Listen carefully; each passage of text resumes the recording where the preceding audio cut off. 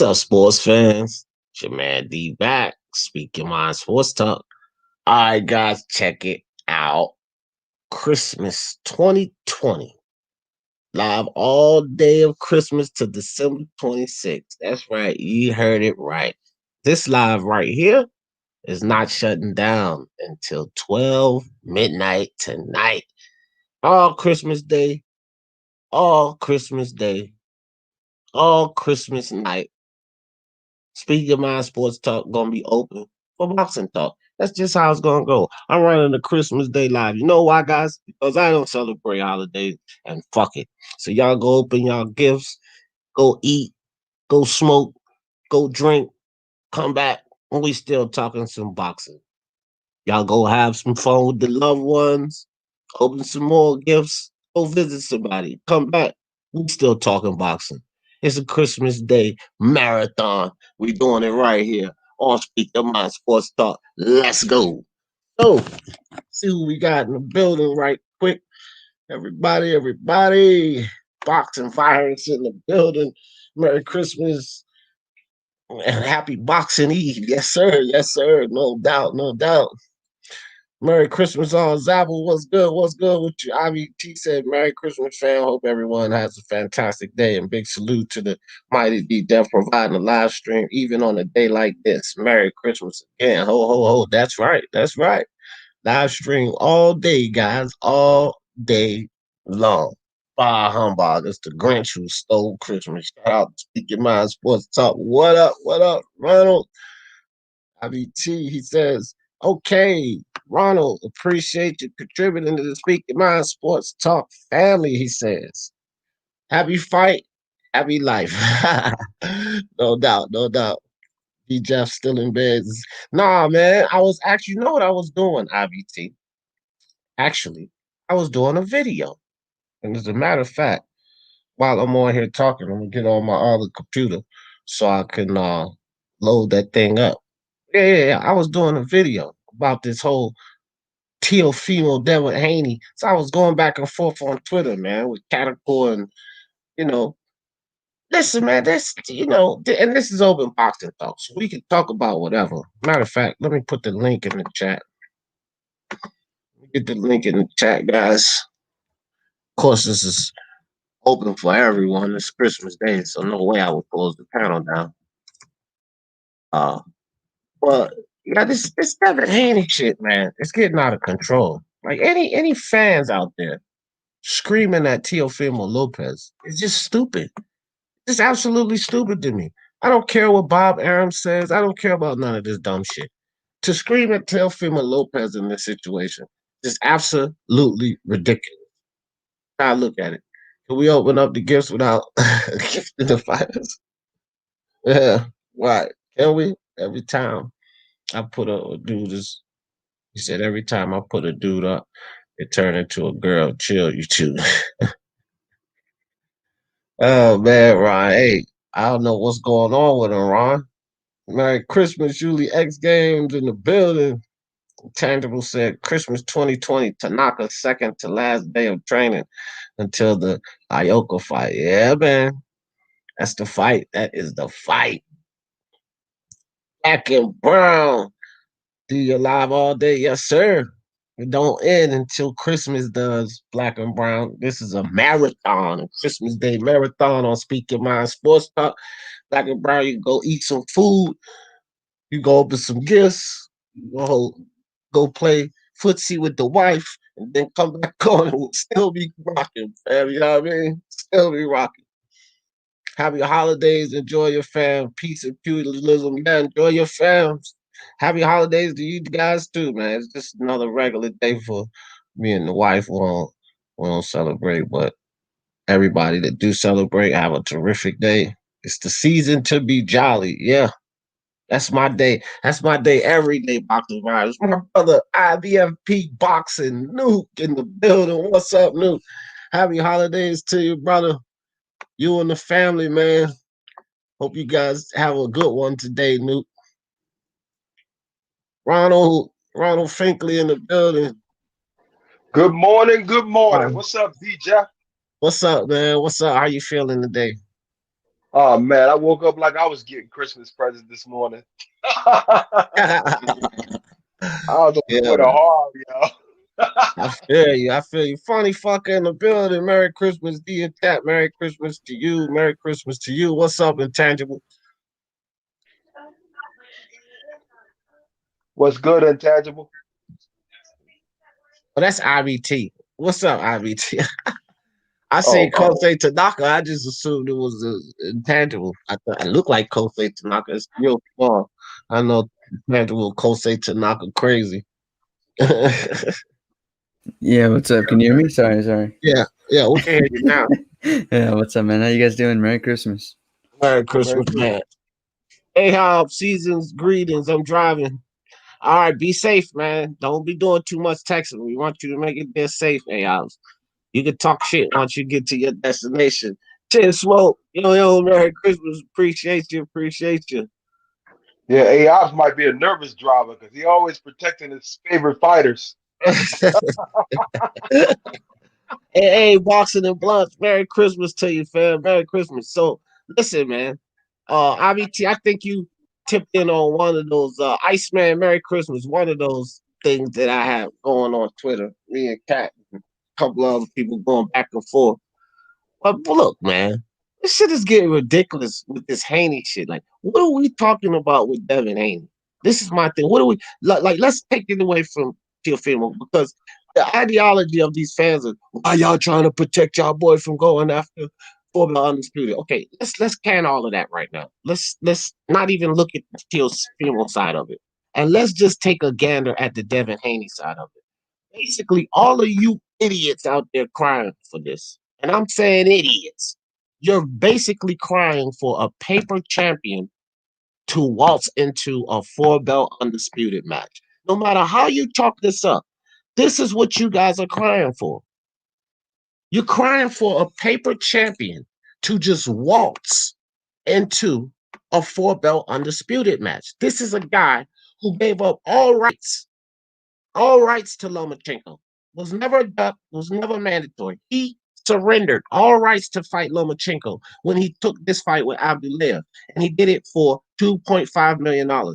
This is the guy y'all rooting for to waltz into a goddamn four belt undisputed match, and then his first title defense was against a damn Alfredo Santiago. That's the first time he ever defended that title, which he's turning into a Demetrius Andre now because you get a title handed to you. Well, he's not even like Demetrius Andre because at least Demetrius Andre fought in a vacant title fight for his belt. No, Devin Haney got it for free. But as far as the defenses, this was his title defense, Alfredo Santiago. Wow. And then, he goes uphill from Santiago to Yuriokis Gamboa. So this is a guy who has fought Abdulayev, Santiago, and Yuriokis Gamboa, paper champ, and y'all want him to waltz into four belt undisputed. Let's look at that aspect of this. You make a great point, D. I was in court with Devin Haney this morning, and I tell you, like the evidence was stacked against him. Like the way I look at it is, it's between him, Tank, and of course Ryan Garcia and Campbell, and even other guys down there. They have to actually fight each other. It has to be like some type of tournament situation. Get to Teofimo Lopez because all he's doing is moving up. If he can't get a fight that's kind of like highly regarded as a super fight, why wait for them if they're not fighting each other? Yeah, man. Look, here's the thing. So people are actually, um, okay, so people are actually crying about Teofimo, right? Fighting George Kambosos Jr., saying he should be fighting Haney. Now, I just went through Haney's resume, his last three fights, but Teofimo should be fighting Haney, right? But here's Teofimo's last three fights. Nakatani, who's actually a goddamn champion again. He came back after getting beaten the shit out of in this fight, which he had to be hospitalized for weeks. contemplated fucking retirement and stayed out of the game for a year and 7 months. After all of that, he still comes back and won a championship. Even if it's a baby belt, he came back and won a belt, okay? And then he goes directly from him to Richard Coleman, a champion. Unlike Devin Haney, who had his belt gifted to him twice, he went in there and beat a champion to take his belt. Even unlike Demetrius Andre, who got another vacant fight. No, he beat the champion. This was immediately after Nakatani. And then immediately after Nakatani and Richard Coleman, he goes to Vasil Lomachenko. Back to back to back, fam. Back to back to back. And then he can't get a goddamn George Kambosos Jr. fight without people crying? It makes no sense to me. Devin Haney done had his 3 tune-ups back to back to back. He had his tune-ups back to back to back. Damn, You know what? can't get one, which happens to be a fucking mandatory. You just pointed out Exhibit A, B, and C. Exhibit A was that Nakatani got beat up by Teofimo, and then he had to be hospitalized. Then he became a champ, and then Teofimo went on to fight 2 other title holders, and it's like it's crazy. People don't understand that the resume is crazy. Yeah. Hey, real quick, I'm gonna get right back to that. But Funny Fucker said, "Hey D, settle the argument for me. Cash Ali, you think he should be completely banned for what he did? You talking about the Biden situation? Nah, bro. I mean, I think they fined him. If I'm not mistaken, I think they fined the dude. They gave him a fine. He got a suspension. Okay. And his purse. I think they took his purse. So I think that's enough of a punishment. You're suspended. They took your purse. And you got fined, right? Yeah. I mean, Tyson bit Holyfield ear off. Fought again, man.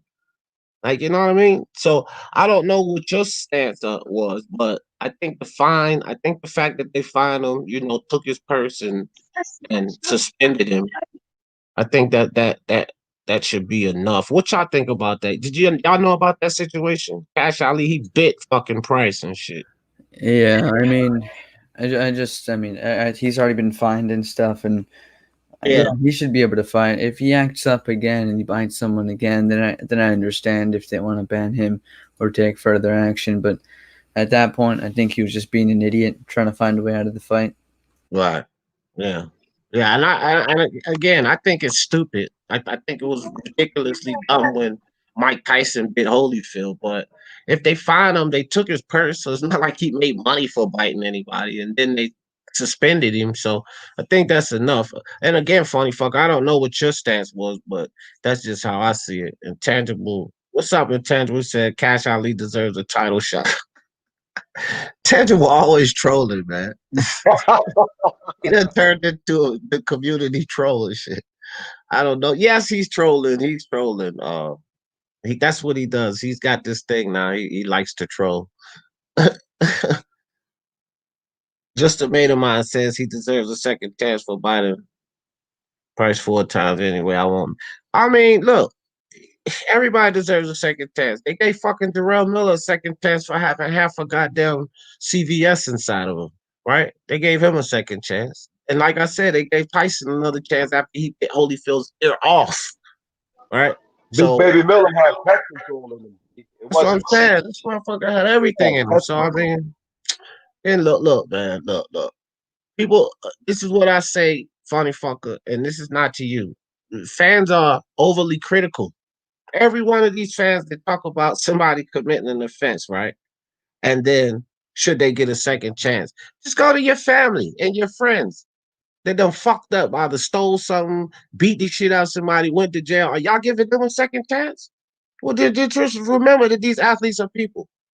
Stop acting like they gotta be damned forever for one mistake, fam. Like this shit, like fans get super righteous over this bullshit. Like y'all don't make mistakes in your life. Like shit don't happen in your life. Like your brother wasn't a fucking junkie 2 years ago, but now he's gotten himself together, right? Do y'all give him a second chance? Do y'all give him a second chance? Like, the come third on, chance is the problem. Like, if you give him a third chance, then it's all out the door if they mess that up. The third chance. I just really think it depends on what it is. Because if it's a drug habit, I think third and fourth chances are warranted. You know why? because if it's a drug habit, there's a chemical imbalance, and the drug starts to take over. So if you love that loved one and you give up on them after one chance, you might be sending them into oblivion. So it just depends on what is behind, what the circumstances are. But as people, Well, as not in fans, we boxing. shouldn't be Well, not in so boxing. fucking. But no, fuck that. In life, Ronald, as fans, we shouldn't be so fucking overly righteous and super critical, bro. A lot of these, especially a lot of these fighters, are young kids. How much did y'all fuck up when y'all was 21 and 23? Like, keep it It's real. about integrity though when it No, comes to fuck boxing. integrity. You didn't have it when you was 21 and 23. This is what I'm saying. Y'all act like these motherfuckers are supposed to be perfect, and they're not. This is what I'm saying. The fans got to get their fucking minds back together when it comes to this shit. These are 21 and 22 and 23-year-old fucking kids, fam. And y'all was out of y'all fucking minds at that age, because I know I was. Just because they're a boxer, they're supposed to have it all together. Get the fuck out of here with this. They're human, fam. Yes, they're boxers, but they're human beings. Good point. Good point. Fans are fucking overcritical and super righteous when it comes to this shit. Well, These are you just not want the people best we for talking him. about. You just want the best for him. You don't want him to keep making the same mistake. Yeah, Kind I of can like get that. I can get that, Ron. But when you start condemning these guys, when these fans start condemning these guys, they're not telling them, "Oh, we just want the best for you." No, they talking cash shit about them, and you know it. You hear what's going on. You hear what's going on around here. So I mean, he bit the dude. He fucked up. He did something stupid. He got fined. You know what I mean? Let it go. Let him face his fine, do his time, and then get back to work, and don't do the You shit know again. what? You know what? It's funny you should say that. I was thinking about the red cash situation the other day. How is that going? Ivan Redcatch? Yeah, when he bit Danny Garcia. I don't even know. I didn't even know nothing about the shit. Don't nobody care. They took his purse. They took his purse. Well, I mean, that's a punishment, though. That's what I'm saying. If people get punished, why are fans still bitching about it? And he got to pay a $10,000 fine. That's what I'm saying. That's what this is the same thing with fuck, man. The same thing with Cash Ali, man. He got fined. So listen, guys, the purse is being taken. So he's not gonna have the purse to pay for the fine. That's what y'all gotta realize. They're taking the purse and they're fining him. What more do you people want? Y'all want his firstborn child? Shit. What the fuck? You want him to give up his firstborn child? What the hell? No, no, hell I'm no. just saying, like, get the fuck, bro. Like, oh man, I just think fans are overly critical. I don't even. But back to this goddamn Haney foolery. But today is open, guys, so we can talk about whatever. This is whatever. We got all day, all Appreciate night it. to talk. So we can Appreciate talk it. about whatever, whenever, you know. But that goddamn look, man. I'm telling you, this Haney situation is out of control. I wish Cat Core stopped in here and jump on this panel with all of that foolery. We're going back and Oh, forth. she was hot. She was hot tamales this morning. Goodness Yeah. gracious. Me, her, and That Punk woman. Trump was going back and forth about Yeah. it. She's talking about what Bob says. The fuck what Bob says, bro. Don't nobody care what Bob contradiction as. Listen, man. Bob contradicts himself all the time. Yeah, Bob said he wants Ryan Garcia. So the fuck what, bro? What does Ryan want? What does Ryan want? Bob could say, we're looking at Ryan Garcia. We want Ryan Garcia. Have you guys heard Ryan one time utter Teofimo's name out of his mouth? No. He has not said. He's talked about Tank. He's talked about Haney. He ain't said nothing about fighting Teofimo. Oscar never You know said what? nothing about fighting Teofimo. So what the fuck? Who cares what Bob says? They You have know what? not shown no interest in Teofimo. Go ahead, Ron. I don't know if you noticed in the interview though that Senior Padre Lopez said that he feels like he wants Campbell, like he think Campbell can beat Ryan, but he said that Ryan is somebody who they would have interest I was there in. that night. I was sitting I backstage didn't go there that listening to night. them and shit. That was cool. I thought that was Yeah, cool. yeah. I took Well, that as he said well. he was saying that Campbell have to go in there with the mindset of a winner, like he know he wins. He said Campbell go in there a lot of time with the mindset of a loser, which I don't know what the truth is to that. That's just that's just Junior Lopez's assessment. But one thing's for sure, man. It's going to be a good fight. I don't think that Ryan Garcia or his camp have shown any interest or said anything about Teofimo Lopez. And then it's like everybody's negating the fact, they keep talking about what Teofimo doing. This is a fight between Ryan and Luke Campbell to get a shot at Devin Haney. This is this dumb shit I'm talking about. Like Bob Arum is running his fucking mouth about we looking at Ryan. Bob Arum, you idiot. Suleiman said that shot is for the WBC. So why are you even running your mouth, Bob I Arum? respect Ryan Garcia for this fight because he's actually taking the necessary right step up. Because if it wasn't Linares, he got Campbell, and those are actually like direct foes with Lomachenko. But then you have Devin Haney over here trying to fight, or Devin or Tank trying to fight Gamboa, which is stupid to me. I always called that fight a stupid. I called that fight a stupid a year ago. I just thought it was a waste of time for like actual pedigree in that division of 135. You see what I'm saying? To Devin Haney fans, that fight with Gamboa warrants him for a belt undisputed match. So he gets to all Devin Haney has to do is get a belt handed to him by the WBC, fight the elite opponent in Yuriokis Gamboa, and that warrants a 4-belt undisputed match. That's what the fans. That's what they're saying, right? That's what it sounds like to me.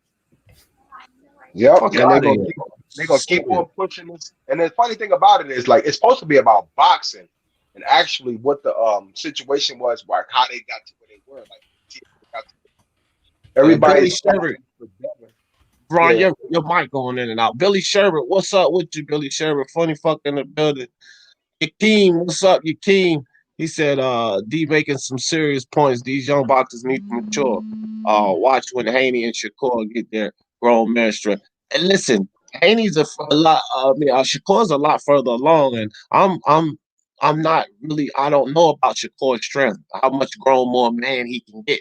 I'm not sure how far his strength's going to improve. Haney still got some years because he's only 21, but Haney's power is worse than Shakur's, in my opinion. So how much along is it going to come?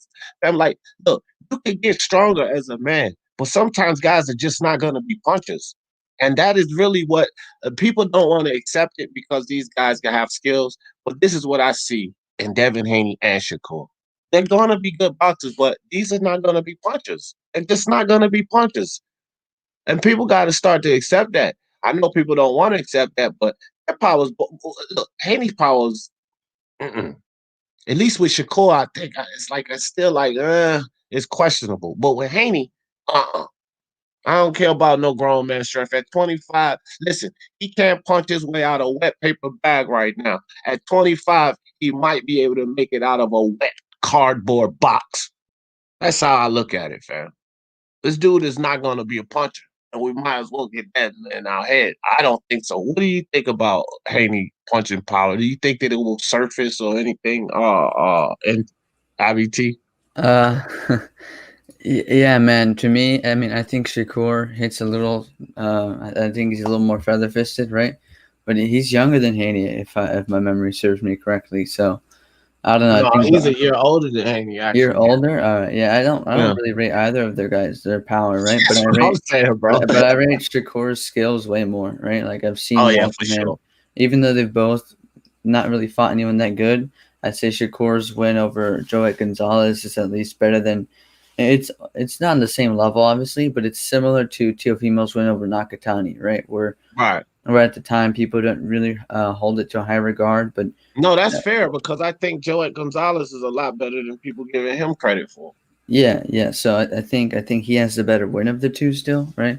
But Shakur's demonstrated more skills to me in terms of for the eye test and versus a relatively good opponent, whereas Devin Haney's opponents, I've seen the Abdullayev, he's not bad, he's not great either.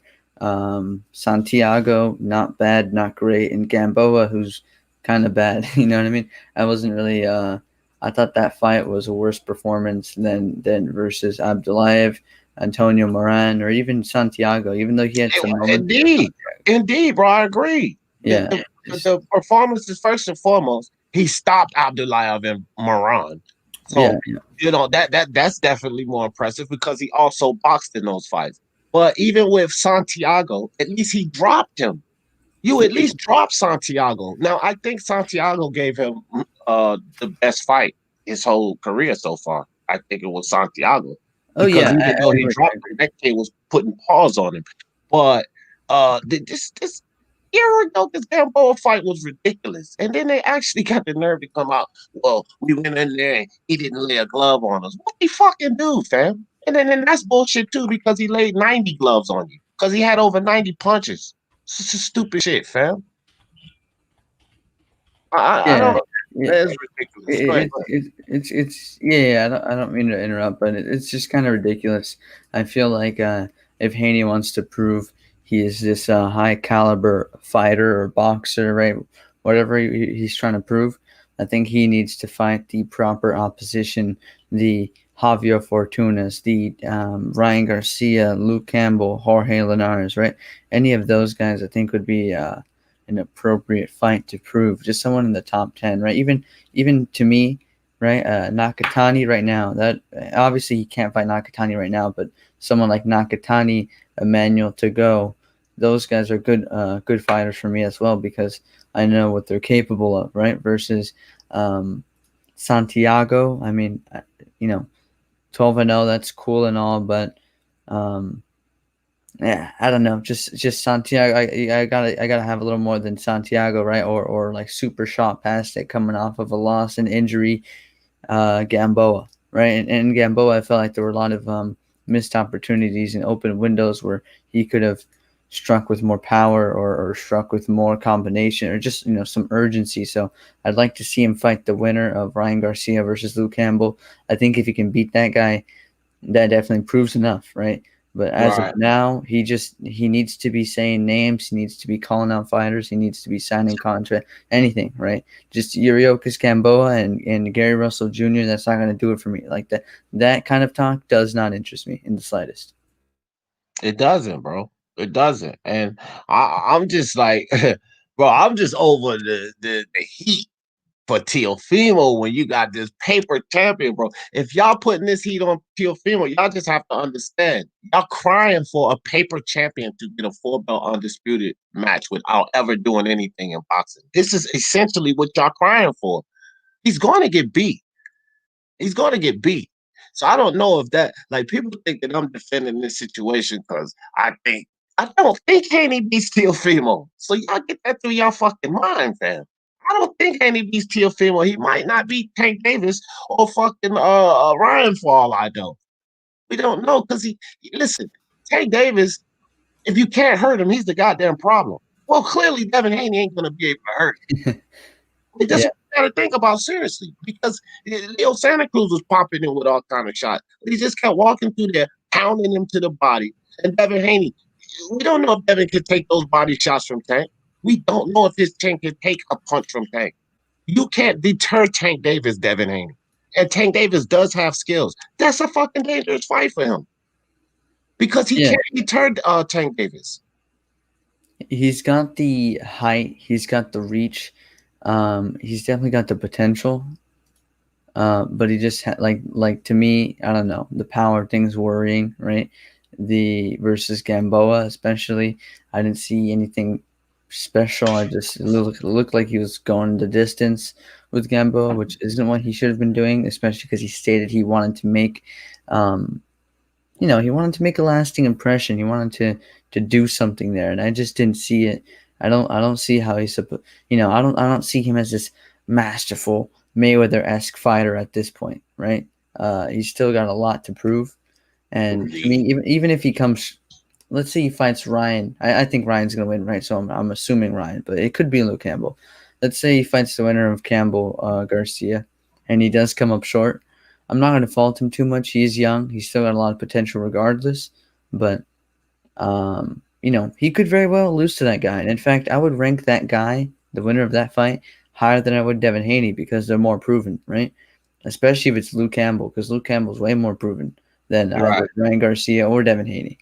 I think Luke Campbell's hard, and well, me personally, I already rank Luke Campbell higher than Devin Haney and Ryan Garcia. I'm talking about my personal ranking. I know Yeah, that fucking shit boy is holding on to this damn free belt. I'm not talking about that, right? But I'm talking about where I personally see these guys. Luke Campbell has listen. Yvonne Mendy is better than anyone Haney's fought. Yeah. So he lost to Mendy, but he came back and he avenged that loss. That win right there says that he's more than Haney. The fact that he went in the ring with Lomachenko, although he lost, he made it a good fight. Haney ain't even been in the ring with somebody at that level of competition to see if he could lose or not. Right? So I rank Luke Campbell over these guys already. I don't care about no belt. Devin Haney is basically in the same position as Ryan, a prospect. He's just a prospect with a belt because they gave him the belt. He never earned it. He never fought for it. He never fought well to defend it. So he's basically just a prospect with a fucking belt. And Luke Campbell's not a prospect. He's a contender. So I got to see him as ranked higher than Devin Haney. The only thing that gives Devin Haney a higher ranking than Luke Campbell is because they handed him a fucking belt. It don't have nothing to do with it, but he's done in boxing. Nothing. Yeah, and something else, if I may add, right? People talking about Devin Haney, oh, well, he was elevated, right? Oh, he was elevated, right? I don't have an issue with guys being elevated. It happens, right? I have an issue with a guy asking for a belt while not holding a belt and getting it, right? We have to remember Devin Haney's title that he's holding right now is not the same title that he was elevated from. He had been stripped of that title due to inactivity because of a shoulder injury. Right. He asked for a title back because of the thing that shut down the world, and they were like, "Oh, you wouldn't be able to fight anyway, so here you go, just have your belt back." So he's a two-time champion, whilst never have fighting a champion. He never fought a champion, and he's a two-time champion. Didn't even have a fight in between that time. So he went from an interim champion to a two-time WBC champion at lightweight without ever even having thrown a punch. Now, ever throwing a punch. Good morning. Good morning. Merry Christmas. Merry Christmas. Merry Christmas. I haven't even got out of bed. Jesus. Oh, no. That's right. We cranked. You better be awake. We cranked up early. We've had this conversation. I don't understand why we keep coming back around. Look, we agreed, okay, that the black cloud of Haney is the whole, he hasn't fought anyone, top 10, yada, yada. My thing is, regardless to how he got it, he has the belt. So, but now you're saying that in order for him to fight Theo, he has to fight a top 10. And we have been, saying, okay, if that's the case, then, feed him Garcia Campbell. Isn't that for the interim? But then Bob is out here talking about, no, I want that for Theo. Fuck Bob Arum. Bob Arum is a moron. But I thought he was supposed to fight the Aussie. Okay, again.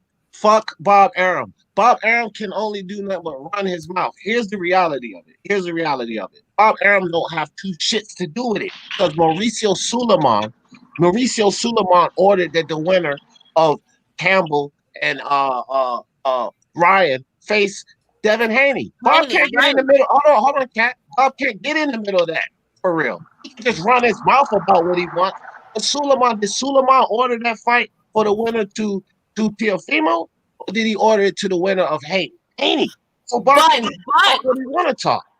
But can I say this? Because Teo does have the franchise, can he request? Because technically, Teofimo is the franchise. It's so like what? A club or whatever.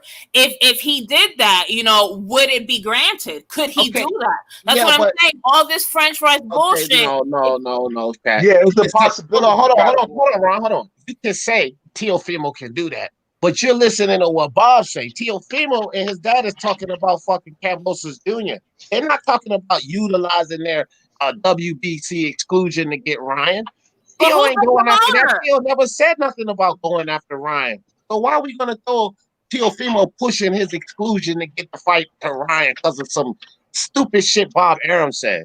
But who's the promoter? So what? He's still Teofimo's gonna have to use his exclusion. Bob can talk all of that shit. Bob cannot use Teofimo's exclusion. Teofimo and Junior Lopez has to use that, not Bob. Listen, but you guys don't think if Ryan Garcia beats Luke Campbell that he's more deserving and should be next in line for Teofimo anyway? No. Hold on. Black and Brown. Before we even go into that, because that's a whole different discussion, fam. That's a whole different, and we'll get to that. Before we go to that, we're gonna get through this whole Devin Haney bullshit. Because regardless how these fans try to talk this bullshit up, they are pushing for a fucking paper champion who has never thrown a fucking punch to win a belt to waltz into a 4-belt undisputed match. Regardless how they try to talk it up, they could try to say TL needs the fight, he needs the true undisputed. You guys are pushing for a fucking paper champion who hasn't done a fucking thing in boxing to waltz into a 4-belt undisputed match. That's exactly what y'all doing here. But how? Okay. Because we're what do you mean how? Who's he beat? Him to fight Campbell and freaking Garcia. How is that pushing him to we said we don't want it right now. We understand that, you know, what's his face is going to Australia to chase 10 mil. Okay, fine. All right. In the meantime, give Haney, Campbell, and Garcia. Isn't that what we've all been saying and arguing about? He has to fight someone in the top 10. Okay, if that's the case, okay, hold on. If that's the case, if Garcia beats Campbell, which I'm going to assume that he will be, right? He is going to be a top 10 fighter, is he not? Or even if, you know, Campbell beats Garcia, he is a top 10 fighter, is he not? So if and when they fight, why can't we get Teo and freaking Haney? Okay, let me ask you this. Is Jorge Linares, Javier Fortuna, or Lomachenko, who's more proven, them or Campbell? Fucking all of them. And this is what I'm saying. Okay, so let me finish. Let me get this off. So this is what I'm saying. While they sitting back, sucking on Haney's balls for everything to work in his goddamn favor, why don't Bill Haney and Devin Haney pick up the goddamn phone and call Fortuna, who's been hollering them out? What about Lomachenko, who don't have a fight? Since y'all so fucking great, I think Lomachenko's still the second best. Go fight him. That'll prove something. But we just gonna sit here and talk about fucking Ryan? This kid got a lot of options to fucking do something with himself. Javier Fortuna, fucking Linares, Lomachenko, Ryan Garcia, the winner of him or Luke Campbell, or this young kid, Michael Williams Jr., that will probably fucking give him a crazy tough time because he's 6'1" with a 74-inch reach. Okay, he has a lot of options to fucking prove himself, but you guys want him to just waltz into a goddamn 4-belt undisputed match without doing a goddamn thing. So you're just upset because he's not going the route that you would like him to. No. I am upset because all the heat is on Teofimo. No. I am upset because all the heat is on Teofimo, who has fucking done everything. Teofimo needs to fight Haney. No. Haney needs to do something. Why y'all putting all the heat on Teofimo, the kid who has done everything, and pushing for the paper champion to waltz in? That's my problem. That's my problem. There's no heat because we want the fight, because we know it's going to be a good fight, because we think that matchup, it's a good fight. So we can't say, it's not that he needs to fight. Some people say he needs, because we all know that a lot of people are still questioning this undisputed, regardless to what, you know, freaking Mauricio has said or what he hasn't said. It doesn't matter what they say. At the end of the day, it matters what the boxing fan is buying into. And there are a lot of people that still disagree that he's undisputed, whether you like it or not. And that's just a fact. No, I don't care about undisputed. You see, y'all going to that fucking undisputed shit. This is all Haney fans and Haney fucking lovers have to say. Teofimo hasn't gone on, has to get undisputed. That's all y'all keep running to, the fact that Teofimo is not undisputed. Fuck the undisputed right now. Fuck that. Let's throw this out the window. Because this is all you Haney fans or supporters are riding on. Teofimo is not undisputed. Okay, we get that. Because I don't even argue the undisputed thing. But here's one thing y'all cannot deny. Teofimo is fucking fighter of the year. Teofimo is Ring Magazine champion. Teofimo is lineal champion. Teofimo is a unified 4-belt unified champion, whether you call it undisputed or not. He is all of that. Devin Haney is a fucking guy who has never thrown a punch to win a fucking belt, and y'all pushing for him to walk into 4-belt undisputed. That's what my problem is. You gonna just open the box like that, bro? That was classic because that's what I look at it like. The Lineal, the Ring magazine, and the tournament that Teofimo Lopez was He in. earned all of that shit. He fought It's all what of that the shit. And problem Devin Haney is. ain't throwing a Haney fucking has to punch do for this fucking belt he holding, and they want to We're cry. not Everything is on disagreeing Teofimo on fucking that. shoulder. This is Everything on what you Teofimo's don't seem to shoulder. understand. Come We're on, not bro. disagreeing on that. Like No, we you're not, never Cat. said You're not. that's You're not not, Cat. legit. No, you're not, Cat. You're coming with your argument. Your argument is supporting all of these fucking idiots that are doing that. That's what you're not getting. This is your argument, but it supports all of these fucking idiots out here. It just wants Devin Haney to waltz into that because they don't agree with you. They are on this Teofimo needs to do it because of Undisputed. So you might not be there, but when you put these arguments up saying I'm tired of this Teofimo mess, that's what you're supporting, that side of it. And you don't get that. You ain't getting that at all. It's pretty much like begging. It's pretty much like begging to have Devin Haney give something that he has earned, pretty much. So let me say something here, right? To me, what it seems like, just from listening in, from the conversation that I've seen on Twitter, right? It seems that Kat is defending Devin Haney, but she's not defending the same. She's not using the same story or like narrative that the other Devin Haney supporters are using, right? No, that's exactly what's going on. Yeah. So she's still saying that she'd like to see Devin Haney fight the winner of Ryan Garcia versus Luke Campbell, so Haney can prove that he truly is at the at this top level at lightweight, right? Because I think beating that guy, that's a good win in the division right now. We all agree on that, right? Just want to be clear. We don't think Devin Haney should be fighting Teofimo next, even if he could. I think the mandatory is really helpful because it's an opportunity for Teofimo to defend his titles, to fight a mandatory, and it also gives Devin Haney some more time. So do we all agree on that at least? Bro, Yes. at this point, yeah, we do. But at this point, I really want him to fight now because I want Teofimo to beat his fucking ass so all of these people can look stupid as shit, bro. For real, because that's just what happened. He'll beat his fucking ass, and all of these fucking Haney detractors will look dumb as fuck because now Teofimo will be officially 4-belt undisputed, and Devin Haney will be sitting there with a loss, which have done nothing in his fucking career. So what will he beat then? I'm kind of hoping he do get the fight next so he can get beat the shit out of. Because Devin Haney ain't ready for Teofimo, no matter what y'all people think, bro. What the fuck is he showing y'all? The motherfucker has no power. How's he supposed to even deter Teofimo? Man, Teofimo knock this dude out, fam. This shit is stupid as fuck. This dude is done. Teofimo is totally focused on his career and his legacy.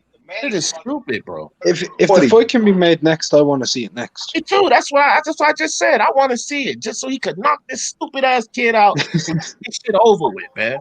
Because then Devin Haney, what they gonna be saying about Devin Haney then? Because after he goes in there and loses to Teofimo, what the fuck has he done? If Teofimo takes a loss right now, he's cool because he's done a lot. If Devin Haney loses, what the fuck has he done? He's not even gonna be a gatekeeper. Hold on.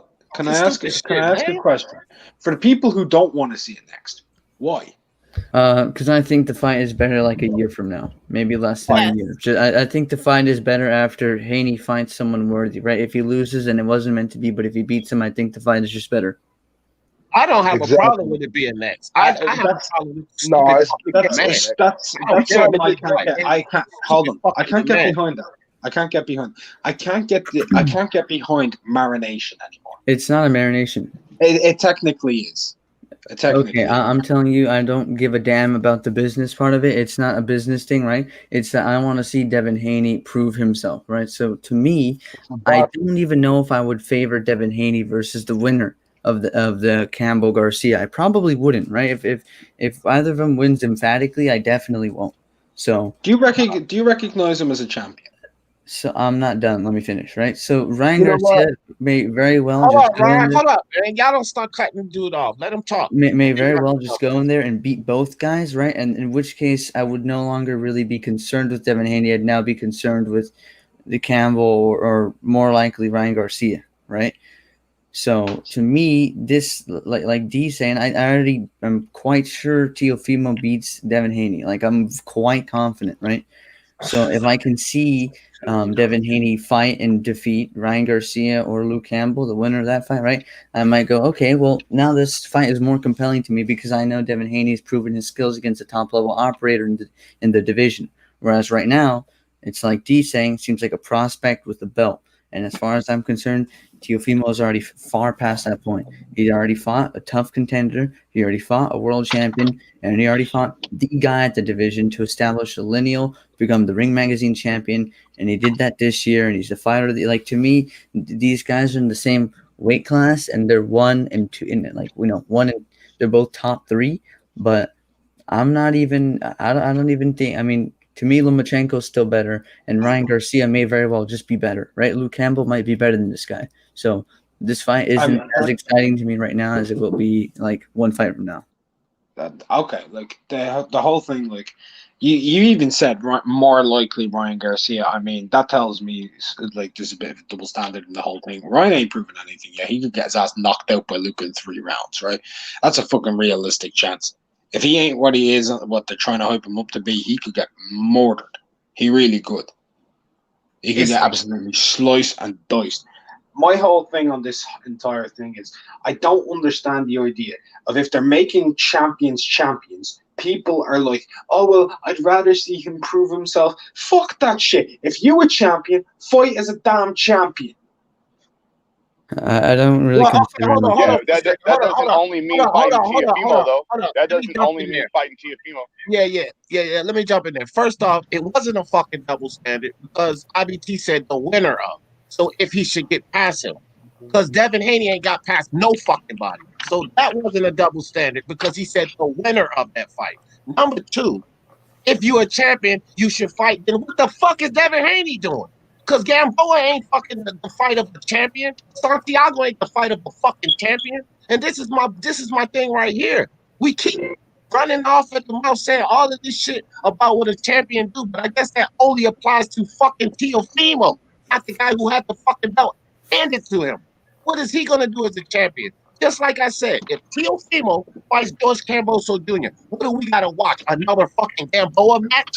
Because that's what these Haney fans are willing to accept. You know, Devin Haney fans, like myself, we need to put pressure on our fighter. We need to put pressure on Devin Haney to give us more, not only as fans of Devin Haney, but give more to the sport. Teofimo fans, they're happy. They're good. They got no issue with Teofimo. And regular boxing fans, they're happy with Teofimo. Devin Haney fans are not happy with Devin Haney, and boxing fans are not happy with Devin Haney. So as fans of a certain fighter, we need to start putting pressure on our fighter to bring something to the sport, to entertain us and to entertain the boxing fans, right? Because if we don't do that, what's happening to Devin Haney is the same thing that's happening to Jamel Charlo and Demetrius Andrade. We cannot talk about Devin Haney without mentioning Teofimo Lopez, and that's something that needs to change. We should be able to talk about Devin Haney and have our own conversation about Devin Haney and what he's doing in the sport without mentioning Teofimo Lopez. And I'm a Devin Haney fan. You guys all know I've been fucking getting bodied on fucking YouTube for Devin Haney over the last year, right? But my pressure goes to Devin Haney to bring something to the sport, to entertain me as a fan, to show me what I'm supporting. Because as of right now, he ain't giving us nothing. And like D keeps saying, other guys keep saying, he just wants to walk right into a big fight without earning shit. Exactly. And to me, it's unfair to Teofimo because of what he's given us. He's given us great performances over the last year and a half. Well, Devin Haney's been on the shelf playing these games with a belt. At least Jamal well said, Black and Brown, and that's the point that I'm trying to make. That's the point I'm trying to make. They want to use 4-belt undisputed in the fact like he ain't truly undisputed to fucking put all the pressure on Teofimo. That shit's stupid as fuck. What about what Haney gonna do? What the fuck, fam? Fuck a 4-belt undisputed. Take that shit and throw it out the fucking window. What the fuck is Haney gonna do? Okay, so I understand what Black and Brown said, but we did give him shit for the Gamboa fight. He was dragged for that performance. So it's not like it wasn't there. Like we all said, yo, like what the fuck? This shit was trash.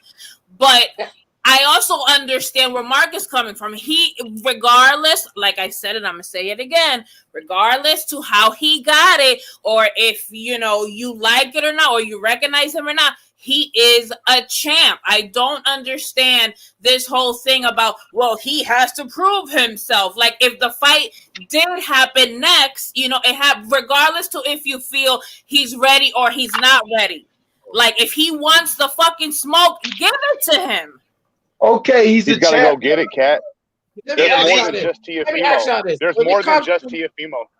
When it comes to Jamal Charlo, But Teofimo has the straps, does he not? Why would he want to run to someone else to get the straps? let me ask y'all No, this. When it comes to Jamal Charlo, right, and people talk about the Canelo fight, and it's easy. People always say, "What the fuck is Jamal Charlo do to beat the man in Canelo?" But then with the the Devin Haney situation, they just don't get it. They can't get it to save their fucking lives, right? Because Jamal Charlo had the belt handed fucking to him. At least Jamal Charlo fought fucking Guerrero and Chinkle, a top 5 guy. Devin Haney had the belt handed to him the same way, and he didn't even do that. Y'all still want to put the demands on Teofimo. Y'all don't do it with Canelo. Ain't nobody demanding Canelo go fight fucking Charlo because he ain't done a goddamn thing with that belt they handed to him. And it's the same shit here with Devin Haney. Why the fuck y'all putting the demand on the guy who has done it all? Y'all don't get it, fam. I don't care how y'all rationalize it with the fucking 4-belt undisputed or the marination or champions supposed to fight champions. Well, why y'all not throwing all of that heat to the fucking champion who has done nothing? On some real shit, Jamal Charlo could probably take 160. On some real shit. Can I respond to that, D? Yeah, do your thing, fam. Me saying I want Devin Haney to fight Teofimo Lopez is me putting the pressure on Devin Haney. There's no pressure on Teofimo as far as I'm concerned. He's a lineal. He's a 3-belt unified. He's a Ring Magazine champion. He's beaten a pound for pounder. He's beaten a proven talent in Richard Comey, proven lightweight. He's beaten European guys like Edis Tatley, who went 1-1 with Yvonne Mendy, same record as Luke Campbell, which is interesting that Luke could end up being a defining fight for Devin, or supposedly was supposed to be. The reason I want to see it, and this is just being honest, is to shut a lot of people up, get the 4 belts out of the way, have a first in history, push all the politics to one side. And here's the thing. If Devin's as good as they say he is, he can beat Teo. He's not as good as they say he is, so he gets slept. Yeah, well, if No pressure on Teo. Teofimo Lopez decides to fight George Kambosos Jr., Mark and Catacor, who do y'all want to see him fight? Where would the pressure be? Mark and Catacor, I want y'all to answer this question because, again, this is what I'm saying. Y'all rationale is okay. I don't have a problem with you guys' rationale because you guys understand that the fucking heat shouldn't be put on Teofimo. But all of these people out here clamoring on, y'all have to understand that y'all ideology supports them and their foolishness because you're on the Haney side of this shit, fam.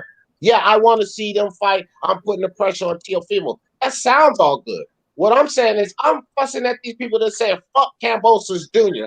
I'll fuck Kambosos Jr. He's a mandatory. He's offering more money.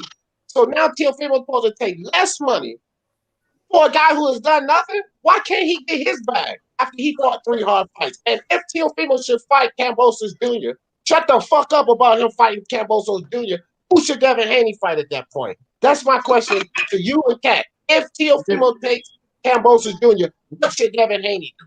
I'll give you some names, right?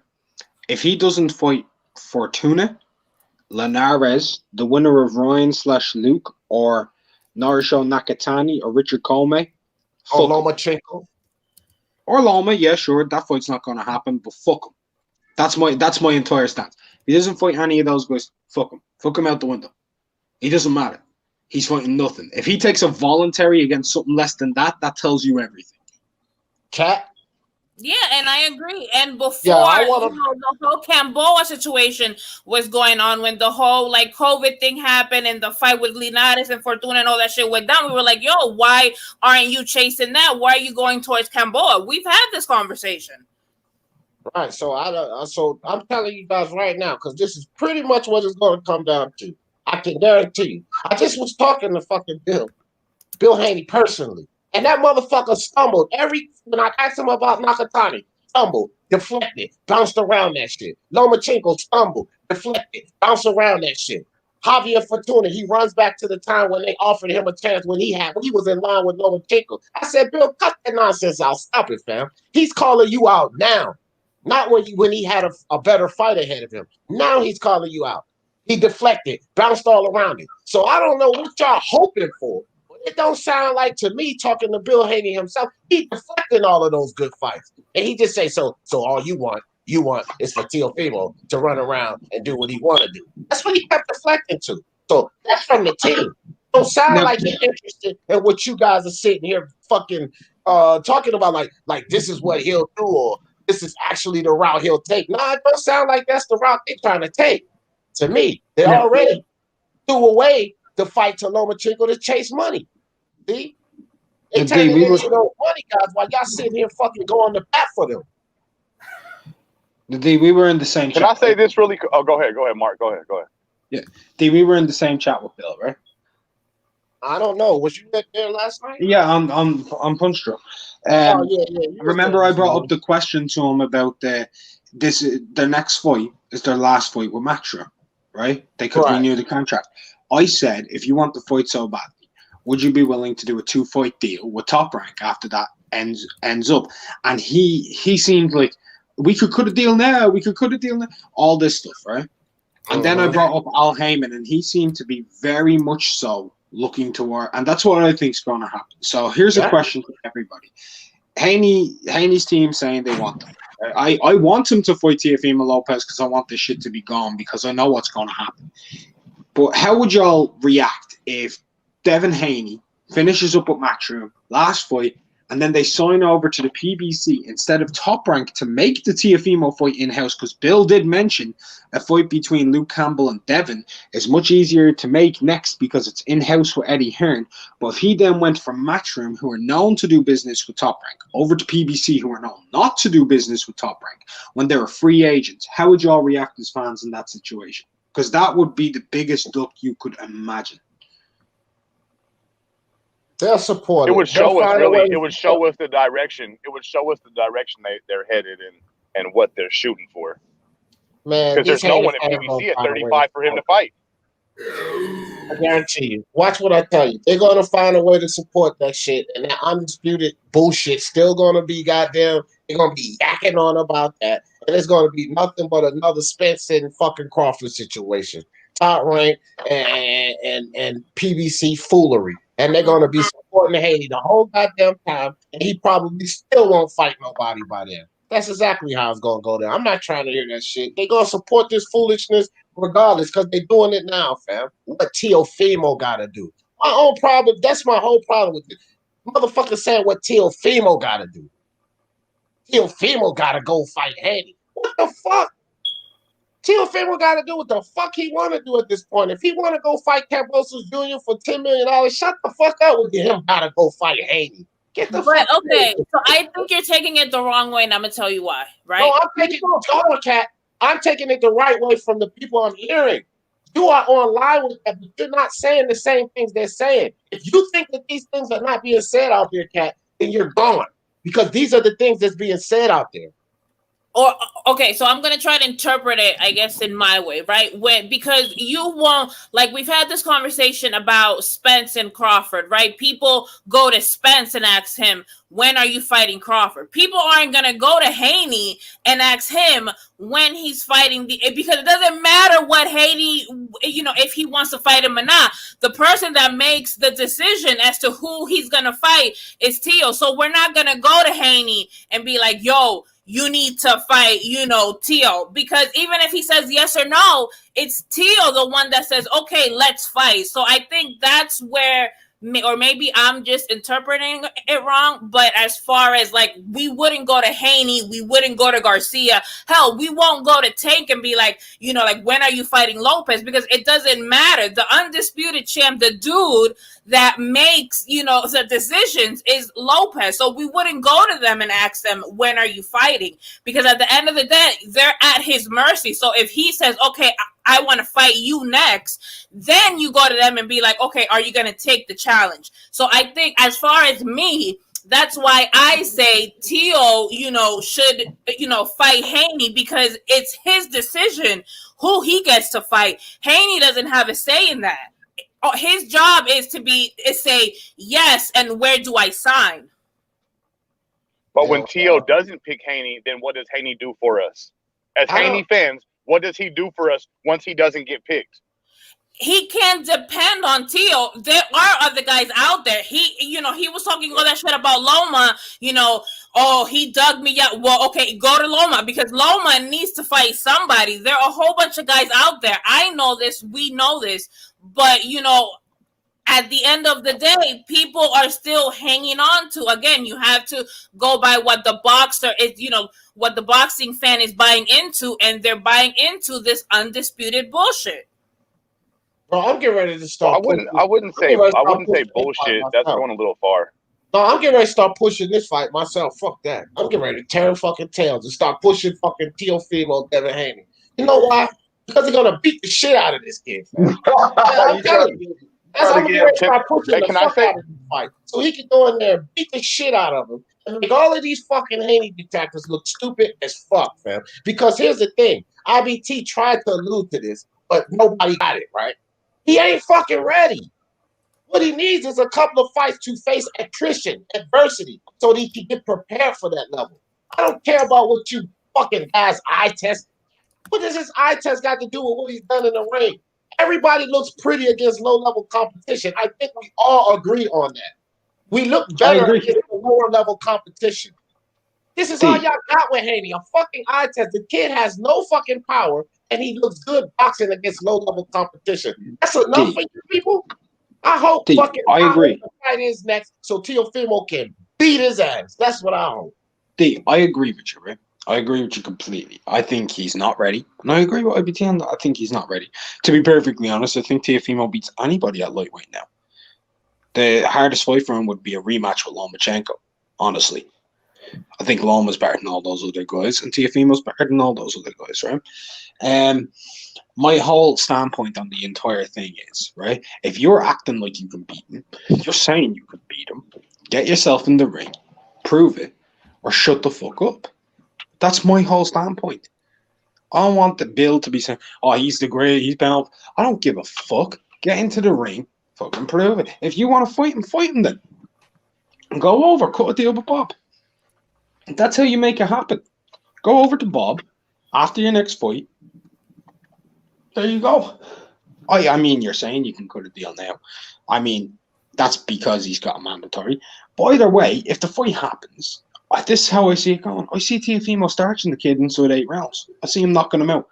If he fights against Ryan Garcia or Luke Campbell and manages to win that fight on points, do I think he has a better chance of winning? No. Because even with those wins, I still know what type of fighter he is. I still know what talent he has, and I still know where the flaws are. And his biggest flaw is the fact that this kid goes around in circles, and he doesn't have power. And that's the biggest flaw. You can't have that against Teo. He'll break you. Yeah. So let me say something before I go. And the reason to me why I wanted one more fight right before he fights Teofimo is because that gives Teofimo time to get his mandatory, get his money. I feel like he kind of deserves that after the run he's been on, right? And I feel like Haney, while he doesn't currently present the greatest challenge, I feel of all the guys in the division right now, he's the one who can potentially give him the biggest challenge, right? I think Lomachenko, the more they fight, I think that just becomes easier for Teofimo, right? I think he figures him out more. I think Lomachenko succumbs to his power more. The more, the more time passes. I think Devin Haney has the best chance to give Teofimo the most trouble. So I I can't confidently say that if he beats Ryan Garcia or Luke Campbell, my opinion of him won't change. I feel it will change, right? Same way. I think the Teofimo I saw fight Nakatani would have lost to Lomachenko, but that wasn't the same Teofimo that fought Lomachenko. That was improved, right? He'd improved in training camp, and I hadn't seen it. I did not predict that Teofimo to fight that Lomachenko. I predicted the other Teofimo to fight that Lomachenko. So that's where I was wrong, and I feel like with Haney, if we see him fight a Luke Campbell or Ryan Garcia, whoever wins that fight, right? If we see him fight that person, I feel like we're gonna see more out of him. I feel like we're gonna, like D's saying, we're gonna see him go through adversity, attrition, and if he's gonna win that, I feel like he's gonna go through those things. And I think that with that experience and with that time of training, he's gonna present a bigger challenge or a greater challenge. Right now, I think he gets his ass kicked. He might get his ass kicked later, anyways. But what's one fight to find out, right? Give him one fight to find out if he's gonna get his ass kicked or not. Yeah, those are some great points. I appreciate you guys having me on. Catacor, D. Jefferson, Black and Brown, Ronald, Mark. You guys have a good one. I'll probably be back later if D's going to be on here for the whole day. Merry Christmas. You too, brother. Happy holidays. Man. You can go Take it easy, bro. Come back. We're gonna be rocking now. All day long. Peace. All right, man. Can I speak on Kambosos real quick and Teofimo? I think a lot of boxing fans, us on YouTube, a lot of people are sleeping on Kambosos. He's going to be a hard fight for Teo. Everybody only wants to focus on the $10 million that Teo's getting, right? That's great for Teo. He earned it. He deserves it. But I'm talking about the talent of Kambosos and what he brings to the table. Nobody's talking about that. No one's talking about how gritty of a fighter he is, how entertaining the fight's going to be, and also, it just adds to the lead that Teofimo has over the rest of these guys. Kambosos, Mark, or DJF, you guys tell me this. Is Kambosos better than anybody on Devin Haney or Ryan Garcia's resume? Yes. I think he beats them all. That's what I'm saying. It just adds to the lead that Teofimo has over these guys. So he's getting a lot of criticism for this fight. People are calling it cherry picking, this and that. They're sleeping on Kambosos. They don't know what they're talking about, and it makes them look like casuals. I'll say this. Kambosos, in my opinion, versus Ryan Garcia is a very good fight, and versus Devin Haney is a very good fight. My whole thing is I think Teofimo's way ahead of these guys, man. Way ahead of them. He has something. I don't know. He proved me wrong too many times for me to be able to doubt the motherfucker. Same here, Mark. Same here. So when I look at it, I think he railroad. I think he's going to railroad Kambosos in 5 rounds, to be honest with you. Kambosos is going to play into his hands. He's a come-forward pressure fighter, man. That's not good. That's not good. Because he can't really fight on the back foot. He's not that good on the back foot. You need to keep away from Teofimo's right hand and his left hook and his uppercut and even his jab. You just need to keep away from him. I think he gets knocked out. But whilst at the same point, people saying it's a cherry pick, it's not too much similar in level to the other guys. Kambosos could arguably fuck around and beat Devin Haney. Arguably. I mean, he fucked around and he beat Lee Selby, and Lee Selby beat Ricky Burns at 135. That's a better win. Lee Selby's win over Ricky Burns is better than anything Devin Haney or Ryan Garcia's done. All right. Yeah. The problem. Yeah, I don't understand the criticism. Go ahead. Okay, go ahead. Go ahead, Kat. No, you go ahead, Kat. You go ahead, Kat. The problem with him, it's not that he's a bad fighter. The problem with him is that he's unknown. And in the boxing community, especially in America, people don't like, to freaking recognize people that come from overseas. And he's from Australia. That's the problem. It's not that he's a cherry pick. It's that they don't even know who the hell he is, because a lot of boxing fans stick to, what they know in-house. Well, nobody knew who the fuck Kambosos, Carlos Campbell was, but he was a fucking mandatory. Spence had to fight him. So fuck these stupid ass fans talking about a cherry pick when it's a damn mandatory. It's just stupid shit. Anything to discredit or down what Teo is doing. He's a fucking mandatory. It's not a hand-selected job like fucking Luke Keebler and that idiot Demetrius Andre. He didn't go hand-select him. He's a damn mandatory. This shit is so stupid. Like I said, it's anything to throw fire at Teofimo and give Devin Haney the fucking red carpet route to fucking 4-belt undisputed, right? He just gets to walk down the red carpet. Don't throw a punch. And we talk about George Kambosos not being known. It's fucking Abdulayev or Santiago, because those are two of his best wins. Who the fuck knows them? What have they done since? I'll be honest with you, D. I didn't really know much about Santiago. I'd only seen him fight once, ever before that fight. And that I was like, what's this? I knew Zara Abdullah because I'd seen him because I watch a lot of Russian fights. But I knew he wasn't anything, you know? So Right. I really do Zara Abdullah from the Hank Lundy fight, actually.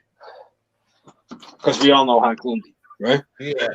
Henry Lundy. Hank was the Hank was someone else who gave Terrence Crawford issues. Yeah, it is prime. He was closer to his prime back then, Hank. Oh yeah. But when Zara Abdullah fought him, I think he was 39. 38, 39, something like that. Yeah, when you're a 38, 39-year-old lightweight, game over. It ain't like heavyweight. Yeah, man, it's crazy, bro. It's crazy. I'm telling you. This shit just don't make no sense to me. It just really don't make no sense. Like, I just think more heat need to go on Haney and what Haney's doing. And stop all of this nonsense about the only complaint is 4-belt undisputed. But I'm saying, like, okay, so you got a guy like Teofimo and his dad. And they basically saying, fuck Eddie Hearn, Bill Haney, and Devin Haney talking about he's not the real champ, okay? Because Suleiman said that he is the real champ. Now, this is not my idea, people. I'm trying to tell you, this is what's through the mindset of the fighters. Teofimo and his dad, they're like, fuck what Eddie Hearn, Bill Haney, and Devin Haney is talking about. Because Suleiman said that he was the champion. Okay, so their mindset is fuck that 4-belt undisputed. This is why I keep saying fuck 4-belt undisputed, because if they think that they are, and Haney and Eddie Hearn think that they're not, that's all that really matters. Fuck these fans crying and yelling. So when you take 4-belt undisputed, who should the demand be on? You mean to tell me that Devin Haney, because he has a promotional deal, Bill keep running around clamoring on like his purses are so much greater than these other? No, it's not. That's not where they're getting their money. It's because they get a part of the promotional. His purses are probably abysmal because he ain't doing shit, but he gets a part of the promotional. So you mean to tell me that Devin Haney, that gets a part of the promotion, can run around and do nothing and then make demands on Teofimo, and fans can back that bullshit up? Teofimo needs to fight Devin Haney. When the fuck are y'all gonna talk to this dude about, hey, when are you gonna defend that belt, well, fam? When are you actually gonna do something with yourself? When are y'all gonna talk to this king? It's easy to say something to the guy that's doing everything, but when are you gonna talk to this king? Why the fuck should Devin Haney get to turn down a route to Lomachenko to chase $2.5 million and haven't done a goddamn thing? And then when Teofimo earned his route to go get the bag, y'all still want to say Teofimo need to do this? Get the fuck out of here, fam. Shit is stupid to me. It's so stupid. Like this dude. It's just pressuring him because they want to see, the Haney fight. They want to see the Garcia fight. They want to see him fight Tank. Again, it has to do with the fact that a lot of people don't even know who he is. That's all it is. Regardless, it's stupid to me because the pressure is going in the wrong direction. You're supposed to pressure the guy that's not doing something, not pressure the guy that's doing it all, that's doing the most. It's stupid. No pressure on Haney, all pressure on Teofimo. Explain this to me. Explain this. Look, man, he's the guy. Like, okay, I get what you're saying, but at the end of the day, like I said, he's the guy. You don't pressure the nobody, you pressure the guy. He's the guy. We want to see what he's doing next. He's the guy. So all pressure, regardless, will be on him in every single turn. Right. So the pressure should be on him, but should he be able to get his money?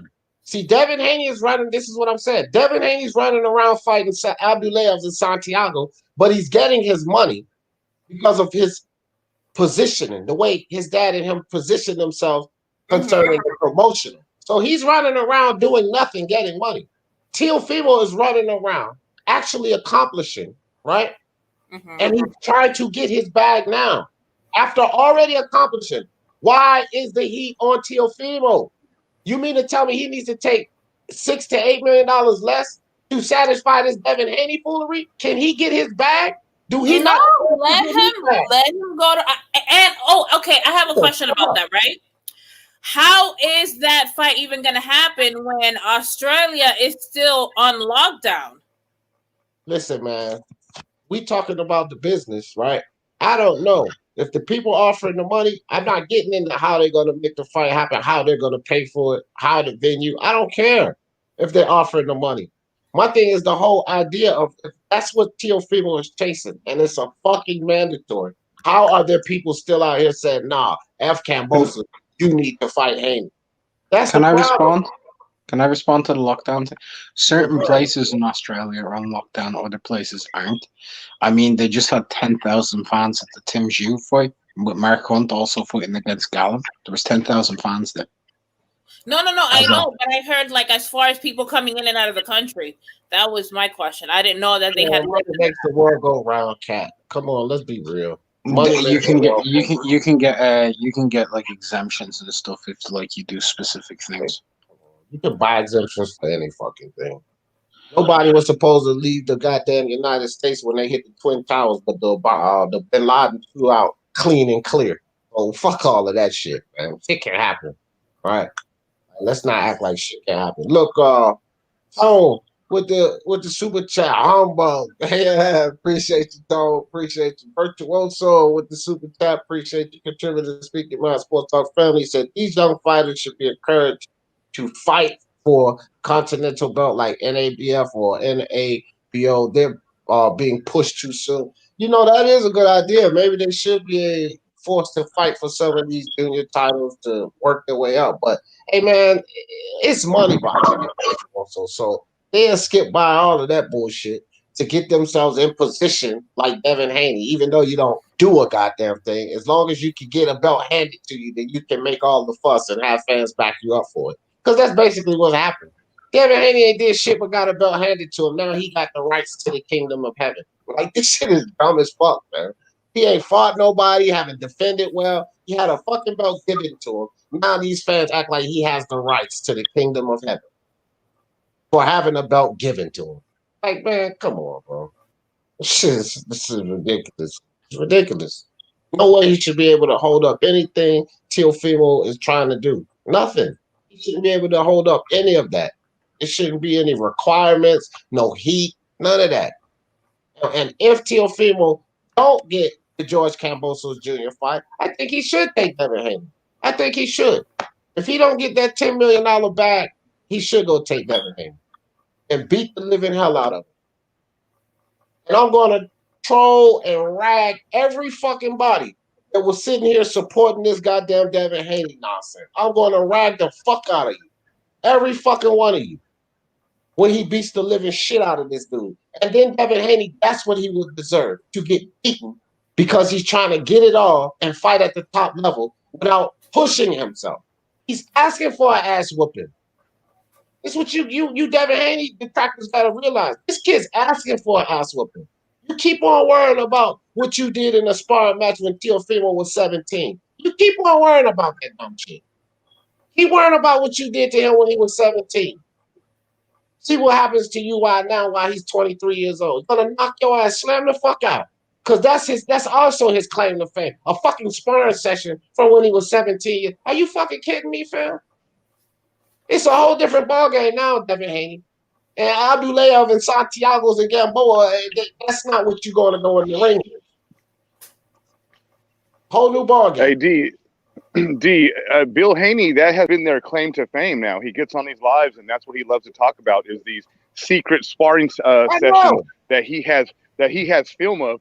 But it's like, dude, we don't care about sparring. We don't care about what happened in sparring 4 years ago. Like, no one cares about that, but he loves bringing that shit up. I see him bring up the sparring sessions almost every time he's on a live. Yeah, bro. I was just he brought it up with me. This Punch Drunks live yesterday morning. He's talking about that. I'm like, Bill, stop that with the sparring, fam. That's what I told I heard you guys. I heard you. I told us that. Stop that I heard shit you guys on that live. Come on. Okay. It's the same Tank Davis foolishness. Yeah, we see what Tank did to Till was sparring. He was 17. Tank Davis was bigger than him, stronger than him. Tell Tank little fathead ass to go do that to him now. This shit is stupid. This fucking sparring. Y'all run around talking about sparring, but fighting fucking Abdulayevs and Kambosos. Shut up, Bill. Fucking sparring. Then he talked about dropping Michael Williams Jr. in a sparring session. He talked to me about that. Yeah, he say what we did to him, dropped him to the body, and man, get the fuck out of here. I don't even know if I believe Devin Haney pillow-fisted ass dropped Haney to the fucking body. I respect that kid, Michael Williams Jr. because he can get knocked down, but he can get back up and he can still stay focused on what's in hand in front of him. I like that kid. Man, that dude LaShawn Alcott that knocked him down twice was 160 pounds fight night. And it was a 135-pound fight. He came in at 160 pounds. It was a 135-pound fight. They tried to set Michael Williams Jr. up. It was a 135-pound fight. The dude came 3 days before the fight and said he can't make weight. Can't make weight. So they asked him, well, how much can you make? The motherfucker said 149. So they did it at 140.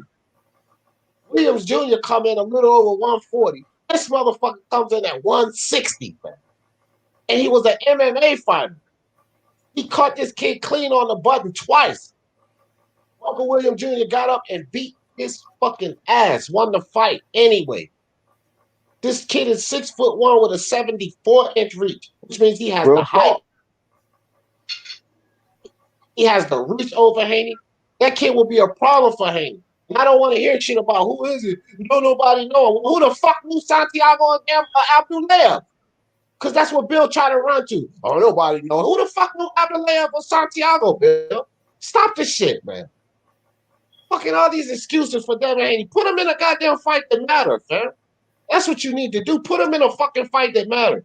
Because neither did Abdullayev, Santiago, or Gamboa matter. Gamboa definitely didn't matter. He didn't matter when Tank fought him. The fuck make anybody think he was going to matter after Tank beat him when Devin Haney fights him? A champion. Come on, man. That's how you defend? That's what y'all cool with a champion? Y'all's champion defending against a fucking old chinny Gamboa? That's cool? When Teofimo won his belt and defended against Loma fucking Pico? Man, it's hilarious, bro. This shit is hilarious, dog. Defend against a Gamboa. You get the keys to heaven. Man, stop this. I don't know, 2021, the year of the gladiators. Appreciate you, Ron, with the super chat. Man, I hope so. But I need to calm down because it's too early. I still got fucking 14 hours of this shit, man. We got to talk about something else, man. What y'all doing for Christmas? Let's talk about that. Ron, Cat, what y'all doing for Cat? What you doing today for Christmas? Absolutely nothing. Oh, Lord. Catacor, you was doing something this morning. I seen you out there grinding early, getting that Christmas tree Twitter on. Cat got the same Christmas Day plans I have. Nothing. Exactly. Like, we Spanish people, we celebrate Christmas Eve. So we had like a dinner last night and stuff. Christmas morning, the kids open up the presents, and then everybody goes to their house. Like right now, I'm chilling. Yeah. Yeah, I don't celebrate Christmas. That's why I was like, you know what, man? Everybody celebrate Christmas. Fuck that. I'm gonna pop a live on Christmas Day because I don't. My daughter, my baby girl, the 10-year-old, she shipped off, went to my grandma. To her grandma's house. My mom came and picked her up yesterday because my mom still celebrates Christmas. All of that. Yo, D. Jefferson. I let her go over there with her. Yo, D. Jefferson, that's commendable that you came live today because, that's the thing. Like, we looking forward to, all the best coming up in 2021. Like How I just about like your the mic? whole. I like Yeah. the whole fact. I like the whole fact is when you see a fight and then you can talk about the fights that you've seen. That's what I like this challenge for. I hate all the back and forth. Ron, when that But card come on you was talking about? huh? That fight card you was talking about. When it come on? Oh, you know what? I think that was on a Rivals boxing channel that was talking about that. I'm not sure. I'm not sure. Oh, okay. I haven't looked today, but you know, now that you reminded me, I might look today. It might be on this weekend. Who knows? But I heard You need to look into a goddamn new pair of headphones or a better phone mic. Yeah. In and out on this. you know what it is, D? I'm so used to having this phone that I'm like trying not to like. I should switch over because I got other devices, but I'm working on it. I got to get better at this. Real talk. Well, just get a headphone or something because you sound like you right by the phone. Then another minute, you sound like you 8 feet away from the motherfucker. Yeah, that's my Bluetooth ear thing. Like when I'm working paint or something, like I keep this one in case somebody call me. I can just tap my ear. Like this, the one I like, but I'm gonna figure it out. Nigga, you need some ear pods, nigga. 2020. Go to Bluetooth out and get you some pods, man. You know what I mean? Yo, You're making all the bank, Ron. You can afford the pods, man. Go ahead and drop that $160 and get you some good ear pods, man. You right. All right, well, Black and Brown, brother, man, what you doing for Christmas today, fam? Black and Brown must be working on his Christmas already. Okay. Went on mute. He probably rolling it up, man. Let me see what we got in the building, man. Teofimo. Why we start talking about this one first? I think I started talking about that one first. Damn. I'll do that one. All right, Joe, my man, how about houses in the building? What's up, Joe? Miami Kid, what's good? Jake Kyle, Tito Fight, what's up? King Kong, Cheers Biz, Cliff Bailey, Tim Dub, Nevada, what's good, Tim Dub? Ain't seen you in a minute, fam. Appreciate you, Ness Mendoza, Mitchell, what's up with you guys? Yeah, so I dare not talk about Errol Spence and Terrence Crawford, but fuck it, I am. You know what I mean? Look, man, I just did a live yesterday with. Now that's something I'm actually like. I don't know if it's just me, guys, but with this Errol Spence Terrence Crawford fight, and I'm a huge Spence fan, I'm pretty much like fuck that fight. Like fuck that fight until I'm sitting up here with the live, and I'm like, that's it, guys. No more waiting. I know how I do. Until I'm to that point, I'm really like fuck that fight. Because look, man, if it don't happen next week, that means in 2022, Crawford will be 36. And I have no interest in that. I have no interest in watching Spence fight Crawford when he's 36 years old. I really don't. Yeah, that conversation has gotten really old, and it's almost like that Spence Crawford thing. It's like a conversation for casuals, man. There's so much more going on in the sport, and then some channels and some people, that's all they want to talk about, man. It's like, dude, there's so many other boxers that are doing great things in the sport. If we can just expand and open up our minds a little bit and find these dudes who are putting in work, we don't gotta sit here and talk about a fairy tale fight that probably ain't never gonna happen. But the thing is with that is, okay, say what you want, we still value what belts hold, just because undisputed isn't something that comes often. You know what I mean? Yeah, we had it with Usyk. Yeah, we had it with Lopez.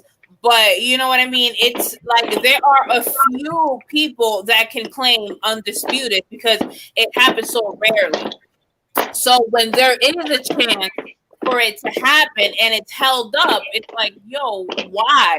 And then, you know, even if you take out like the belts, people like the fight to make is Spence and Crawford. But I understand why they don't want to make it next, because it would hold more value if they were to grab the belt from Manny. But Manny out here talking about he want to fight McGregor. So, and then the conversation shifts, and then we talk about, well, is it going to be an expedition? Are we going, or is, freaking McGregor, like, is is he going to defend it with him? So it's just like, why, like, it's just a fucking mess. You know what I mean? And we as fans want certain fights, and it feels like we're constantly, like hopping through hoops. Like if we want this fight, why can't we get it? And like I understand the whole money, but I hate talking about money because at the end of the day, we all have different opinions, and you know what I mean? Like what I may value, you may think, well, no, it's because, X, Y, and Z. At the end of the day, I'm not their fucking accountant. I don't give a shit. I just want to see them. Yeah. I do too, man. And the WBA is not going to allow him to defend against Conor. If he fights Conor, they're stripping him. So, with that situation with Manny Pacquiao, and I was saying this, I just I did a live about that. And I got no gripes with Manny. You know what I mean? Like Manny, if he could give the butt up and get stripped, I actually think, real cat, that would be a better situation for Manny Pacquiao. And I'll tell you why I say that. If Manny Pacquiao, go ahead and fight Conor McGregor. Let them take that belt. Retire from boxing, because you're retiring a winner, a champion. You're retiring a champion. Like the reality of Manny Pacquiao beating Spence and Crawford, or either Spence or Crawford, it's a slim chance, man. Yeah. He's probably going to lose that fight. And so, as a fan of Manny Pacquiao, any Manny Pacquiao fan should really want that guy to go out on the top. That's how they should want him to leave the sport. They shouldn't want him to leave the sport getting beat up by Errol Spence or Terrence Crawford. Potentially knocked out, slept again like he was with Marquez. I don't want to see Manny leave like that, man. I'd rather see Manny leave on top as a fucking champion, getting on a high note. On a high note, fight first, because he's gonna beat Conor too, and then go off and become president of the Philippines. What a fucking story, man. You know what I mean? It's a great story. I think about it, But you guys, your Dennis Ugas would potentially be elevated. Charles D, what's good with your fam? Appreciate you sliding through. Your Dennis Ugas, Joshua Littlejohn, Brian Harkin, he'll probably be elevated to the super champion because he won that belt in that last fight against Abel Ramos. So he'll probably be elevated to super champion. And I think that Bob Arum, because he's cheap and and he's not really doing much for Terrence Crawford, I think you alluded to this. The PBC will finagle Errol Spence into that fight and then pick up a belt. And then he'll pick up a third belt. Yep. Yeah. I think that's how it'll go, man. Because Aaron, man, he don't want to put up the money, but you can't blame him too much. You can't blame him. Because Terrence Crawford ain't selling for him. He telling all the fans, look, I can't sell this motherfucker. I just can't sell him. But he can't sell him based on the fights that so this is my thing with Terrence, right? Do you think if it was like vice versa, if Terrence had fought who Spence fought and Spence fought who Terrence fought, like at the end of the day, you have to you have to give it to Spence. He did fight them, but the people that he fought were well-known top 10 fighters with a fan base. The people that Crawford is fighting, you know what I mean? If they're even known, it's a freaking miracle. So for the people that he's fought, he's actually done pretty good because he hasn't fought, people with a big fan base. I think someone has the playback on the back, or is it just me? Oh no, it might be my mic because somebody been saying my mic been messing up. But Mir Khan was a guy with fan base, and Mir. See, this is the thing with real quick. Keem, appreciate you. You came for contributing to Speaking My Sports Talk family with the super sticker. Appreciate the fam. Happy holidays. This is the thing with Terrence Crawford. His only pay-per-view didn't do so well. And I got to be honest with you, Kat. I think Khan floated a lot of that. Because Khan was the one who had the fan base. Yeah. Twisted. And I think although it did, even though it didn't do well, the abysmal numbers, Khan floated most of those. Yeah. It didn't do well in the States. It did hella numbers overseas. And that's because of Amir Khan. Right. But again, Amir Khan isn't he isn't a name in the States. So as far as, who should have carried that should have been Crawford. But again, the States, didn't really know, who Khan was. And they didn't really know who Crawford was. And that's the point. Like, that's what these people are not getting when we talk about this 60-40. And like I said, 70-30 is outlandish too. But I tell you one thing, 60-40 is not even a question if Bob Arum allows him to go in there and snatch that belt off of you guys. It's 70-30 for sure then.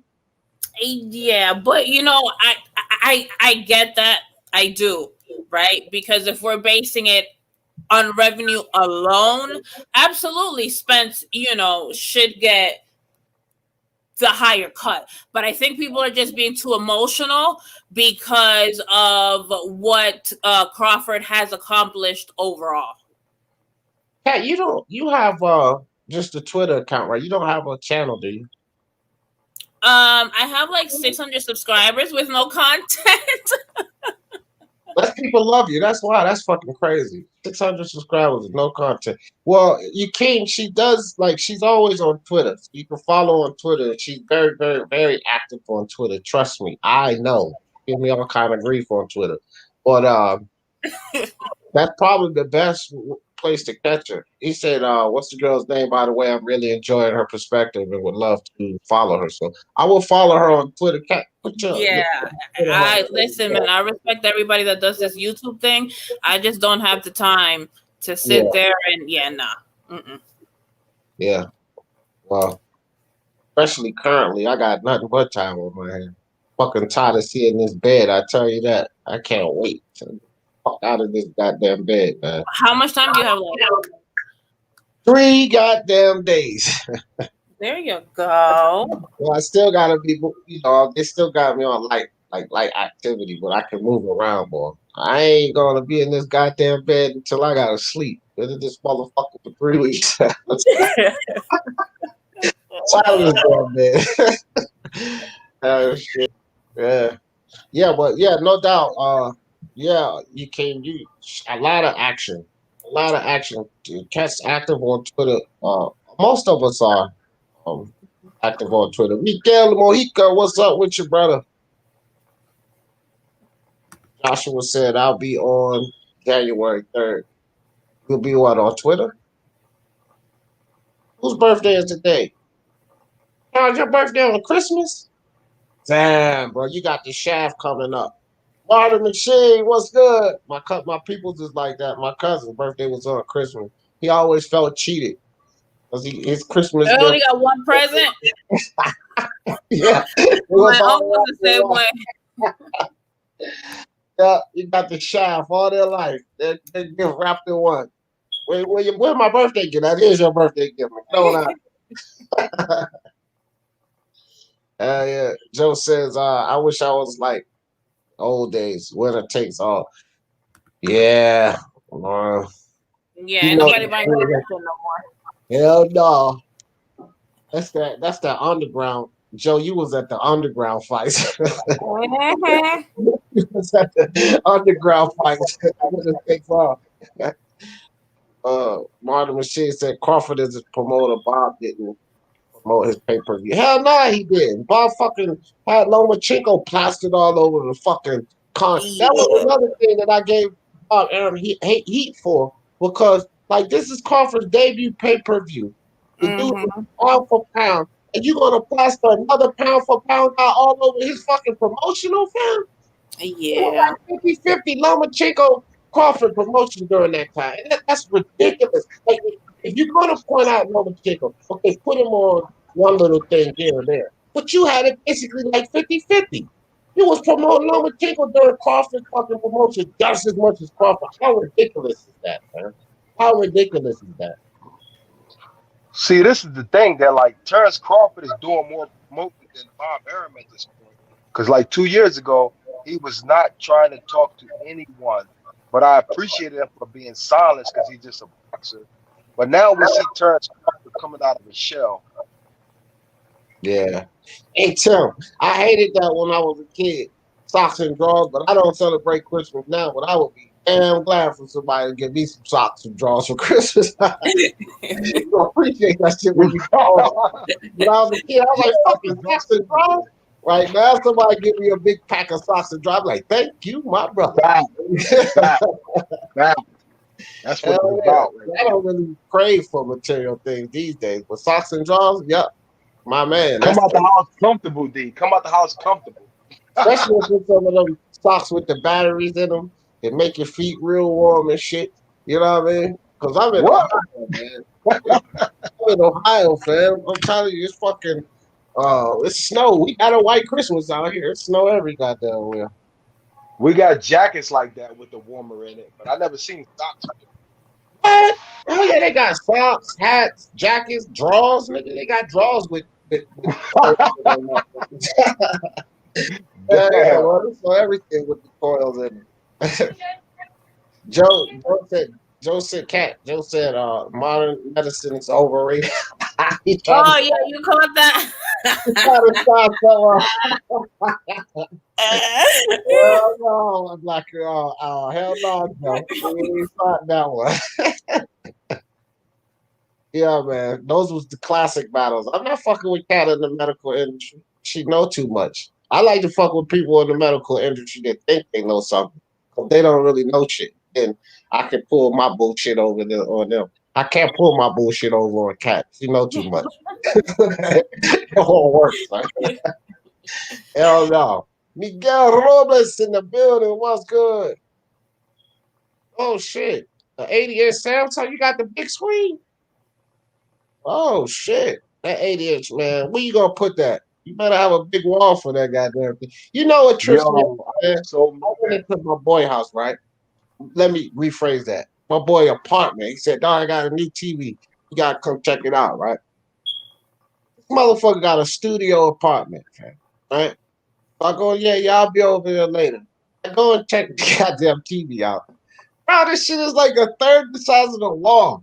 I'm like, bro, how the fuck did you even get this TV in? Why do you have a TV this big in this little ass apartment, fam? Priorities, man. Priorities. Like, dog, I'm not even lying. Oh, shit. You know what a studio apartment is? It's a step above an efficiency, fam. You know the efficiency in a living room and the kitchen and all that shit's together. A studio is a step above that because the living room and kitchen and bathroom all in the same area, but you got a bedroom off to the side. That's the only difference between a studio and an efficiency one.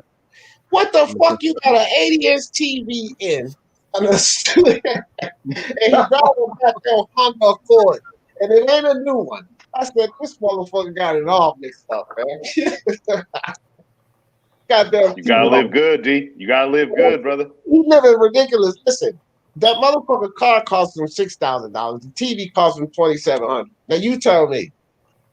I was like Charles D at one point. I had an 80-inch TV, and then I went to get it out of storage because I left it there all 1 year and it wasn't a preserved storage. I went and got it home. I was all set. Had that joint set up. I turned it on. The whole fucking flash was.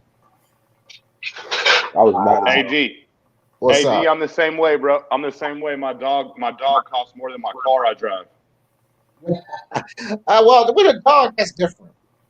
With a dog, that's different. They got this one Chinese dog, little ugly motherfucker, man. That damn dog cost $15,000. I'm like, bro, this little dog is really ugly. The hair is all mangled, got buck teeth and shit. I can't remember the name of the goddamn dog. The teeth are all fucking. The Japanese chin. It's a little Chinese something. But the fucking dog ugly as shit and expensive as fuck. And I'm like, bro, and I was reading up on the dog. They're not even healthy. They don't have long lifespans. So I'm like, oh, it's a little toy dog too. A little ugly toy dog. 15 grand. Buck teeth. You know, gangly fucking eyes and mangled hair. And you gonna pay $15,000 for this shit? These are ugly fucking dog I've seen, fam. I don't know. People got some strange taste. Let me see if I can find a picture of this shit, man. Y'all gonna this dog cost $15,000 fucking dollars, man. Expose the dog. Expose the dog, D. Wait, belt? Put that dog on blast, D. Put him on blast. He's pricing himself out. If I can find yeah. That part, black and brown. That part. There it is. Y'all gonna be tripping too, bro. I'm not lying. This fucking ugly ass fucking dog, man. I found it right off the bat. This fucking ugly ass dog is a $15,000 fucking dog. I cannot believe what people. I don't know what people thinking when they do this kind of shit, man. Hold on, let me blow this up. I don't want to save this shit.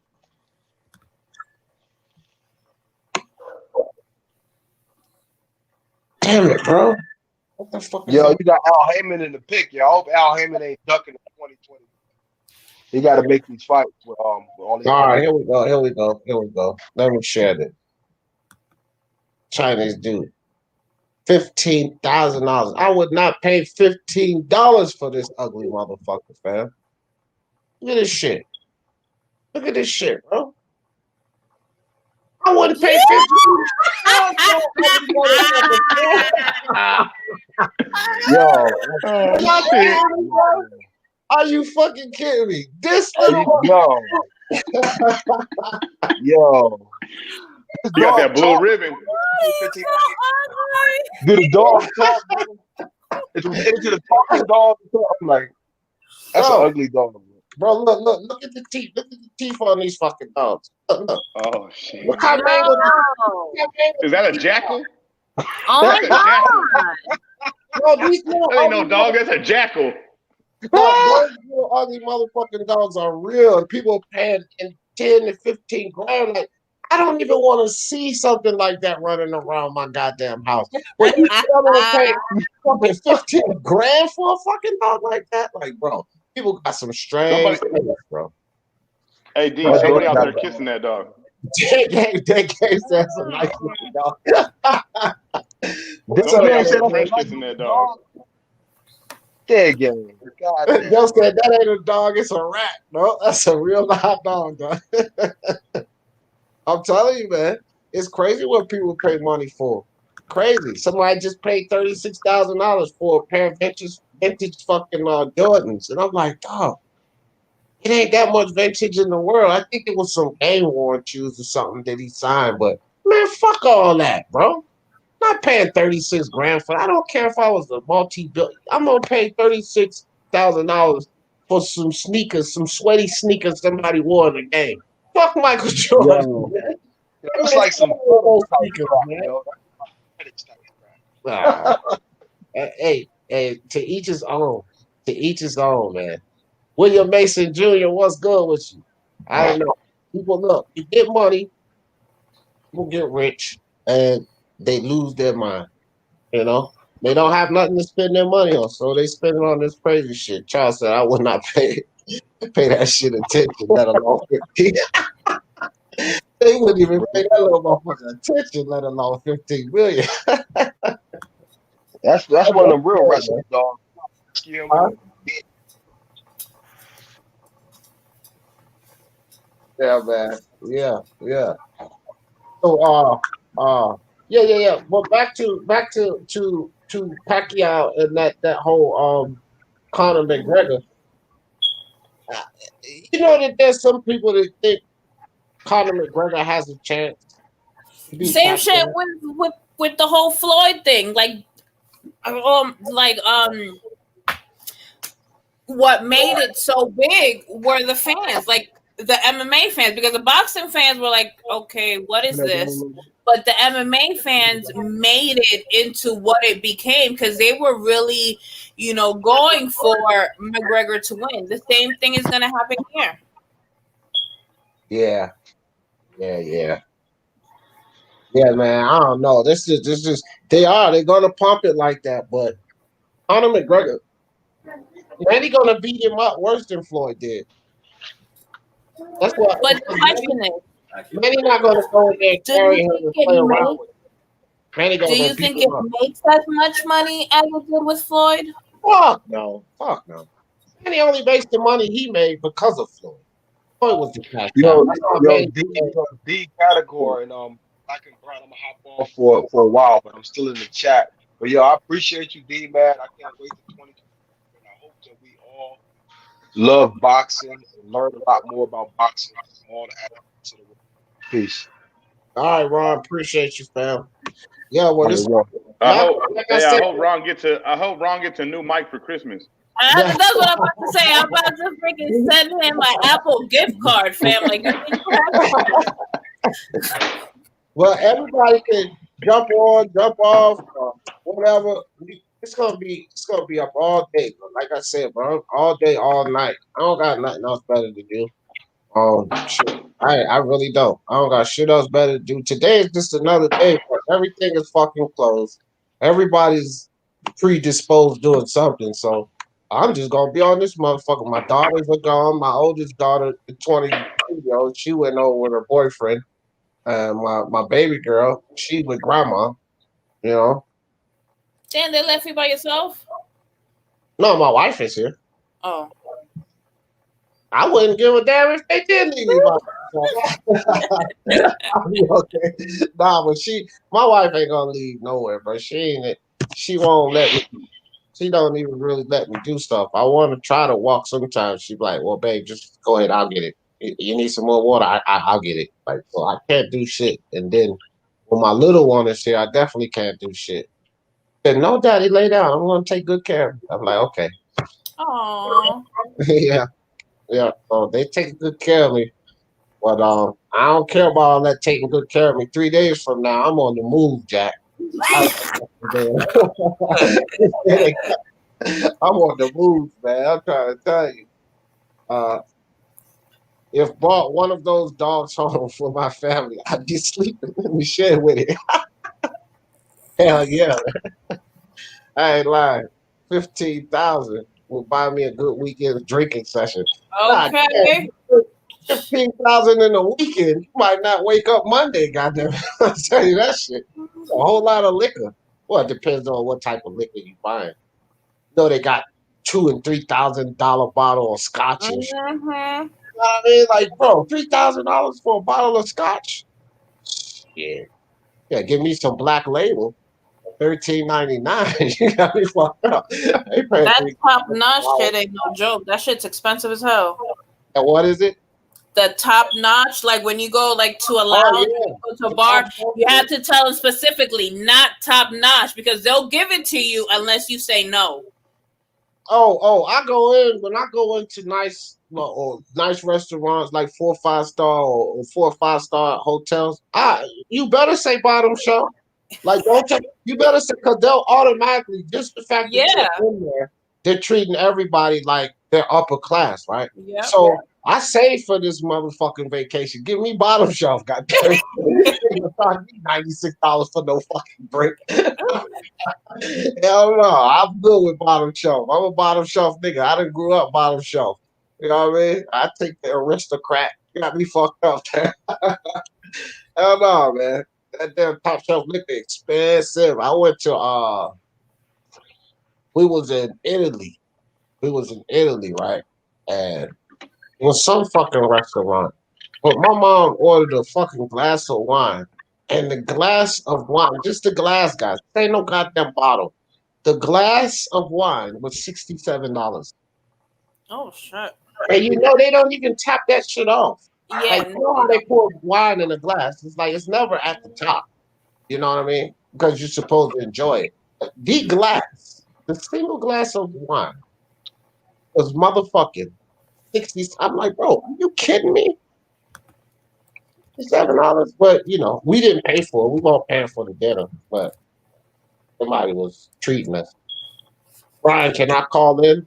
I don't have that blocked up radio set up yet. You can call my phone, Brian, and we could put you on that way. You got my phone number, don't you? No, you in fucking Ireland. I don't know if that'll work that way. expensive phone call just to talk on speaking about sports talk. Man, listen. Let me find out who's balling like that.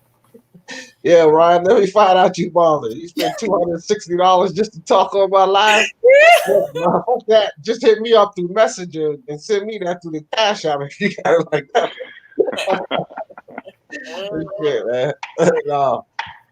Let's see. I don't drink hard liquor anymore. Yeah, me either, Chico.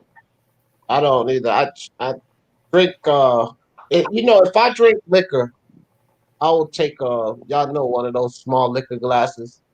I'll take one of those, put like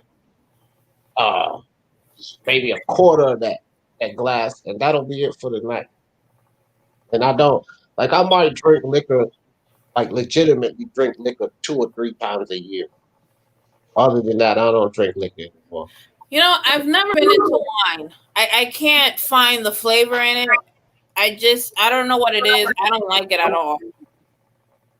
Yeah. Wine and beer. Like, to me, beer tastes like freaking, it's disgusting. I don't like it. I don't like it. Nope. I've tried everything, and I'm just like, I don't understand how y'all can drink this shit. I do the wine to me tastes like rotten fruit. I don't like it either. Yeah, it's gross. And they're like, no, you're not trying the right one. Try, the red. I don't care if it's red, white, blue, pink, green. This shit is disgusting. Yeah. Well, wine and beer, I guess I don't like dry wine. I do like wine. Me and the wife and I, we go to wine tasting and shit. Got them here. A couple places we go to a wine tasting. It's a good event. You get to taste the new wines from the vineyards. I don't really like dry wine. It's got that bitter, harsh taste. My wife gets into some of that. I like more of the sweet white wines and shit. I will say that. Yeah, I get it. Wine is acquired, but beer, fuck that. I love beer. Oh my God. Hell yeah, man. Are you like a Corona? Like, what do you drink? Drink it all. No, I'm playing. No, I drink. I like different brands though. I do like Heineken. I like Dos Equis. Corona's okay. I like Samuel Adams, Jingling. Bud Light. Only Bud Light. I don't like Budweiser. That shit give me the runs. But I do like Bud Light. If you like Bud Light, what do you think about Stella? Yeah, I like Stella. Yeah, I like Stella. Modelo. I like that one. Blue Moon. Dark? You like the dark Modelo? Oh, hell no. Blue Moon. Fuck. No, not Blue Moon. Milwaukee's Best and all of that kind of hell no, man. Can't deal with that. What you say, Black and Brown? What kind? The dark, the Modelo Dark.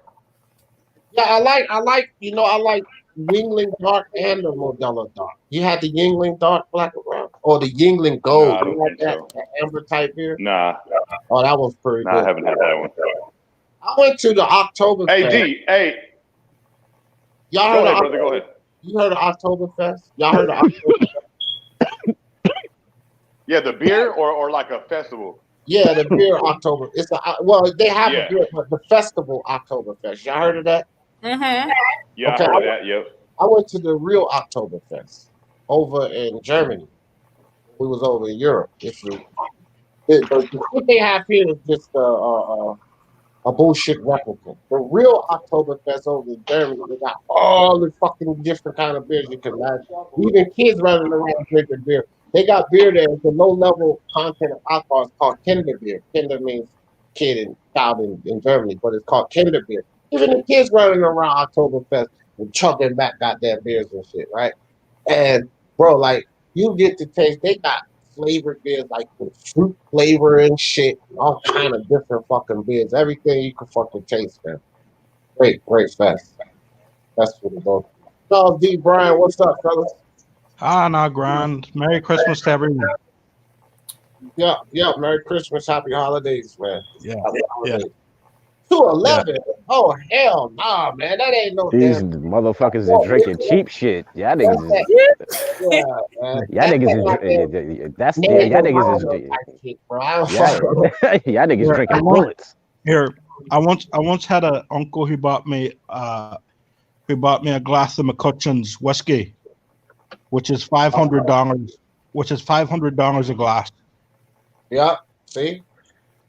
So Yeah, drink good shit. Don't drink Thunderbird at 211. These niggas trying to kill You you. got me fucked up, man. I'm not paying no $500 for a glass of whiskey, man. First off, why the fuck you gonna drink something that's known as robbery? 211 and cop turns is robbery, nigga. Why would you drink that? No. I wouldn't care. I ain't drinking no 211, no fucking. What is that? That's that Steel Reserve shit. That 211. Yeah, right? nigga, that shit is bullets. I call them I shit ain't bullets. drinking What's that shit. That's big full of ass nasty local. silver can? I ain't never seen niggas so drunk in my life off them shits. Hell no. They drink two of them shits and be all over the place. I'm like, yep, don't want that. I never drank that. Remember that Cisco? I'm not the Cisco. The crazy horse shit. Remember that Oh, crazy? nah, Cisco too. You can put that in a category. That's liquid crack. No, I ain't even gonna lie though. I was with the Cisco. This is the problem with the Cisco. With the Cisco, I was doing. Well, who the fuck is doing construction in the background? Go on mute for a second. With the Cisco, I was. This was in my younger years when I was like 15 to 19. Bro, my boy, my dude used to work at one of those little convenient little shopping marts in the little shopping center. It's like a convenience store / shopping mart. And that motherfucker used to steal a case of Cisco every Tuesday and Friday because that's when the truck would come. And he had steal a case, a whole case, 16 bottles in that bitch. Bro, we stayed drunk the whole goddamn summer, fam. Every goddamn day we Yo, drunk. it don't matter what size bottle you get a Cisco, that shit'll have you cooking. Man, that shit was crazy. And I'm not talking about the Cisco that they watered down. I'm talking about when it first came out. We was drinking that shit, bro. Nigga, all I know is the shit that look like a bottle of soda, that shit's the devil. That shit will fuck you up. It don't matter what size the bottle is, you're overcooking. Yeah, that shit they got now is not even like the first shit they came out with. They had to do something different with Cisco. They was about to pull that shit off the shelf because that shit had motherfuckers out here going crazy. That damn shit, you ain't lying, motherfucker. That grape, what is it? The grape flavor, the purple shit. Yeah, man. Grape. Listen, and they have motherfuckers out beating on motherfuckers, punching trees and shit. Nah, hell no. I'm like, God, damn, that was the bed drunk. That ain't alcohol. I don't know what's in that shit, but that ain't alcohol. You out here punching trees and motherfucking street signs and shit. Yeah, they had all kind of reports, articles. People, Ronald said, I drank and drugged for 33 years, bro. We didn't have a drink. We didn't have a drink called Cisco, but I think it's something like MKD here. So before it was watered down, you know. So yeah. Nah, I can keep that 211 and still reserve shit. Bro, but shout out to you for quitting those cigarettes and pulling through lung cancer, man. That's big. Pulling through that. We glad you're here, Tim. David, point case in the building. What's good, David? What's good with you? Charles, what you doing today? Brian, what y'all doing today for Christmas? I slept in because I was up drinking late last night and I just had dinner with family and then I'm back home. So. Oh yeah, it's the evening time over there, right? Like 5 o'clock, 6 o'clock, something like that. Yeah. Well, I slept until around 2, got up out of my bed, went down to my sister's for dinner and came back. That was pretty much it. What you doing today, Charles? I stick for mad. Oh, nigga, hell yeah. Shit. Nigga, I'm rolling. Yeah, literally, right? Oh, I'm rolling right now. That's why I'm quiet, nigga. I was calling. That's why I was thinking literally. Nigga rolling up, right? Man, you just made me want some weed. Let me fill my damn bowl up, man. Merry fucking Christmas. I'm getting weekend high today. That smoking on that goody good. I got the OG Kush in this bitch. My daughter's supposed to be coming back. Her boyfriend house. I told her dad's running low. Dad's running low. I need some more smoke.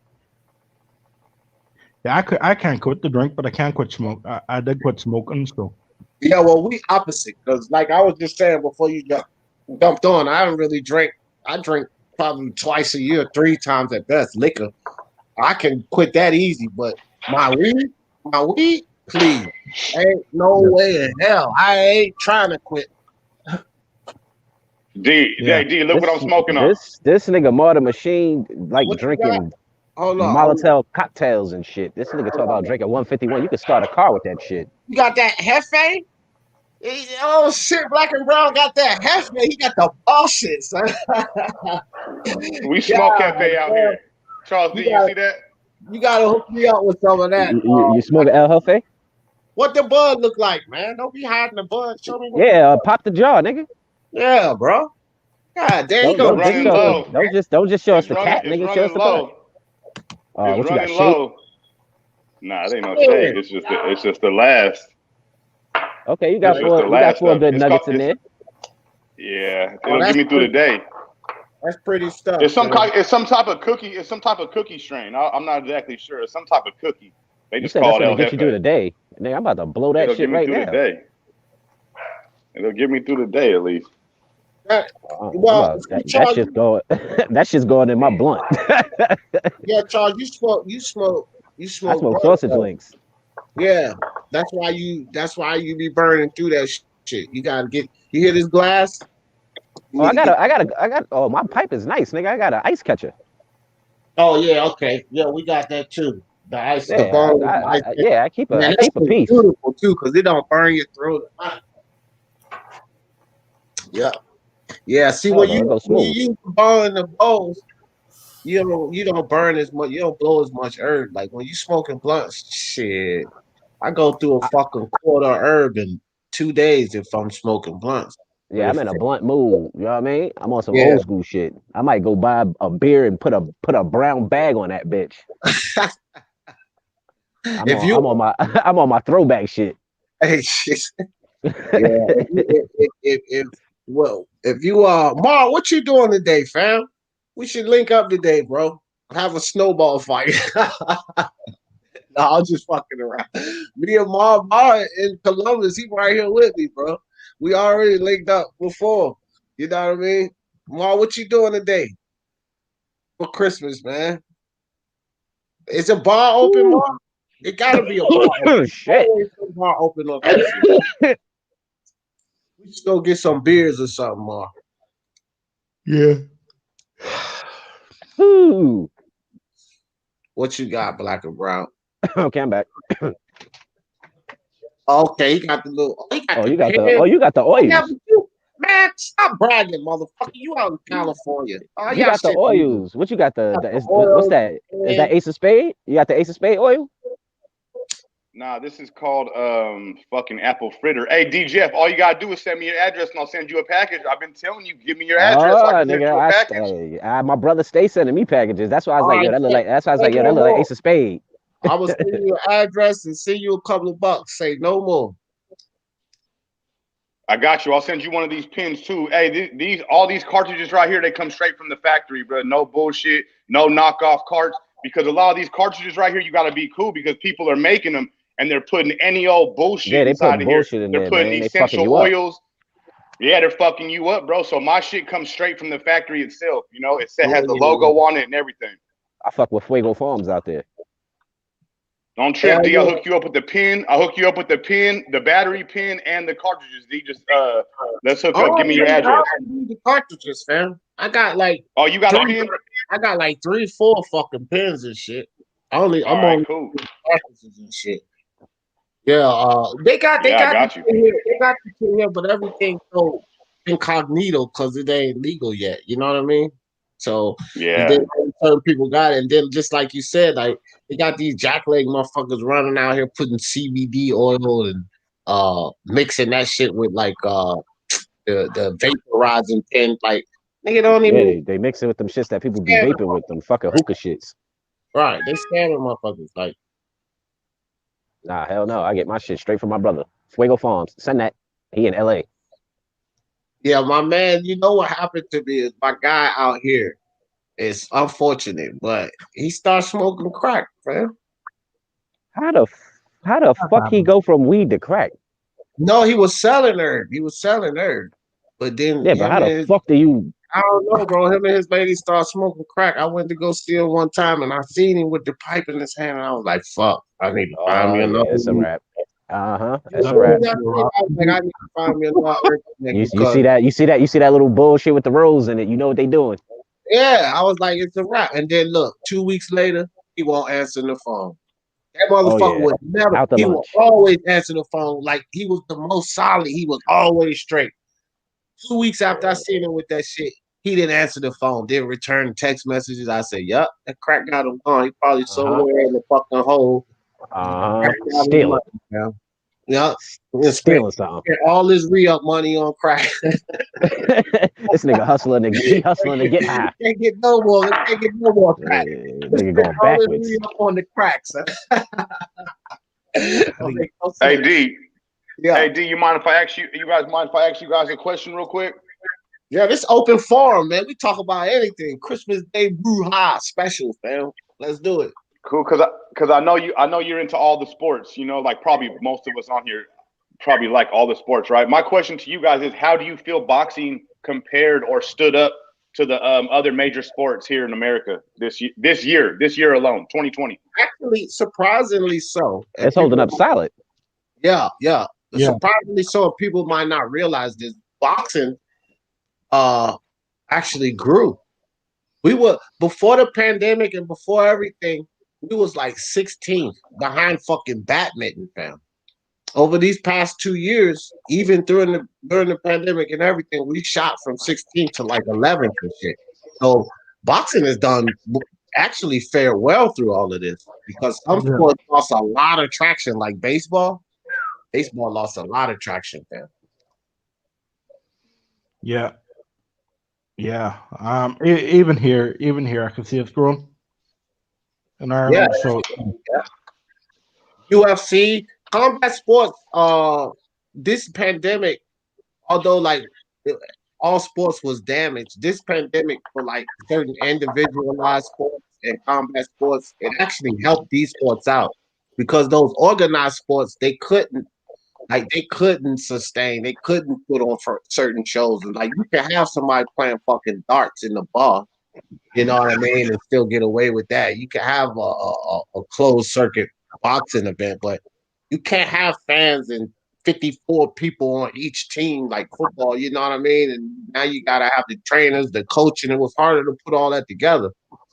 But with individual sports and combat sports, it was easy to make it happen. So Dana White spearheaded it for combat sports, man, because he never gave up.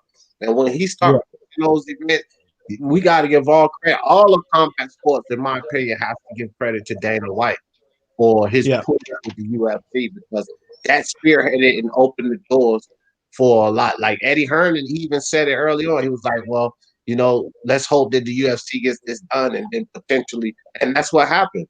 When he opened the door up for that, everybody kind of followed suit. Fuck, even the NBA and them, and start doing closed circuit shit, right? Yeah. So Dana White was instrumental in that, but I think boxing did well. Yeah, I think Dana White also pushed boxing to put on some decent cards at the end of the year, or some decent fights. Yeah, you know? Yeah. Because during the middle of the year, he was putting on, you know, at the beginning of it, he was putting on some decent cards, and then boxing's like, what are we going to do to combat this? You know, so we got to see some very good fights with Teofimo Lopez, Lomachenko, Dillian White versus Povetkin. You know, we got to see some very solid cards at the end of the year. You know, I think UFC pushed that. You know, because basically they just weren't competing with boxing anymore. They were competing with UFC. And UFC came out firing, you know, but at the end of the year, boxing took it up for me. You know? Yeah. No doubt. That's how I see it. So man, yeah, I think boxing had a great year. While some of the other sports struggled to make it through COVID. They were playing ball in bubbles. It didn't seem to work out. Like their seasons never picked up traction. And the championships in baseball, the championship in basketball, it was really like lackluster. There was nothing there. So I'm not knocking the sport. I'm just saying that those other sports, they kind of struggled through COVID, when it seems like boxing excelled through COVID. Yeah, yeah, yeah. Yeah, and that's what I'm saying. Like we went up. You Yeah. definitely went up. Look, shit. Look at the end of this year. Motherfuckers can complain and bitch all they want. Ever since the PBC put that first Charlo card on, we've been having good weekends, man. Good Yeah. weekend in boxing. Ever since that first Charlo PBC card, it's been good shit. They ended the year off real well, in my opinion. We got the Baranchik Zapata card, the Chocolatito and Juan Francisco Estrada and Quadros Got it. card. That Yeah. card was fucking fire. But I'm telling you, man, we had some good shit. As a matter of fact, if you look at the end of this year, prior to the bullshit that was happening before the end of this year been better than like a year before that because there's a whole bunch of malarkey going on, fam. Bullshit cards and bullshit pay-per-views and shit. You know what I mean? So I think Yo, D. Yo, is y'all fun. niggas enjoy your holiday, yo. I got to bust a move. All right, Charles, I'm gonna be here all Christmas, all day, all night. So you come back, whatever. We All right, my nigga. All right, Charles. I'm a holler at y'all. Yo, Buddha, what up? Nigga, 2 hands in the building. What's good with you? Happy holidays, OG Ron up. Happy holidays to you, brother. Jeff, what's up? He said UFC puts on good shit sometimes, but it never compares to boxing, at least for me, boxing more deep. Yeah, I mean, like, that's like a fan, it's the fans, like, UFC, diehard UFC fans, they don't want to hear the shit about boxing and vice versa. Like, diehard boxing fan, I don't want to see no guy stomp on a toe and roll around on the ground. Like, just the preference, whatever your preference is. But Dana White, like I said, Dana White was instrumental to combat sports in general, in my opinion, because he opened the door. Like, his innovation to make these fights happen. Y'all know that he got shut down the first time. The first time he had pushed, he had everything set up, and then they didn't allow him to do it. So he kept pushing again. They stopped him the first time. So Dana White was big in this, bro. Like, I don't even think we would have had as much boxing as we had if it weren't for Dana White and his push. I don't know what kind of magic Vince McMahon got over there in the WWE, but that motherfucker never stopped. He must be paying the right people because this shit was going down the whole time. He just ignored what I heard. He just ignored everything, and he said, "F it." He goes, "If I get fines, I get fines." But he goes, "I'm not losing money over it." Oh, okay. Well, he's rich enough to do that, but he damn sure did. He ignored everything because Vince McMahon was cranking the whole time. I was like, damn, what the fuck? WWE got a presidential exclusion or something? Fuck that shit they keep operating for. What they did was they set out in the same building, so all their shows was in the same building, and at that I think it was in California, they got some sort of exempt for it, if they stayed there. What? Oh, okay. Right. Yeah, that's crazy. That's crazy. Jay Cooley in the building. What's good with you, Jay Cooley? Zabu says boxing had great matchups too, but they get an A from me because of that fight where Golden Boy had Estrada. Yo, that's what I'm talking about. That's the fight I was talking about, Zabu. That fucking Chocolatito versus Israel Gonzalez. Gonzalez versus Gonzalez. It was Roman Gonzalez, Israel Gonzalez. And then that fight was a fire. And right after that, Juan Francisco Estrada and Quadros blow it up, man. Because Quadros dropped him early and it was a good knockdown, like one of them knockdowns that actually took Estrada the rest of that round and another round to get himself back together. That's how good that knockdown was. And then the motherfucker came back and won the fight. That shit was classic, man. That card was fire. And I was doing that card, right? I was doing the blow by blow commentary. I was like, damn, well, that's definitely the best card on fight on this card. And somebody, I can't remember who was there, but somebody put in the chat. It was like, what if this Juan Francisco card is better? It could be better, D. I was like, nah, man, get the fuck out of here. And it was. It was a better fight than the Chocolatito fight. He called it out. I was like, holy shit. Because that fight, that Chocolatito versus Israel Gonzalez fight was so good. I didn't think we could get a better fight on a card, on the same card that night. I didn't think that it's like we can't get better than this. Not on the same night. But it damn sure was. I was thinking that too. I think I was on Johnny Boy's Live, and I said the Chocolatito Gonzalez first fight. I said that was a great fight, and then I said Stratus and Quadras. Quadras and Estrada. They had a lot to live up to, and they did. So. Yeah, man, they showed it up because it got really excited. It was the second round. I think Quadras dropped his ass, bro, and he hit him flush, and I was like, "Oh shit!" He dropped Estrada.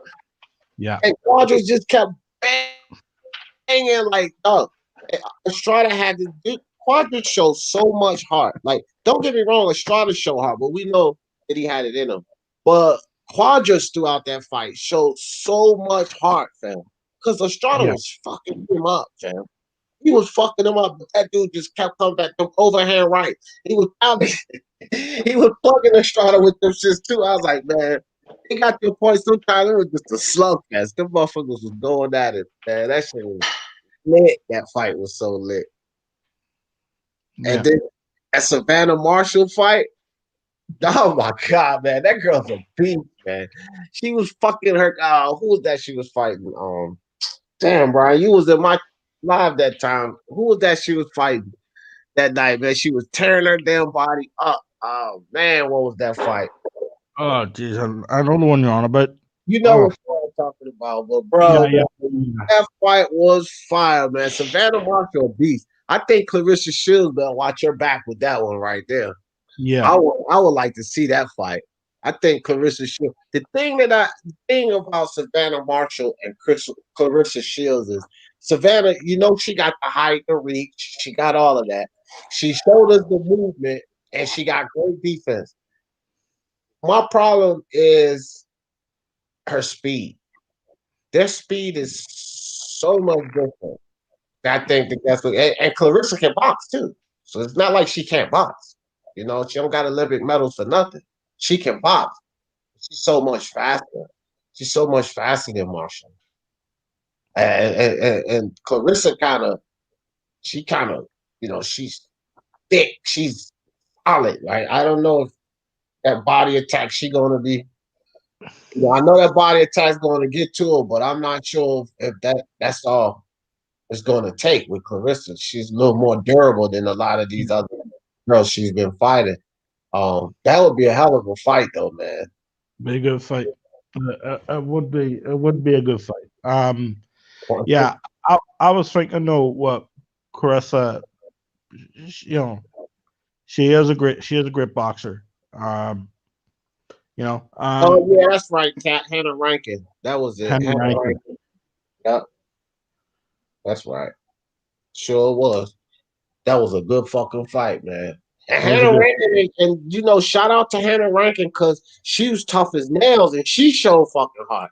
Because Savannah Marshall was pounding her ass, but Hannah Rankin was staying in there. She was throwing back. She was, catching Hannah Marshall, Savannah Marshall with some shit, but she showed a lot of heart because I don't know if I could have took that punishment she was taking, man. I'd have been like, look, fuck this, man.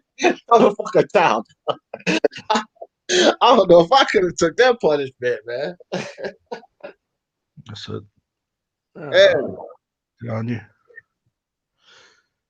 Yeah, well, we done had some good fights, man. Good fights. And God, did they decide on what was the actual knockout of the year yet? Was it Tank or Povetkin? Because I haven't heard anything about knockout of the year. I heard fight of the year, and we know fighter of the year. Yeah, I don't know about knockout. I just think for the shock value because I was thinking Dillian White would win. So I would give it to Povetkin just on that because to me, I thought Dillian would outwork him over 12 rounds. I didn't really see that from Povetkin. Where with Gervonta Davis, I did see coming. I've Yeah. been screaming right. I was screaming fifth round KO since the fight was announced. Going Y'all around think everybody saying fifth. Jose, my brother, mi hermano, Jose Yepes in the building. Y'all think that we get the y'all think that we get Tank Davis and Gary Russell? Is that fight happening? I don't know, man, but look, here's my Oh my thing with Tank Davis. I know. Marcelo Hernandez, what's up? What's up, man? Crow, what's good with you? Look, this is the thing, fam. Merry Christmas to you guys. Yeah, Zabeta Branchik. Hell yeah, Marcelo. That shit was That one. fire. That one got fight of the year. But here's the thing with Tank. Floyd ain't gonna look. Everybody at 135, people forget about it. Floyd ain't sending Tank to 135 to fuck with Devin, Ryan, nor Teofimo Lopez. That was just all clout chase. Teofimo got to accept A side. Teofimo should have pulled Floyd card and said, okay, we'll accept B side. Let's make the fight. Bet you Floyd would have found a reason to get out of that shit. He wouldn't have put Tank in there with him. He said that shit because he knew damn well ain't no way those Lopez is winning all of those belts. Ring magazine, especially now, Fighter of the Year was going to accept no A side for Tank. And he knew that, right? Now, Yeah. Ryan Garcia and Devin Haney is out of the question. They could have been made a Devin Haney fight. The dude lives over there at the PBC. And he has no balls. He literally has no balls. So they could have made that fight. Tank Davis, I said, was going to fight either Chojo Diaz or what did I say? I said it was Jojo Diaz Jr. I think I might have said Gary Russell or Jojo Diaz.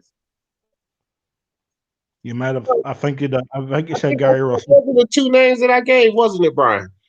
Yeah. I talked about. Yeah, I do remember that. Yeah, you did say Gary Russell.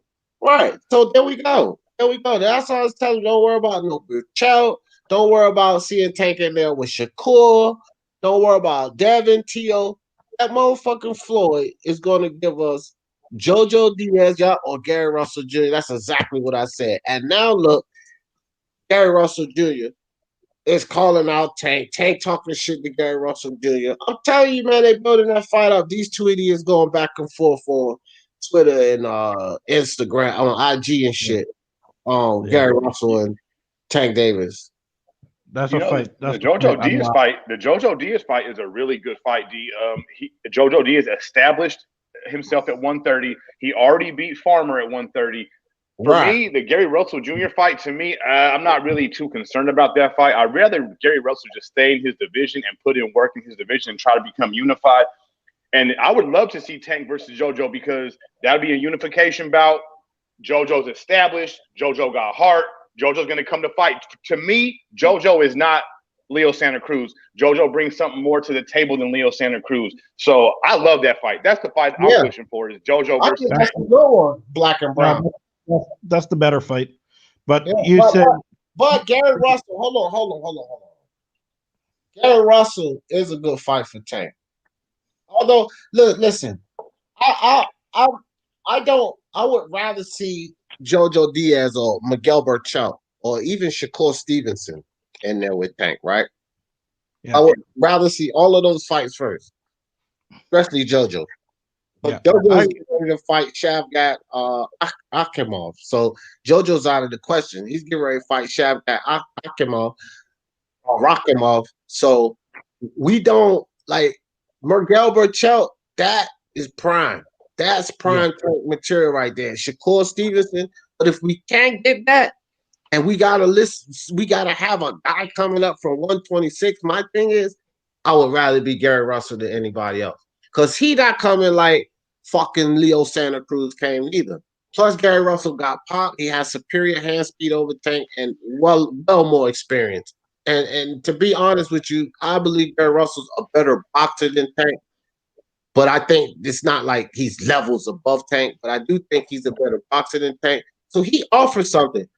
One last thing. When Gary Russell was talking shit to Terrence Crawford, which was absolutely ridiculous, however you look at it, that motherfucker was 148 pounds and cut the fuck up, fam. So I ain't really too much worried about his size. Like, Gary Russell bring a lot more danger to Tank Davis than Leo Santa Cruz did. I still pick Tank to beat him because he's still a guy coming from 126. But I think Gary Russell makes the fight a little more interesting than people believe he would. Yeah. But I forget who said it that they want to see Gary Russell Jr. put in work at his own weight division. I just want to see Gary Russell put in work. One time a year fighter. One fight. Yeah. You know what, Tito? I'm gonna tell you something. He said, I thought if Loma won, he was gonna call out Tank. You know what? Look, this is something Loma should drop to 130 and beat the shit out of Tank. I don't know if Floyd will put him in the ring, but Loma should start calling out Tank Davis now at 130. See if Floyd answers the call. And then beat the hell out of Tank at 130. I think if he goes to 130 and beats Tank, a lot of people will Teofimo talk will stop happening.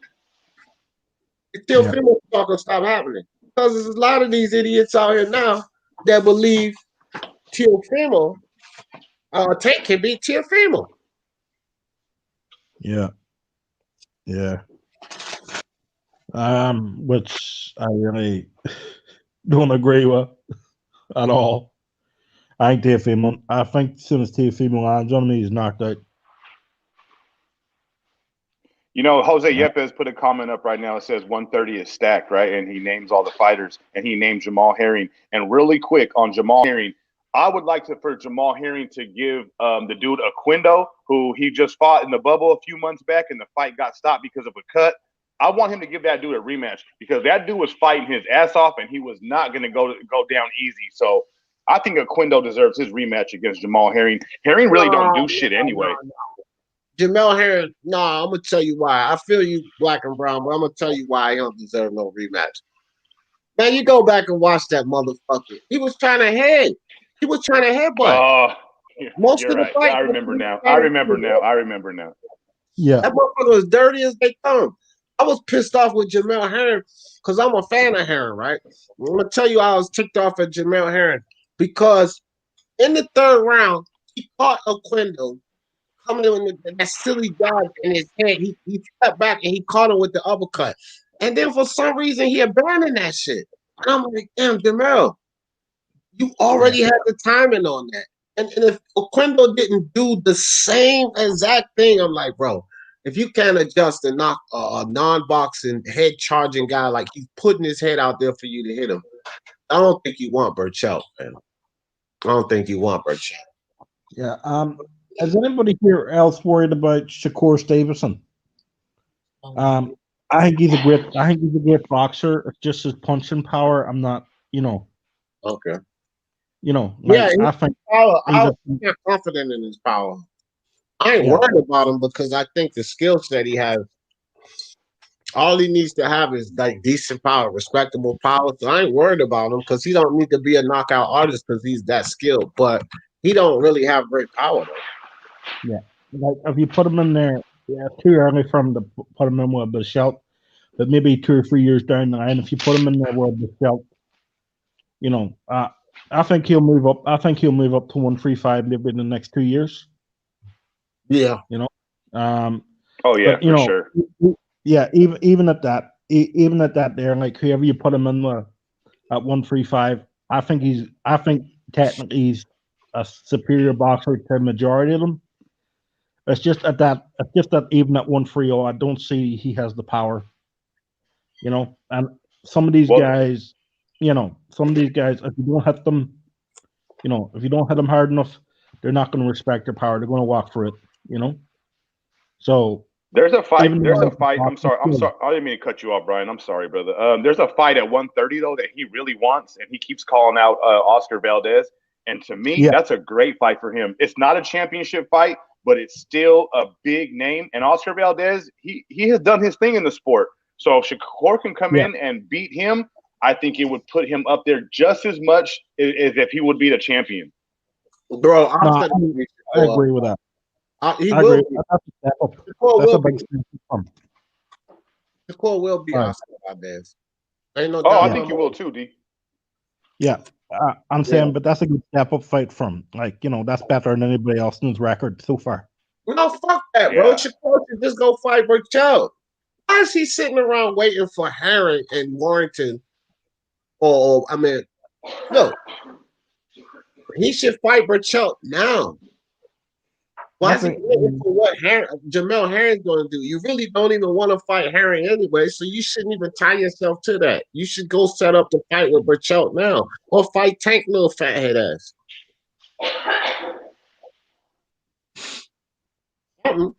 I'm tired of all of these guys sitting around. And this is my thing. Like when people say what Teofimo need to do, look at what these guys are doing, man.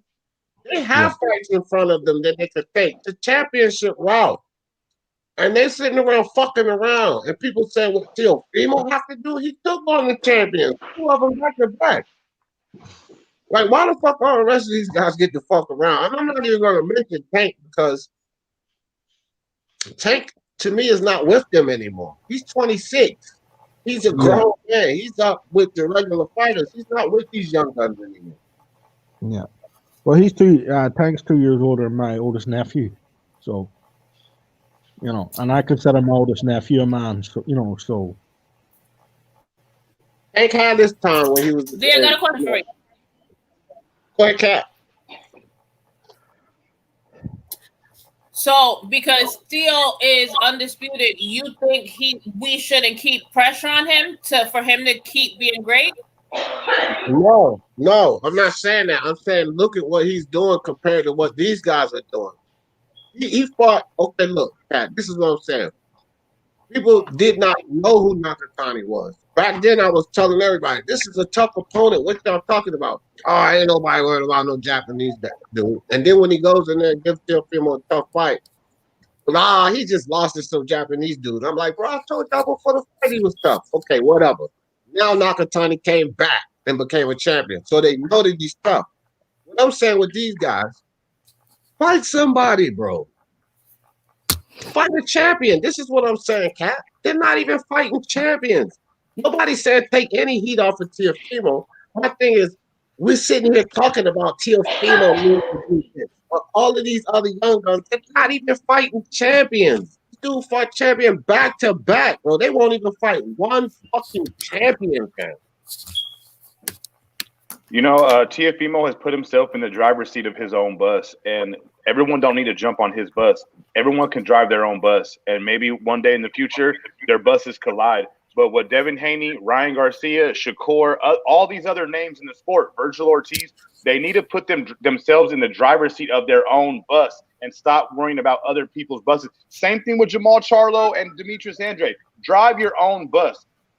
Teofimo and Canelo Alvarez, they have put themselves in the driver's seat. So whatever they do, it's up to them. They do what they want. Now these other guys have to catch up and start creating their own legacy and do what they want and bring the same thing to the table that these guys have. Now we can sit here and say, oh, Canelo picked this guy and Canelo beat this guy, whatever. And Teofimo goes up and beat old guys, whatever. But they're doing it. They're actually doing it, and the other guys are not. When they have the same opportunities as Teofimo and Canelo Alvarez, they're wanting Teofimo and Canelo to do all the work while they sit back and be like, all right, I'm next now. I'm next. Hey, bro, don't worry about being next. Worry about being first in your bus. Create your own lane, and then maybe the fight will come. It'll be a mega fight. You gotta put yourself in a position to earn one of these fights or to demand one of the fights.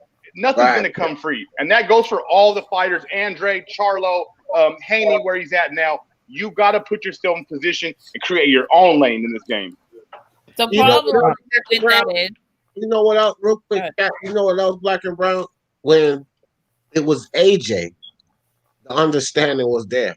Like when Wilder was the only guy with one belt that didn't fight the competition, a lot of these motherfuckers now, that's all on Haney's balls, they weren't with it then. No, Wilder need to. Well, Teofimo's AJ right now. He's the guy that did it.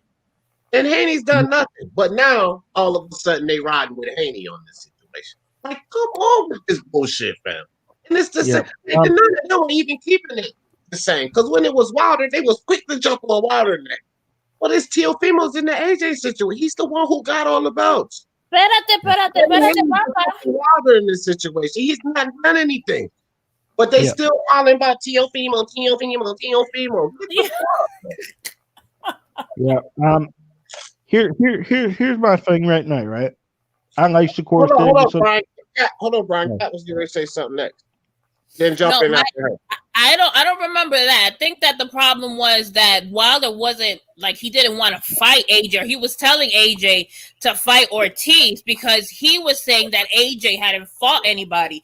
So that's when well, you can't say that when you yourself haven't fought anybody. So I don't think the case was like we were telling Wilder to fight somebody.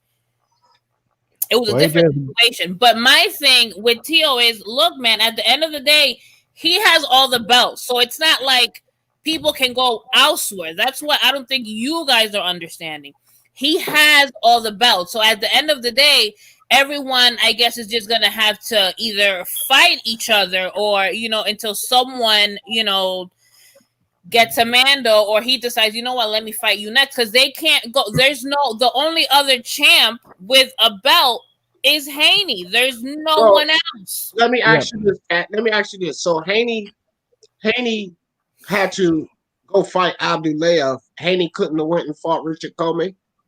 Of course he could have. And we've had this conversation. Right. So, but he decided to go fight Abdulayev for $2.5 million. Several all kinds to Lomachenko when he could have took the IBF route and went after Comey, just like Teofimo Lopez. But he didn't. He decided to go after $2.5 million. And now everybody want to say, Teofimo. So Haney gets to blow off opportunities, not fight anybody. Is it blowing off an opportunity? Because when he fought him, it was for the interim, was it not? Wrong again. Yes, it was. No, he was elevated to that spot. Go back and read. That's why I said the motherfucker got 3 belts and never threw a punch for them cat. Like, seriously, this is the whole thing, and this is what's pissing me off about this whole Haney shit. I've already been through all of it. He's gotten 3 belts, the WBC twice in that interim, elevations, and never threw a punch for it. This kid has done absolutely nothing. Absolutely nothing. Yes, it was. I'm telling you, it was. Hey, look. Here's my thing, man. He fought Abdulayev. Mm-hmm. He got elevated to interim. Like, seriously. That's what happened. Then he got elevated from interim to WBC. He got the injury. It stripped him, but they put him as champion in recess. Right? And then when the fight between Fortuna and Linares didn't materialize while he was in recess, and Haney came out, well, why can't I have my belt back? They gave him his belt back. This dude never punched a guy for that goddamn belt or any other belt he's had. He's never punched a guy for it, is my thing. Yeah. Okay, so the fight with Abdulayev, it was for the interim WBC. When he fought Santiago, it was so-called to defend it. And then the same thing with Gamboa. It was to defend it. Right. But I'm saying to get it. He never threw a punch to get it. Like I said with Crawford earlier, where he got his belt in the vacant. At least he threw a punch to get the belt. He got it in the vacant title fight. Devin Haney never threw a punch to get the belt. I don't think he didn't throw a punch. It was in the air, and that's why he fought what's his face for it. Yeah. I don't really read Haney anyway. At this moment, I think Rochelle beats Shakur Stevenson. So, yeah. Just at this moment, man, because I know Rochelle in the dog, but that dude, like, I think Shakur's movement and his hand speed gonna be a problem for Bachel. He gonna pop him, stick him, get out of the way, catch Bachel coming in, pop. get out of the way. I Yeah, can but see I him think doing that for 12 rounds, just totally beating the shit and outboxing Pacquiao. yeah. I just think Michelle's relentless, and as soon as he gets in on him, I think he'll find his rhythm. So Look, that's just how I see the fight going. It's just right now. I think it's too early. I think it's too early for Shakur. That's maybe a year down the line, maybe he gets a little bit more experience. But I just think at this moment it's just too early for him. I don't know. yeah. He still has to be moved wisely. You still have to move him wisely, Brian. I think it's early for him, but you can't just throw him there with anybody just yet. You still have to move him wisely and be smart with him. Yeah, that's what I'm saying. He does need. I think he does need tougher challenges before he gets to Michelle to see if he can handle that slightly higher level. That's just what I'm thinking. Yeah. Right now, I don't question his boxing skills. I think he's a great boxer. I just think some of these guys, they might not just respect his power. That's where I am with him. That's just power with me. It's just lack of power, Yeah. Paul Raider says Shakur doesn't have the power to keep Pacquiao off him, but he has the moves to stay away from him, Raider. So you can have one or the other. The power to keep him off or the moves to stay away from him. And he got the moves. What's up with you, Raider? Come on, join the panel, you nailbird Mexican. And let me say this real quick about Devin Haney, guys, because we all know, man. I'm high on Devin Haney. I always have been. But who we like in the sport and who's actually putting in work in the sport is two different things, right? Like just say in basketball, like you like Kevin Durant or you like LeBron James. LeBron James is the one winning championships and putting in work. So no matter how much you like Kevin Durant, he's just not matching up to LeBron James career-wise. So same thing in boxing. We can like Devin Haney all we want. Teo's the one putting in the work, right? So for me, Devin Haney's 2 fights behind Teo. For me, if he beats Linares and either Ryan Garcia and Campbell, then I will start pushing for that fight. But where we stand now, Haney got work to do. Ryan Garcia got work to do. Any of these young guys who want to demand a Teo fight, they got work to do. And like I just said, Teo can basically do what he wants because he's in the driver's seat. And Kat said, how long before we start putting pressure on him? That's up to the other fighters, Kat. How long are they going to take till they put pressure on him? Not by words or on Twitter or on Instagram, but by what they do in the ring. And that's really what it's going to boil down to. When are these dudes going to make enough noise inside the ring so the whole boxing world will start putting pressure on Teo? And I think Devin Haney has the most responsibility because he's the only other champion. You can't be fucking around taking these bullshit fights. Like, you got more responsibility than the other guys because you're a champion. You can't ask Teofimo, as a champion, you need to fight like a champion. Well, by fighting George Kambosos Jr., he's exactly fighting like a champion because he has a mandatory and he has to satisfy it. That's what champions do. But when he got his first belt, he unified it with another champion. So Teofimo's fighting like a champion. Right now, Devin Haney's not. You defended against 2 guys that everybody knew that you would completely win those fights, which was Santiago and Gamboa. And nobody thought Gamboa was going to beat Devin Haney. That's not what you're supposed to be doing as a fucking champion. So it's not about requiring Devin Haney to do something now. He already slipped a chance. Why the fuck did you ever fight Gamboa? You shouldn't even fought him in. You was a champion. You should have fought as a fucking champion. And he hasn't done that. Yeah. My thing is, right? Go ahead. Go ahead. Now, all I could say about if I was Devin Haney, I would have want Lucas Gamboa to watch the fight. He might have knocked him out. He knocked me out.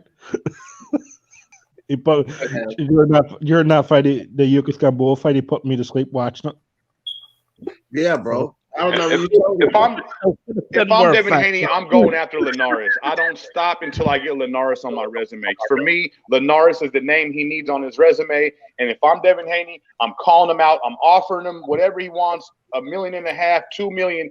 Get Linares in the ring and put on a show, and then you'll have something to stand on. But right now, guys, like let's just be honest. No matter how much we like him, he gives us nothing to stand on.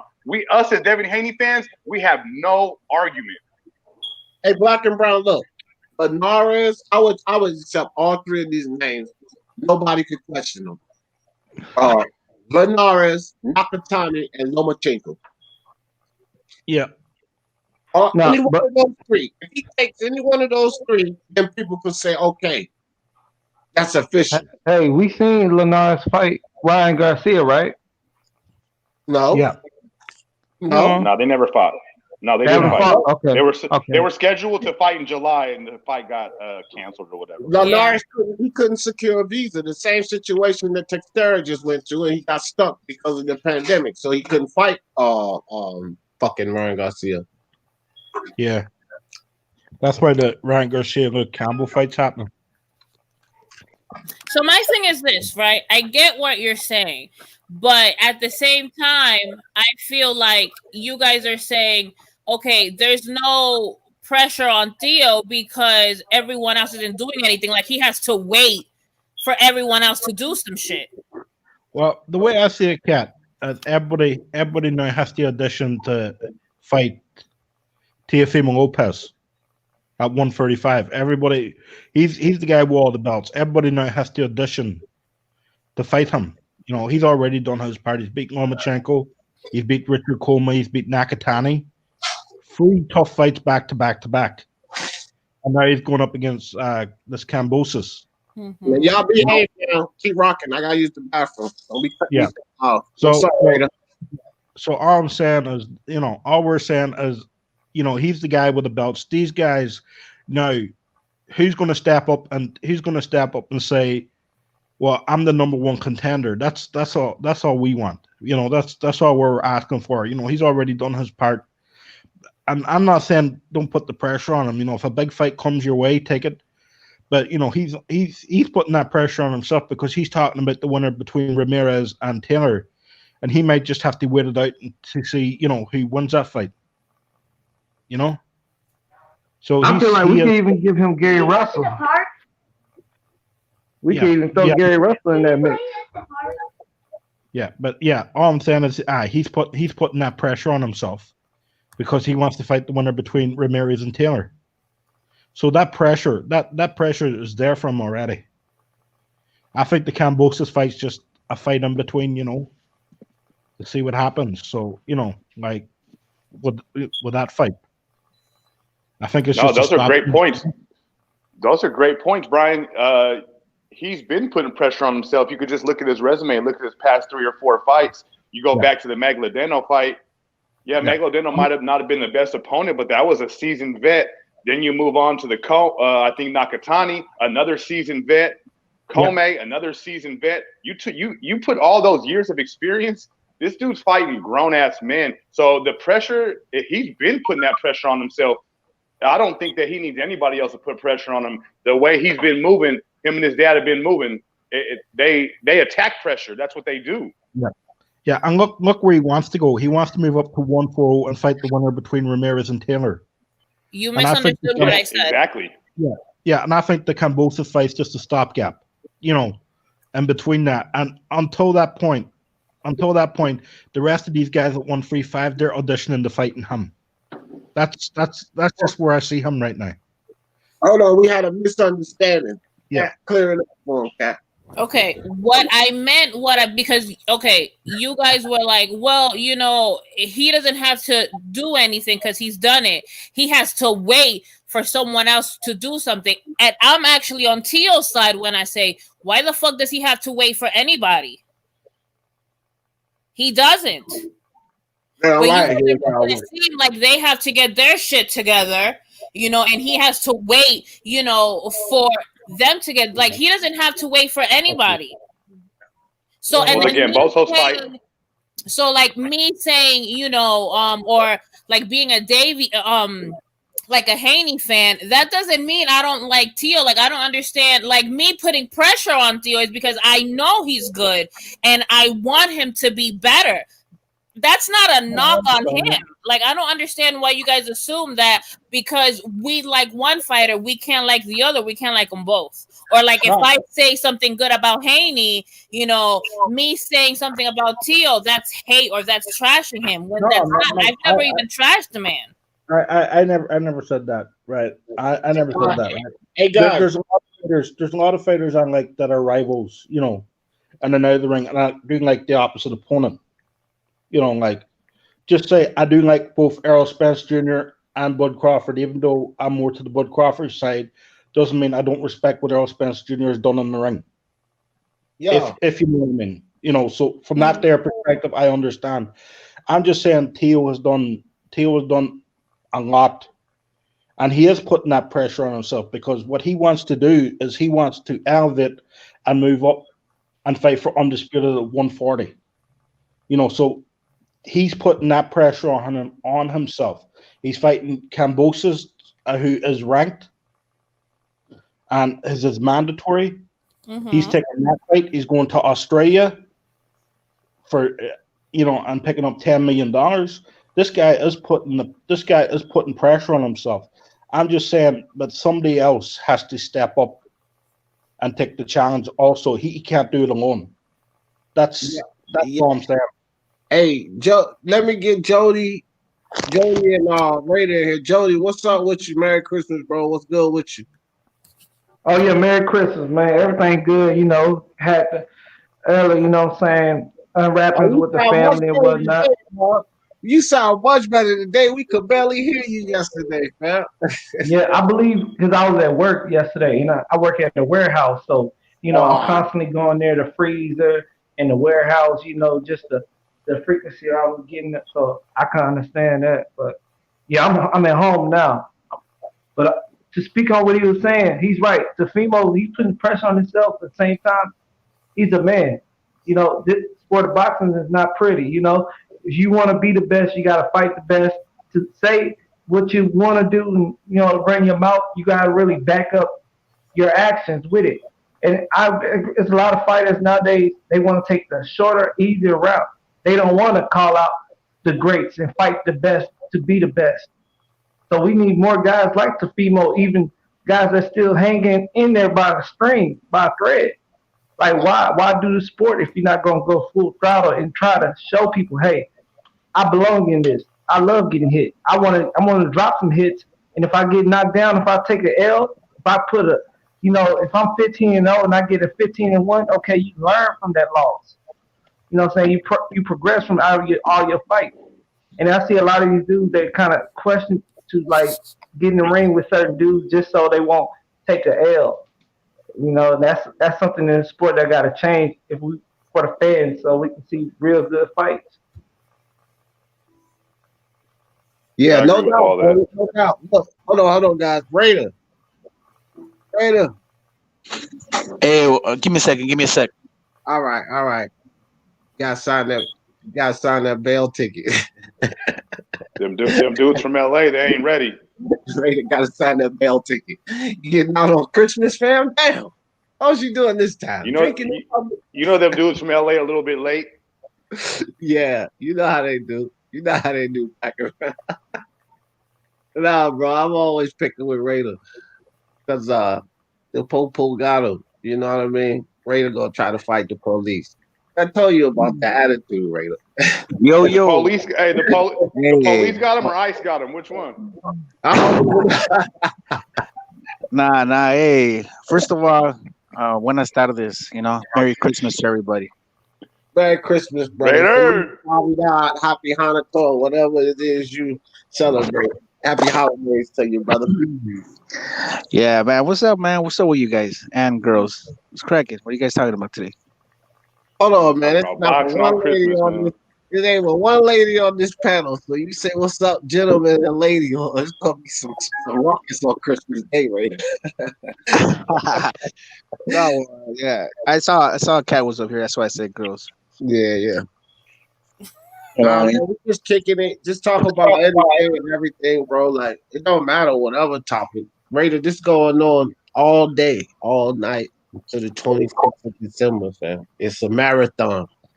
It's a Christmas Day special. Yeah, I'm just right here, just chilling. Yeah, hold Christmas on. Day, Well, little Raider got coffee. gifts on this porch. You ain't opened that one yet, Raider? What you drinking? Huh? Some Joe? You in the Nah, back? some coffee, man. The eggnog. Hey, You look, know, hold on, Raider. Look, so you trying to put that shit on camera because I got snow outside. That's how you trying to do yours, fam? You trying to yeah, show it's you sunny know, in California and shit, the grass and all of that. yeah, it's always 80 degrees, even in Christmas in LA. Man, Look at it's that all weather. Look at that weather in December, though, man. That shit is something else, man. that shit is beautiful, bro. It's all white outside. They're like No Arizona leaves, out there. Yeah, ain't no leaves on the not a trees. cloud in the sky, never in LA. All right, man. We get it, man. You chilling, though. Hey Jim, Yeah, what's up, man? I was gonna speak on why did Charlo brothers, why they not ranked pound for pound? Like, Hold up. what's the hold up? You damn right, my man. You got damn right. Let's talk about it. For the love of sports, let's talk about it.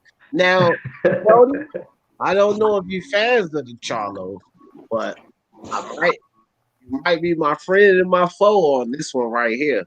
Cause god damn Jamel Charlo. That cocksucker don't deserve to be on no pound list. When you say Charlo, say Charlo. Jamel Charlo, my man, should be on the pound for pound list, and he should be ahead of Errol Spence. That's how I see it. Now, Jamal Charlo, he could go jump out the window somewhere. That motherfucker ain't in my 15 pound for pound. Ain't be nobody but Derevianchenko. He ain't done shit. I gotta keep it real about Jamal. But hold on, what you got, Black and Brown? Hold on. Black and Brown. I Show got me. the best. I got the best receiver. I got the best receiver in the league on my Christmas tree. Got Julio on the Christmas tree, son. Hands down. Julio Jones, Hands down, best Julio. receiver in the league. I see you. But yeah, nah, Jody. Jamel's my guy. He's one of my top 5 fighters, right? So, and I think that I put a video up. It's respect the man. It's about Jamel Charlo, right? And I think it's he the PBC. I was gonna say, yeah, like he doing more. He doing the most. yeah. So would you agree with me? It's the out of ring behavior that's preventing a lot of their accomplishments, a lot of their potential. It's that because I'm gonna be real. It's just the out of ring behavior that we really get highlighted. If you go on the internet, search them up, you're gonna see their shenanigans. That's what you're gonna see. Yeah, the antics, but man, fuck the antics. Mike Tyson was beloved all over the world. He had way more antics than them, right? Motherfucker went to prison. I don't even care about none of that. Yeah, I think you're absolutely right, man. Jamal Charlo, the taller, the 160 guy, he does not deserve to be on the pound for pound list. Jamel does, and ahead of Spence for sure. He should be at least. You know what I mean? I mean, everybody has their own opinion, but I mean, come on, he's got the 3 belts. Spence has 2 belts. Arguably, Jamel is the best at 154. We don't know if Spence is the best at 147. We don't know that yet because there's Crawford there still. You have to give it to Jamel. And as far as Jamal's been in at 160 for 6 fights and has not fought one champion.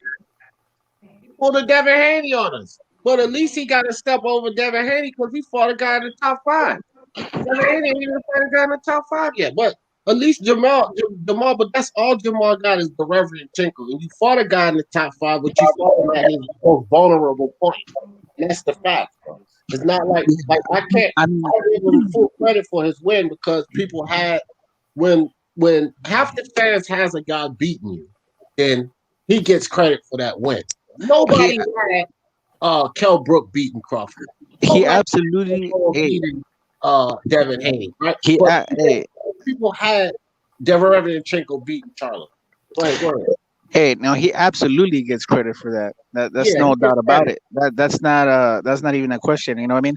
But when you're fighting so low of an opposition that you have to, you got to be like, oh, that's a good win. Yeah, it's a good win, but I mean, look at the opposition.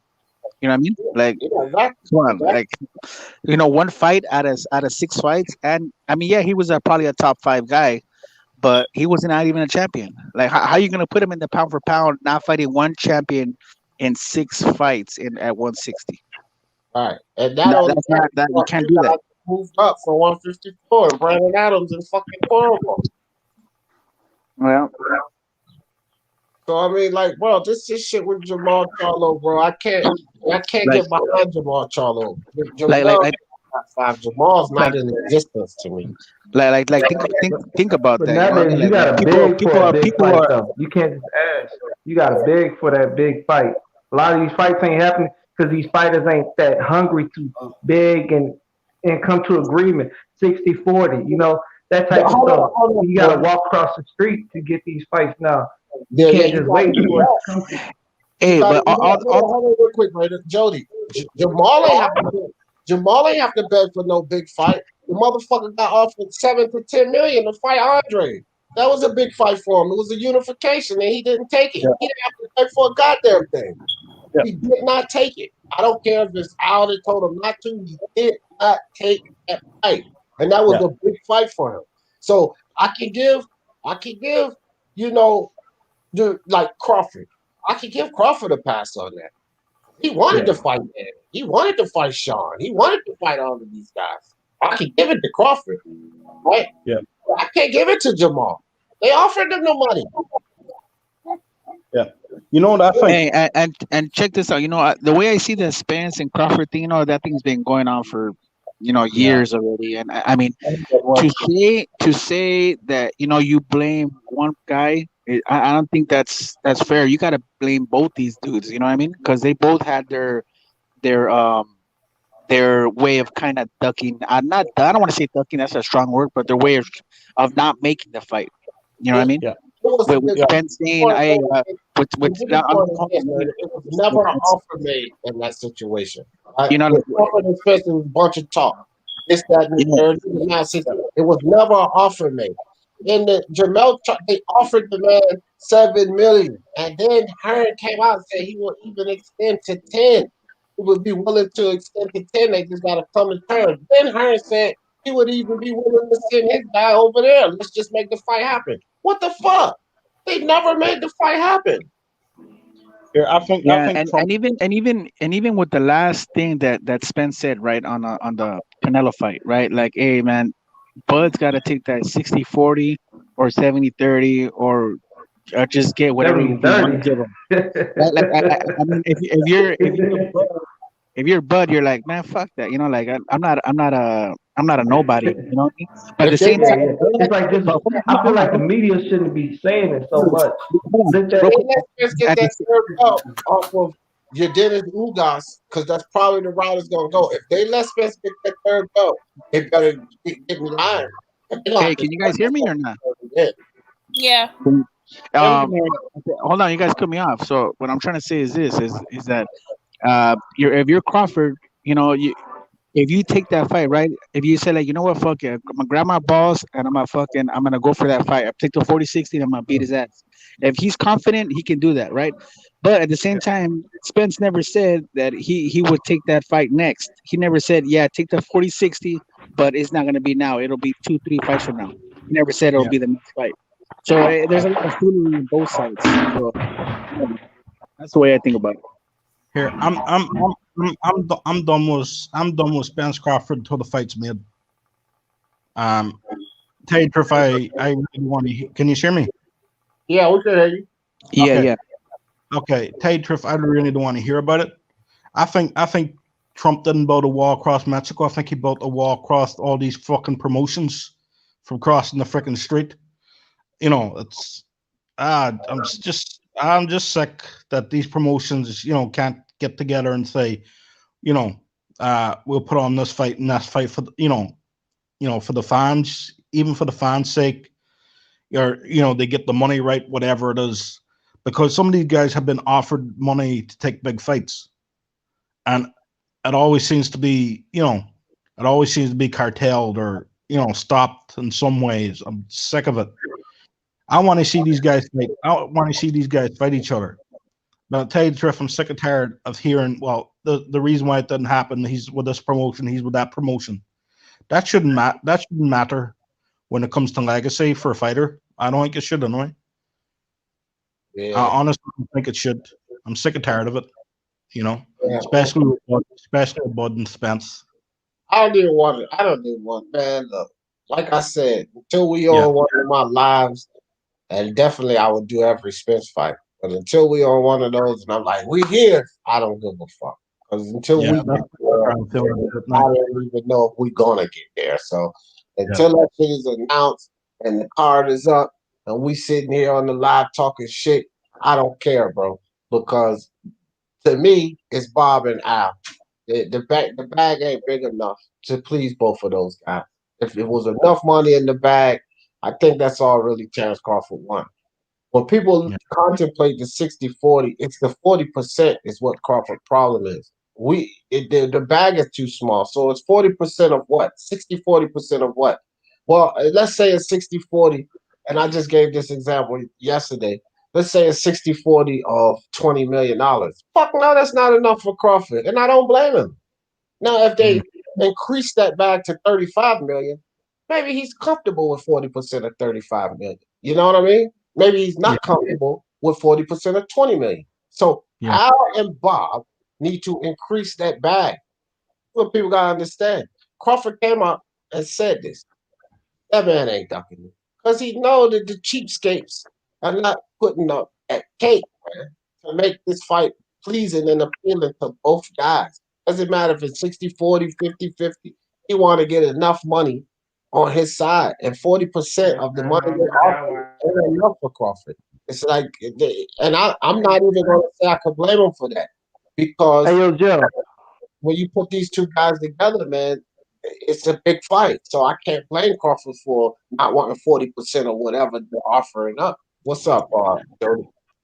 I was gonna say, nowadays you gotta look at the way boxing going. Everything social media. I feel like the contract dealing. That's some of that shit has been private. That's the reason why Don King was so good at it.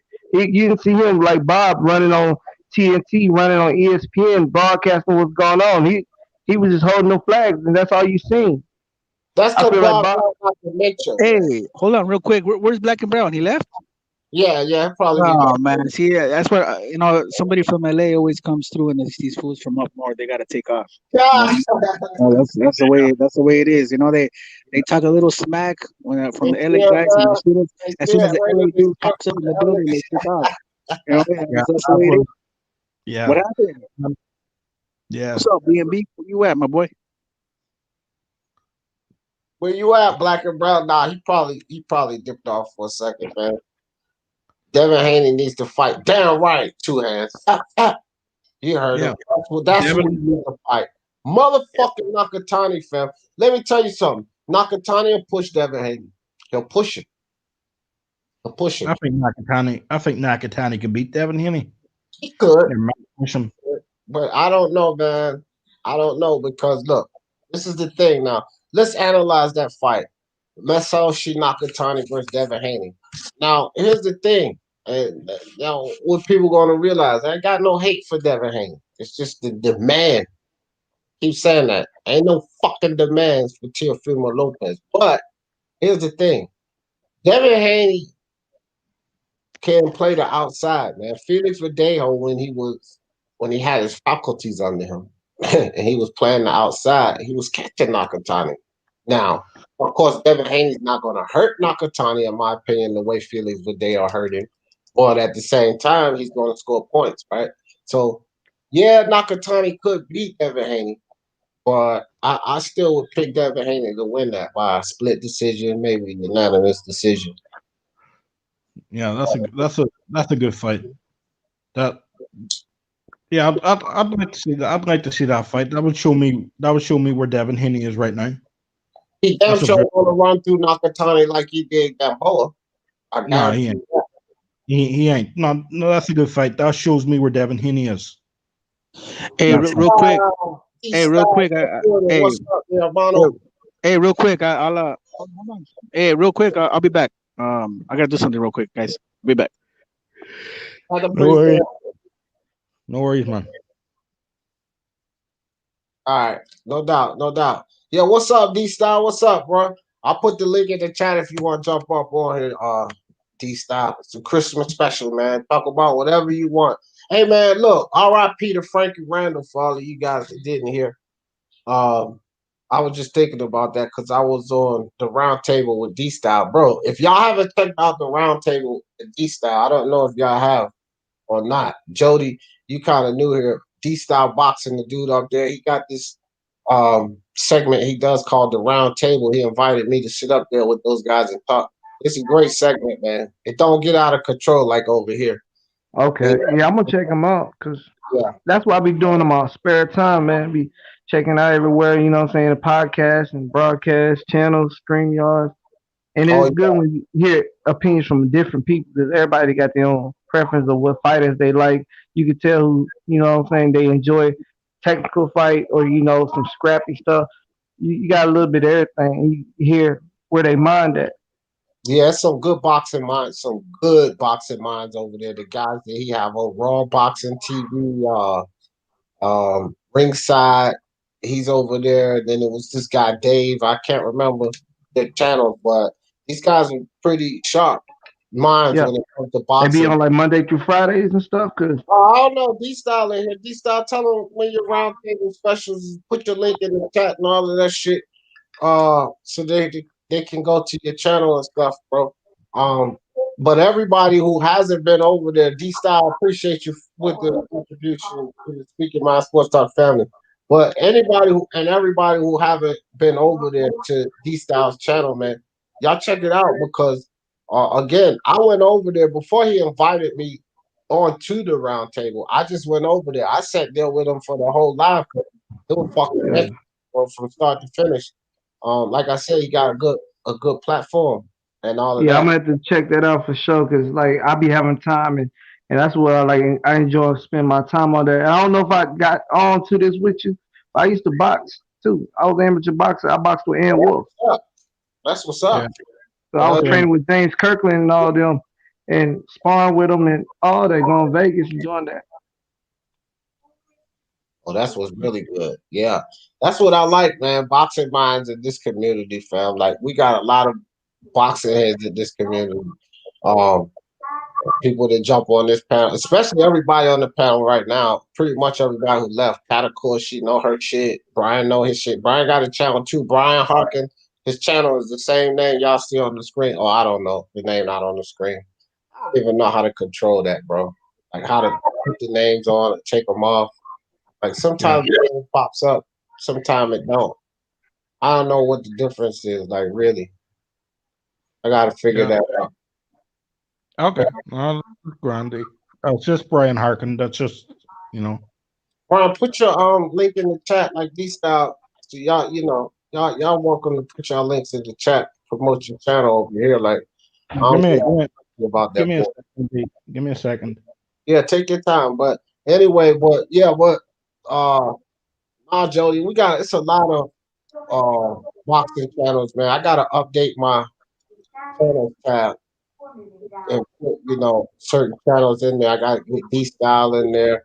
But if you go to my home page, Jody, and go to the channel, the Facebook page, like just the home page of my screen, and just go over to the channels tab where it says channels. It's a bunch of channels that I have listed there. They're all valid channels, man. I probably need to check some out because some of them don't have channels no more, but the ones that are there, like they're cool channels. I might have one guy in there that I need to take out. But, I put in the chat to my last video.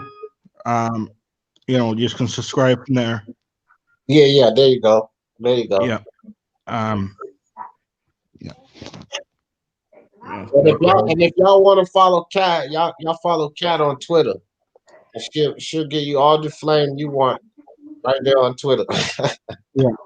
She'll flame you up over there. Twitter's an animal, man. I'm telling you now. Y'all think we be wilding over here. That Twitter shit I done went back and forth with Devin Haney, Leonard Ellerby, all kind of people on Yeah, Twitter. yeah, Twitter. It's the gateway to all of it. You know what I'm saying? Like even the guys you wouldn't expect to be on there. Virgil be on there a lot. Post Yep. consistently. Hell yeah, talking shit, man. I be talking I'm shit. not I really. talk shit to all of them. Just like I Yeah, talk I'm to not. the people that come up here. I talk shit to. I don't know what people think. These fighters, like I said, these people are human. When I talk to Bill Haney, I talk to Bill Haney just like I talk to y'all. I'm like, come on with that bullshit, Bill. Same way. Same way. I just treat him like anybody else. I Cause like Bill though. Bill, he ain't afraid to come to the channels and where he know where it's gonna be smoke at. He'll I ain't gonna lie, that man he'll step up, But regardless how it's gonna make him look. I think it's great for us, for the fans, but I don't necessarily think it's too good for Bill and Devin. Because he I don't think it's good contributes for to both. Devin. Yeah, in Devin's position. Yeah. Yeah, I mean, well, it's their team, so it's both of them. He's the manager coach, so I don't think it's as much good for them. It is for exposure. It's like pros and cons with it. Because it's good for the fans. It's good that he communicate. He's open with us, and I appreciate him for that. I believe everybody does. And just like you said, I like Bill Haney. Like I don't have shit against Devin Haney or Bill Haney. My gripe is the demand on Teofimo. But as far as Devin Haney and Bill Haney is concerned, I have nothing against them. And I love to talk to Bill Haney. I always talk to him. I love the fact that he's open to talk to me. He dumped on Punch Drunk live yesterday morning because I was on there. And I'm gonna tell you why I know he jumped on there because I was on there. Because as soon as he come up there, he said, "Oh yeah, I got something to say to you, Mr. Jeffrey." You know what I'm saying? He called me Mr. Jeffrey. So I'm telling you, dog. I love to talk to that dude. Read the last comment there. Read the last comment. What? Bottom there. From who? From who? What's the name? I read the last comment at the bottom there, D. I know what's the name, Brian. Let me see here. Miami Kid J. Oh, all right. That's what I was asking. What's the name? You mentioned Nakatani versus. I didn't leave. I'm still here. What you talking about? No. Oh, and Cat. Oh, he said Cat. I don't know if he was talking about Bill or whatever, but no, Cat's still up here, bro. Cat's still like that. Hold on, Miami. Cat's still here. Hold up, y'all. Miami, that link that I put in the chat, that's for everybody. Okay. So, I don't run from no smoke, dog. So you can get it if you want it. I'm trying to tell you, better start giving quality with your best shit on. That's why I meant. She's still here. She's still here. What's up, Two Hands? My man, Mr. Two Hands on Christmas Day. What's good with you, fam? Man, what's poppin', man? Merry Christmas to everybody, man. How everybody What feeling? up, Merry Christmas to you, bro. Yeah, Merry Christmas, man. Good holidays, I'm going for the long haul, Two Hands. I'm gonna be on this bitch all day, all night. Oh, you pulling one of them Christmas one of them Yuletide marathons and shit. That's it. That's what it is, dog. We're going for the long haul. This shit is gonna end at 12:01, December 26th. Hey, that's fire, man. Y'all listeners, man, clap it up for your boy, man, for giving y'all the marathon, man. That's a monumental thing to do for your people, man. Oh yeah, dog. I don't really celebrate Christmas, so I feel like a lot of people celebrate Christmas, so I guess this would be my Christmas gift, if you can call it that or whatever. Shit, motherfucker could leave, you know what I mean? Go eat, go enjoy the family, come back and talk boxing again. It'll be open all day, all night. So for sure. Sounds good to me. That sounds good to me, D. No doubt. Hey, I was gonna ask, is there a vacant welterweight belt right now? No. All of those. I was thinking of a tournament if it was one, like with the pandemic.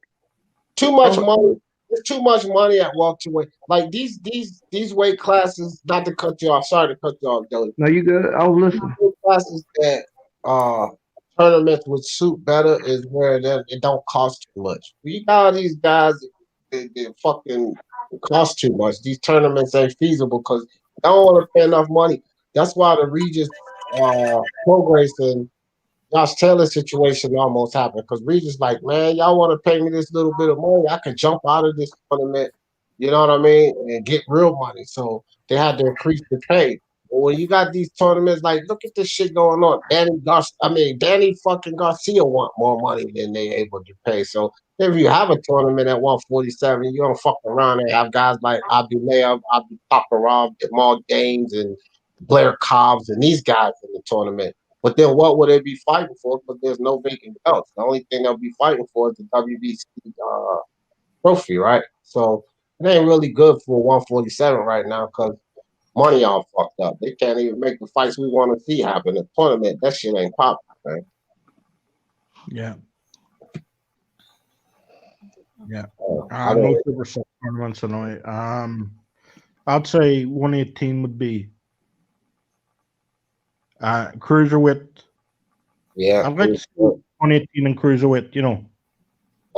Popping. 154 solid because Jamel get ready to clean that shit up right there. Jamel. Brian Castaño is going to be a good fight for him, though. I will say that. Brian Castaño not going to lay over. And he's going to beat Patrick Teixeira. I'm so glad that fight happened, guys, because y'all know what? Patrick Teixeira was having a problem getting his visa. And the WBO gave him till January 6th. If he didn't get it by January 6th, they were going to strip him of the belt and have Patrick Teixeira fight Tim Tszyu for the belt. Then if that would have happened, that would have put 2 fights in between Jermell Charlo. And with all the politics, we know how that shit go. We could have probably never gotten that fight. Plus, it wouldn't have been in-house at the PBC had that been. Because while the Tim Tszyu wanted or Patrick Teixeira wanted, it wouldn't have been in-house at the PBC. So that would have been a fucking horrible scenario had Patrick Teixeira not been able to secure that visa. But the fight's on. So now that it's on, I don't see Brian Castaño losing to Patrick Teixeira. I don't either. Those belts will be all in-house. That's a clean shot for Jamal to clear out 154 and skedaddle on up to 160 because Jamal talking about going to 168. And then what does that open the door for Errol Spence to move to 154? Like Terence Crawford talking all this crazy shit. Well, I said the only thing those two guys need each other for is undisputed. But other than that, they don't really need each other because Jamal's going to clean out and leave. Jamal's going to go to 168. That opened the door for Spence at 154. Okay, if the ball don't happen, like if it don't drop and those guys don't get into a fight, Spence have 3 belts. Okay, unified 3 belts. He go up and he clean out the division. If that happens, he would have went undisputed at 154. Crawford would have went undisputed at 140. Neither of them would have went undisputed at 147, but Spence would have been a 3-belt unified champion, where Crawford would only have 1 belt, which then the argument's there again, who was the better guy? You don't know, but then Spence's career will still be going on. Crawford is but why avoid these two guys from ever meeting each other in the ring? Spence and Crawford. Everybody wanted, like, we could talk about routes. It's 1,000 other routes, but why dodge this one? You know, money. Well, yeah, that's it. That's exactly it. That's money, and I'm not saying that I'm advocating for this shit, Jody. I want to see those guys fight. Like I'm just saying the idea that you hear people saying Crawford said it. Spence need me. He don't need you, Crawford. Y'all need each other. And this is my whole idea. Like fans, again, one side of the story. One fans on Crawford's side say Spence need him. Fans on Spence's side say Crawford need him. And I say they don't need each other. They need each other for 4-belt undisputed. That's it. That's where it stops. But their career, Crawford definitely don't need Spence for his fucking career. It's already solidified. That dude's I think that's where people misconstrued what he said. When he said that, when he was like that Spence, that he don't need Spence because his career, like, and people took that and ran with it the wrong way because he wasn't referring to like, like I don't need to fight him or whatever. He was speaking about his legacy. Like if he retires, he's going into the Hall of Fame, period. Yeah, for sure. For sure. Now with Spence, he's not locked into the Hall of Fame yet. But one thing for sure, 2 things for certain. That dude's gonna do more. He'll do more in boxing. And it's just like I said, Manny Pacquiao drops the belt. Spence gonna get the fight. You guys ain't gonna beat Spence, man. Only guy beating Spence in 147 is fucking Crawford. Period. He's the only guy that can do it. You guys ain't gonna beat Spence. Spence will go in there and beat you guys, and he'll have a 3-belt unification. That is enough to go to another weight class, which means he will be going to be a champion in another weight class. We gotta be honest. Look at the landscape of 154. Once Jamel drops those belts and leave, Spence can win a belt there, which means he's going to be another champion. And so there you go, another division. If he cleaned out, which is very possible as well, he could potentially clean out. Potentially. Because as time goes by, we got to remember, Jerron in his boots and Virgil Ortiz will probably be sliding up there. And then that now we talk about some bangers. So it's not going to be a clean walk for Spence, but he could complete that. If he completed at 154, essentially, without the one belt Crawford has in 135, how far apart would they be as far as legacy? Because he'll solidify himself Hall of Fame if he goes undisputed at 154. Nobody gives a shit about the Crawford fight. He didn't complete at 147. If he completes at 154, he's in the Hall of Fame too. Yeah. Well, I'll just say this. Herein lies the problem. It ain't even about them going in other weight classes and grabbing this belt or that belt, and this is doing this or that for their legacies. They need that fight that will define both of their careers, and neither one of them will have it, because even if they go to 154, if Spence goes to 154, what fight at 154 is going to define his legacy? It can't be a Charlo fight, because you already know where them boys train with the same coach. At the end of the day, it's about the fight, and all fighters need that fight, and that's the one fight that could generate a lot of dollars. But ultimately, beyond that, it gives them something to rest their head on to say, hey, I had that fight. That defines me. When we look back on the history books, forget all of the little trinket trophies and all of that shit. There has to be a fight that tells that story, and that's the only thing. And both, if only one of them is recognizing it right now, I think the other person needs to recognize it as well. Is that me? Is that me that fell off, or was that him? Am I still here? Oh, no, you back now? You ready for your rebuttal? You know what I'm saying? Yeah. No, I agree, bro. But look, okay. So talk about the agent out there, right? Let's think about this. Now, we know that Canelo is close to age with Spence, right? But Canelo is the war and tear how long he's been on.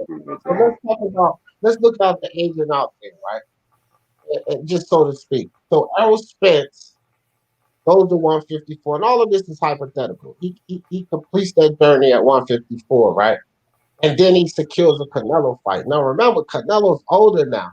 Spence would have acclimated at 154, moved his way up. He beats Canelo. That's a legacy-defining fight. I don't give a fuck about the age, because Floyd beat guys that older fight. That shit, that's a legacy. Canelo will be super massive by then, if he's not already. You know, people talking about him being the greatest Mexican fighter ever, which I don't agree with that shit. But even still, he gets that fight later. And for instance, he wins that fight. Then he leaves boxing with a legacy-defining fight, and Crawford never would have. That's the thing. Crawford doesn't have. Who else is potentially that for Crawford? At least has that down the road in a Canelo. He actually does. Crawford don't have no other legacy fight in front of him. Fucking Victor Postol wasn't it. He don't have a legacy fight his whole fucking career right now, and nobody can argue that. Because Victor Postol is the best fight he's had. That's not a legacy-defining fight, because he was a class above Postol. But who is going to be his legacy-defining fight? Because Canelo could potentially be Spence's. Him jumping from 147 to go get it now is ridiculous. Or him moving up the line to get that later, that's reasonable, right? So he has something in the door. Without Spence, Crawford don't have that in the door. But what I'm saying with Crawford, he's already solidified. That's a really far gone kind of hypothetical. If we talking about Canelo and Spence and that being his defining fight, and we just look at Canelo do a dance from 175, 168, he pretty much like Canelo's on a whole different other dominant trail of dominance, and we're not even looking at him in that way. And we're bringing up Victor Postal, it really don't even matter whether we feel like that was a legacy defining fight for him or not, because the legacy defining fight needs to be those two. There's no other way around it.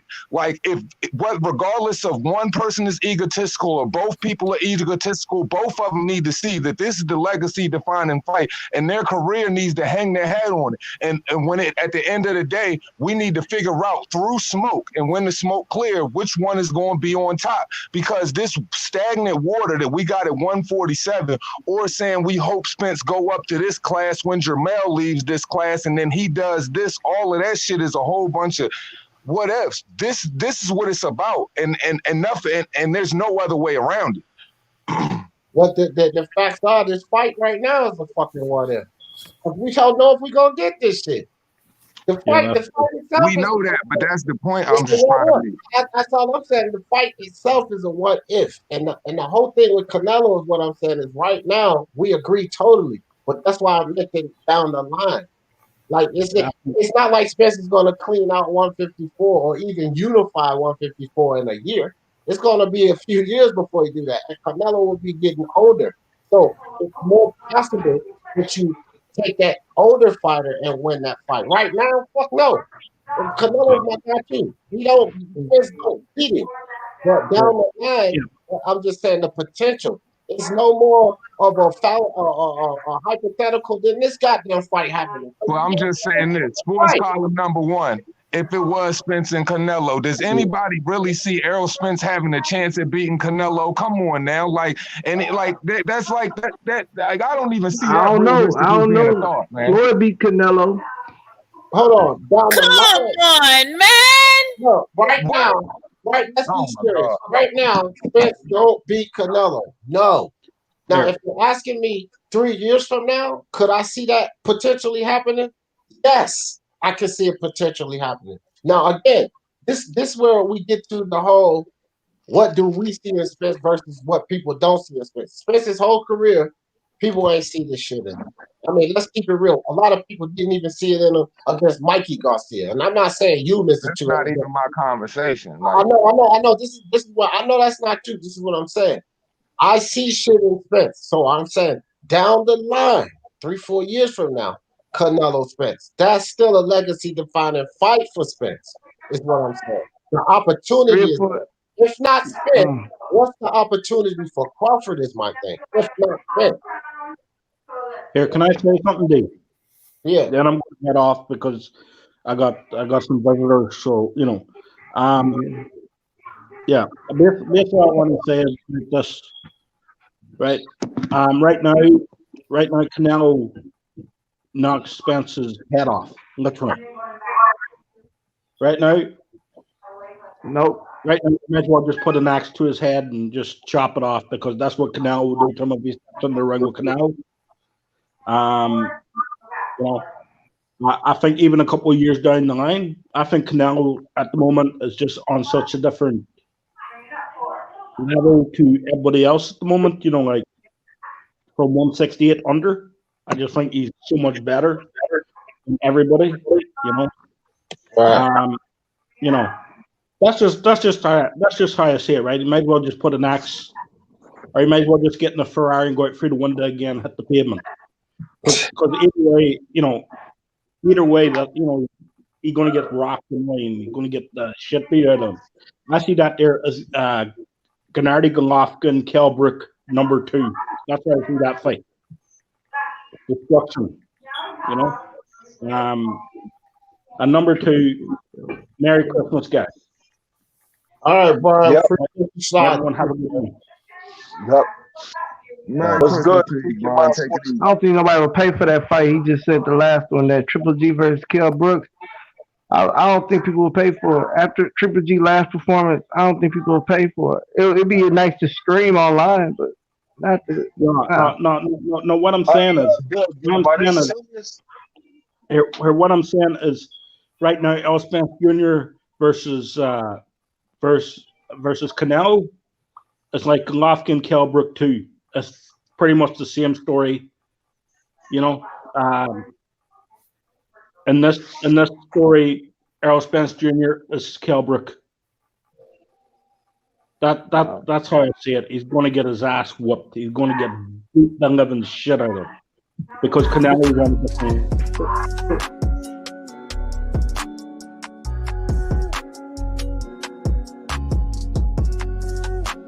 The undisputed lightweight champion of the world, the Takeover, Teofimo Lopez. A star is born tonight, motherfucker. Yeah, I like that. Yeah, Teofimo. Just watch. Here we go. It's over. It's over. Teofimo's undisputed. Yeah, that's right. Yeah, I was at a fight party. Watched that fight, won like $400 that night. Everybody was going for Mama Chicken in the house, yo. Cat, you heard how he announced him, right? I'm sorry, I wasn't paying attention. Say what? I said you heard how he announced him, right? How he announced what? Hold on, play it back. Oh, okay, yeah, no problem. I don't mind if I do. Here we go.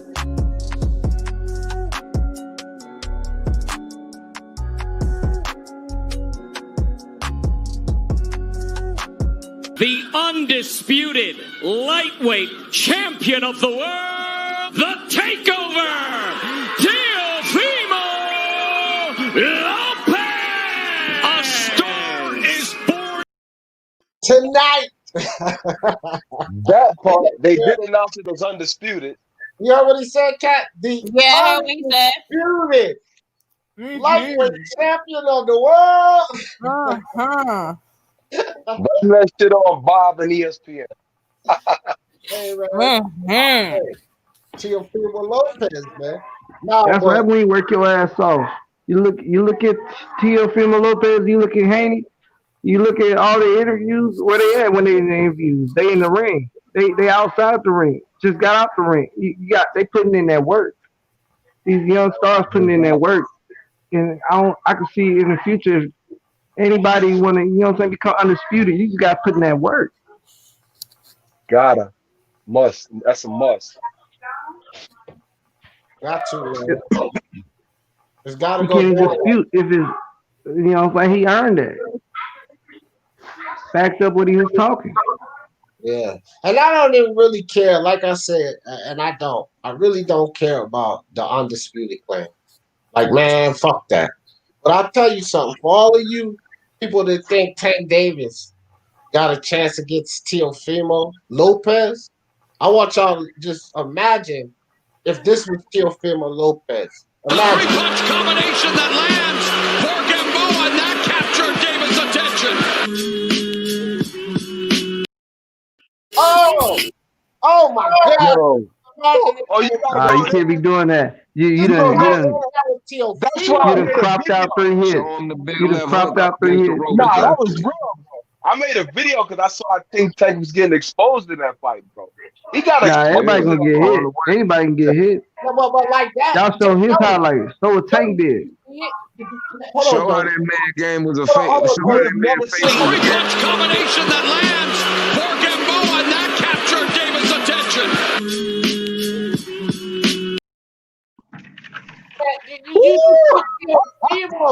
He ain't though. Come on, man. Y'all making it seem like the king was struck. Like we gonna boxing. We for the boxing. We gonna get hit. Getting hit up like a game of Simon Says in that Leo Santa Cruz fight though. Hey, two hands. I gotta put that clip together. I like that though. I mean, that's the truth, though. Tank does get touched up a lot in this fight. And I'm not talking about in the past. I'm talking recently. You've noticed that there are spots where he get touched up. And when he has to work on his defensive side of things. I love his offense. His offense looks great. But he gets touched up a lot. More than I like to see. Terrence Crawford. Tank ain't the Terrence Crawford. Terrence can get in there and mix it up with you. But he's going to come out on top eventually. not fucking But Tank got the jaw for it. He got the chin for it. That's why I don't knock him. I don't knock him. Now that left hook that Gamboa hit him with. Imagine if somebody with some actual thump on the elite level hit him with that shit with his hands down to his side like that. Man, anybody going to sleep off something like that. I don't care who you are. Jody, you think because Tank can let Gamboa and Leo Santa Cruz bounce off his face like that, he gonna be able to let Teo bounce off his face like that? That's what you think, Jody? Like if his footwork get worked on by Mayweather, yeah, anything's possible. I'm not saying with the footwork that he's displayed in the last fights, but I'm saying if his footwork because he has it in him. It's just like the dude on the street. You gotta, you know what I'm saying? You gotta oil him up. You know what I'm saying? Put the right footwork in arsenal. You know, anything's possible. Get Mayweather to really work with him for 6 months. What I don't like is that wasn't a natural 135-pound guy that was touching him up with a series of combination like that in his last fight. I'm just like, if it really is on that level and you getting hit with combinations like that, how much could you stand up when it come to them mid and them later rounds? Because Tank has showed me that, like, yo, Leo Santa Cruz was like, he wasn't just like touching them. He was styling on them at certain points in that fight. Like, it was very competitive. Like, that seventh, you know what I mean? What was it, a 7th round uppercut? Yeah. Jody, look. Yo, I think I was beat Hold on, Ron. Jody, right. This was going to happen to Tank right here if Teofimo hits him like that. Now, watch this, Jody. This how Tank going to be looking. Watch it. Man, if you don't... Hold on. Look, he gonna Tank right here. Watch. Oh, look, watch Tank. Oh my goodness. Is that my nigga Herkovic, bro? Yeah, that's her. Hey, look, Lopez. Hey, y'all put that dude Tank in the ring with Lopez. We gonna see that Nate Robinson effect. You know what I'm saying? Lopez be on that ground eating that canvas. Bro, Tank is getting pavecant. He's getting pavecant. So can I cheer on Tank Davis for quick since y'all stay hating? All right, I'll say this. Hey, I'm about to get ready to work. You know what I'm saying? I'm gonna just jump back in later, y'all. All right, bro. Merry Christmas. All right. Merry Christmas, man. Merry Christmas to you. Cat, ain't nobody hating. We just all right, look. All right, so I'll say this, right? So we knew, right, that Leo had a reach on him, right? So Tank was gonna have to get hit in order to get on the inside because that's where he knocked him out of. So I'll say that he had to take certain shots in that fight in order to get him on the inside and to put him to sleep because he wasn't going to do that on the outside. Say that to Canelo against Smith. You can talk all of that. He had to reach. He had to come inside. What I'm saying is, when you're a 126-pound guy and a guy is leveling, not just one shot here and there on the inside, not a couple making it rough and tumble. I'm talking about clean combinations, flush through your jaw on a consistent basis through rounds.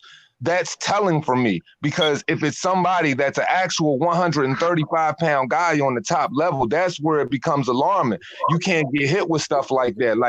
And it wasn't just a guy that had more reach on him. Gamboa didn't have reach on him. And there was a time in that fight where he got caught with his hands down to his side and he got caught flush with a hook. Now I'm saying anybody with power and that's at your weight, like, yo, you going to sleep off of that shot. So that's what I'm saying. There are a couple things he needs to work on. So for a Teofimo conversation with Tank Davis, that's just something that should be way, way, way down the road.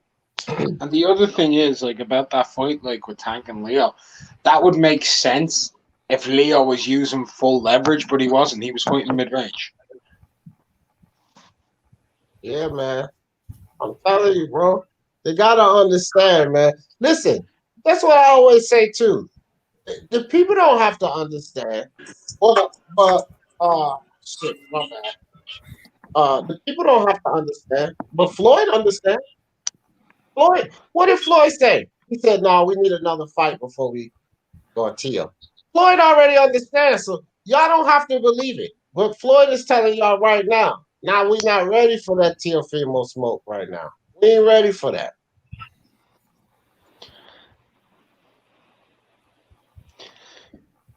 That's what Floyd trying to explain, man. That's all I'm saying. Like fans want to think that they want to put Tank where they want to put him, but I always say this: I don't know this boxing game better than Floyd Mayweather. I know Tank Floyd is got a star. Tank is a star in the ghetto. That's what Tank's a star.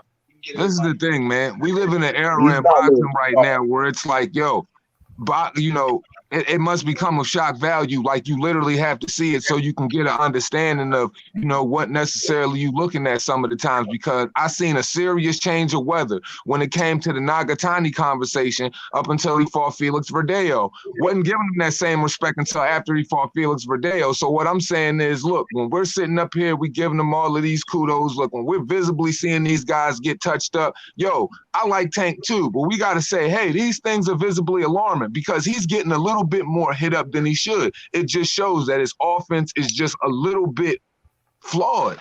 It's a little bit more than flawed, actually. Less composure. Terrence Crawford can get in a firefight, but he can hold his composure. Like to me, I see the difference between Tank and Crawford in this.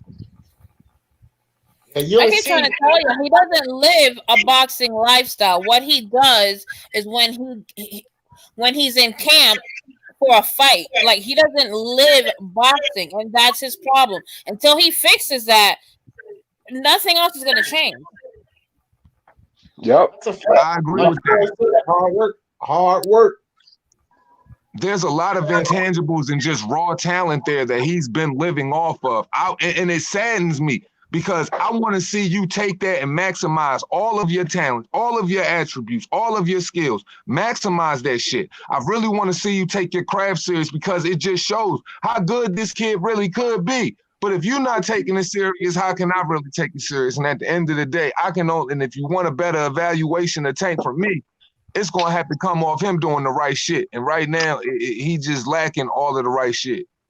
He's a 130-pound fighter. He's a 130-pound fighter. 130-pound fighter. He's not a 130-pound fighter.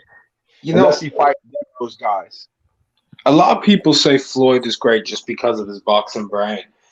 A lot of boxers have great brains, right? It's the ability to be able to pull off all that shit. Do you think he just had that ability to do it, or do you think he honed it for years and years and years of being in the gym, sparring, training, working onto that guy? If you watch him skip, he's like a professional skipper. 5 years old, fam. He's been doing that shit since 5 years old. That's exactly, and repetition over and over and over. Same shit. Can any of us here criticize Floyd Mayweather's work ethic? No, I can't. Well, what y'all got to say about this? Is he the guy at pound for pound now? He's they already established that. I'm not going to say he is like the pound for pound guy yet because he hasn't fought all the top guys yet, like myself. Caleb Plant is out there. Top guys? Man, He ain't no motherfucking top. What do you mean he ain't fought the top guys like myself? What the fuck is fighting you have to prove? Oh, come on. Why do I have to be the bad guy here? Look, man, he's not going to say, yeah, the best. Of course he's going to say, no, he got to fight me. That's what he should say. Yeah. Exactly. That's the body. That's good. That's what he should say.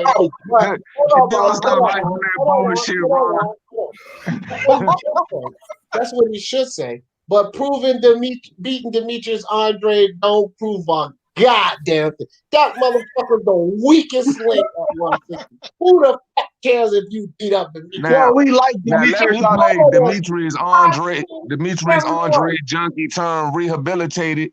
You know what I'm saying? You know what I mean? So look at this, right? I went from Nightmare on Meat Street to have, you know what I mean, to making the videos, dropping, and giving all the critique to saying, yo, people need to fight Demetrius Andre. Everybody know I was the biggest fan of Demetrius Andre. Yep. Still am a big Demetrius Andre fan, but the fact still remains is this. Who is Demetrius Andre for? You name one top credible opponent. Keely, bro. Keely. Luke's Who? playing with Man. No, hold on. So let me take the cue out, right? As an Irishman, right? He's not even the best fighter in Ireland. Oh, damn, that's bad. He's not even the best middleweight in Ireland. Spike bad, O'Sullivan is better than Luke Keeler. Oh, So God once again, I like Boots Ennis. I think Boots Ennis got all the skill in the world. But Boots Ennis' best opponent to date is Chris Van Heerden. So he ain't even fought him yet. He ain't even fought him yet. So this is what I'm saying. At the end of the day, I could be high on talent, I could be high on skill all day. But if you ain't giving me nothing to match that up against, and it becomes seriously like all I'm hearing is mouth at the end of the day. Yo, when they interviewed this man and they asked him, would you fight Canelo without a crowd? He said, no, I want to beat this man's ass in front of the world. You don't have that luxury. Exactly. It's money, though. Can I say something though?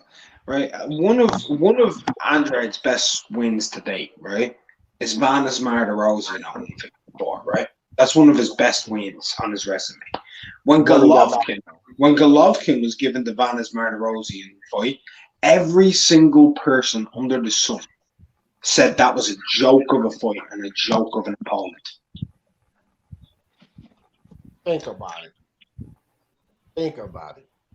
You hear Joshua Little John come out, how about Tank versus Nakatani? Oh, my goodness. No, this is what I put. That's what I put. That's what Joshua said, but I put that. Too much hype for Tank, if you ask me. All I'm saying is there shouldn't be an issue of giving a fighter his roses, bro, especially when you're seeing a fighter inform and do what you do, something you know is very hard and very talented to do. At the end of the day, Demetrius Andre, when you saying he hasn't fought any of the top guys and you talking about you or Caleb Plant, yeah, you got a freaking belt, but bro, okay, at the end of the day, where you campaigning at? Right. 168, right? Where you campaigning at with your belt? 160. Or 160. That's my case. And not only that, Demetrius Andre is a top guy for the same reason Devin Haney is a top guy, because they holding the strap, but it don't have a goddamn thing to do with what they did in the ring. Absolutely, but with them holding that strap, you campaigning at 160, but what does Bud Crawford always get criticized for? Yep. Double standing like a motherfucker. So I don't want to hear shit about you talking about Canelo, who's been dancing through weight classes, knocking out champion after champion, and you got the nerve to sit up there and talk about he ain't fought the top guy. Like you're sitting up here on some fucking throne where somebody needs to come out there and seek you for greatness. Because if it's greatness behind your name right now, I ain't seeing it. And I'd be goddamn, I can see everything in front of me. I ain't Ray Charles yet. Yeah. Hell yeah, bro. Y'all want to know something very interesting about Andrade and Devin Haney, and it's something they both have in common. Between first name and last name, the two dudes that they beat for the belt both have 6 syllables in their full name: Walter Kokondokwe and Zaur Abdullayev. That's the most interesting thing I can find about their resumes. Bro, I just said, I made a joke about that or some shit like that. I said, man, I said somebody pronounced this man last fucking, like, 6 opponents' last names, man, and I give them $50, man. Like, real rap. Yo, you gonna get name the guy. Name the guy. You're gonna have to give me $50. Name the guy. I'm gonna fucking pronounce these names. No, let me hold up. Who knows? Who knows? AD, give him the game sound. Who? Give him the what? I said, give him the game show music. I got to I have that shit somewhere too. But before we do this, right? I want to know who knew Fury could predict the future. Who knew that? I'll show y'all how. I'll show you how he could predict the future right here. He's nervous as hell. He don't know what to expect. He doesn't know what to expect, and he's getting knocked out. Your job is stand up, man. That's what you knocked out. Vegas, bro. Knocked out. When I knock you out, go do stand up comedy, bro. You got a career in that. You got a career in that. And when I knock you out, you're going to be doing nothing apart from begging me for a rematch. Oh, he predicted the future, so ain't gonna be going back. I love for a rematch. Oh, that's not the only time he predicted the future. He going to the fire. That's what I love about Deontay. People said 2 hands. You don't know what you're talking about. 2 hands. There's no way he's going to fight him on the front foot. 2 hands. There's no way he's going to knock him out. 2 hands. Fury isn't living rent free and wild as head. Look at him. Look at him. sipped his pump juice and knocked his ass out. Let the congregation talk. True media, yo. Let the congregation talk. Because Tyson Fury got. Skinny. I'm not betting against Oh, that's Man down. Fury. Real boxing. Tyson Fury, that's why he the fighter of the year. Because Wilder, he predicted the future on you, fam. He said, when I knock you out, I'm going to have you begging me for a rematch. And goddamn, lo and behold. Come on, man. Come on. Live up to your word. Man. Give me the rematch. Which dude do I need to pronounce the names of? Which dude? Oh, my gosh, dog. Yo, we're going too deep right now, bro. That's too deep. You can start with his second to last opponent. With who's? Andre. Andre's second to last opponent. So the one before Keeler. Maciej Sulecki. Yeah, I remember that. Sulecki, right? No, it's Sulecki. Sulecki. Oh, Lord. You need to C and the K make a sh in Polish. Sulecki. Okay. That sounds like a good sandwich. It kind of sounds like a mix between a good sandwich and a bad STD. I'm not sure which. Mr. Popo in the building. What's good? What's good, Mr. Popo? Queen Lisa. What's up, Lisa Bales? What's up? Shout out to the box. Another one as a dog versus GGG. He's going to be an underdog again. No, I don't think he'll be an underdog. Not at 168 or 160. Yo, GG not gonna get a fight with Canelo. It's over. That's over. If he campaigned at 168, I'm looking forward to Canelo's future right now. That's what I'm looking forward to. Yeah. Happy holidays to you too, Lisa. Yeah, man. I'm not interested in the GGG fight. I have no interest in that. I'm damn interested in the Triple G versus Andrade fight if they go ahead and make that, because that's in-house and unification. Yeah. Or Jamel Charlo, Mark. Or Jamel Charlo at 154 going up. I'm looking at what's most likely though, Ron. Like, what's more likely? PBC, the zone crossover, or between marquee names or in-house zone promotion? Not Jamal, but Jamel. At one Jamal still got to handle business with that 4 belt, man. Nobody, we ain't putting nothing in front of Jamel right now. Because I'm perfectly comfortable with the Castaño v. Textera. And that's Jamel's path right there. But all do you know what I'd like to see, I want to see Jamel do something. I want to see him go undisputed. And I want him to defend that title a few times and go into the Hall of Fame. I want him to write himself down as one of the best 154-pounders of all time. I really want him to do that. I really want him to. He's a damn good fighter. There's fighters around him. He has no need to go up to 160. He should stick at 154. It gets harder as he goes up. I mean, stick there and be the dominant force in the division. Write yourself in there like Terry Norris did, like Mike McCallum did, and all those boys at 154. Get your name in there with them, with the winky rights. That's a great class to get into. That's a great division. He should defend it against Erislandy Law and pick up that IBO ticket and defend it against Jared Hurd, since that fight never happened. Then beat up J-Rock. If he did something like that, he would establish himself. But think of that. If he went in, right? If he goes undisputed by beating Castaño, right? Let's say he does that and defends against Lara, Horde, and who was the other one that you said there? J-Rock? Yeah. And he does that. And let's say he says, you know what, fuck it, I'm going to get into the ring and I'm going to go 2-1 against Tony Harrison. So it's not a draw overall. So we get the rubber match, right? And if he does that shit, story complete. Right, Hall of Fame, and deservedly so. That sounds good, Mark, but the problem with that is Errol Spence and the Charlos are friends. So after he gets that 4 belt undisputed, he's going to slide out of the way for his friend Errol Spence, guaranteed. Fuck that shit. I don't think he will. They're not going to fight each other. I think he will. I think they already discussed that before, man. And Jamal's clamoring about Canelo now at 160. Oh, fuck it, I'll go to 168. He ready to go to 168 soon anyway, because he knows his brother get ready to clean up that division. He ain't gonna fight Jamel. But the what? Jamel gonna move up, and then all this Crawford and Spence shit that ain't gonna happen. Spence gonna move up. It's gonna happen. They all gonna That's disappointing, really, because it'd be just great to see somebody establish themselves with multiple defenses of undisputed. You know what I mean? It'd be great. Defending that undisputed title means something. Like, right, who's one of the best lightweights of all time? Roberto Duran, right? We'll all agree on that. One of the best lightweights of all time. He never defended his undisputed title. Never. He's one of the best lightweights of all time.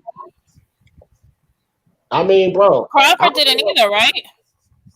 No, the only person who's currently active who's been an undisputed champion and defended the undisputed title is Usyk. He defended when he fought against Tony Bellew. Bellew, yeah. Yeah. Crawford left. He left 140 and went to 147. But even if he did defend at 140, who the fuck would he have defended against? Well, no, it won't really pop in at 140 like that. Clean that shit out, bro. Do you know who was mandatory would have been? Oh, Zepeda. Oh, that would have been pretty decent. I think he beat the. He was ranked number 1 in 3 of the bodies, I believe. Yeah, he would have beat Zepeda though. But that would have been a good fucking defense in retrospect. That would have been a good defense for sure, but he damn sure would have beat him. Ain't nobody shit. Who got Zepeda on their pound for pound right now? Top 20. Hey, I'll be honest with you. I don't see anybody on Crawford's record that's pound for pound in the top 20 when he beat them. No. Who did he beat? Who was on the pound for pound when he beat him? Postal? No, Postal was not pound for pound. Well, I mean, who did he beat that was on pound for pound? Nobody. Nobody. Yeah, that motherfucker ain't The closest was Gamboa, because Gamboa was previously number 10 on Ring Magazine's list before he took a leap of inactivity and then moved up to fight Crawford. Right. Speak your mind, sports talk. Terrence Crawford gonna tell you, stop talking shit before you don't make it to your fight. He's the man. Fuck that. He's the man. He's got a reach advantage over Crawford. No, I don't. I lied. I measured my arms the other day. I was 3 inches off. Oh, you got 71? That's Errol Spence 71 and 58, man. Oh, okay. Yeah, I don't think right where I'm supposed to be. 5'6", 68. That sounds about right. You get your ass in the ring with Tank, motherfucker. Hell no, you crazy fuck. Oh, bro. yeah, you got a big reach over Tank. Man, look, y'all motherfuckers trying to get me killed. I'm 45 years old. Take a Just watch out for the uppercut. Watch out for the uppercut. I ain't no tough guy, bro. Only way I'm getting in the ring is boxing, bro. Only way I'm getting in the ring with Tank if I got an iron helmet and iron gloves. And we gotta fuck that bastard. You gotta be fucked up, man. I ain't fucking with none of these kids, man. I talk shit online. That's where it stops. Just don't turn your back on Tank, because then he gonna knock you out. Nah, I wouldn't even climb. Punch you on the back of the head. I know better. Yeah. No fucking way. I wouldn't climb in the ring. So all you Canelo fanboys gonna have to eat some herbal power, Billy Joe. Billy Joe can box. King Kong going hard, yo. Billy Joe can box. Man, Billy Joe need to stop with them renegade ass dance moves he be doing in the boxing ring. Now, hold on. Let's say one thing, right? Let's play the Piper. Let's play the martyr, right? Let's agree, right? Let's agree that Billy Joe goes in there and somehow exposes Canelo, puts on a great performance, right? Outboxes him, wins 8 rounds to 4 against Canelo. That's an amazing thing, right? Is he getting a decision on the judges' scorecards, Chris? They'll rob him. Hell no. They'll rob him. It'll be like the stage coach in the Wild Wild West. They'll rob the fuck out of it. Come on their horses. Yo, you hear all those oohs and ahs Canelo got the other night? They was like, ooh, ah, ooh, ah. because he was touching up Paulo. Oh my God! It was like Jeff, watching Prime He was punching the Sharapova shit play. out hold his on, ass. now, hold on. Jeff and King Kong are right now currently smoking on the exact same shit because Jeff said King Kong. Good point, man. Listen, I'm in Ohio. Y'all ship me some of that shit y'all smoking right now because that's some potent shit, man. I'm telling you. If y'all, that ain't no good point, man. Canelo beat goddamn BJS senseless, man. BJS ain't gonna beat no Canelo. Ohio got some good weed, y'all. Trust me. They got that shit laced with that angel dust. That smoky. They smoking on that smoky. I think that's where all the best track stars come from, Ohio. Like, you know what I mean? Like track athletes. They got good air. Listen.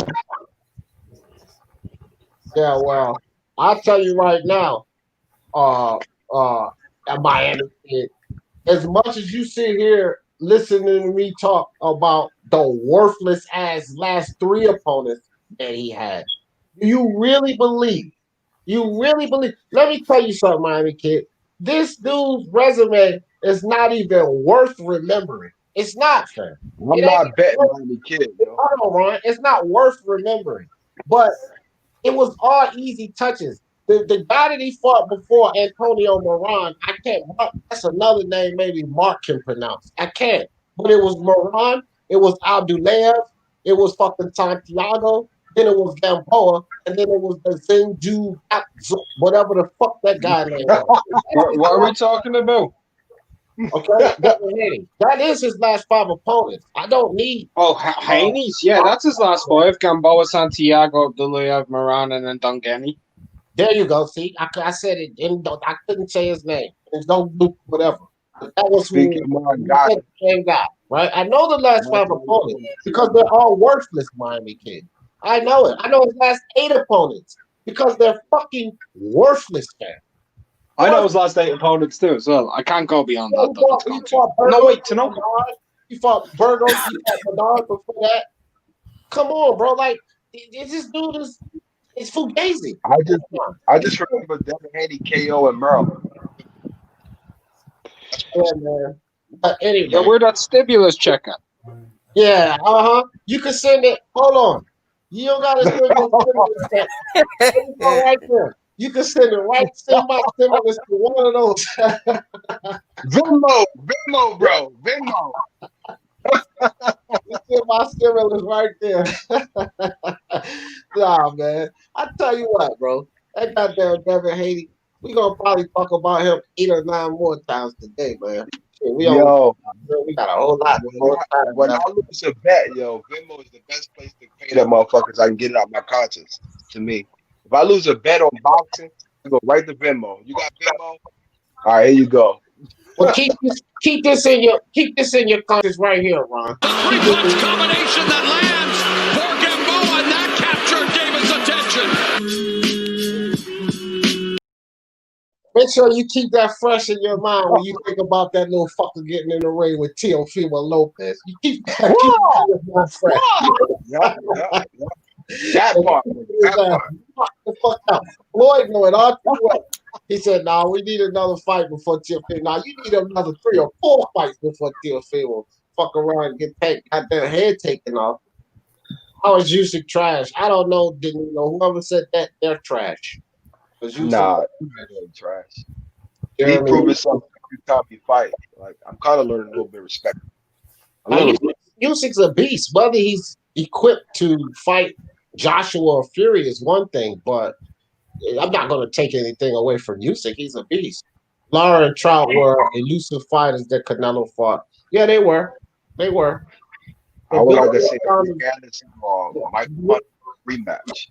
Billy Joe ain't elusive as Lara. And he wasn't nowhere near the boxer Lara was when he fought Canelo. Lara's a good boxer, man. If people gonna tell me Billy Joe Saunders is that level of boxer of Lara, I don't agree with that. Nope. I don't agree with that at all. Laura looked good last fight. Lara's a good boxer, period. Like, that dude's a good fucking boxer. So I ain't comparing no fucking BJS to Landy Lara. Hell no. Well, he looked like hold on. I'm not saying you are, Queen. I'm saying I don't look at it like Canelo beats him up easier. Laura was difficult because of Laura. And BJS ain't no goddamn Laura. No, that's true. That's true right there. Because Laura gonna make sure he's stay on the outside. He's gonna pass shot you. He's gonna come on the inside. He's gonna be on the inside. He's all around. BJS going night versus Canelo. He need to get that Demetrius Andre smoke. Andre ain't gonna do shit at 160, so I would like him to use that belt that you're not doing anything with at 160 and exercise your right to fight the WBO champion at 168. Use your belt, Andre. If you're listening to me, you idiot. Use that belt to do something with yourself, okay? Exercise your exclusion to fight Billy Joe Saunders. Therefore, you idiot, you will be in the path of Canelo Alvarez because he wants to clean out 168, which means you'll hold that belt. That's if you can get through Billy Joe Saunders. Now, you say you can, Andre. Do something with yourself, unlike what you've done at 160. Exclusion, Billy Joe Saunders, bam, Canelo. Right there for you, Demetrius Andre. Right there.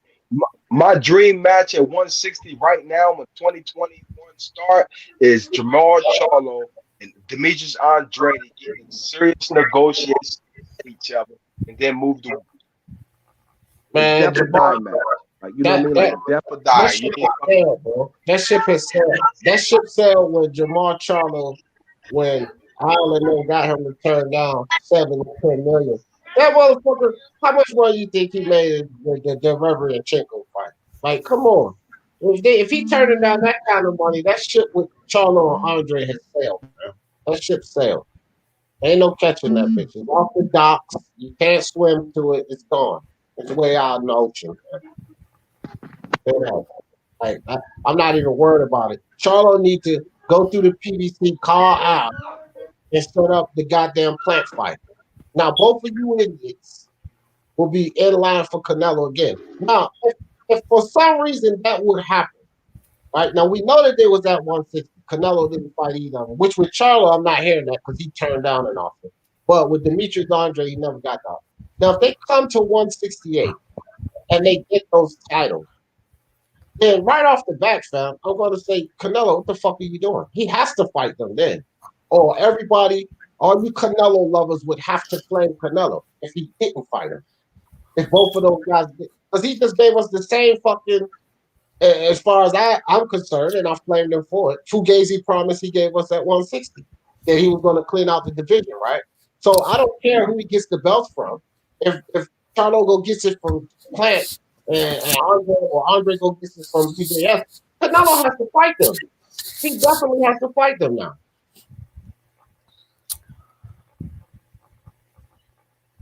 I mean, what else is he gonna do? You can't paint it at 160 and 168. You can't run away from him forever.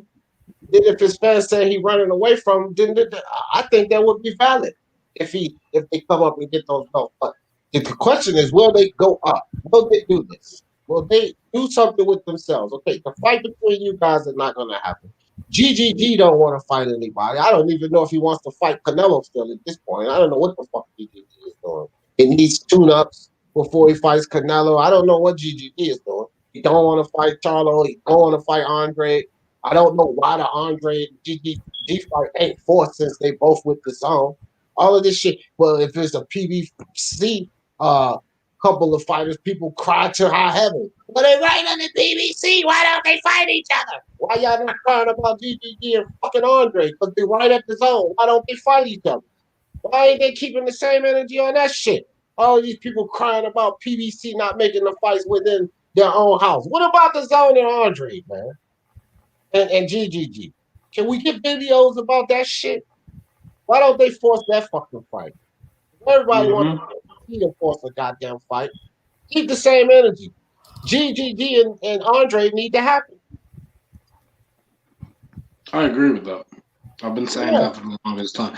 And when I first came out saying it, people were like, but Golovkin wants to fight Canelo. I'm like, I don't give a fucking fuck. That fight ain't happening. Give me the other unification. Stop clamoring around these fights. Right, first of all, the Andre and Charlo thing for me, they know, the Andre and Charlo, they know that Charlo can't say yes to that fight, even if he wants it.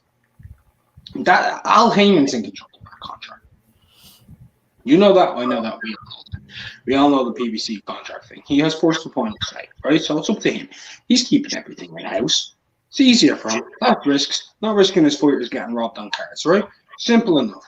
So we kind of knew that was a great move, whilst getting away from the other unification that isn't happening on the platform, which is Andrade versus Golovkin. It's annoying. It is, bro. It's ridiculous. It's ridiculous, man. It's ridiculous. All of these is just like the expectations. Again, like it's people they either choose fighters and then they stick on one side, or they choose networks or promoters and stick on one side. But it's and that's why I say all of the same shit is going on everywhere. Oh, well, the PBC do this, so the zone's not doing that. With GGG and Andre, a very big marquee fight, and I know the fans would want to see. Who the fuck wouldn't want to see GGG Andre? I don't rate Andre as high as most people rate him, and GGG is regressing. That's actually a good fight, in my opinion. Prime GGG, Prime Andre, I think he beats the living shit out of Andre, right? But it ain't Prime GGG no more. It's a GGG that is still good, still valid, and still, to me, good enough to be Andre. It's a good fight, and it's a unification. Let's make it happen. Let's make it happen. Eddie Hearn, the zone, make it happen. What y'all paying GGG for? That'd be a good way to me for them to get their $14 million value out of this motherfucker, man. Putting them in a damn unification match.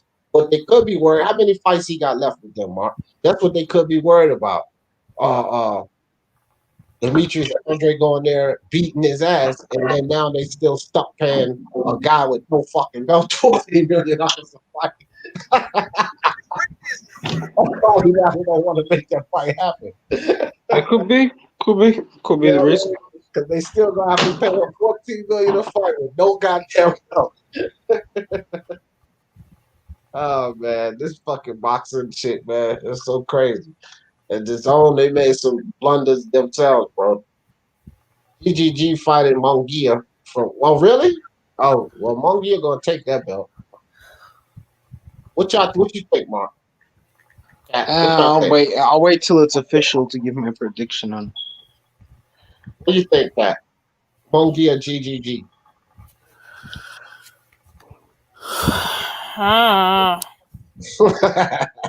Too soon for me. Yeah. I don't know, man. I don't know. Munguia hungry. That boy got hard. He got a chin on him, and he be throwing some bolos. I'm not saying he knocks GG out, but he can outpoint him. I ain't even really worried about no robbery here, because they ain't giving GGG no favors these days. So I think it'll be equal judging, and I think Munguia could outpoint him just because of work rate. Work rate, he changes levels well now. He's been doing that. He did it in the Spike O'Sullivan fight and this Turion Arnold Johnson fight. He showed the ability. He started changing level. They were doing. Morales is doing good. That's his coach, right? Morales. He's doing good work with the kid. You know, I think he's good, man. I think he got enough to trouble GGG and could potentially outpoint him. Could GGG stop him?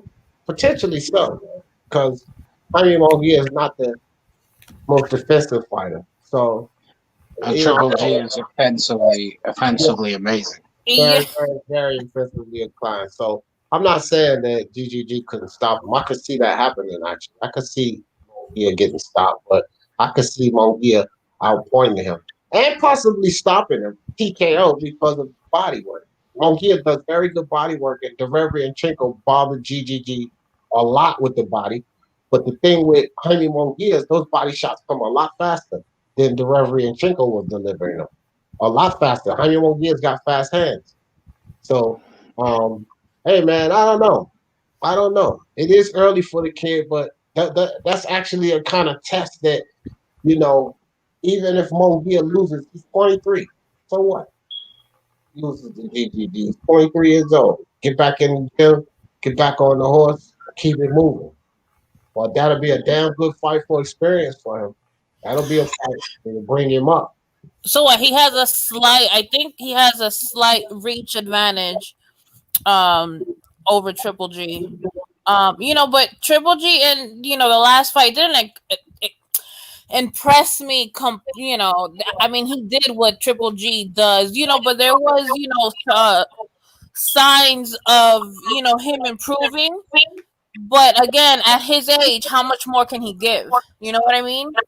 Right. So I don't see a much different fighter going in to a Munguia fight. He does have the experience, but he's younger. You know what I mean? And then it all sorts out to his chin level. Can he take all that punishment? We've seen Triple G take a whole bunch of fucking shots. So I don't think that that's the problem with Triple G. It would have to be, what can Munguia do differently to be in favor of the judges? Because I don't see, if there is a KO, I think it would be in favor of Triple G. I don't see Munguia stopping Triple G, but it would be based on what can Munguia do differently to impress the judges to give him the decision. Yeah, I know that Munguia. Well, I don't know, but I would assume that Munguia is. Well, I know he's more explosive than Cerameta. I would assume he's going to offer a higher work rate than Cerameta, more pressure than Cerameta. So that I'll say I'll have more success than Cerameta. I mean, Munguia beat Cerameta, in my opinion. That's another thing. So, and that's who DGG fought.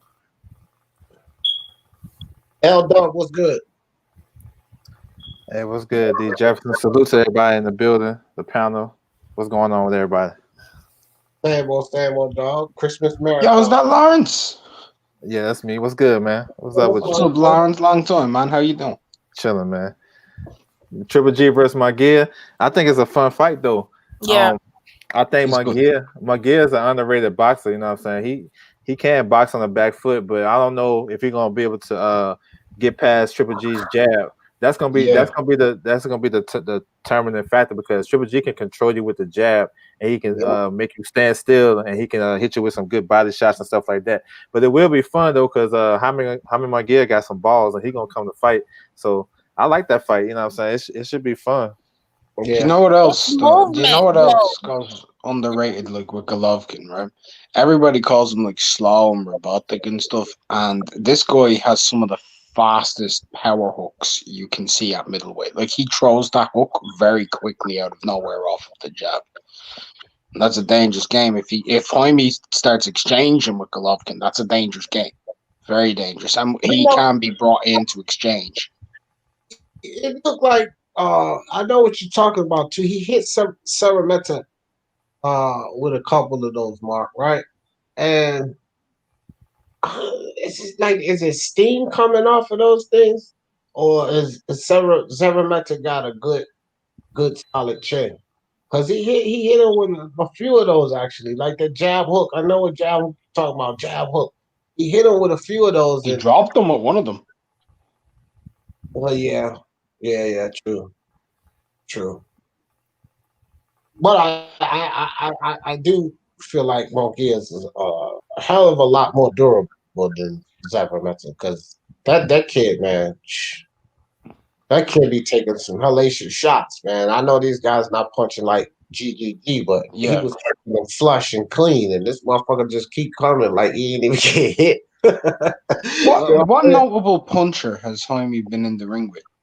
That's why I just said it's not that they hit like GGG, but still, It's one thing I know. Torino's got a bit of pop.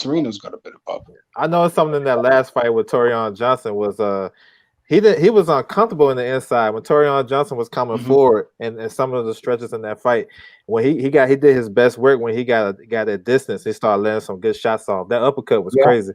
So I think it's I want to see how Morales, what type of game plan he'll have for Triple G. What type of what he'll have Munguia doing? We have him boxing, punching, fighting in spots, having movement, because he do got good movement. He showed in the anyway fight that he can boxing move, and he got over 100 amateur wins. So McGregor is underrated, though. I think because we just see him fighting and running through these guys, these lower level guys. But I think he'll give Triple G a tough fight, especially at this stage of his career. Me too. That's what I was saying too, Lawrence. And then look, and then too, Lawrence, with Toriano Johnson, I don't know if Eric was telling him in the corner or whatever, but it's probably the way he should have fought him, because that's Toriano Johnson's only strength is the inside. So you take that away from your opponent, right? Toriano Johnson had to be on the inside to have any success. Like, he's shown that in most of his fights. So you take that away from your opponent, right? I'm not saying that he didn't struggle on the inside, but that is Toriano Johnson's strength. So to pull back from that and take his strength away and then fight him, like, that's a good game plan. You know what I mean? Yeah. Well, the thing that bothered me the most about it, right, it wasn't him on the inside. It was how easily he got inside. He didn't do anything special to get there. He just rushed him. Yeah. Rushed him and used the jab here or there. That was it. Well, if you watch Sarametta, a couple of little times he had success on GGG, that's what he did. He just rushed his ass. Now you talk about a kid who's going to rush him and keep fucking running. It'll be interesting to see who'd be able to get who to go backwards. You know what I mean? I would lean on GGG for that. But yeah.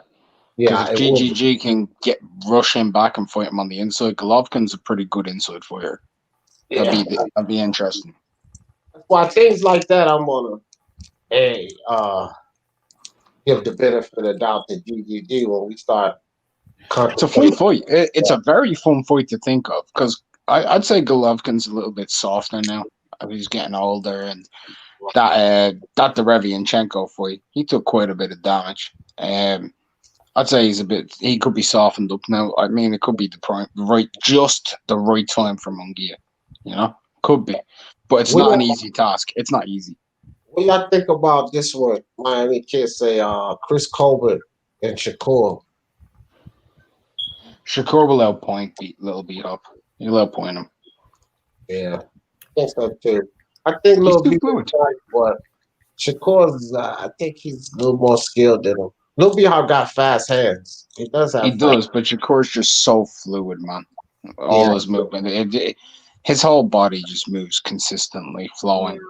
And his hands ain't slow, so it's not like like he got fucking slow hands. So yeah, I would pick Shakur in that fight too.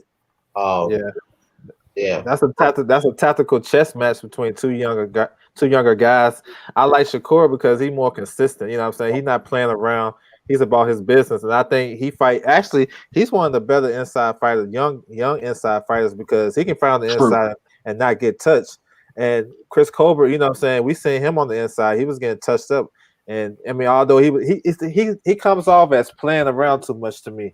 Like, Shakur about his business, Colbert is about, he got fast hands and all the good qualities, but sometimes he take laxes between rounds and stuff like that. So he can't do that against Shakur. Shakur outpoint him in a high level chess match, in my opinion. Yeah, no doubt. I had most of the boys that said I'll pay $99.99 pay-per-view for Charlo versus. Man, listen. Hey man, I would love to see that fight, bro. But I speaking of that fight, I got Charlo. I'm telling you, I'm not convinced of Demetrius Andre, and I know, that fight will be talked about. Andre fans will come out of the woodwork. Charlo haters would become Andre fans. Demetrius Andre got movement, this, that, and the third. I think Charlo beats. That's what I think. All Charlo beats him. I really don't like to advocate or push for either one of those idiots, but gotta pick one. And in that fight, I would pick Charlo because I think Demetrius Andre has balance issues. He's timid on the inside. You know what I mean? And he doesn't plant his feet a lot of times when he throws his shot. He's already on his way out of the fucking pocket while he's letting him go. So I got Charlo winning that fight. Like, I'm not convinced of Demetrius Andre. I want to know what Lawrence thinks of that. Eldo, what you think, man? I like Charlo late, but I think that's gonna be. hold on. I got background. Nah, you good. Okay. Now I think Charlo will win late, but I see Andrade dominating the fight far as winning rounds with his slickness and his awkward stuff like that. But I just think Charlo will be this more consistent, and I think he'll catch up to him later in the fight and step to him and hit him with something big because, like he was saying, he is all balanced a lot and he trying to get out the way and stuff like that.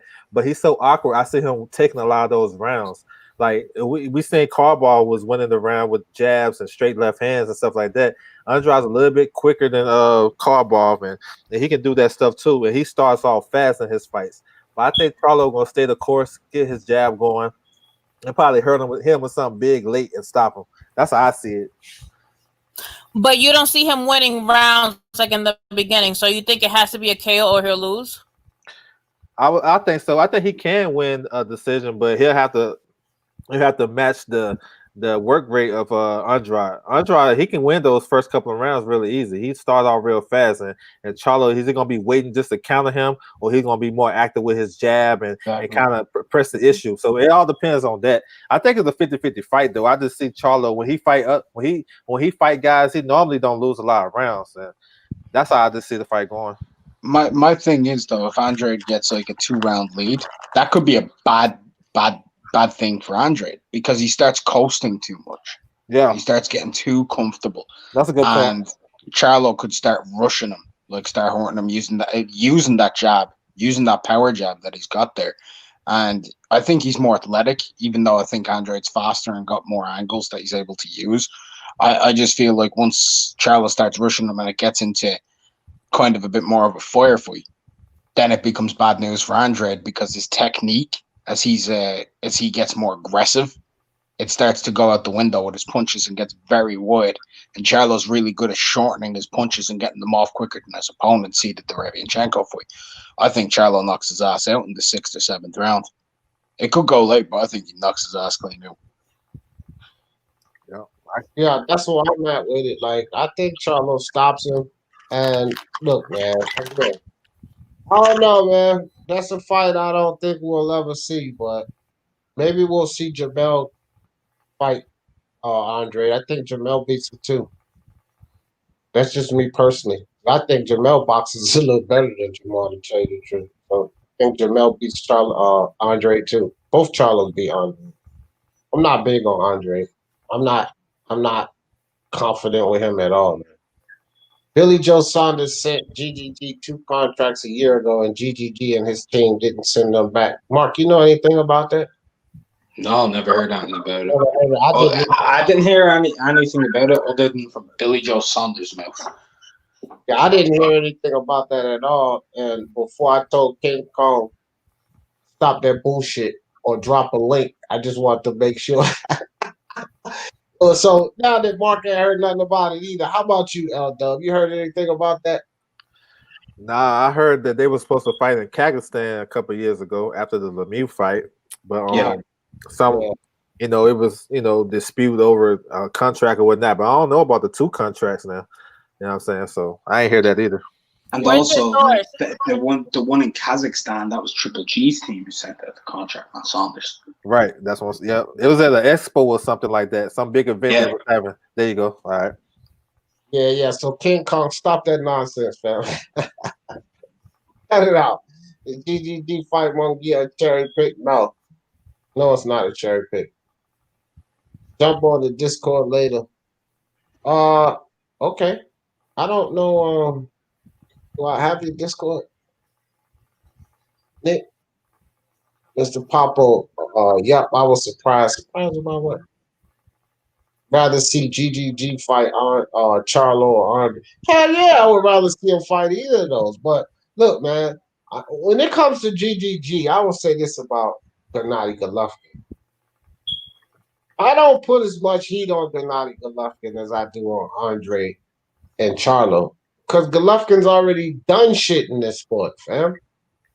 That's why, people can say what they want about Golovkin. Yeah, I know he's holding the belt. I get all of that. But Golovkin has done shit in this sport. Those guys, what have they done? What have they done? Jack Colkay or Vanis Monterosian, arguably, is Demetrius Andre's best win of his career. With Jamal Charlo, we'll say the Reverend Jacob. Some people may argue what J Rock or whatever the fuck. This is not big names. They've not done much in the sport. Neither of these guys beat a champion to get their belts. That's another thing. You guys got to realize this. Jamal Charlo, Mauricio Suleiman said, "Hey, you want this belt? Here you go. You can have it." That's how Jamal got his belt. Demetrius Andre got his belt in a vacant title fight. Neither of these guys beat a champion to get their belts. People, these guys got to do something with themselves. GGG has already done things. Love him or hate him, he has already done things. He probably will go to the Hall of Fame right now. He got in a car accident, broke his leg, couldn't box again. He'll go to the Hall of Fame. If the same thing happened to those two idiots, they wouldn't even be on the fucking ballot. Neither of them. That's why I give those guys so much heat and not as much GGG, because at least he's done something with himself. What the hell is Demetrius Andre and Jamal Charlo going to do with themselves besides cry for Canelo? Dude, you at 168, you talking about jumping a weight class to fight one guy. Well, you're not even going to try to accomplish or do anything? You're going to cry and follow this guy to 168? That's all Jamal is doing. He's crying and following behind Canelo. Is Canelo your entire career, dude? You mean to tell me one fighter is your entire career? You can't do anything else but follow Canelo around boxing, crying about a Canelo fight? Hey, yo, what up? I'm back in the building, just checking in at work. Good. What's up? Yeah, we're just still talking boxing. I'm over here giving Jamal some flame now for about what? Hold on, what's all discussing? Now about him running around chasing Canelo. That's all he's doing with himself. He's just running around chasing Canelo. If you're contemplating going up to 168 to fight Canelo after you had a belt given to you and done nothing with it at 160, what are you doing? Is your whole career about fighting one guy? Like he ain't trying to go all the way up the ladder. He just, I did it. Just some people they rather just have the satisfaction of showing people, hey, I set out to do this and I did it. They want that. They want to get that pat on them, extra pat on the back. That's what I look at. Like, yeah, but Longa hasn't had enough fights yet. Miami Kid. I would pick. You're wildin'. Yeah, I would pick Munguia on that all day long. But Longa, listen, man, y'all too souped up over knockouts over low-level fighters. Yeah, he knocked out low-level fighters in the first round. That's it, bro. That dude has, listen, Munguia got more rounds in 2 fights than Edgar Berlanga has in 16. Let that sink in. That's how most of these boxers built their brand, knocking out Uber drivers, Triple G, like one of them. Think of Triple G. That man came all the way up from knocking out taxi cab drivers and etc. And he's not that great. He's good, but come on, man. Let's break down his record. Where was he at? About his first 33 fights, nobody was ranked over 153. So why would he do the same shit? God damn, D. You gonna break out those evidence points? Yeah, that's good evidence, bro. Those are facts. GG the same way though. Like to me, GG 133. That's his record. First 33 fights. Deontay Wilder, taxi drivers, tomato cans, or whatever y'all want to call them. Willie Monroe was a 33 fights. Willie Monroe was a cab driver. He still is. Would you agree with that? Who, Monroe? I don't know, man. I don't know what Monroe is. Monroe, he's not. He can cause some problems. I mean, he's not. Like, I don't call none of these fighters. That's why I said tomato cans or cab drivers or whatever y'all want to call them. I just say low-level fighters. I think that Monroe is maybe C+, B-. He's not. Yeah, GG fought him and he ducked. I feel like he ducked Andre Ward. Remember when he ducked Andre Ward? Like, yeah. Andre Ward said, look, I'll come down there and I'll fight you. GG ain't want no parts of that. They talking about black fighters don't sell. Black fighters don't sell. Why they gotta turn into black? What do you think about Munguia and Berlanga? Ron? Oh, Munguia and Berlanga? I think that's a 50-50 fight. Hell no, Ron. Yeah. Why wouldn't it be? Don't you place no more bets without talking to me. Dog. No, we talking about Berlanga, bro. I'm gonna save you some money. I'm gonna save you some money right here. Don't you place no more goddamn bets without talking to me. If you think that goddamn Munguia and Berlanga is 50-50, dude, come on. No. Yo, dog, I really do believe that because Munguia did a lot of ducking. But if you want to save some money, don't place no more goddamn bets. You know what? I'm gonna take that. I'm gonna fuck it up. If I bet, I'm gonna bet on that. You know why? Because that's what I feel. I feel like you will bet Berlanga on that. Yeah, I'm not scared, bro. I'll bet that. You just might as well start betting underdogs all around then. You can make good money doing that. This I don't feel like that's an underdog. I feel like if somebody can shut me up, then they're gonna shut me up. But I feel like Berlanga can best fucking Munguia. Bro, I'm gonna tell you like this, man. Yeah. If that I bet you the bookies, I bet you any money that Munguia opens up 3-1 or better versus Berlanga. You seen Berlanga throw up the money sign. He's like, give me the money. Talk about none of that. I'm talking about. He said he want a good fight. He said he want a good fight, D. I don't care what he says. I don't care what he says, bro. I'm telling you, that fight would open up. Listen, Munguia is a champion right now. Right now. Hey, he a champion because he ducked everybody. To me, he not a champion. He took care of the whole division. He's a champion at 154 because he ducked everybody. I remember Munguia's career, bro. Lawrence, what do you think of that fight, man? You think that Lawrence in the chat? Yeah. I think that's a dangerous fight for Munguia, but I like Munguia in that fight, man. He's a young veteran and he been through a lot of stuff, you know what I'm saying? I think he avoided some of those fights at 54, but that's not discrediting what they did for them, what Zanfer and Golden Boy did for him. They kept him active, fighting different styles, you know what I'm saying? So he can learn. And he also have a nice pedigree, like I was saying before. He can box. He just don't have to show it because he's an all-action fighter. But that's the thing. We got more questions to ask about Berlanga than we do Munguia. We seen Munguia tested and this, you know what I'm saying? So it sounds good with the power and we, you know what I'm saying, we hyped about that, but what's gonna happen when he get out that first round? You know what I'm saying? And I think Munguia is a little bit more experienced enough, a little bit more seasoned now. Although they like the same age, probably like 24, 23, then Munguia can win a decision. He can box that decision, especially if my man get tired down the stretch. He haven't got out the first round. So, bro, we don't know anything about Berlanga. I like him too, but the fact of the matter is, we don't know his gas tank. We don't know if he can take a punch. We don't know. Like, there's a lot of shit we don't know. So I like it's pointless to even put him in there with Munguia. Like, why would you do that to him? We don't know if he can set trap. We don't know if he can transition weight well. We don't know anything. Nothing. See, that's the part of the sweet science, dude. That's the part of the sweet science because we got the law in the chat, and it's like I look at like the optimistic.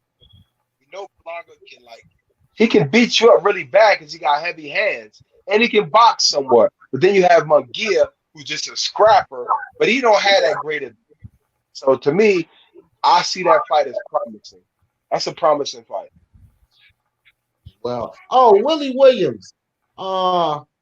Man, I didn't check my thing the other day, but I appreciate you, Willie Williams, for the contribution. Appreciate that, fam. Willie hooked me up straight through the. I gotta get one of those damn programs, bro. Like, cause when somebody donate to you to super chat, Cash App or PayPal, I gotta call my guy, Big Will. You could like a little alarm or some shit will come up, like right on the channel. Almost like a super chat, but it'll just be like a little alarm, like a $ or some dumb shit will come up like that on the channel so that I can see when the super chat comes. It's like a big highlighted thing in the chat so I can see them. But unless I check my phone, I can't see when you guys send it straight to Cash App. But Willie, Appreciate you. And Freddie G, if you're listening, appreciate you because he sent one too. I appreciate you guys sending that. Yo, D Johnson, but do you see what I'm saying though? Like, you have a solid like fighter in Berlanga, a solid fighter with heavy hands who can take punishment and also dish out. But then you have Munguia, who's like a scrapper, and he can box, but he's not like a great defensive fighter. That's a 50-50 fight to me. I would agree with you, Ron. That would be a 50-50 fight, but here's where your idea is flawed. Calling Berlanga a solid fighter. You don't have enough to say he's a solid fighter. You have nothing to say that kid's a solid fighter. Now, if it was established that Berlanga was a solid fighter with the power that he offers, yes, I might actually favor him over Haney Munguia. Problem is, you don't even have a attempt to tell if this kid is a solid fighter. All you've really seen him do is throw punches and knock guys out. That's all you've seen him do. Throw punches and knock guys out. You have not seen him face. This was the same shit I'm saying about Haney earlier. You have to see these guys face adversity, go through some form of attrition, take on some rounds, see where their gas tank at, see what kind of punch they can take, see if they can set traps, utilize the jab, feints, late transitions, parry. Well, we know Berlanga's at 168, right? Berlanga's at 168. All of this. And McGee's at 160. So it just sounds like a good fight to me. Yeah, well, I don't know, man. I don't know. I can't suit these prospects up too quickly. What's up, D Hodges? I gotta see more. Berlanga will be avoided. If he maybe okay, look, let me say this. Okay, so we got this Berlanga will be avoided. What if Berlanga goes in there with a B-level fighter and gets rocked? Then he gets rocked in the first round. Say he gets rocked in the fourth round, rocked in the seventh round, but he wins the fight. Who the fuck gonna avoid him? Ain't nobody gonna avoid him then. And we just don't know. So if Berlanga defense is good and he shows, certain skill or at least solid fundamentals, and we get a chance to see this, then I would say, okay, we can start the Berlanga hype. Well, this is the same type of hype with Berlanga that was started with Daniel Dubois. He came in there wrecking guys out, big, strong-looking guy, and the hype train started for Daniel Dubois. And what happened? He goes in there and gets stopped by Joe Joyce in the 10th round because people overhyped him. And I was saying this shit before the fight. Are y'all fucking serious? Joe Joyce fought Brandon Jennings. This dude fought Ebenezer Tete, fucking Ricardo Schneiders and Fujimoto. Are y'all kidding me? You're gonna lose. And this is what I'm saying about Berlanga. He ain't fought no fucking body, fam. He ain't even had 2021. The year moving to Ron. He has 16 fights and he don't even have 16 rounds, fam. Don't nobody want to see Berlanga. All the time, if you add it up, Ron, all the time, and 16 fights, the shit don't even pass 9 rounds, fam. This is a fact. That's a fact, Ron. Out of 16 fights, you know nothing about this kid. Nothing. You mean what accumulation of all his fights don't go more than 9 rounds? No. The timing. Rounds. It doesn't even go 9 fucking rounds, my dude. But we don't know how many rounds he's doing in sparring though, because just sparring and amateurs. Look, y'all got to get this shit straight. Get this through your fucking heads. Sparring and amateurs do not equate to what's going to happen in that ring. People need to stop this shit. These things help you. They prepare you to become great in the ring, but they don't determine it, man. I don't know why people keep running the sparring and amateurs and all of this. When you get under those lights,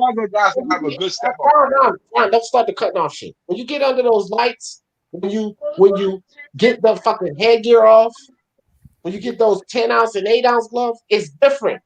So sparring and fucking amateurs, 4-round fucking fights in the amateurs when you got headgear, stop it, people. It's a whole different story, fam. Trust me, ask the boxers and they'll tell you. It's a whole goddamn different ballgame.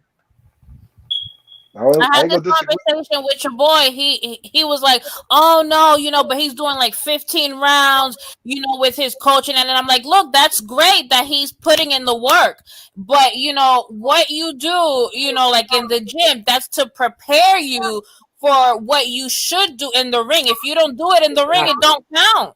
It don't matter, man. And then a lot of these sparring sessions, it's no technical battle. A lot of these sparring sessions turn to wars. I've seen live sparring sessions. They supposed to be in there practicing what they're gonna do in the fight, and then one wrong punch happens, and now these guys in there banging it out. That's exactly what happens in a lot of these sparring sessions. The bravado, the macho starts, and they start fucking each other up. Go ask the guys, man. Ask the boxers. Yo, shout out to Lewis Williams. I Replicating forgot to the say whole fight. Do y'all think that they're inspiring replicating the whole fight and the guy is staying composed like the fighter in that ring is gonna be? Fuck no. A lot of those things turns into fucking wars, man. Hey, shout out to that guy Jordan. What's his name in the chat? The timing, y'all. I appreciate that. I'm Lawrence Williams, but Hold yo, on. Who timed you out? the dude, I don't know his name, Jordan. That's me. Yeah, I called him out for it. But that's all good. I mean, if you want to speak your piece, come on. You know what I'm saying? Whatever it is. But I think somebody tell him about the law. I think with Berlinga though, like that shit sounds good and look good with the power and stuff like that, man. But look, you gotta show me something. And what's gonna happen with these young guys that got all this clout by knocking out guys? We own them now, right? We supporting them, we giving them all this high praise. But as soon as those guys go 6 rounds or 8 rounds or the decision with a guy that they're supposed to knock out, then we're gonna be killing them. You know what I'm saying? So my thing is, how about we just let the young man develop the way he's supposed to develop? He's in a good situation with Top Rank. He got Keith Connolly, who worked with a lot of guys like Jacobs and Derenchenko, getting them big money. So they're gonna move him right. So how about you putting him in with a former world title challenger, somebody like Ronald Graville, who never been stopped, something like that, and build him up. By the time you get to 20-0, if he pass the proper test, then we can start talking about the Benavidez or Caleb Plant. Shoot, even Canelo, if the fight big enough and he making enough noise. But like right now, when we throwing like crowning this guy, that's basically telling the division, give y'all belts to Fat Joe, take it to my man, let him crown him in Brooklyn, and he's the champion. He's the undisputed champion without doing nothing. And that's wrong on us boxing fans. We can't do that. We gotta let this guy develop, but then we'll see what's up when he step up in competition. He had an interview with the Zone where he said, Hold on, real quick, Kat. Jordan. Now, Jordan, you've been here way too long for this shit. And that's why I got rid of Johnny Boy. Right? You remember how toxic my chat used to be, Jordan. You was here during that time. All the pig and the races and all of this dumb shit in the chat. And you know the rules, fam. If don't nobody come in here with racism or none of that. Yeah, we're not racist. Bro, chill out for a second, man. I hate that shit, bro. Yeah. Hold on for a second. Don't come in here with timing them out because you don't like their comment. This is called Speak Your Mind Sports Talk, Jordan. And you know the fucking rules, fam. Better than anybody. And I'm gonna tell you right now, I vouch for L-Dub because L-Dub ain't new. He may be new to you, but I've been around Lawrence for a minute, fam, on different channels. And I vouch for him. He knows this fucking sport very well. So I don't know why you timing him out, saying his comments are casual. That basically means to me, Jordan, that you didn't agree with what he said, so you timed him out. That's totally against fucking the rules here. Like, I don't agree with a lot of the shit people say, but I don't time anybody out. That's not why I want people timed out. So don't do that. Thanks. Lawrence, I gave you a wrench, fam. So there ain't gonna be no more timing out. All right, I'm good now. All right, cool. Yeah, you good if you don't cut me out, fucker. Go ahead. I'm sorry, yo. I apologize. You know how I get, nigga. It's all good. It's all good. Don't worry, man. I'm like Billy the Kid with the mute button. You know what I mean? Ain't no problems. I'm like Billy the Kid. I'll be the motherfucker quick. Like, hold up. We respect all people over here, yo. This Speak Your Mind Sports Talk. Real talk. Yeah. He said, yo, I don't care if you was calling me a casual. I love that shit. I laugh at that. But the thing is, you timed them out. You shouldn't have timed them out. So if you want to know anything about boxing, talk to L-Dub. He'll tell you everything about boxing. Lawrence knows boxing very well, fam. Very well. Moss was around when I used to be on fucking the UGC and shit. Way back, I mean. He was over there, right, Elder? Yeah, I was over there for a minute. Yeah, he was over there when I was over there on the UGC. And everybody was saving black ass. Oh, hell. Hey, man, I used to have that nigga on the rope all the time, man. I'm biased to come in all day, but you gotta think about it. Wow, here you go. Then Red Glow coming in, help this motherfucker out. El Jefe and Jalik, I used to body them up on the regular. I used to go, oh, what's up, everybody, and just get warmed up with Jalik and El Jefe, body back them up, and then we'd get into it. Yeah, it used to be some good times over there, man. It just I used to listen to the background, yo, when y'all used to go at it. I used to listen to the background and shit. ego, man. You can't be egotistical. Like if you open your panel to people, then you just gotta, treat everybody the same, man. Don't be on no bullshit. So whatever. He start ego tripping, and I had to excuse myself from that environment. Merry Christmas to you, question mark. Appreciate you, Jalen Thompson in the building. Well, go on, salute to you. Yo, my New Year's resolution, I want to buy at least 4 pay-per-views in 2021. Yo, man, in 2017, my wife restricted me from buying pay-per-views. $892 in pay-per-views. Bro, I was ordering everything. Boxing matches, UFC. She said, that's it. I ordered no more fucking pay-per-views. That's when I was getting ready to start the channel. I was researching and all of that, so I was watching sports heavy and shit because I had this idea that I could do all of those sports, which I laid off of that shit. But I was ordering everything. I had to stay up on everything. I was watching all the fights, all the cards. I want to buy Terrence Crawford last fight at ESPN. I want to buy Terrence Crawford last fight at ESPN. I want to buy that. If he fights somebody legitimate, I want to buy that fight. Yeah, if he fights Sean Porter, then well, I can buy him now because like when Google AdSense drops checks, that's not the like the money we got coming from our business and the money she got coming from her gig at the pharmaceutical company. That's pretty much what we budget. So if it's something concerning like the channel, I always let the channel pay for that shit. So I could actually order a fight or two, just off of the funds that come through from the channel. And I'm thinking like I would definitely probably support that one. If it's Sean Porter, I'm buying that shit. I'll support it. I'm gonna do PayPal from now on, or not PayPal, whatever the other one you got. I'd rather do that. Well, Cash App or PayPal. Yeah, but you gotta have your alert on because I still want my comment read. God damn it! So that's how that goes. Yeah, I know. I'm gonna get that set up. I gotta call Big Man. See what it takes to get that set up.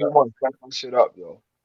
Your channel's official. I appreciate your channel because you let people speak their mind, but at the same token, you come at them with like respect, but you also like tell them what it is. Like I get that, and sometimes I'm dumbfounded about certain things in boxing.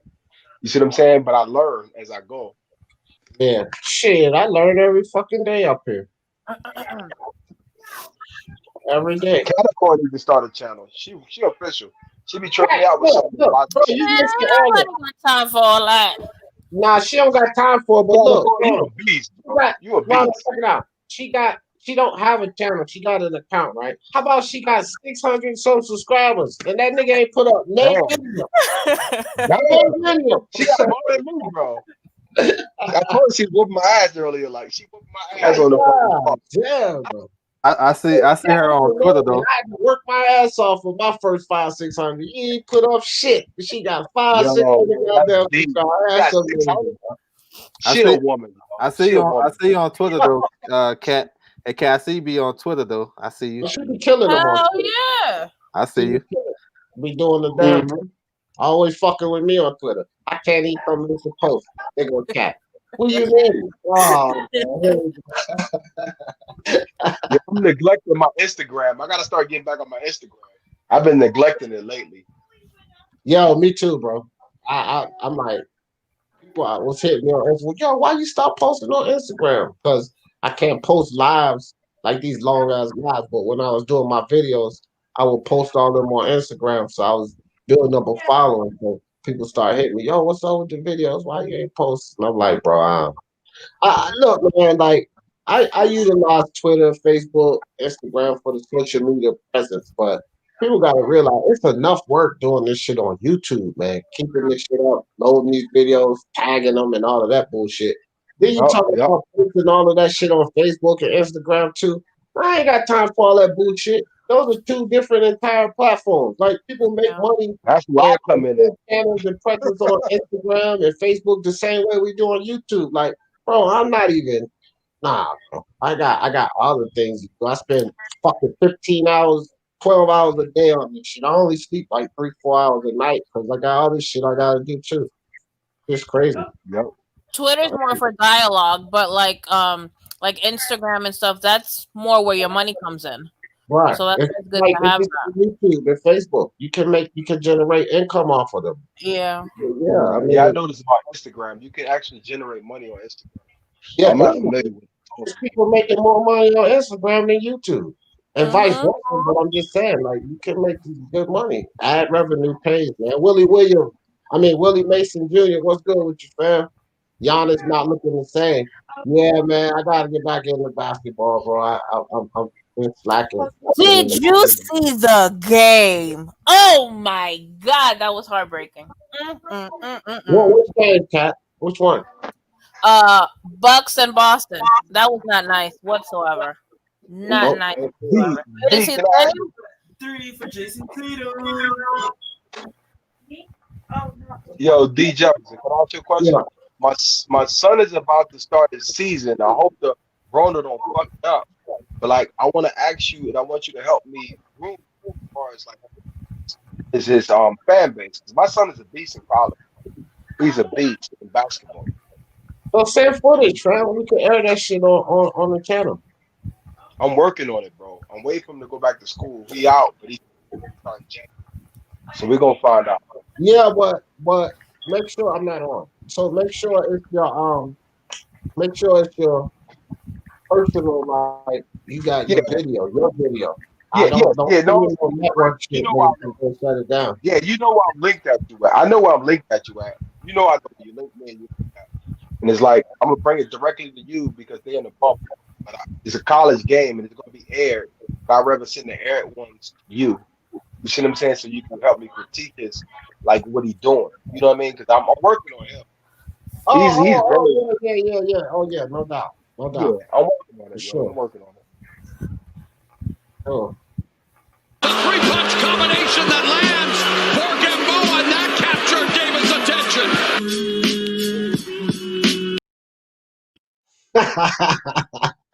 Oh snap! Was that my nigga? Was that my nigga Team Tank getting slapped. Every time I see that clip, bro, I'm like, holy shit. I just imagine Teofimo hitting Tank with a couple of those. Man. Yo, did you see his face, D? You see Tank's face? I love it. But did you see the nigga face, though? The nigga face was like, oh shit, this nigga just hit me. I'm ready to say, D, please don't get into basketball. Whatever. Yeah, come on, Raider. We box heads, basketball heads. Yeah, Tatum coming along, boy. That dude, Tatum, nice, man. Boston terrible anyway. They're gonna be terrible. Y'all, I did see the Lakers get smashed up by fucking Clippers, and then they talking about, you see Montrezl Harrell done dump shit, and he went to the other side of LA. But look, how the fuck they ain't talking about? They're gonna talk about Shaq and Kobe, then LeBron and AD. Ain't no fucking comparison, man. That duo won't as dominant as Shaq and Kobe. Like, I don't even know why they start these fucking conversations up, man. LeBron James, the hype behind LeBron James is overblown, man. It is. It's overblown. They showed LeBron James dunking the other day, like.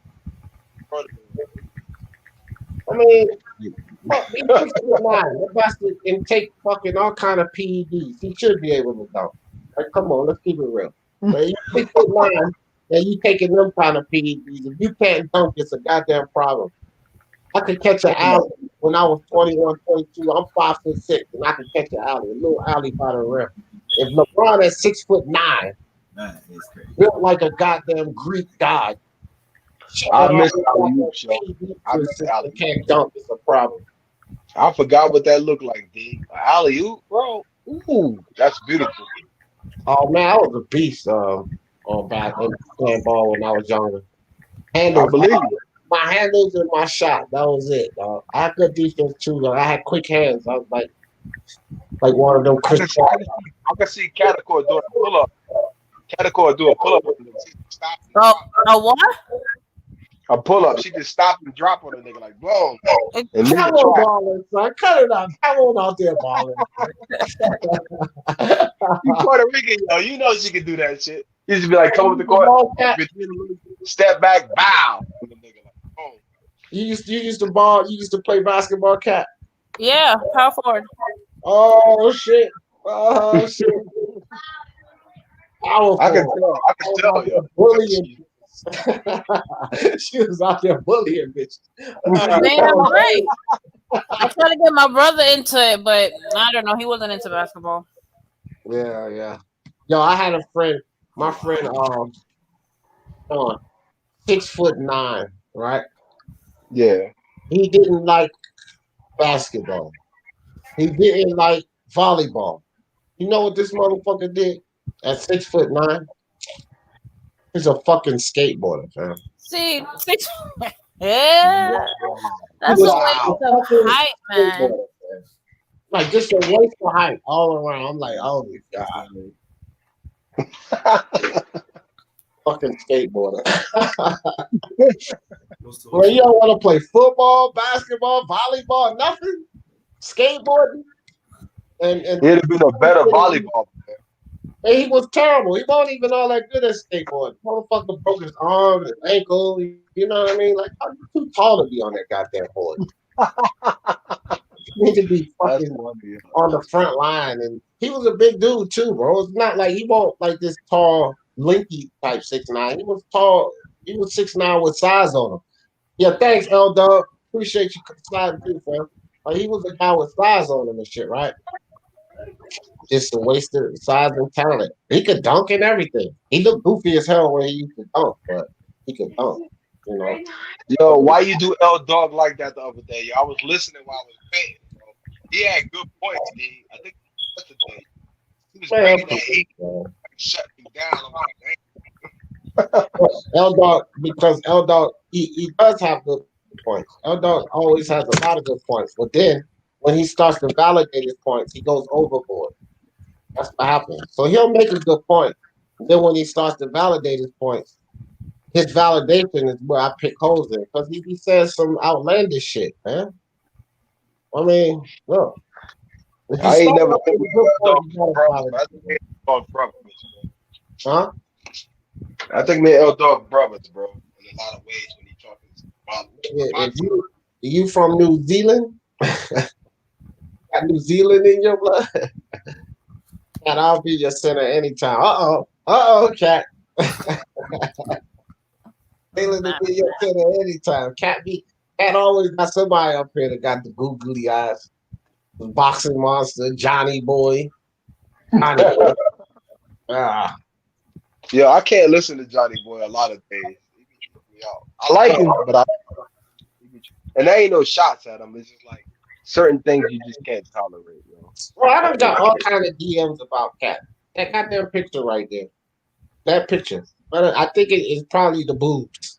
They see Cat boobs and they're like, oh, who was that lady that was up there talking to you, bro? Wow, that's kind of cool.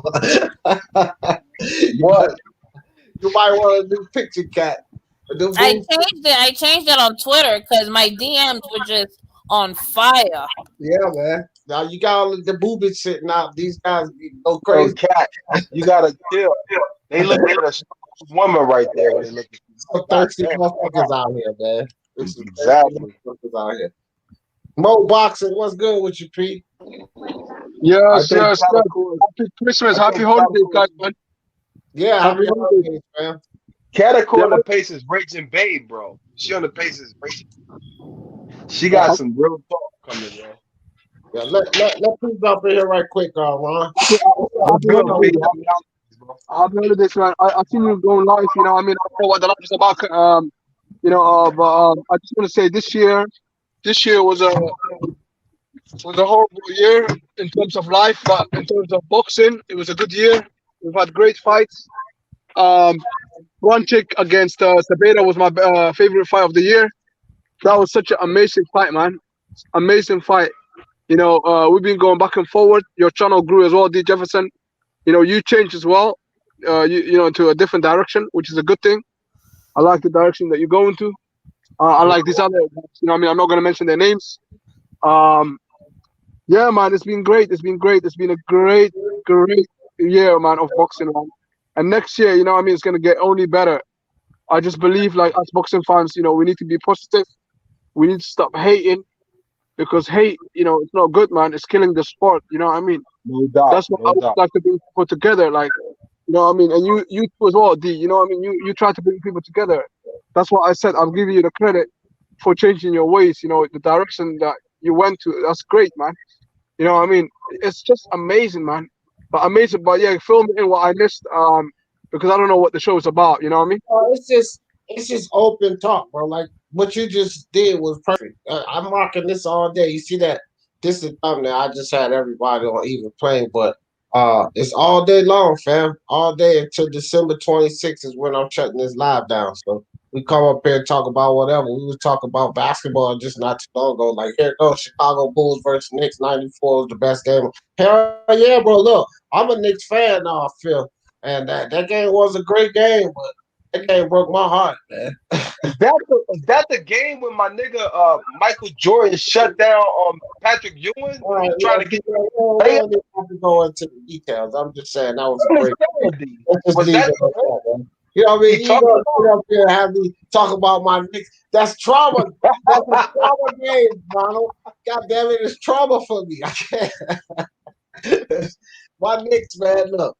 Y'all remember when Don Starks goofed on Jordan and Scotty from the side, just came from the side.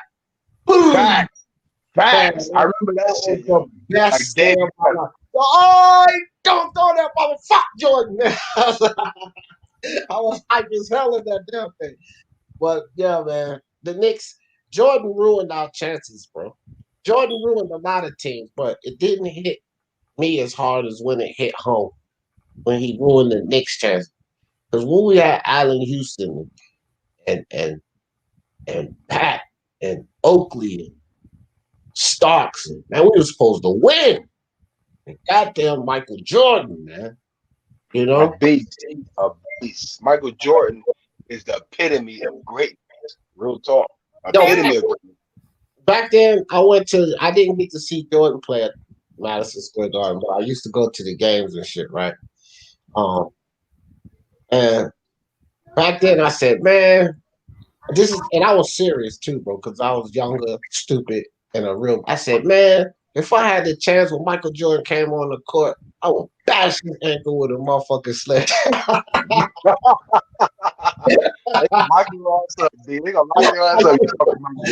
used to say shit like that. I said I'll run right up to him and bash his ankle with a sledgehammer. That motherfucker owned the building. He owned the building down there. You talking about a vibe. I had a love-hate relationship with Michael Jordan.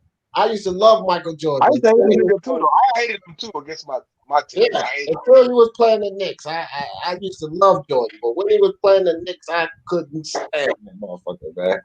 Jordan was the dream killer. If you had a dream for your team and Jordan was coming through, he was gonna kill all your dreams. Jordan was the dream killer. No dream doubt. killer. Yo, straight up, yo. You can't deny that. He a beast. I hope my son play like that, yo. Real talk. Yeah, I'm a man. It's a good thing you in his life, man, because Michael Beasley, man, I used to work with his dad, and he was one of them dads that didn't do right as a dad at a young age. Put it that way. And his son made it to the league, fam. His son made it to the league. And when he got drafted to the league, I was actually working with his dad at that time. And I told my son today, I said, look, I want to come to your game starting in January. He said, Dad, you can't come because they still got us in the bubble.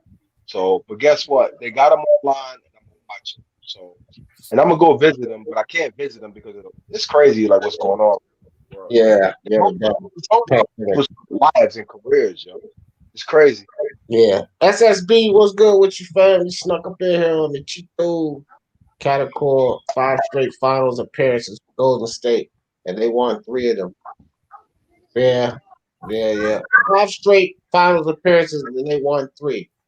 But who showed out though? Who showed out? That's why. See, this is what I'm talking about, man. Don't do that. Yes, they appeared 5, they won 3. But was Klay Thompson, was Steph Curry, the prime guys? No, they never ever step up to the plate when it counts. I keep trying to tell you, y'all don't listen.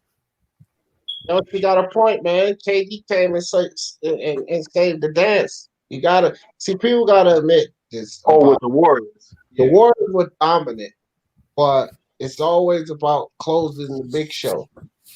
Like when you look at that LeBron series when they allowed them to come back on them. As dominant as that team was, they should not have allowed Bron and them to close the gap like that. That's the whole thing. You don't allow, if you this dominant team, do you understand that they broke the Bulls record this season?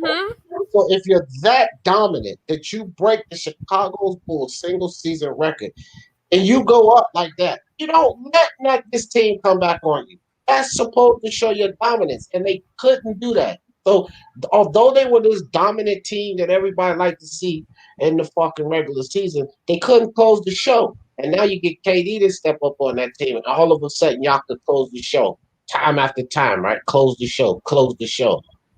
KD was the factor. Whether people don't realize that or not, he was the factor, right? I mean, it is what it is. And don't get me wrong, it took all 3 of them still, because KD, when he came over there, what I always tell people about Kevin Durant, he was a beneficiary of that too, because he couldn't close the show. So he wasn't like this Jordan or this Kobe or this LeBron that, closed the show without him going to that powerful thing. He didn't do it either. He couldn't close the show over there. He had 3 guys that, were all-star players. In Serge Ibaka, James Harden, and Russell Westbrook. He couldn't close the show himself. So he needed to get that help from Steph and Klay, because when you have guys like that on your team that they can't triple team you now, then that loosens Kevin Durant because they couldn't triple team him when he was on the Golden State. They triple team him, you got Klay and fucking Steph open, and then the rest of that cash, you can't triple team on that. Whereas you got Scott's dumbass sitting Harden on the bench, and it's just Russell Westbrook and Kevin Durant on the floor. So sometimes they could pull a triple team on him and recover on defense, but that was coaching. It doesn't matter how it goes. He couldn't close the show without them either, but they damn sure couldn't close the show without him. So he came in there, which means he was the difference maker. Man. And I think that's what hurt a lot of these Steph Curry fans. It hurt their feelings when people say that he was the difference maker. And he was. He simply was. Steph Curry showed his ass last season, though. When they lost Klay Thompson and Kevin Durant, Steph was showing his ass. People got to give it to him. He had 2 bum ankles, too, throughout all of that. That's why eventually he broke down. He lost 2 of his best players, and people say, they still – how can people say they still don't think the Warriors would have beat the Raptors, even if Durant and Klay Thompson were there? Man, that's complete bullshit. Yeah, no, that wasn't going to happen. That's complete bullshit. They would have beat the hell out of the Raptors if Klay and KD was there. Yeah, well, I just is like, man, narratives. Like I said, man, it's narratives in basketball. It's can't be over it on the basketball side. It is narratives and bullshit in basketball, just like in boxing. These LeBron, you think you heard fanboyism when it come to Canelo and DGD and Anthony Joshua? Go listen to some of these LeBron fanboys. You'll lose your fucking mind. These LeBron fanboys are nuts, man. I'm talking nuts. You mention Jordan and they lose their goddamn mind. These LeBron. Mention Kobe Bryant, they lose their mind. LeBron. I think it's unfair the way they just thrusted LeBron over Kobe because of his statistics. It's just because he got a lot of numbers and statistics. You look at these two and like win shares. This is a stat that people don't pay a lot of attention to. Like win shares, like last season, win shares. Win shares basically is saying that you were the biggest factor of your team winning, right? James Harden, Luka Doncic, and Giannis Antetokounmpo was demolishing LeBron James in those numbers when it came to win share. When you look at career win shares, Kobe, Jordan, Tim Duncan, guys like that versus LeBron, they demolish him in that number, right? But his fans don't think about that number. The win shares display how effective you were, how much you meant to your team winning that particular game or that series. That's what the win shares mean. LeBron numbers ain't big in that. So what is that telling you? It was other people that were key factors in winning a lot of the games. But you can't say that out loud. Not in this narrative, freaking driven media. Yeah, I know, but you know me, Cat. I'll be killing that as soon as LeBron shit.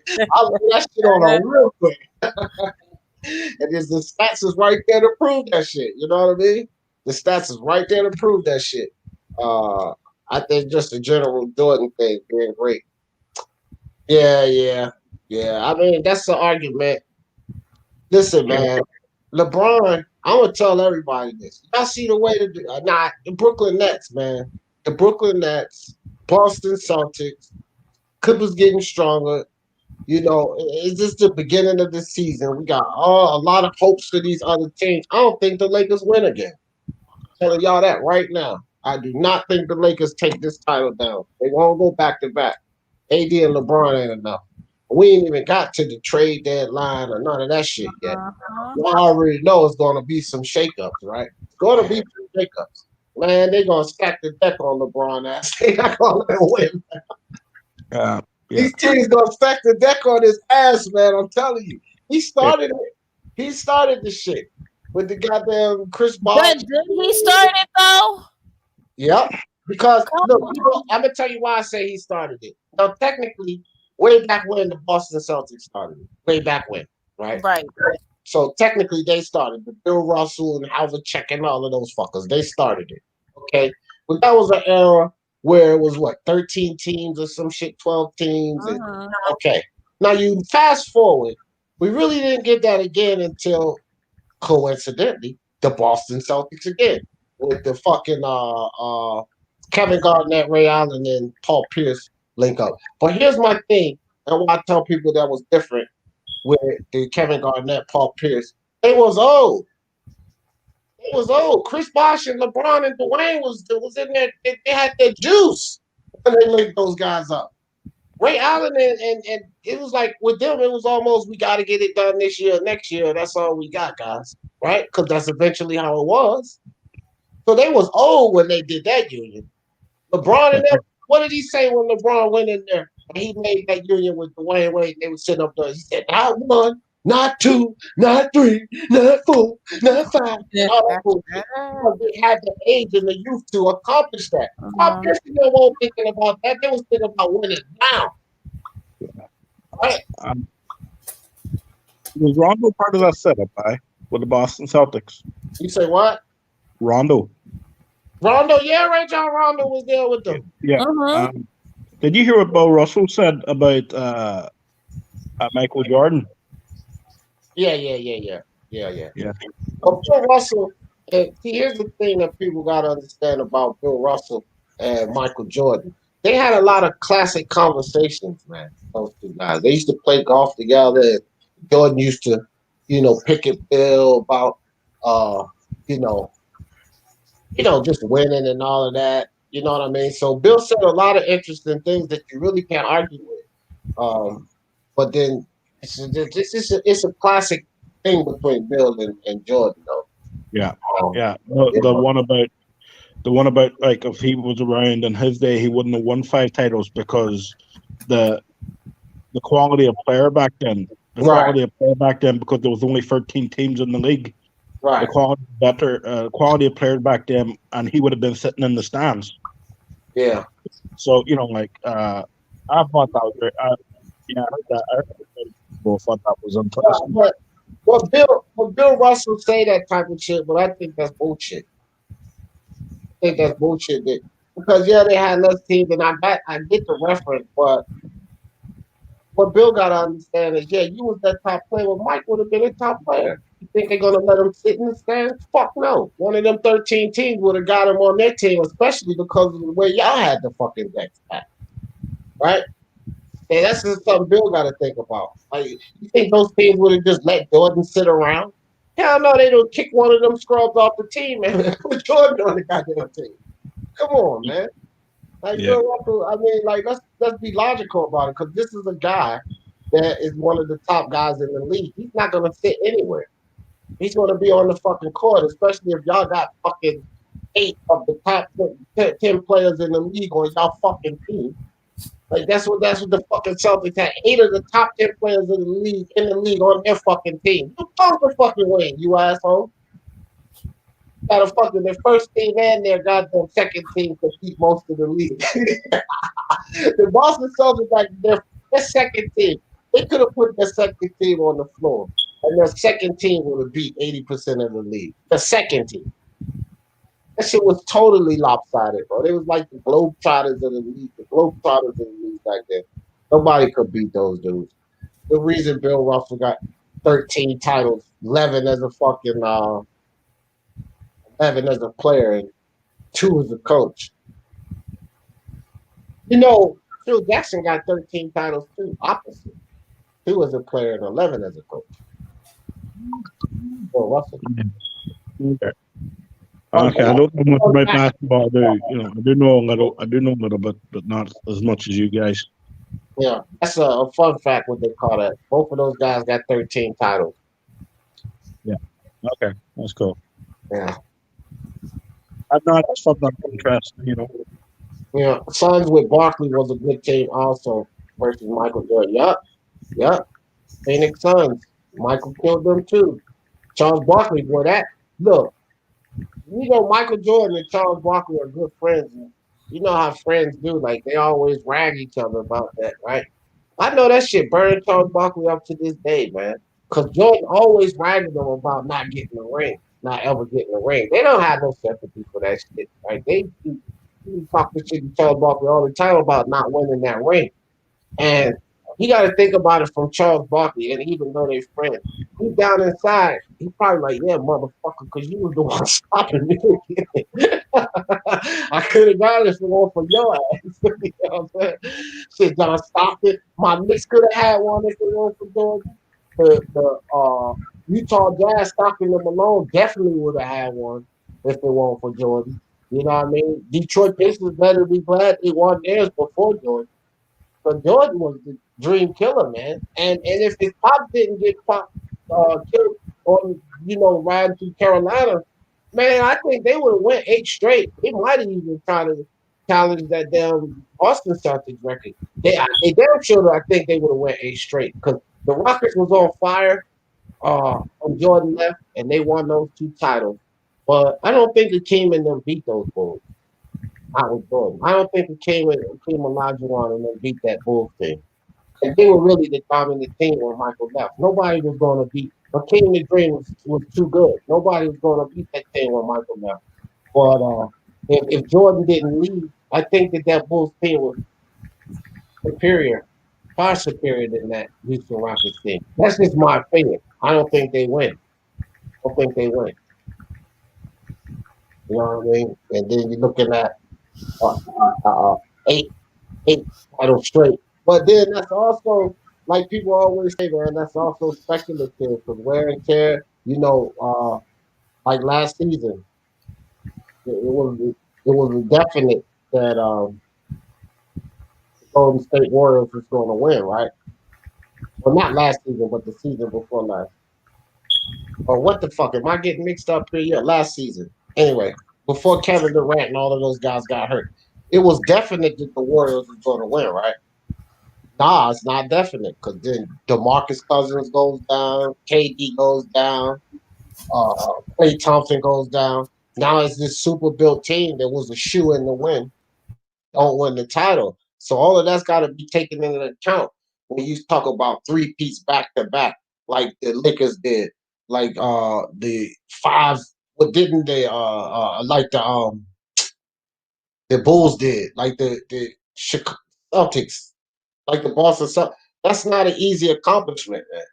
To get 3 titles back to back, so many factors to get you back to that championship game and then to win it.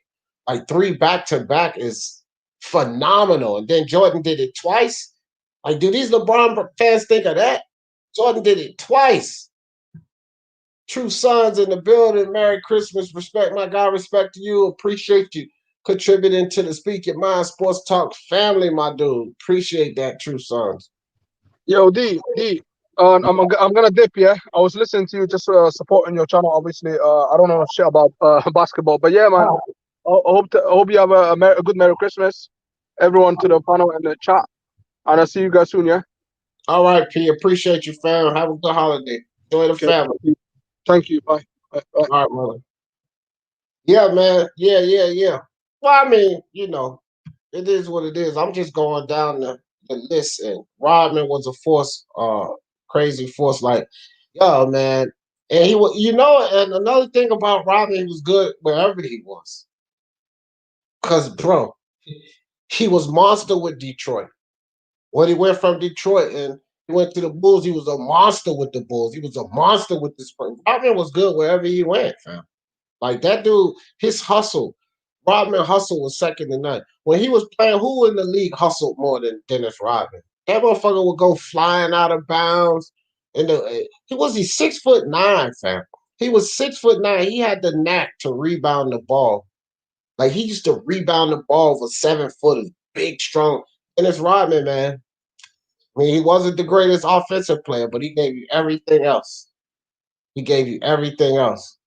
Definitely deserving of his spot in the Hall of Fame. His defense, boy, that dude was tenacious on the defensive end. Yeah, Dennis Rodman was a big factor in that second wave, that three-peat, that second wave. Dennis Rodman was a big factor in that category. I had to change it myself. Yeah. The one thing I know about sports, like I say, you do have to consider injuries over long-term periods of dominance. And you do have to prepare for that. When injuries come, and that's the reason you don't win whatever trophy. That has to come into your thinking also. Like especially injuries. And just to say, well, this player got injured at that time, and that player got injured that time, you really can't put that on because, that's something I think everyone has to. I think that's something everyone deals with eventually. Yeah. Especially teams. So I look at longevity. What I know about LeBron is he's consistent. So that's one thing I will give him. I'm not really a basketball fan. I don't know as much as you guys, but I do know he's been consistent over a number of years. That's one thing I will give LeBron. Yeah, he's been consistent. Yeah, I mean, you got to give him that. But, I mean, look, man, my thing is this, bro. It's two significant stats that that I have an issue when it comes to LeBron. One I talked about earlier, which was the whole thing with the win shares, right? But the other stat is, listen, I think in every sport, when you start to measure the greatest, right, you do have to contemplate winning. Right? I don't think any of the guys who were considered the all-time great didn't win anything. Winning matters, right? And this stat right here is what bothers me with LeBron James. Had 10 tries to win, and you cashed in 4 times.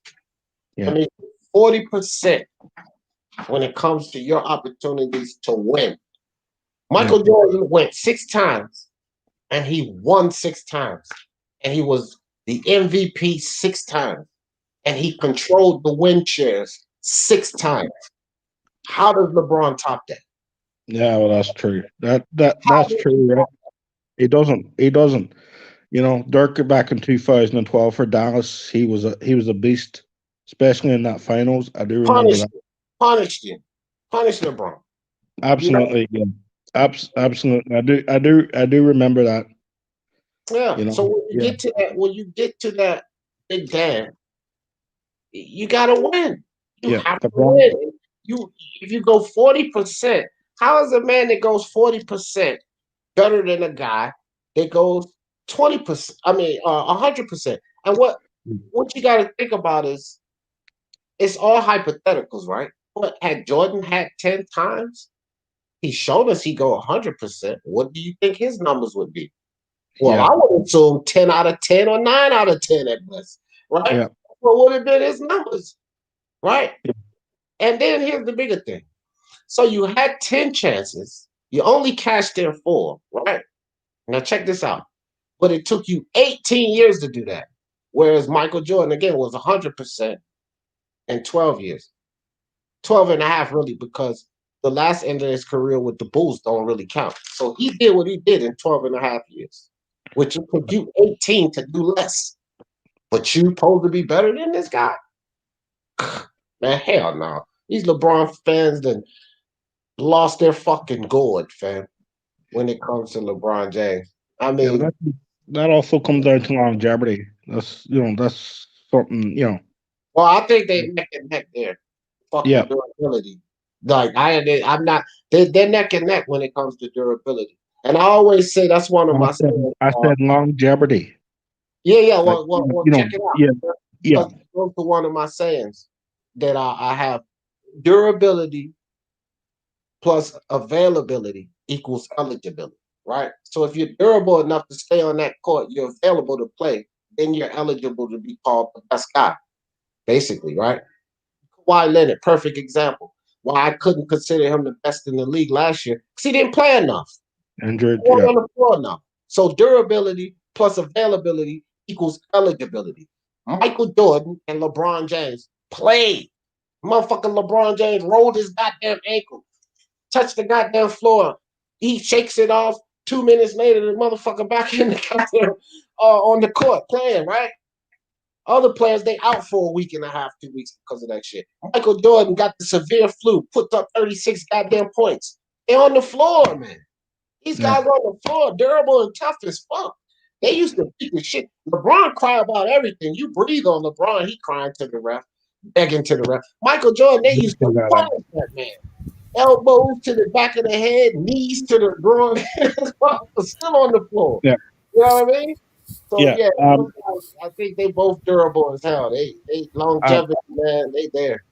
I saw an interview with Allen Iverson. This is God's honest truth, and right, he was a rookie at the time. He was coming up, and he was facing Jordan, and somebody in his team. I forget. I think it was Philadelphia. I don't know if he was a young guy in Philadelphia. And somebody in the Iverson's team said, "Whatever you do, don't look Jordan in the eye." Aaron McKee. He said he hits that and he will punish you for it. Aaron McKee told him that, and it's true. That's Jordan. Jordan, look, man. Reggie Miller told a story about that because Reggie Miller was a huge shit talker. Right? And that's what he'll do. He talk shit to you, get in your head. He said he learned this lesson with Jordan. He said it only fueled the man. Yeah. You shit talk Jordan, it only fueled him. It fueled him. It gave him fuel to punish your ass more. So, like, look at Jordan in the eye. No, bro, he gonna get your mental. You're not gonna get Jordan mental. You know what I mean? Leave him alone. Martin Machine. Thank you for contributing to the Speak Your Mind Sports Talk family. Said my top 5 all-time career. Kareem, Jordan, Bron, Magic, Tim Duncan. That's a good top 5. Tim Duncan too. Yeah, 5 San Antonio, Texas. Yeah. Yeah, that's a great top 5. Did you hear the blasphemy talking about how Davis is better than Tim Duncan? Yeah, I hear it. I hear the stupid shit, man. You know the one thing. You know the one thing I love. Ever see Tim Duncan free throw? It's so flat. When he throws it, it's so flat when it goes to the basket. There's no like hoop to it at all. That's because he had. That's because he had that bank shot. Like Yeah. dude, the master of that bank shot. He can hit it from 17 feet out, bro. Just turn around and boop with a bank shot. You don't want. Well, I'm not gonna say you don't want too much arc on it, but when it hit that backboard, you want to. It's sort of almost like a ricochet. Guys had a art with that. It was a lot of guys. Not Vinny Testaverde. John Sally had a good bank shot. James Worthy had a good bank shot.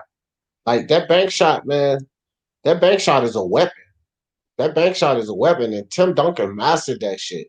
Why he didn't have, I would say maybe he didn't have a lot of arc on the show. Well, he could shoot the ball though. He was good from the mid range. He could definitely shoot the ball. Tim Duncan, man, Anthony Davis, but what has he done to prove he's better than Duncan? Tim Duncan's a 5-time fucking champion, bro. Where did they come with this shit? Where did these fans come with this shit? How could you even compare Anthony Davis at all to Tim Duncan? Not yet, don't I? Tim Duncan's in the top 10. He's on my top 10 greatest of all time. Tim was a beast. I got him up there. Yeah. Top 10 greatest of all time. Anthony Davis is not in the top 50, in my opinion. Not yet. He's not even in the top 50. How you compare him to Tim Duncan? That's ridiculous, fam. Just like the Kobe, Shaq, LeBron, AD foolishness. That's pure foolishness, fam. You cannot. Kobe and Shaq was much more dominant than LeBron. Either one of those dudes, first and foremost, either one of those dudes in a season, multiple. Shaquille O'Neal was a center, 50-point game season, multiple 50-point game season, right? You could depend on Kobe or Shaquille to do that. And you can't depend on LeBron or AD to do that on any given night. That's number one. And then number two is when you talk about the dominance on the inside and you look at Shaquille O'Neal and Anthony Davis, please. If Shaquille was anywhere when Shaquille was in his prime, if he was anywhere within that baseline, he's scoring, fam. Anywhere. Yeah. Right? Yeah, except for the free throw line. And these guys would double, triple team, jump on his fucking back, hang on his neck, and the motherfucker would still score. And then if they did triple team it, he would kick it out to who? Kobe Bryant. And unlike LeBron James, Kobe was pretty much good for that jump shot. Sorry, Bron. Right? Like, come on, man. You got two slashers. LeBron's more of a slasher than Kobe could do it both. He could slash and he could play that outside, and his handles was way better than LeBron's. Kobe Bryant's handles was way better than LeBron's.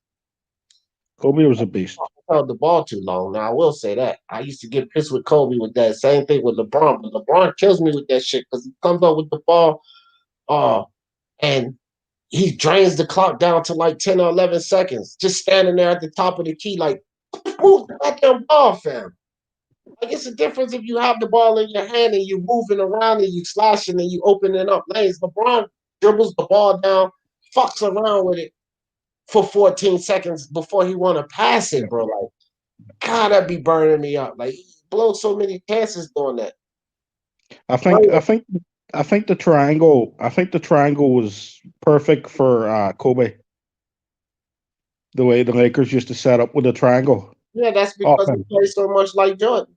He modeled this game behind Jordan, so it was an easy transition for Phil Jackson with Kobe Bryant because he had another guy that played just like the guy he ran the triangle offense through. That's why it was so easy, and people don't like. That's why when people say that, fuck, damn, I'm tripping. Greg Popovich was a better coach than Phil Jackson. You know, people get their panties in an uproar, but you got to consider a lot of things. Greg Popovich never had the firepower that Phil Jackson had. Never. No, you're right about that. I do agree. He never had the firepower Phil Jackson had. You give Greg Popovich that type of firepower with his fundamentals and his system, he would have blew through the league. He had a 20-year stretch. You know, we want to talk about coaches. This dude had a 20-year stretch as a top-tier team. 20 years, fam. Popovich. That motherfucker was a wizard. A wizard coaching. So yeah, I don't know if you know soccer very much, but I'd consider him to be. I would consider him to be the Alex Ferguson of NBA.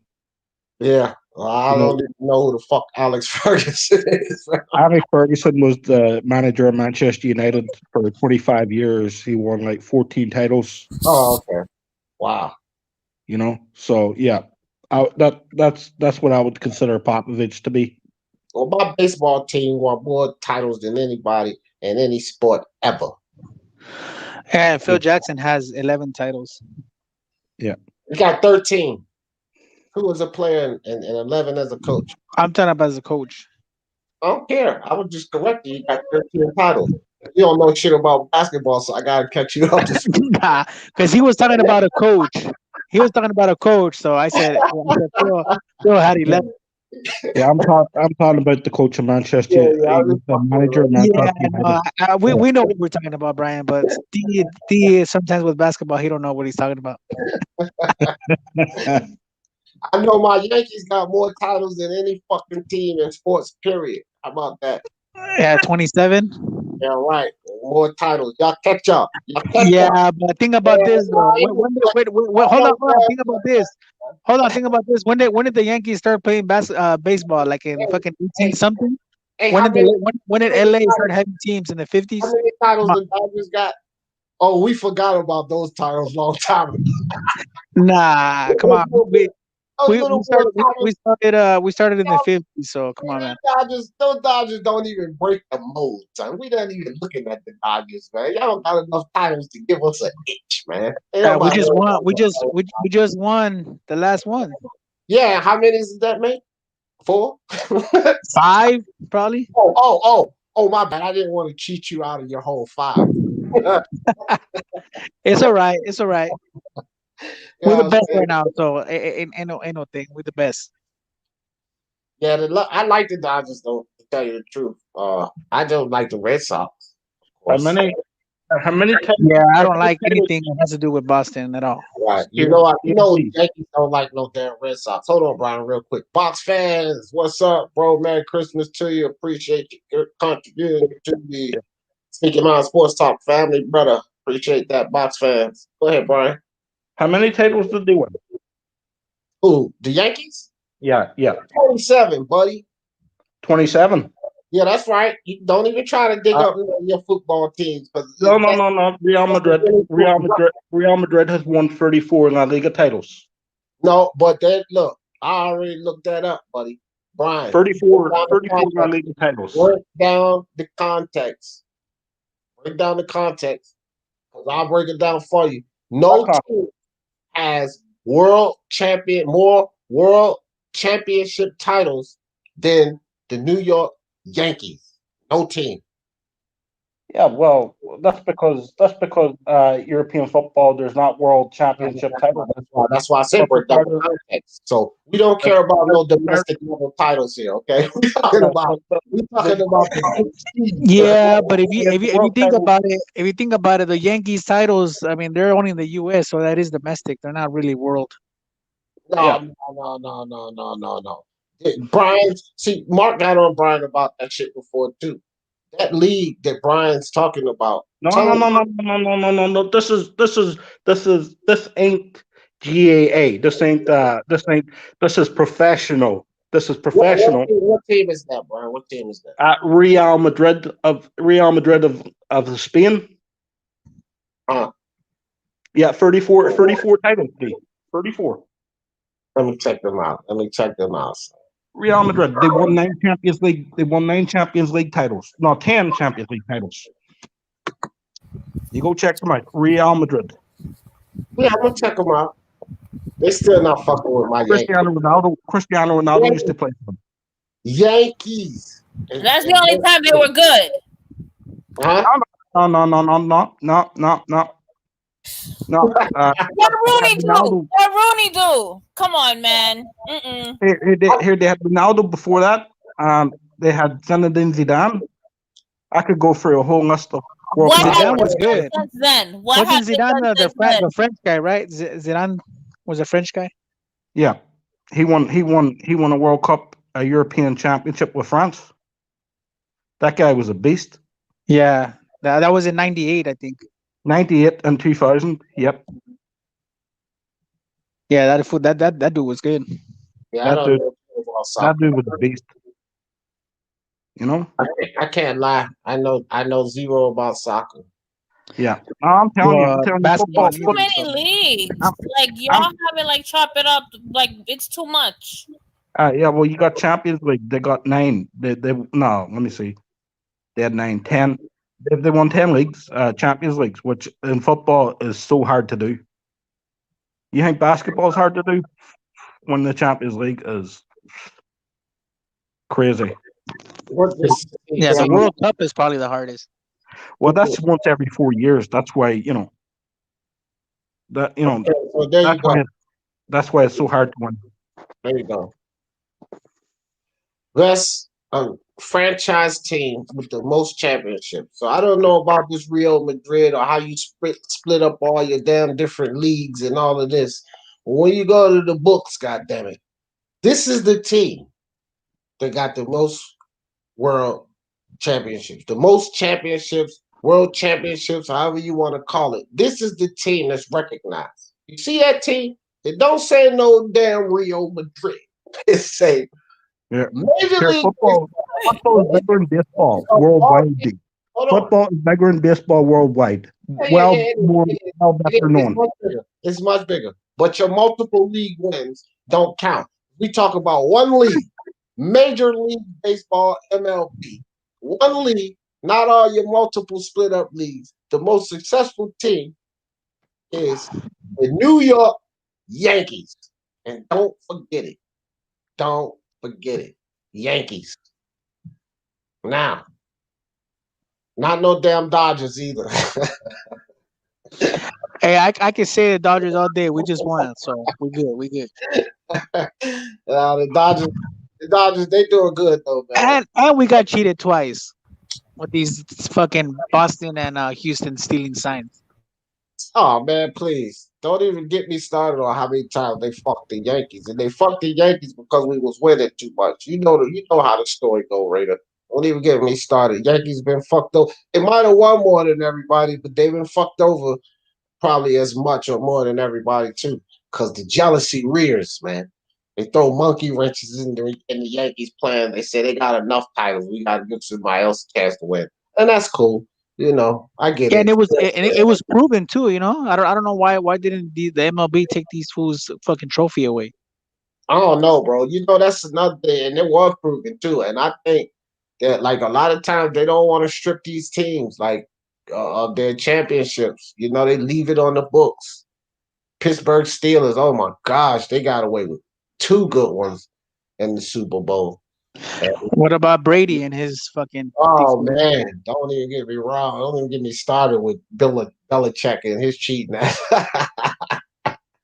But Deflate Gate, Belichick reading goddamn coaches plays and shit. He got spies on I think Bob Arum and fucking and Bill Belichick will make good friends. Yeah, they probably got their talk behind the scenes and shit. How you got somebody with binoculars and a microphone reading the plays? Hey man, this dude Bill Belichick wild as hell, bro. He got binoculars and they in the stands, just reading all the coaches play. You know, it's because of Bill Belichick now they hide their plays and hide their mouth when they talk. All of that was behind Bill Belichick. They didn't used to hide their mouth and shit. That motherfucker had people with binoculars in the stands, lip readers, and all kind of shit. Trying to goddamn get plays. That's how the city of Boston gets down, you know. Hey man, Boston. Man, I don't like anything coming out of Boston. Not the Patriots, not the Sox. Like the beer's aight. The beer's aight. I fuck with the beer from Boston. Beer's alright, Yeah, well, let me say sports team. I ain't gonna say nothing that come out of Boston, but the sports teams. Beers are right everywhere. So Belgium got some bomb ass beer. D's Black and Mild said, "All I want for Christmas is a wrench." Hey, Killian beer. That's from Ireland, isn't it? Killian? Yeah, Killian, the one that has that red horse or that horse on the beer. Probably. That's some good beer too. It sounds Irish to me. I don't know, Brian. Is that one of y'all beers? You the Irishman up here, and the beer drinker too. right? Brian must have went to the refrigerator to grab a beer right quick. He probably want to go get a Killian beer too, huh? Yeah, It's French. every type of drinker. Oh, it's hey, is Killian Killian beer? Is that Irish? Yes, it is. Yeah. It's Oh yeah, Irish? see, I told you. Yeah, that's just good. I like that beer. Yeah. But wait, what they get you for this time? Oh, what's up? I said, what they get you for this time? What do you mean? What they get me? What are you talking about? The police. Oh nah, man, I'm still fighting that fucking case. I gotta go to court on a couple months again. So, yeah, I'll leave it at that. I got some peoples, man. You know, if I got some people. You get some good lawyers if you need some help on that. Yeah, I'm actually gonna be my own lawyer on this one for sure. Oh, really? Is that easy? I don't know. I'm gonna find out. Man, you better not. If it's not easy, if it's not cut and dry, man, you better get a lawyer, bro. I'm telling Nah, you. it's pretty cut and dry. Yeah, it's pretty cut and dry. It's both some bullshit. So I got it. As long as it's cut and dry, I wouldn't waive no attorney unless it's cut and dry.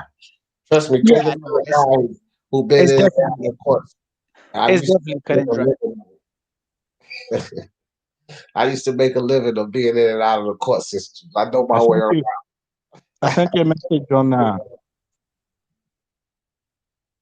I what? sent you a message on Twitter, D. A Twitter? Yeah. You want me to put it up or something? Yeah. All right, hold on. Let me pull it up. Tony Boswell said, football, Pittsburgh, Dallas, Patriots, San Francisco, Raiders, my top 5, unless you throw Indianapolis or Green Bay, Minnesota. That's cool, but I don't like, I can't really say nothing because I got teams that I like and root for. So. But it's kind of hard, like with team sports, you really kind of narrow it down to one team and kind of run for them. But I can't complain. I got 2 football teams just in the same division, as a matter of fact. It just ended up happening that way coming up. You say you sent it on Twitter, Brian? Yeah. I sent it to your private DM. I don't see no message from you. The last message I got from you was cool. You might have put that shit on Twitter. I'm gonna send you a message that say cool. Here, do you want to know something, D? Do you want to know something, D? I'm not really good on Twitter. No, I just sent you a message back, and it'll come through a message. I think you tweeted it, but I probably did. Message and send it back through there. Yeah, I probably did. That's my bad. I'm no good on Twitter. It's all good, but you just understand that you tweeted that message for everybody to see on your page. No, it's all right, man. It's nothing like. Yeah. Callum Smith is now demanding an immediate rematch against Callum Smith. He can demand all he wants. Is it written in? Hell no. He's gonna get his ass whooped if he does. I mean, look at your arm, dude. This is not gonna get any better next time. You put that fight didn't warrant a rematch. Like if it's got to reach his progress, Josh Taylor. Fine, that warrants a rematch. Hey, who warrants what fight warrants more a rematch? Callum Smith versus Canelo or Wilder Fury? Neither. Neither. Well, yeah, I agree. If anything, I would give Callum Smith the nod because he only had one shot at it. Wilder already had 2 chances to beat Fury. You drawed the first time and you lost the second time. So at least Callum Smith only had one shot at it, right? That's the way I would look at it. But both of them got their ass whooped. It was a one-sided fight both ways. Even though Canelo didn't stop him, that was who gave Callum Smith some hope in that fight. I didn't see Callum Smith winning that fight. I didn't see it as close. I didn't see it where the judges could have swayed it in his direction. I didn't see a draw. I didn't see any of that. I seen one guy trying to fight and one guy beating the other guy up. And Canelo was the guy beating the other guy.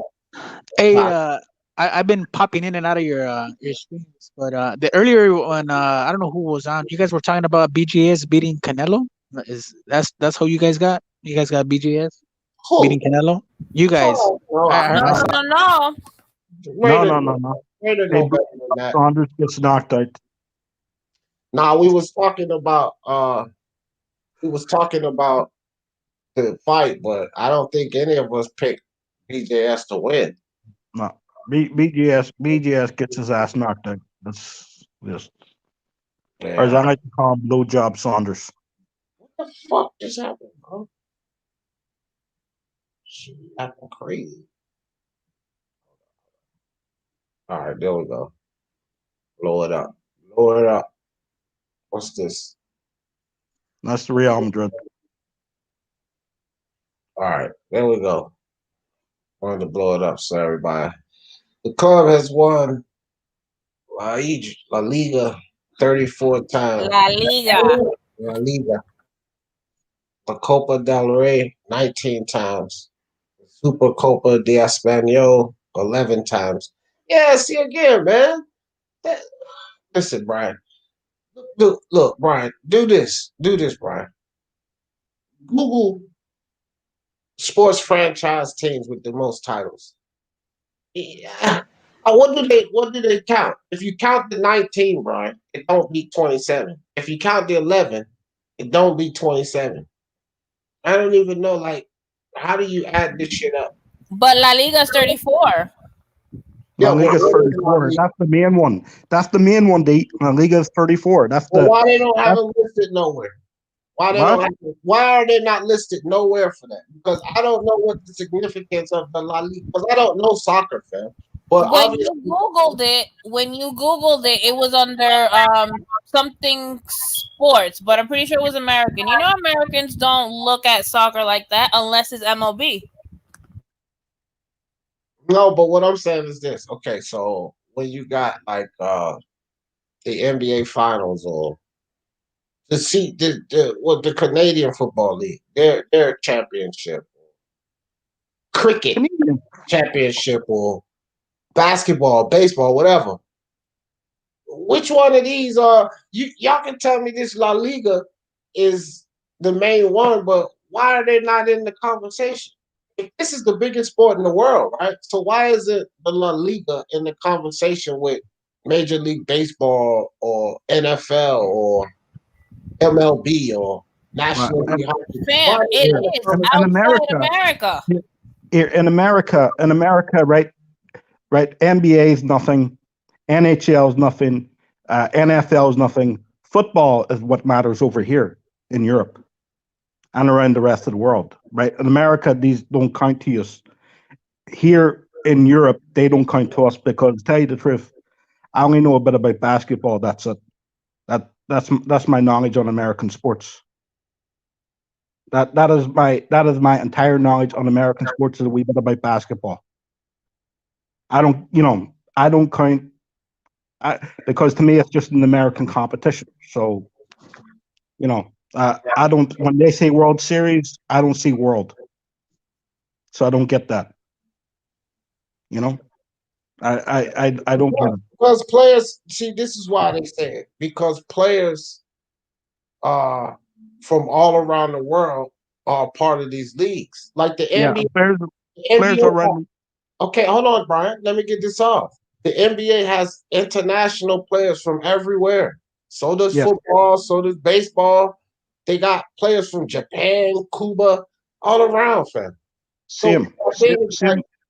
What? CMD. Okay, so this is what I'm saying. So you can't, it might be an American-based sport, but it ain't so fucking American. All together, players all around the world are top notch. Like the NBA is the top basketball league in the world. There's no other basketball league superior to the NBA.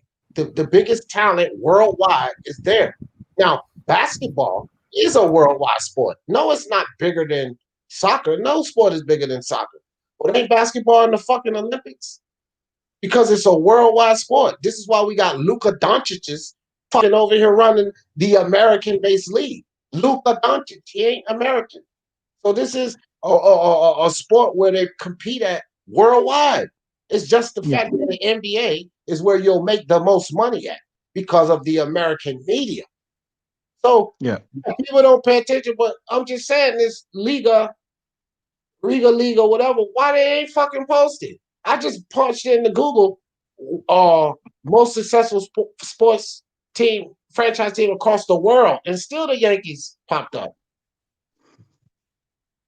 So I don't know what the Liga is all about, but dog, they ain't getting no goddamn recognition. And soccer being the #1 sport in the world, they should be having more recognition. I know these motherfuckers make money because Cristiano Ronaldo's getting paid more than anybody I know. So I know they make money. Cristiano Ronaldo is the highest paid athlete in the world. That's why I Not say even more than anybody you know. He gets more money. He gets more money than LeBron. Oh, he gets more money than everyone. Yeah, that's what I'm saying. This is why we know that he make money. He's getting more money than every fucking body. Yeah, LeBron's number 2, and I know Messi's number 3. So out of the top three highest paid athletes in the world, 2 of them are soccer players. Right. One of them is a basketball player. And can we say that LeBron, right?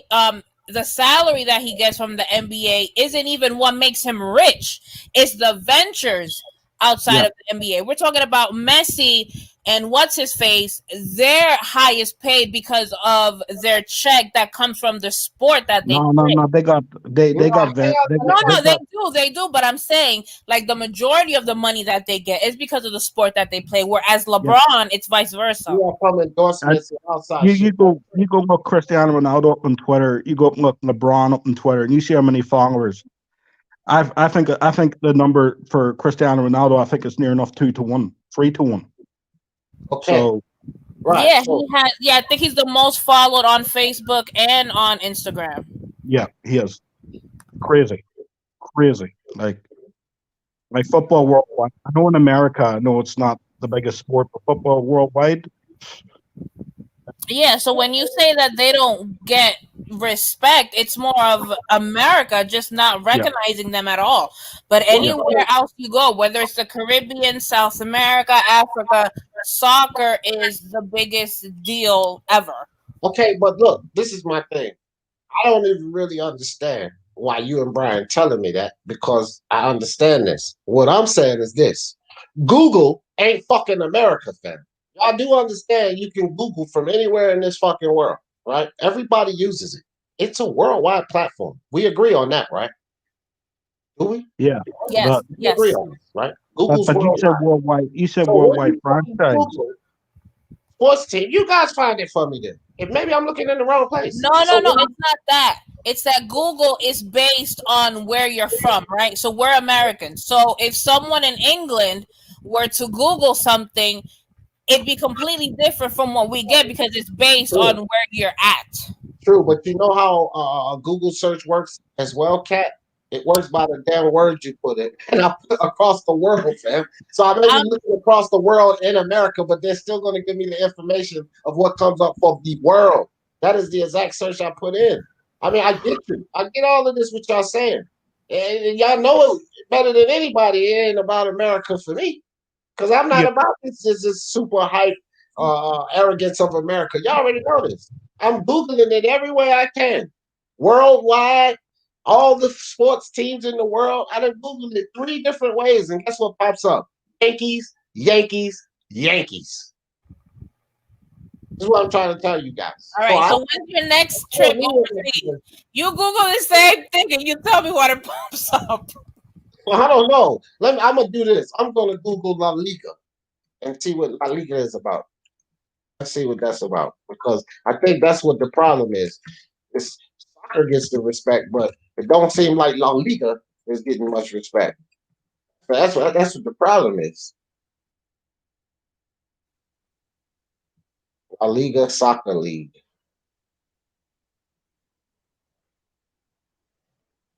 So is this the #1 soccer league worldwide? Or is it just the #1 soccer league in Europe? Because I don't know about soccer. Yeah, in Europe. In Europe, yeah. So Because, what's the because of #1 soccer league worldwide? probably La Liga. Probably because of the dominance Real Madrid and Barcelona have in Europe. You know, those two teams have dominated in the last 10 years. Yeah, So, I don't know. Maybe they counted World Cup titles. you see the World Cup title. See, the World Cup only happens once every 4 years. That's why that's why it's so like that's countries. Right. So what team has the most World Cup titles? Do y'all? Because I definitely know. Brazil 5. Brazil 5. 5. Yeah, because it only happens every 4 years. It's very hard to win a World Cup. So if you multiply that by 4, that's only 20. Still, they will fall short of the Yankees. That's basically, I was going to do it by mathematics. If you don't stop. Yeah. If you multiply it by 4, that's only 20. They still short, son. Yeah, but the World Cup's been around since 1930, so so the World Cup's been around since let me see, 1922. Okay, hold on now. Reese James, what's up, Reese James? Appreciate you. Reese James said Premier League is the biggest commercial league. Is this true? Yeah, that's the biggest commercially, but on about the dominance, on about now let me let you and Kat into something here. If that's the biggest league commercially, motherfuckers, both of you, then that's the league we should be talking about. Not no goddamn La Liga. Because commercially is what's going to matter here, fam. Well, the two best teams over the last 10 years have come out of La Liga. Either Barcelona or Real Madrid. Yeah, that's great. That's great. But commercially means money. Yeah. Right? We can agree on that, right? Yeah. What rules the world? Prestige or money? Well, come on, man. It ain't hard, man. The goddamn prestige don't rule shit, man. Money rules the world, man. So Real Madrid and Barcelona are richer than both than any Premier League team combined. So. I read that. That's for sure. They are the richest franchise team. They beat out the Yankees, the Redskins, and the Dallas Cowboys. Yeah. So I do know that. Yep. So now when we talk about the Premier League, who got the most titles? Who has the most titles? Manchester United, but that's only been around since 1992. Tough titty. Yep. That's only been around since 1992. Tough titty, man. But you know what though? Nah, I just pulled this up. That's damn impressive though. If they've only been around, this is a winning fucking team here. This Manchester United. Yeah, but since Danny Ferguson left in 2013, they've won nothing. 20. So that shows you the dominance he had over. That shows you the dominance he had over a 21 year spell as Man United manager in Premier League. Look at that. 20 championships. Yeah, that's impressive. Yeah, but this is the league here, guys, that we compare to, and that's why you don't see them pop up nowhere. Rio Del, whatever, they don't pop up because that league, La Liga ain't compared to Major League Baseball or NBA or MLB. This is the Premier League is what's in the they're in the category with them, and so for the Premier League, this Manchester United is literally the second most winningest team. They have to be if they rocking 20, because the only team that is close to the Yankees was the Celtics, and now the Lakers. But this team, which I didn't know about, actually all three of these teams got more than the Celtics and the Lakers. Liverpool and Arsenal, I guess, they got 19 and 13, so they got more than the Lakers and the Celtics. So all of these teams are behind the Yankees. But the key is behind the Yankees. Yeah. I still football is hard. Let me explain football. It's hard to figure out because, you know, you got your normal league, right? That's your 38 games a season. That's your normal league. And then they mix it up with the cup competitions. So each league has 2 cup competitions. Right? I got you, David. Yeah. So each league has 2 cup competitions. And then there's a European League competition. That's where the top teams of the league, you know, play against each other. Right? You know, throughout the season. So hey, real quick, Cat and Brian, y'all know how to drop the link in the chat if somebody needs to do it? Are y'all on your phone or your computer? I'm on my phone. All right, Cat. Right there at the top of your search bar, it says StreamYard.com/YouTube. Oh, duh, Catherine. My bad. Somebody say drop the link, because I'm just saying y'all could do it. If y'all see somebody say drop the link, just copy and paste that shit and drop it in there, and then they can jump on. Because I don't see it all the time. Y'all know I be getting lost like a motherfucker. And Brian, you can copy and paste it too. I mean, even if you're on your phone, you just go to the thing, copy and paste it. But I think it's easier on the computer if you're on your phone. Yeah, y'all. I don't care if y'all drop the link, because y'all know I'm gonna drop it anyway. If somebody's Cat probably took herself out trying to drop it. I'll put it back in for you, Cat. All right, yeah, I got you, David. I dropped it in there for you. Yeah, it's hard to football's hard to explain because the way Europe's set up, there's just so many leagues. I do get that. Premier League is the most commercial, the most dominance over the last 10 years has been coming out of Spain. They've been the most dominant in Europe. Adrian said the Real Madrid is the richest. Yeah, I think that's what they said.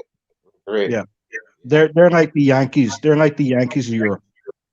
For sure. With 20 fucking wins, they're right. They running shit. But who was that? Liverpool right behind them though. Yeah, Liverpool FC. Yeah. That's the only. See, the thing is, that's why, like with the Yankees, ain't nobody close. Ain't nobody fucking close when it comes to the Yankees. Liverpool right on their ass. Yankees is sitting on top of the mountain, and everybody else up under the clouds and shit. They ain't nowhere close to the Yankees, man. Yeah. Yeah. Well, Real Madrid is 34. That means they've won. That means they've won their league 34 times. We already established that, man. That little small league don't get no place, son. That's nice. They did that in a little small league. Well, they got to come to the majors, son. Tell Real Madrid to come see what's his name, Liverpool and those guys over in the Premier League. Oh, they do Champions League. That's what I'm telling you. They won the Champions League 13 times. 13. Okay, well there you go. So that's where they compare to the Yankees, 13 to 27. So touche. Yeah, they're doing good, but they, no cigars, son. But it's harder to win. It's harder to win a Champions League than it is to win a Major League Baseball title. That's not. That's what I'm trying to tell you. No, you can't compare that. That's not that. How? Okay, so tell me how that would be, because here's one thing that I don't accept. I used to get into this debate with basketball guys or football guys and hockey guys or so forth and so forth, when people try to say that it's harder to win in their league than it is in another league. Explain that to me, and then I can explain to you where the difficulties lies in the other league just as well. Okay, I'll do it, right? Major League Baseball, that's one entity, isn't it? Right. So there's no other things in between. Right. It's just Major League, right? So here, right, if you go and you do your Premier, just say La Liga, you go through La Liga, right? Then you had to go through the Copa del Rey. That's another thing. Then you had to go through, forget the name of the one. Geez, top of my head. you had to go for another league. Then you had to go for the Champions League. 75 to 80 games a season, maybe. If you want, right? Right. Right. The Champions League, you're playing against the best teams. You're playing against the best teams in Europe. It's And knockout 34 in a knockout games. competition. Yeah, but they play 34 games, right? Not in the Champions League. No. How many games do they play a season? How many altogether are in the Champions League? To win it for league or whatever league you talk about. Okay. Right. 38 games in La Liga. Copa del Rey is that's another 12 games. España is another 7 games. Champions League is another 13 games. Right. Then, so for all these competitions, around 65 to 70 games a season. Right. Right. So you do realize that baseball plays over 130 games, right? But you're going to see it is more difficult to win. And a season, but a season. Yes, Brian, a season. Okay, well, they don't have the distraction. They don't have to concentrate on Major League Baseball. Do you guys soccer teams play like games within the same day? Like play a game, go shower up, ride somewhere else, and play another full game? No. They do that in baseball. Didn't know that. See, so this is what I'm saying. There are difficulties in each league. I've had this discussion, Brian, with other people, like I'm saying, football versus baseball, and you can give reasons why their league is difficult in ways that your league is not. We cannot say that it's more difficult to win a champion. Winning a title is difficult in itself, period. And this is what you may favor your league over the other one, but y'all don't play over 100 and something games. You added up all of those different leagues you got to go through together, and they still don't add up to over 100 something games. I don't play more than one full game in a single day. And as a matter of fact, baseball, they play some games sometimes double headers back to back where they'll play 2 games in the day and then the next day they play another fucking game. Do they do that in soccer? Not in general, no. Okay, well, Brian, see, those are difficulties that you didn't even know about. So your perspective should change at least a little, knowing that. It should change at least a little. Right? And my thing is this. I'm not saying that baseball is more difficult. I'm just saying that I don't really say that either is more difficult than the other. I just say it's tough to win a championship in these sports. Look, when you look at sports in general, like let's take the NBA. Hey, right? Now we know that this is also a worldwide sport. Nowhere near as big as soccer, of course. No sport is. But we do know that this is a worldwide sport and people compete in this sport all around. Out of the whole world, there are only 500 players that will get the opportunity to play in the NBA. So being one of those 500 players on one single team and making the championship is fucking difficult, man. That's fucking difficult. Each one of these sports teams and organizations face a difficulty getting to that pinnacle, to that trophy. It may face different difficulties, but it's difficult for all of them. And I can't really say that I can measure the level of difficulty for any of these teams. It's hard to do it, man. It's extremely hard to do it. Fair enough. I know that. I know it's not easy winning titles. I never said it wasn't. Yeah. So like this. The 13 don't mean a goddamn thing to my New York Yankees. Hello. That's what it boils down to. What's up, Fabrizio? Hello. Salute to the channel, and to the panel. At least not what's up, man? What's up? The thing is with Champions League is that there's a lot of countries, so you have to play with other countries. Like the league, like the domestic league, maybe will be easier than the Major League Baseball league, but the Champions League you have to play against other countries' teams. So that's the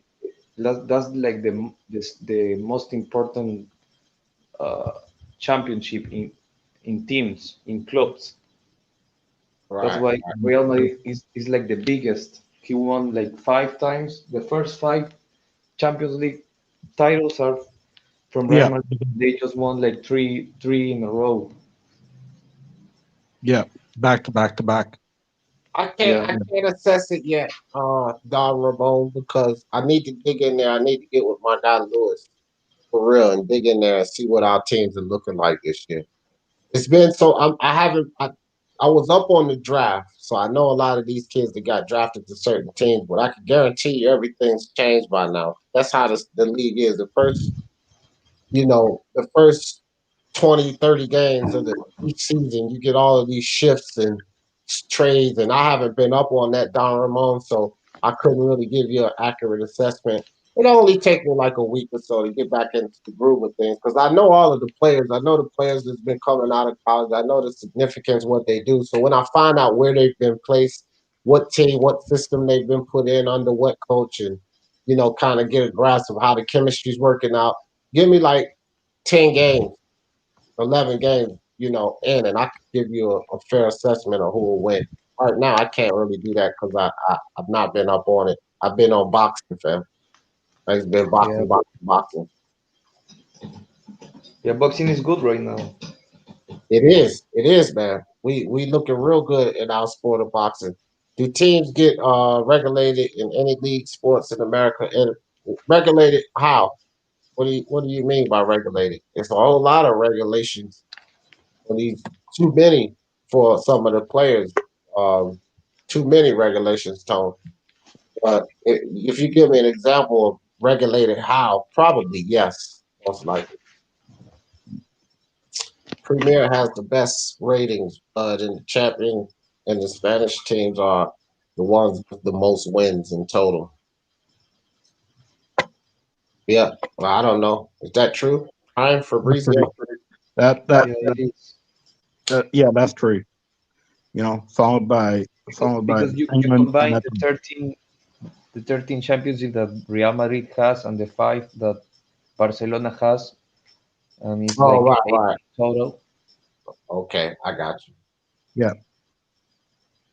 But the Premier League is always like the one with most like competitive because all the teams, like everyone has a chance because there's a lot of good teams. Most of the leagues in Europe, you have like 3 or maybe 2 good teams. You see, that's the one thing I hate about European football is that all the best players are spread out to like several good teams, or like Bayern Munich, Borussia Dortmund in Germany. They Right. got the best players.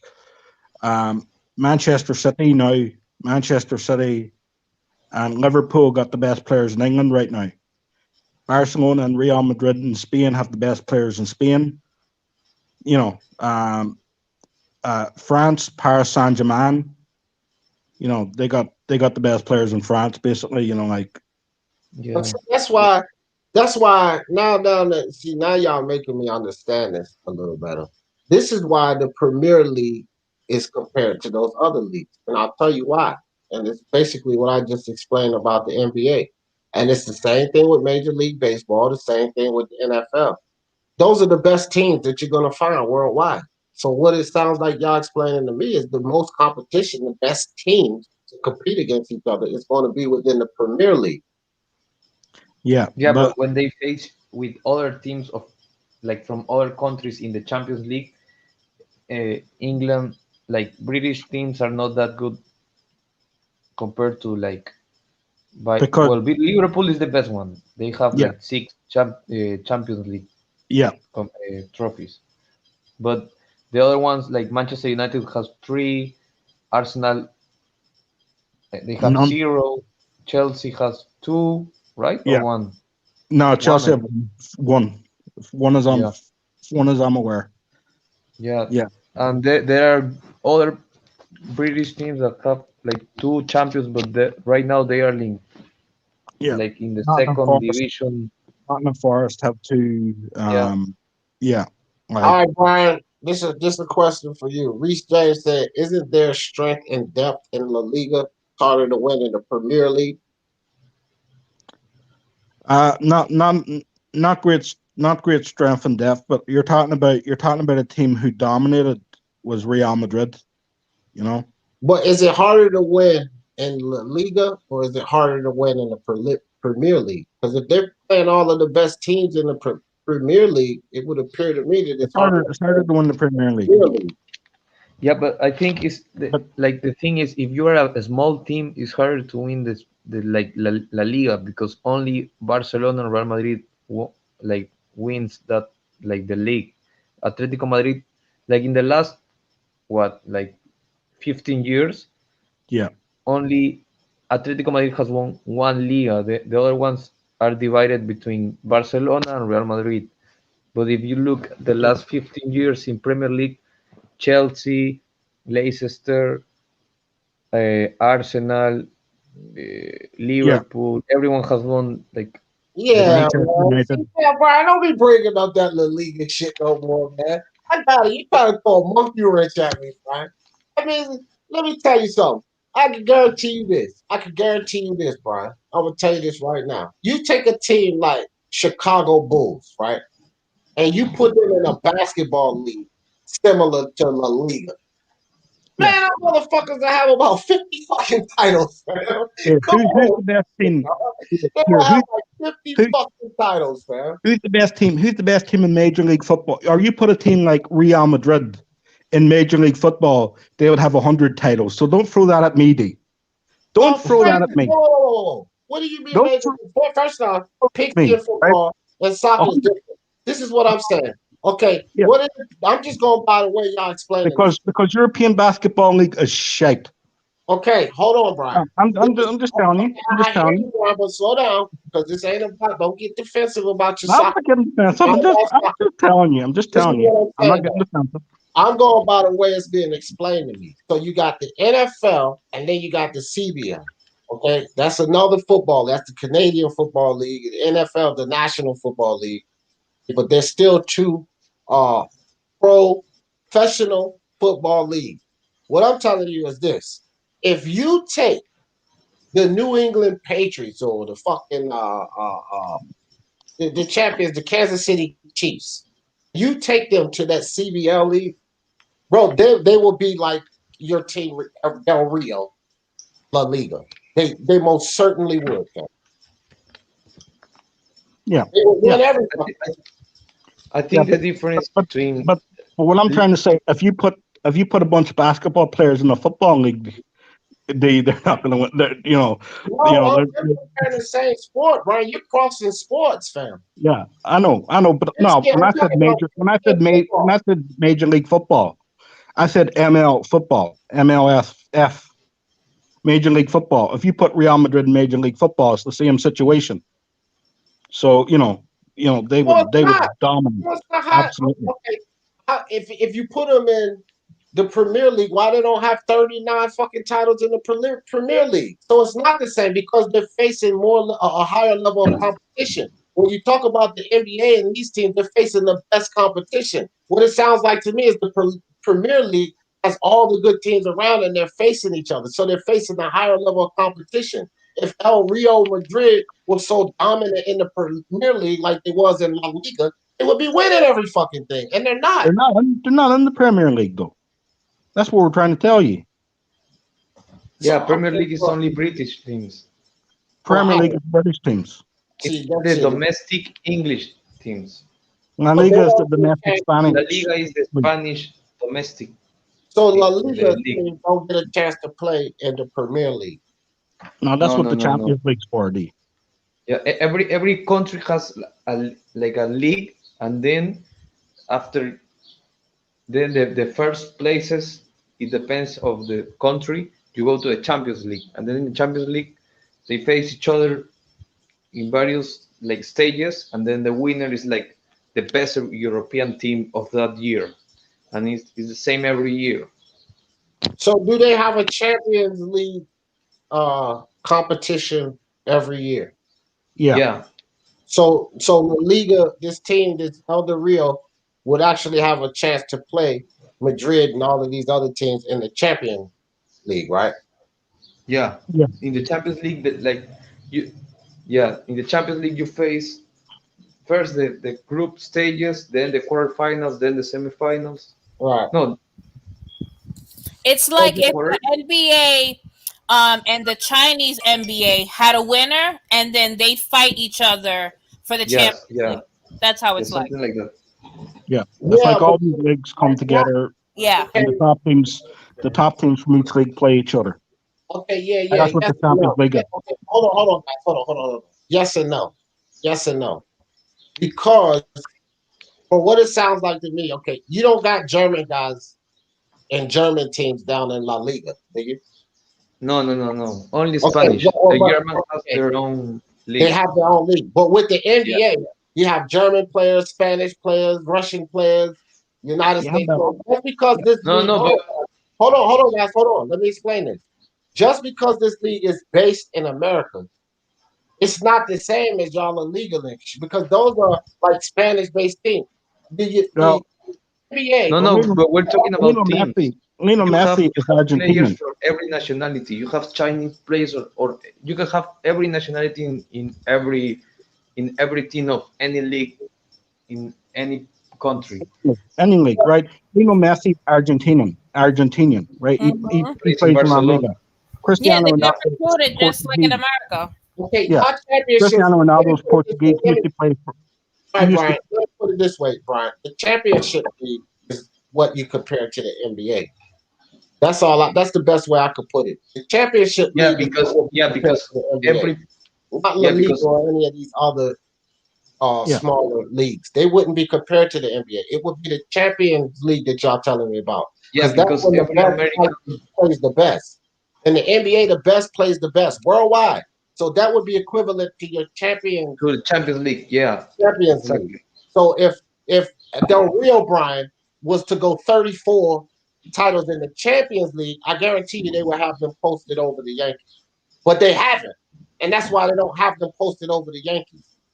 Because they didn't do it in the Champions League, Brian.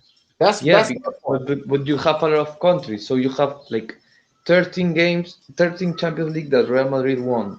Then the second place is for Milan, seven championship. You have six for the Bayern Munich, six Right. Liverpool, five Barcelona, three Barcelona. Yeah, Manchester United.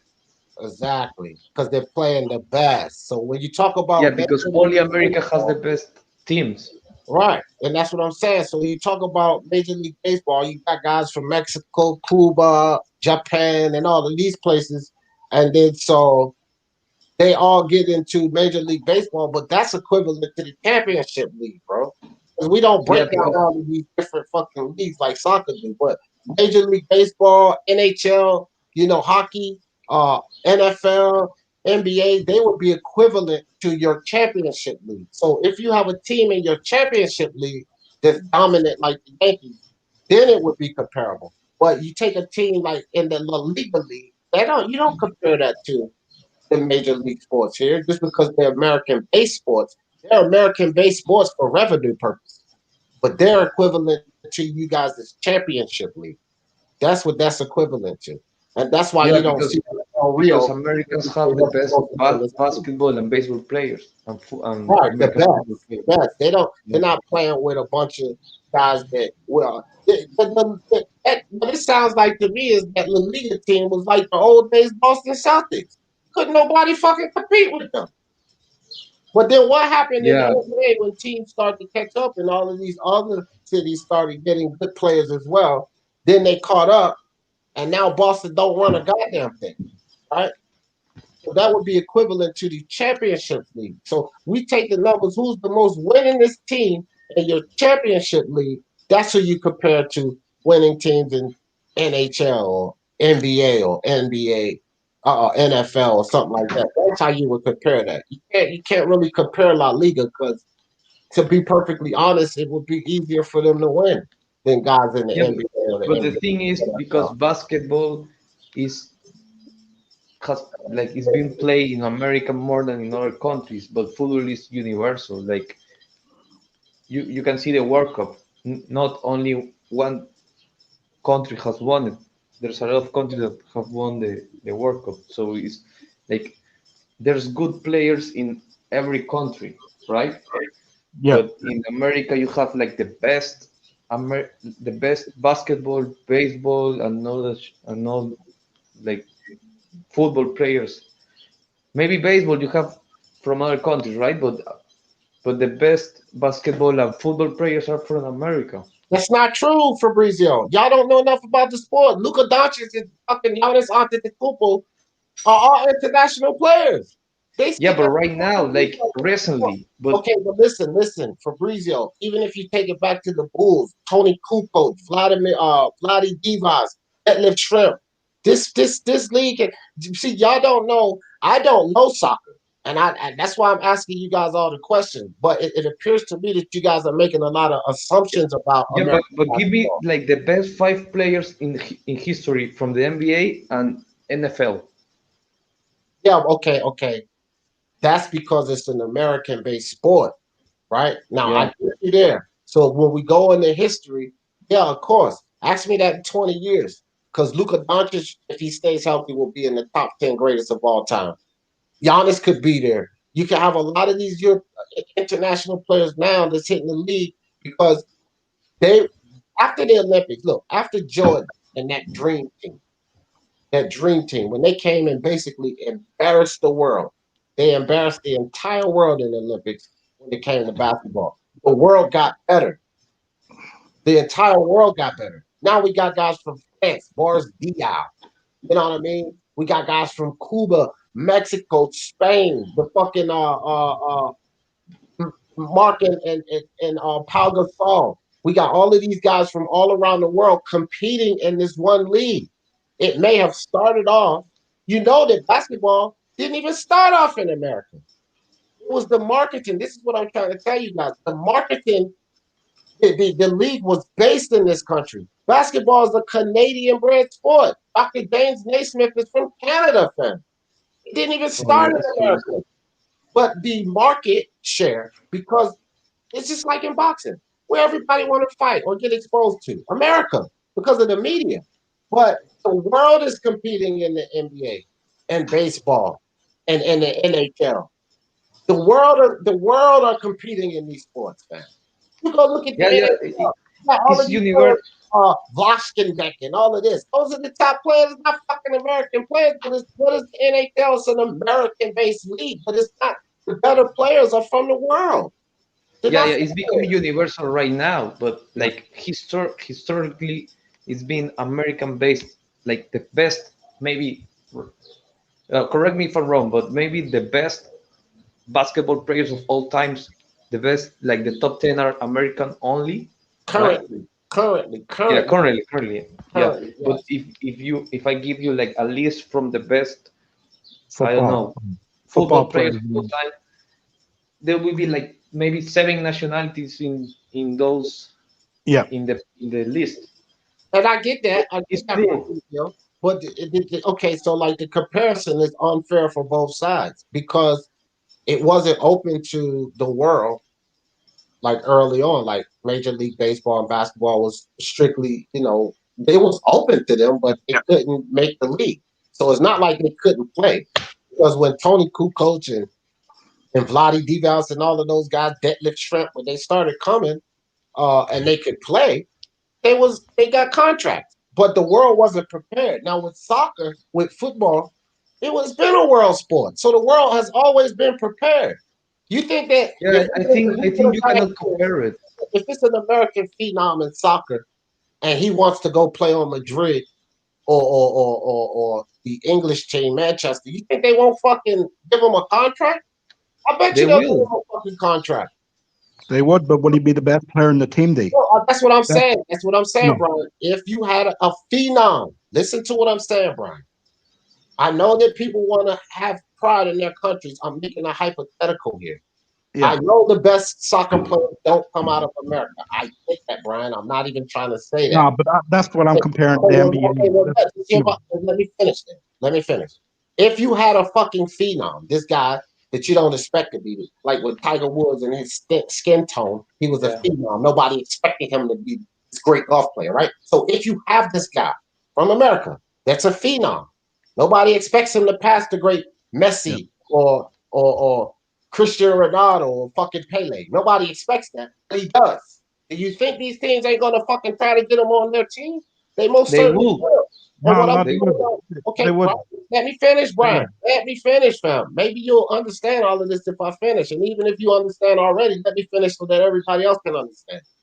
Okay, so if basketball and baseball and them were opened up like that, because soccer has always been, then we wouldn't really be sitting here saying this. So I'm saying it's unfair for both sides. But right now, Yeah, I think it's about comparison.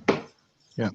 Like you cannot compare both sports. I think are very different. Yeah, you can't. But that's why. But that's the same reason why when you look it up, they don't have that team Del Rio from Liga. Real Madrid. Yeah, they Real don't Madrid. have them there. They don't have them there, and it ain't. That's why they're not there because it's not comparable. I'm not the analyst here. When you go on Google, whoever analyzes this shit, what they're comparing is the Champions League is what it appears to me. They're not comparing La Liga or any of those other smaller leagues when they talk about the NBA. They're comparing to y'all championship league. Now, if it was somebody in y'all championship league that had 28 titles in that championship league, I guarantee you they would be over the Yankees because that's the league. I think the most dominant team in the world of all time may be the Yankees because they have won like most of the titles of all time, right? Right. And that's why that's where all of this started from because I said the Yankees, I was bragging on my Yankees, and then Brian brought up some damn Del Rio and was talking about some damn La Liga, man. Hell no. Hey, so I think the easiest way to put it is like this: the Yankees have the most championships in one league, and Real Madrid has the most championships combined in multiple leagues. Simple. No, because they have the most championships in their domestic league and in the Champions League. So they have two That's what I said. Multiple That's what I'm leagues. saying. The dominated. No, but they They got dominated. 34 rater in just La Liga. Yeah, they have 34 only in their domestic league, and they have 13 in the worldwide Champions League. Right. No, I worldwide, thought it was European 19 only. and 13. What did that thing say on Wikipedia that you brought up? Yeah, no, that was, well, hold on, I'm gonna pull They it have back. 34 La Liga titles, which is their domestic title. That's their home league, right? Yeah. And they have 13 the Champions League They got 13 in the Champions League, which is the European. That's like where the top teams in Europe play each other, which is hard to freaking win. I'm telling you that. I have one question for people that know NBA. Is Dennis Rodman underrated or overrated? Dennis Rodman is. It depends on what do you If as a anything, I player, would say this. If anything, as a rebounder, he's one of the best. he of would all have time. to be underrated. I don't see how you could overrate him. What the fuck? Because I'm talking about like he won titles with the Pistons, right? And then with the Bulls. Right. Yeah, but if you're gonna say as a rebounder, he's one of the best rebounders of all time. He's one of probably the best defensive guys of all time. But offensively, he was not the greatest, so it's kind of hard to as a player whole. He's not one of the best as a whole player, but defensively and rebounding, yeah, for sure, he's But you one have of to the be best. both to be considered like one of the best players of all time in Yeah. basketball. He's in the top 50, eh? I don't know if he's top 50 greatest. I'm not sure. Let me see. Nah, Dennis Rodman in the He top might 50. not. Nah, I don't think he's top 50 for Brizio. So He's I not mean, top 50 of all time in NBA. nah. no way, dude. His You gotta be a defense complete. was what was admired, not his all around game. That's the problem. Who? Dennis Rodman. Yeah, His because defense was what was admired, not his all around game. yeah, and his hustle. It was his defense, his rebounding, and his hustle. But look, man, you gotta have offense. You gotta have it all. And that's the problem. That's why he's not there. Because you look at these guys, Bob Cowley, I'm gonna say names that everybody don't fucking know because everybody just know LeBron, Jordan, and Kobe and shit, right? But when you think about guys like George Michael, right? Robert Parrish, Willis Reed, Bill Walton. I mean, I could go on and on. James Worthy, Lenny Wilkins. People don't know Hal Greer, right? Walt Frazier. These are not those guys Karl are Malone. those guys are top 50 players, right? But they all had an offensive element. And that's probably why. What about Isaiah Thomas? Isaiah Thomas. Oh, Zeke is in there for sure. He's top 50. Yeah, Isaiah Thomas. For sure. Yeah, that Thomas. Yeah, he was fucking great. Yeah, he's definitely in the top 50. Real quick, Desert, with this contribution to this Speaking Mind Sports Talk family, appreciate you. Said Brian, would Man U lose to Barcelona? Right now, they will. Right now, they would. Yeah. There you go. I don't rate both teams right now because both teams are in transition phases right now. You know. Right. I'll give y'all another guy, Elgin Baylor, right? Just what the basketball, the Elgin Baylor. He's in the top 50, right? Check this out. Elgin Baylor scored 78 points in the game, right? Kobe Bryant scored 81 points in the game. No, he scored 75, Elgin Baylor. Kobe Bryant scored 81 points in the game. Now, Kobe Bryant scored 6 more points than Elgin Baylor, right? But y'all check this out. In that game against the Toronto Raptors, the Kobe Bryant scored 81 points. He shot 8 3-pointers. When Elgin Baylor scored 75 points, they didn't have any fucking 3-pointers. Right? So if you take 1 point away for each one of those 3-pointers Kobe Bryant shot, and it's relevant why I'm saying this, because Elgin Baylor didn't have an opportunity to jack it up and shoot 3-pointers, which he damn sure could have made those long distance shots. But if you just make those 3-pointers 2 points for Kobe Bryant instead of 3-pointers, because Elgin didn't have that, and then you subtract that, that means he scored less points than Elgin Baylor. He would have a 73-point game, where Elgin Baylor would have a 75-point game, right? But but there was no 3-pointers back then. That's what I'm saying. That's my whole point. Elgin Baylor didn't have the opportunity to shoot 3-pointers, but some of the range that he shot from, he definitely could have made 3-pointers. But with Kobe Bryant, when he scored 81 points against Toronto Raptors, he had 3-pointers. Elgin didn't have those. Well, Elgin scored 75 points. So my thing is, which scoring performance is greater? Is it Kobe's with the 81 points because he had 3-pointers, or is it Elgin Baylor with 75 points without 3-pointers? Me personally, I give more credit to Elgin Baylor, because if you take 1 point away from each one of those 3-pointers that he wasn't afforded, that's only gives Kobe 73 points. And if you had every time Taylor was out of the circle line making a shot, and you had a point onto that there, what total would he have? Because he shot long range shots plenty of times. So if you was to do it that way, he would still outscore Kobe. He would probably, to tell you the truth, Elgin Baylor probably would have had 94 points, 84 points in that game if he had a 3-point shot to take. But he didn't have a 3-point shot to take. Kobe didn't play that whole game either. I think like in the fourth quarter they took him out like with a couple minutes left. And also Kobe had a 62-point game in only 3 quarters against the Mavs also. Yeah, he did. He sure did. But Kobe Bryant, man, that's why this whole LeBron James bullshit, bro. How you just thrust LeBron James over a guy like that? I remember too when Kobe had like I don't remember, it was 4 or 6 or 5 game with 50 points or more, like streak. It was like 4 or 5 or 6 games in a row where he averaged 50 points or more, and 4 or 5 or 6 games in a row. Crazy. And LeBron James. Kobe got records like that. Nobody did shit like that besides Wilt Chamberlain. He was the only one who did shit like that. Because, fuck all that Kobe shit. When we talk about Wilt Chamberlain, that motherfucker averaged 50.5 points and 30.8 rebounds in a season. That shit will never be broken. That was his Yeah. season average rater. Forget about Yeah, no, I know. That's why I have like that's why I got like four Lakers in my all-time top 5. You know.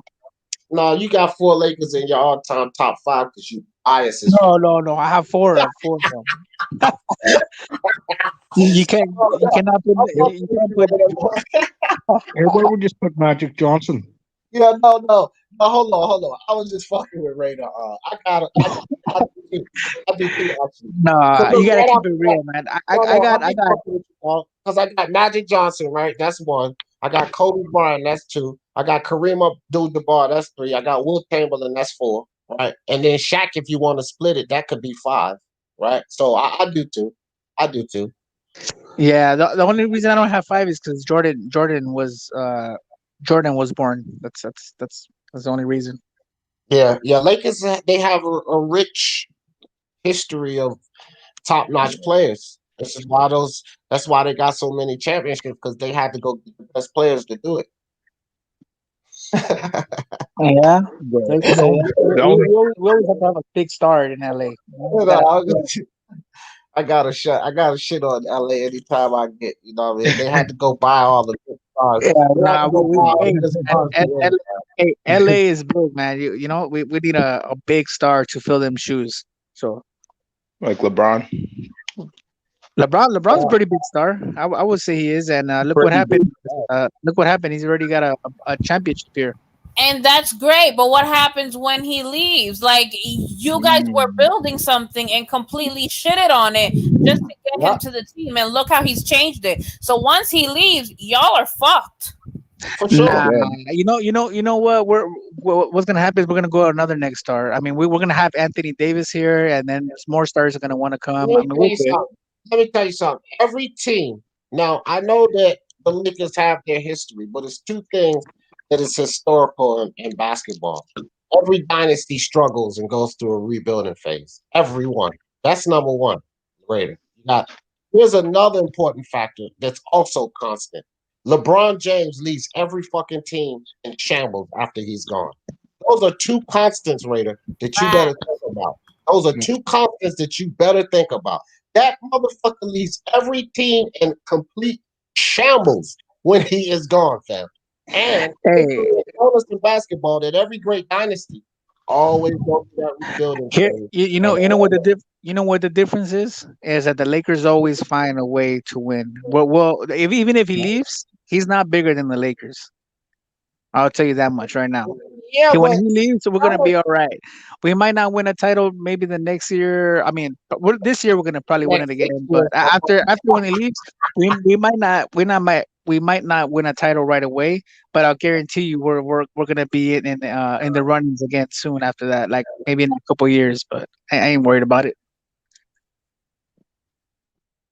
I mean, we're tied right now. We got 17, right? We got the tied for the most with the Celtics. So we're doing something right. Yeah, well, let me tell you this. Get prepared for this, Raider. Y'all motherfuckers gonna have at least 5 or 6 years. Y'all gonna be looking like the Knicks with that motherfucking league. Y'all gonna have 5 or 6 years of turmoil, crying, and disappointment after LeBron leave that thing, because he gonna leave y'all in shambles like everybody else. Hey, AD, I'll tell you this much. I will gladly have that and then win another title after 4, 5, 6 years when there's teams that don't even have titles, not even one. Yeah, me too. Like or like the Knicks, who haven't won titles in how many years? That's all right, motherfucker. We got 2 titles. That's all we need. If you can have 2 titles, that's it. You know, how many teams don't have no titles? I'm not sitting on with them. Yeah, I ain't sitting with them. All my teams that I like, the Giants, the Redskins, the Yankees, the Knicks, they all have championships. At least one. Hey, but I'll tell you this much: that the Lakers aren't in shambles for a long time. I mean, not like the Knicks. No, because the Lakers don't have James Dolan. That's why. So shout out Touche. You can say whatever you want about Jimmy. You can say whatever you want about Jimmy. She ain't no goddamn idiotic James Dolan. You know what I mean? Jeannie will let How come you The guys don't keep interviews that should dude do out of their there, man? job. Huh? How come you guys don't click like take that dude out of there? I mean, No, I'm trying to. the You know what I'm LA trying was to able do? to take the damn Sterling guy out of the Clippers, and we Yeah, that's also what were I able, want. hold on, let me finish. We were also able to take out the Dodgers owner too. Man, if you guys are not happy, man, you guys gotta do your thing, man. Kick that dude out of there. I know, bro. I'm trying to get some people underground so we can set James Dolan up on some conspiracy. There you go. There you go. We need a Donald And Sterling now you're situation in talking. New York, son. Now you're talking. Hearn is good at that. Yeah, mono. That's what we need, man. We need a Donald Sterling situation in New York so we can get rid of James Dolan, man. But that son of a Yeah. he ruining our team. It's like Daniel Snyder with the Washington football team. This fucker couldn't even secure our name. You cocksucker. Now we don't even have a name. We're the only football team in the NFL with no name. What the fuck is the Washington football team? We had another whole team, the Washington football team.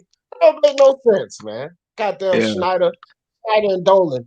Schneider and Dolan need to go on a trip to the Bermuda Triangle and just fall off into the abyss. You know? That's what they do. You know how people go to the Bermuda Triangle and then they just disappear. They never come back. We don't know what happened. Well, why don't James Dolan and Daniel Snyder take a sabbatical to the goddamn Bermuda Triangle? That's what they need to do, fam. You know what I mean? It's bad. Yeah, nah, we forced the shit out of Sterling to sell the Clippers and Frank McCourt to sell the Dodgers, man. You ain't doing nothing, man. You better bounce. Yeah, Straight up. James Sterling set him. I mean, Donald Sterling set himself up, fam, with all that Yeah, racial. you gotta find a way to get rid of these guys. Bro, if I had a way Raider, I would be pushing it right here on this channel. We need to get rid of James Dolan because Hold up, I thought he still owned stock. Who? Sterling.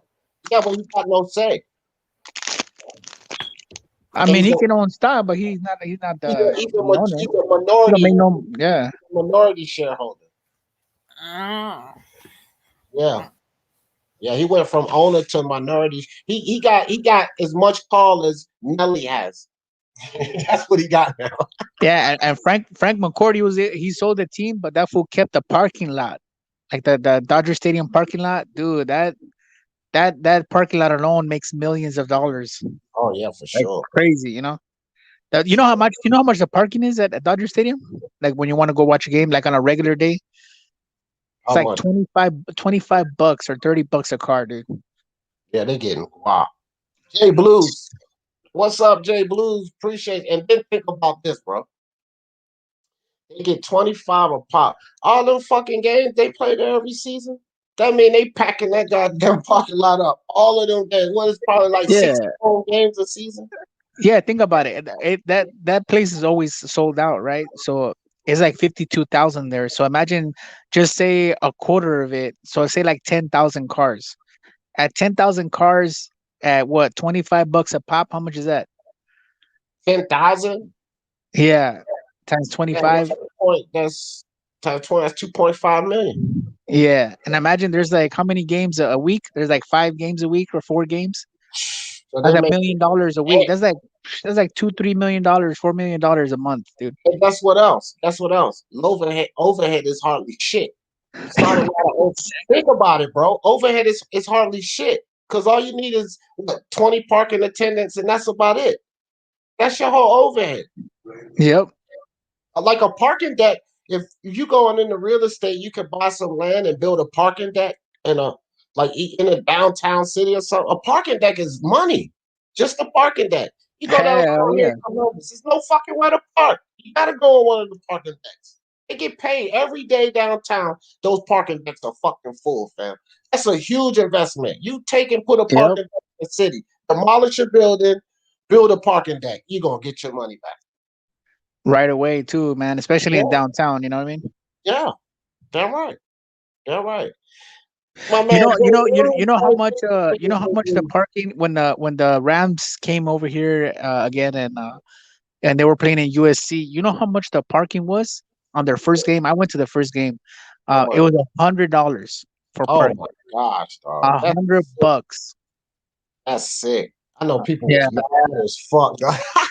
Yeah, but people started catching on. We know what we used to do is we used to park like about 4 blocks down, like maybe like a half mile down the road where there's Just parking. walk. Then they get an Uber down to the stadium.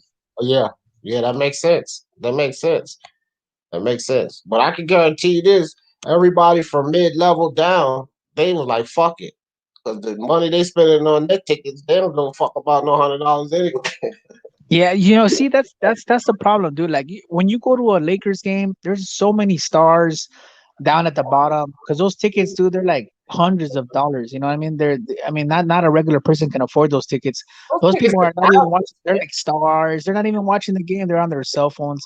All the real Laker fans are all the way up in the third row, all the way in the top. You know, in the third tier.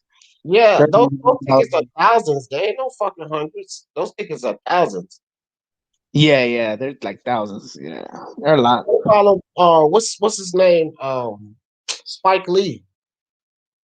Those Oh season yeah. Oh no, tickets, you're talking about the court sides? Oh, the court sides are they're yeah, they're those a $1,000, thousand. man.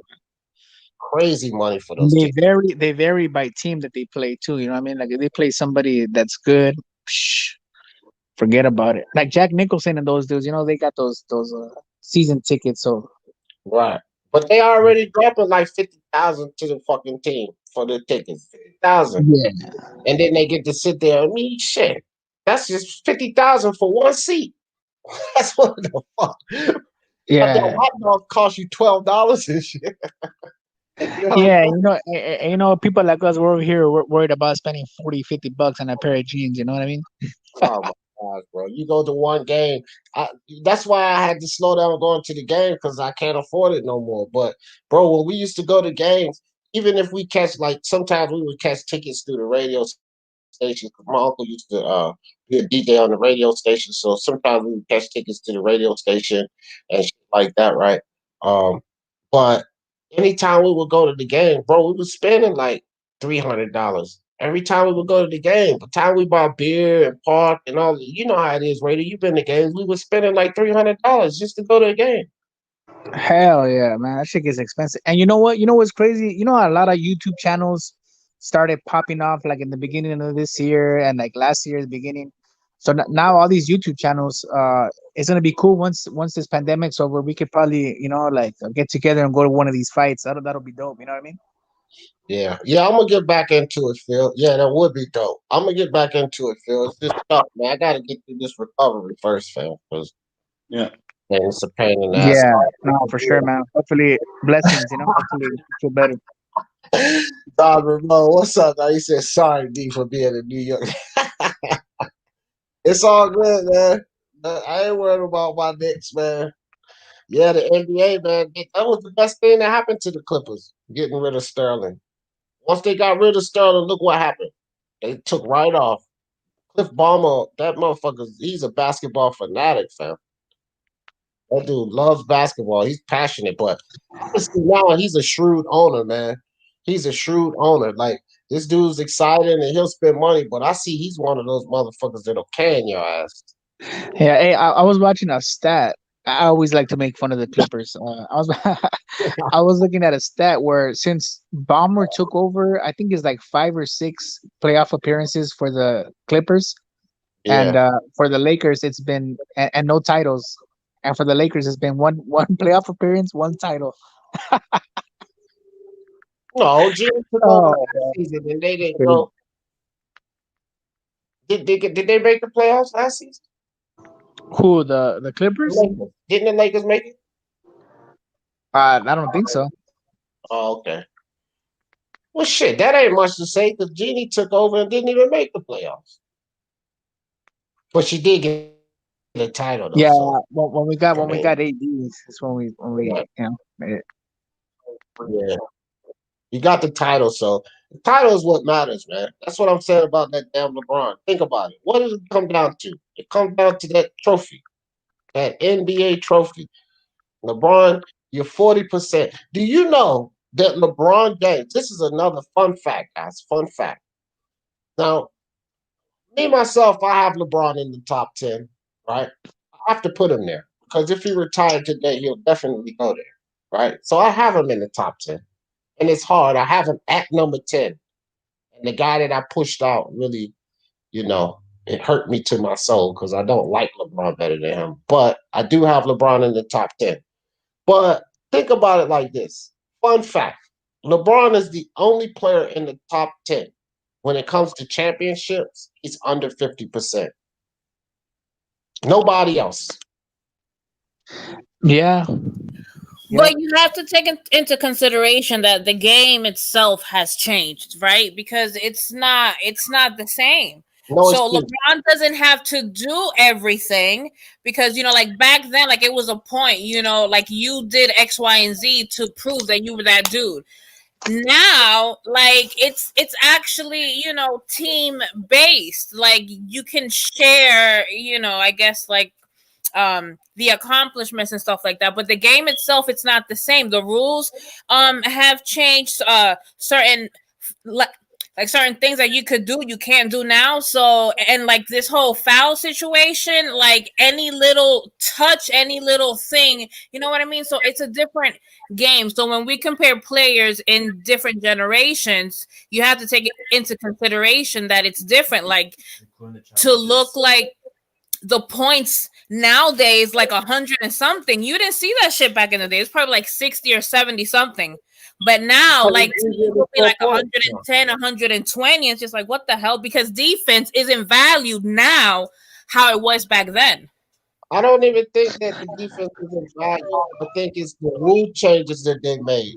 It's the same thing that happened in the NFL, right? They changed the rules in the NBA and the NFL so that more points could be scored. And this is why I said that these fans are putting too much on LeBron's statistics, right? Because when you look at his assist ratio, right, then you go and you think about guys like Pistol Pete Maravich, John Stockton, Magic Johnson, and these guys like this who were also prolific passers. Well, when you equate the fact that they've changed the rules so that these guys can score easier, right? No more hand fouls, putting your hand on the waist. All of these things are fouls now. So when you take the fact that they've made the league where you can score easier, well, an assist is also based on a score. So if you can pass the ball and it's a better chance for them to score the bucket, then that's going to build up their assist. When you look at guys like Cousy and Johnson and John Stockton, and they pass the ball to a guy in the hole, he gets an elbow to the back of the neck, and the ball's going off court, and no goddamn foul is called. Right? So, I mean, there's pros and cons. To me, it's no excuse. The motherfucker's 40%. He's 40%. 40% is 40%. Those guys adapted and adjusted to play with the rules in their era and how it was going. Michael Jordan got punished to a limit that LeBron doesn't even get touched.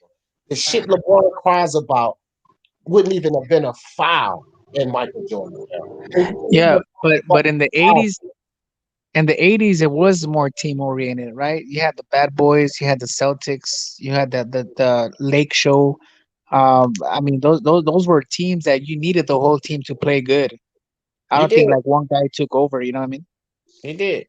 I mean, all through the years you had your premier guy, but I'm just saying, like with the rule changes and different eras, the guys have to adapt to play within their era, right? Like how the rules are, and then they have to play and score and do whatever they can do within their era. Okay, so LeBron's playing in this era, fine. So he can stat pad, he can pad stats and build up these statistics. But at the end of the day, it comes down to winning. So you got all of these assists, all of these points. Now, what did that amount to, LeBron? It amounted to 10 opportunities, and you can only cash in 4 times. Well, you look at a guy like Kareem, who will probably, LeBron's career will be probably as long as Kareem's, 20 years. I can see LeBron playing 2 more years. And then you look at a guy like Kareem Abdul-Jabbar, who only had 8 opportunities, but cashed in 6 times. Same amount of time. Kareem is leading in points right now, right? So, like, fuck this shit with LeBron, man. So, and then that's another thing. Motherfucker, you had 10 times in 18 years. Like, come on. Yeah, So Magic you had Magic 12 went years of 9 campaign. and won You had 5. 10 chances in 18 years. You had 6 more years than Jordan. You have 4 more tries and 2 less titles out of all of that with all your goddamn stats. You should have more stats than Jordan if you played 6 goddamn more years than him. But if Jordan played 6 more years, will we be singing this same song about LeBron's fucking stats? Probably not. Probably not. Yeah, Kobe, and Kobe would have had 6, man. If that Kobe, stupid Celtics one, we didn't have Bynum and Ariza. They were out. Oh, we would have won that one. I know we would have. Excuses. no Stop excuse. it. Exactly, Cat. No fucking excuse, man. Nobody trying to hear that injury shit. Motherfucker No, I lost. said we would have, but he doesn't. Nobody Right? trying to hear that. Take the No, goddamn. I said he would have, but he doesn't. Hey, The hey, fact Ray, is, he you know what my boys used to tell me? You want some cheese with that wine? You want some cheese with that wine? Them motherfuckers. No, sir. No excuses. nah, he don't. He's got 5. Kobe got 5. Nah, but Kobe, even Kobe, he's 79% or 76% or something like that. LeBron's the only one under 50%. Bro, you're under 50. That's not, you know that under 50 in sports is not good. In no sport. Think about what your win ratio teams. What team in football goes to the playoffs under 50? Don't really happen. Right? What teams in basketball goes to the championships under 50? They don't even make the playoffs. Exactly. LeBron's under 50. So when you compare him to the top 10, get the fuck out of here. You're the only one under 50. Your winning ratio is under 50. He's the only one. The only one. And that's a fact. He's the only one that's under 50%. Look at Bill Russell. Look at Bill Russell, right? Bill Russell had 12 chances. How many times he cashed in? 11. 90-some%. LeBron, go suck an egg, fam. You know what I'm saying? Motherfucker had 12 chances and 11 titles. You know, Jordan, 6 chances, 6 titles, motherfucker. Huh?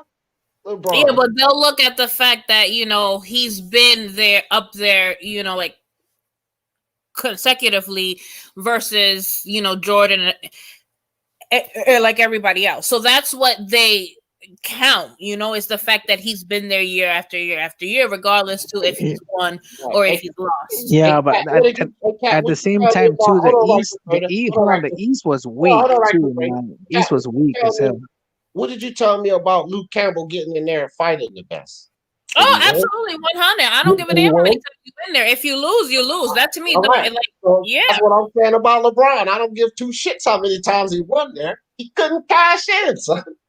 We ain't gonna give a boxer full credit for going in there with the champion but getting his ass whooped. Why are we gonna give LeBron the credit? He couldn't cash in. Participation trophy. Nah, fuck a participation trophy. That motherfucker don't get no participation credit. Hey, you guys remember back then when you guys were like in kids and there was no second place trophies back then. It was first place. That's it. Now they're giving all these medals and things for everybody. Mm-hmm. You know what second place is? Second place. The first loser. The first loser. Yep. There you go. There you go. Because you got 5th place. 5th place is a loser. Second place is still a loser. Hey, I got a good one for you. If you're running in a race, right, and you pass the guy in second place, what place are you in now? You're second. You say you run in a race and you pass the guy in second place. Hold on. Second place. You're still second. You're second place. Yeah, you're second. All right. A lot of people say first. Yeah, because they're idiots. Because if you pass the guy in second place, that means you were 3rd place. I've heard that one before. So. Hey, but that shit gets a lot of people. A lot of people always be saying first. So yeah, that makes no sense. They're idiots. I mean, it is, man. It's a lot of little things. Like I got one for you guys, and let's see who can jump on this. All right, check it out. And I just real quick, I'm gonna go one by one. Don't nobody yell it out. You only get one answer, and you get 3 seconds to answer this shit. I don't want you to have too much. No, you don't get 3 seconds because if you ask me, they get an extra 3, and what's his face gets an extra 6. Oh well, I'll ask you first. Now, if YES spells yes, right, Cat? YES spells yes. What does EYS spells? 1, 2, What 3. the fuck? Okay, see, YES spells yes, right? What does EYES spell? 1. Eyes. God damn it! What did I say? Don't yell it out, you fucking yin yang. I had somebody on the loop. Listen, here's the thing. 1 out of 3 people I found out always miss that. They always miss that. I had people say EEs, EIs, ES. No, you want to know why? Because it's what you hear prior that sticks to your brain. Right. So if YES spells yes, what does EYES spells? And people they can't figure out that it spells eyes. It's just eyes. Right? Yeah. People always get that. Get that fucked up, right? Mark, get the fuck out of here with that. This dude is so literal and technical, dog. Like do you run around trying to catch everybody up with a slip of a tongue, motherfucker? Everybody up there understood what I meant, Mark. Everyone. Thank you, Mark.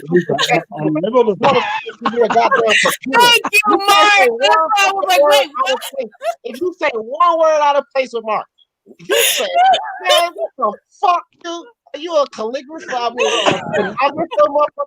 you know, the stenography major. That's what Mark is. Hey, I think that's why we all. I think that's why we all stayed quiet the first time. You see,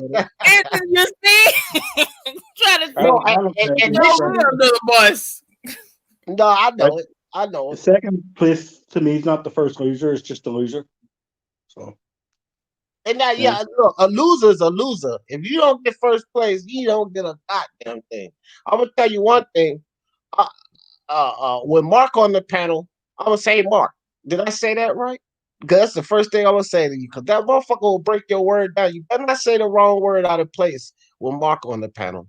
It don't even matter if you right in the debate. You already lost. That motherfucker gonna break your word down to a molecule. You lost. Hey, Mark's like smoke. They're like that. You know, you'll be like, hey, who was better in a fight from who won that fight between hold on, who won that fight between Callum and fucking Canelo? Oh, which round? Or you know, break it down, like keep breaking it down. Mark is better because he be burning smoke up every time. Yeah, smoke is like that. He is like that too. Like he'll fucking catch you on that word, but Mark got him. Mark got him because he be fucking smoke ass up. That should be funny as hell. Yeah, he does. Yeah, so backtracking like a motherfucker. Yeah, man. On the panel, man. Oh, Mark. Oh yeah. Put the link in the chat. Like I got it. Yeah. I didn't even know that shit. I was just like you, Pat. IBT told me that shit. I was like, how you put the link in the chat? And then I was like, oh, yeah, just copy and paste. Because I was wondering how they did it. Like, how the fuck they keep putting my link in the chat? I didn't put it in the chat. These are getting on, man. How you putting my link on there? Yeah, if you have a range, I think you can do it. That's anybody can do it. Anybody can do it. All right. Copy and paste. I thought you couldn't put links in the chat, in the chat if you didn't have a wrench. I thought just blank out. Well, you cannot on my channel. You gotta have a wrench to put them in there. All right. Well, yeah, okay. I think that's anybody's channel, no? If you don't have a wrench, you can't put a link. I don't know, it might be, but I know on my channel you can't put no link in there. Yeah, I think that's it because I've tried to put wrench. Tried to put links in other people's, and I didn't have a wrench. Yeah, Mark, I feel you, dog. No, I'm getting to get me a drink too because I can drink now, guys. I can drink now, and my wife done bought some drinks. I ain't gonna drink heavy.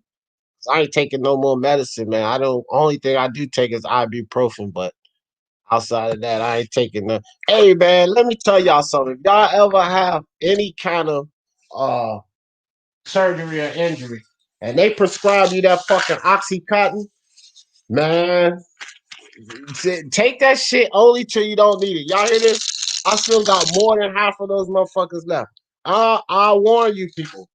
Take that shit only until you need it. when you don't need it no more, just go ahead and go with ibuprofen. Because I tell you guys something about that Oxycontin. I see why people get addicted to that. That motherfucking shit had things. I had no pain. I had pain in certain areas for years. I took one of them fucking Oxycontin, and all of that shit was going. My arm won't hurt, my knee won't hurt. Nah, this shit too damn good. That's that get your ass addicted quick shit. I say, hell no, I gotta wean off of this shit, man. Yeah. I gotta wean off of this, so I don't even take them no more, man. I just take the ibuprofen. You know what I mean? Because that Oxycontin shit, man, that opium shit, it worked. Oh yeah, it worked. But man, you'll be addicted quick. Here, you know why I like pain, D? I'm feeling a wee bit of pain. I know I'm alive. You know why you like pain? You know why you like pain? I'm gonna be crazy. Yeah, you fucking nuts. Yeah, you're fucking right about that. You fucking nuts. Brian, look, Brian was one of the motherfuckers that get in a street fight. A nigga punch him, be like, yeah, come on, hit me again, motherfucker. Like, what the fuck? I'm turning around and walking the other way to my car and get my pistol. If you do some shit, like, if I give you all I got, and that's what you do, oh, hell no, fight over with. This motherfucker's nuts. Cool. Pretty much. Pretty much. With your size, that probably happens a lot, no, D? I have my people whack on me, so I have the right. I've put I used to have a set of pair of handcuffs, right? Well, cousins of mine, and I used to tie my hands behind my back and used to say, "Try knock me out." Oh wow, yeah. I heard you too, Brian, but I was reading Lady Chan's comment at the same time. She said, I took one of them and sped my heart rate up so much they had to put me in bed and monitor. Oh, what? Wait a minute. How does that happen? Cat, how does that happen? Like, isn't that a depressant? Cat, you there, Cat? Cat. We need some medical advice up here. Well, when she get back, she can answer that. That's crazy. Well, I think it's like the chemical makeup. Everybody got a different chemical makeup, right? Yeah. So, I think so. I think that. Yeah, I've heard something like that before. man, I remember one time too. I had gone to the hospital in an emergency room. Something had happened and shit, and they gave me this. They gave me some shit that was more powerful than morphine to take the pain away. I was like, damn, that shit felt good. Yeah. I don't think pain comes from something to drink, fuckers. How about that? I don't even have to leave. My wife give me something to drink, some nice cold. You know what I mean? Don't you wish you had that, Raider? What? Soon as Raider asked his wife to get something, she said, "Mia, coño, get it yourself, you fuck." Nah, she don't say coño. Those are Cubans, dude. I'm just fucking with you, right? Nah, my wife don't care if I drink, dog. To be honest. Yeah. Well, the thing I was saying. That shit's crazy too. That goddamn morphine. That shit, you can overdose on that shit though. Oh yeah, you can. Yeah. The thing with me with that there thing, I used to give them a minute to knock me out. Right. And if they could, I used to give them money. They never did. Like, that's fucking crazy. Is that how hard you can fucking make my hands tied behind my back with handcuffs on? Don't like to. That's what I know. I know you every motherfucking. I had a dude, one of my dudes, Bubble, back home. He was like that, Bubble. This is a city boy. City boy grew up in the city, in the hood, named Bubba. Black dude. City boy. Grew up in the hood named Bubba. Right off the back, that tell you something ain't right. Because Bubba, from a city boy, like if you had a black dude that was out in the sticks or the country named Bubba, okay, that's one thing. But from the city, first of all, what you doing from Blackwell Projects named Bubba? Man, you could hit that motherfucker with a ton of bricks and he wouldn't go down. That motherfucker chin was solid as, man, you could not knock him out. He got hit in the face and the dude caught him right across the chin with a 2x4. You could see the whole 2x4 imprint on his face because it turned red and swelled up and all of that shit. And so you could see that he caught him flush right across the chin. Bro, do you know after he hit him, he turned back to him grabbed him up, slammed him, and beat the shit out of him right there. After eating that shit, he just ate it like it was nothing. I'm I like, would say, man, you can't I would knock say, that motherfucker out, yeah, man. I would say hit me again. Yeah, that's why I said you one of the motherfuckers you fuck you like, come on, hit me again. And I'm like, nah, motherfucker, I ain't gonna hit you no more. I got something that'll hit you though. I got see if you can take this one right here. See, I bet you this one will put you down right here. I might put me down, keep me down. You got that right, it's gonna put you down. I don't care how look, I'll give you one of my guys, and I actually witnessed this one, guys. This is street stories, right? So my guy Ruff, he was fighting a guy. He died from this shit too. Fighting a guy in the street. Boom, boom, boom. I hit him with a 22, little small 22. You gonna hit me with that? He grabbed the 22 out of his hand, threw the gun, slammed him, and started beating the shit out of him again. See, sitting on the top of him, beating him. Punches slowed down. He slumped over and died right there. Them fucking 22 bullets, 3 of them was shredding all through his body. Every punch he threw them just was ricocheting and moving all around. It don't matter how big and bad you are. That goddamn hot lead will do you away. That's what I tell you, dudes. Those little 22, 25, 32s. Those are the killers right there, man. Those shit will ricochet all over your body. Shoot you in the side. I had a homie that got Ruff shot was with beating the hell out of this dude. He was beating the hell out of him. Just punching him, had him on the ground, and then the punches slowed down, and he slumped over. And he was gone right there. He was gone before the paramedics got there. Them shit shredded him up all inside. Every punch he threw, that shit was tearing him up inside, fam. And that's a little gun. Them little guns dangerous, bro. It sounded almost like a cow gun. Some of the punches he was hitting the dude with sound louder than the damn gun. I tell you, bro. Yeah, it's crazy. Yeah, I had a homie that died like that. He got shot in the stomach, and the bullet stayed by his shoulder. It's crazy. It messed up all his organs. He ended up dying. And then it's hot, so it just goes through. It's like red hot. Like, so if you shoot a bullet, when the bullet come out, it's red hot. So when it get inside of your body, it's insulated, so it's still hot. So when it moves around, it's just slicing through all of that shit because it's a red hot piece of metal, just slicing through everything. That's why you see all these assassin movies like The Professional and all of that. Those little silencers they got, all of them guns, they little 22s, because that's the killer right there.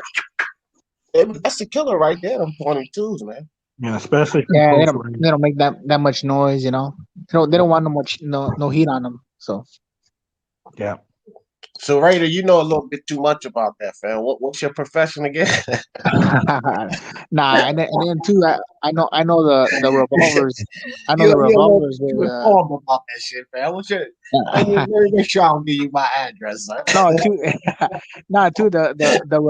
revolvers too. You know, those were the killers back in the days, man. You know why? You guys know why people used to use revolvers? No jam.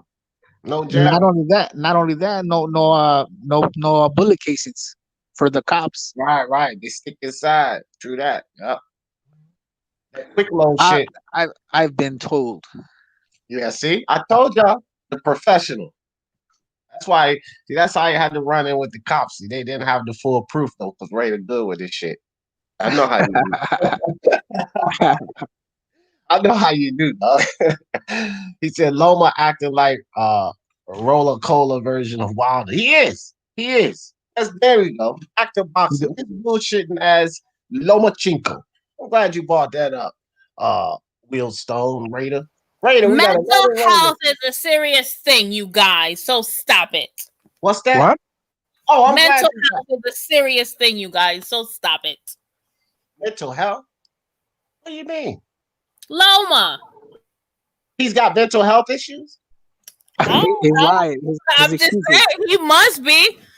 Fuck you do, man. You know what I thought that was, Kat? I thought that was the new excuse. Nah. As somebody with mental health issues, Lomachenko's the only thing he's got is a superiority complex. Right. Well, I have mental health issues too, but mine's is more self. Do you guys think I don't have mental issues? Do you No, hear I me? know you've got fucking mental issues, bro. Yeah. There's no Listen to excuse. your ass, bro. You gotta just listen to me and know I got some kind of, screws loose up there. You know what I'm saying? All mine's are self-inflicted, so Well, wait a minute. You the type of guy that get punched in the face and say, "Hit me again." So we know you got mental issues. No, that's just fun, dude. That's Oh, just That's a bit of just fun. fun. I don't. No, those aren't my mental issues. Being punched is fun. Being punched is fun. It is fun, to be fair. But to be fair, that's a way of life over here. To be fair. Yeah, and That's just. why. What are the y'all two gotta- stereotypes of Irish people? We drink and we like to fight, right? Right. Those are the two stereotypes. Brian likes to do both a lot in large quantities. Yes. So you take a guy that like to drink a lot and get punched a lot, and that equals mental issues. Usually at the same time. No, that's just being Irish. No, that's Irish, man. That's straightforward. That means you got a country full of people with mental issues. No, because but think about it. We're happy people. Why? Oh, well, mental people are happy. Listen to these accents, man. Do we sound depressed or anything? We couldn't be happier if we tried. That's true. Yeah, the only thing about that is it's not good fighting when you're drunk. You know what I mean? You want to bet? Good fight when you're drunk. You can't feel pain. That is a good fight when you're drunk. You can't feel pain. Come try it, man. Yeah, but you know how your reaction time is, how slow it is. Hey, Raider, it's good. Maybe for you, but we're used to being drunk, man. I guess now you might not know about Mexicans. Mexicans, that's I know. one stereotype. We'll drink you under the table. Tequila, maybe, tequila, please. You never know. Listen, man, Russians or Irish people, who's the bigger drinkers? Because I see Russians in that damn vodka, they drink that shit like it's. I'll break this down for you. In England, Scotland, Wales, Russia, France, Germany, Finland, they have a thing called binge drinking. Y'all have it in America. In Ireland, we call that a night out. That's true, though. Yeah, and Mexico is the same thing. In Mexicans, we're known for, even look at movies, the stereotypes movies. It's Mexican standoff, right? Fucking cowboys, fucking drinking tequila and going in Mexican standoffs fighting. That's where our stereotype is. Almost the same as you guys. The only difference is ours is right before a fight. We down like about 14 fucking points. We go out there and we punch people up. It's Christmas Day. How much of you drank today, right? How much of you drank? Don't get me wrong, dude. Mexicans do drink and fight. But I'm just saying it's not a good idea. I'm the type of dude that if I'm gonna go out, right, and I know there could be trouble, I'm not gonna drink that night, just in case something pops off. I gotta be on my. I gotta be. Hold on. How much is in that, Brian? How much is in that before you down it? That's a pint. All right, so that's a point, guys. So that's 500 mils. That's a sixth of a gallon right there. Brian, listen, I was on live earlier. Well, I started this early this morning.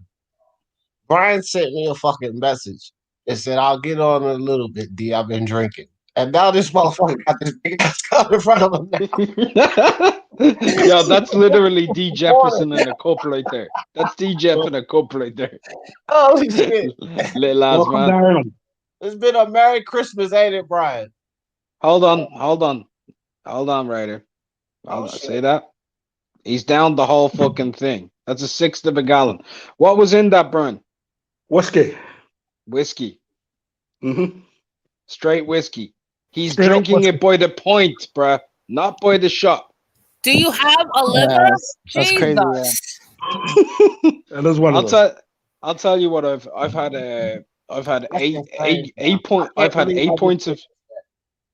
eight points of Guinness today, right, which is low, but I've also, hold on, Brian, before you start feeling ashamed of me.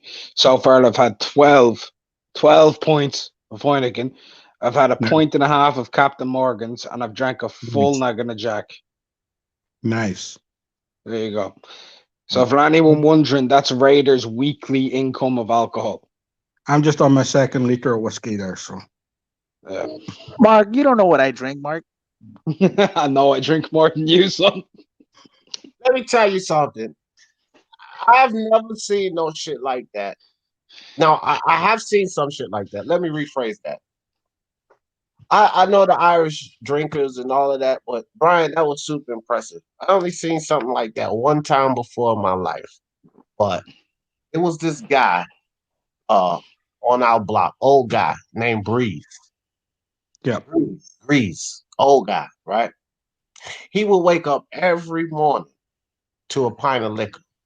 That was his regimen. He would wake up to that. And just like Brian just dumped that pint of liquor, Greaves would say, turn that bottle up, tasty. Throw it away and pull a fresh bottle out in the paper bag out of his back pocket. That was his fucking morning ritual. That was 26 years ago was the last time I seen some shit like that.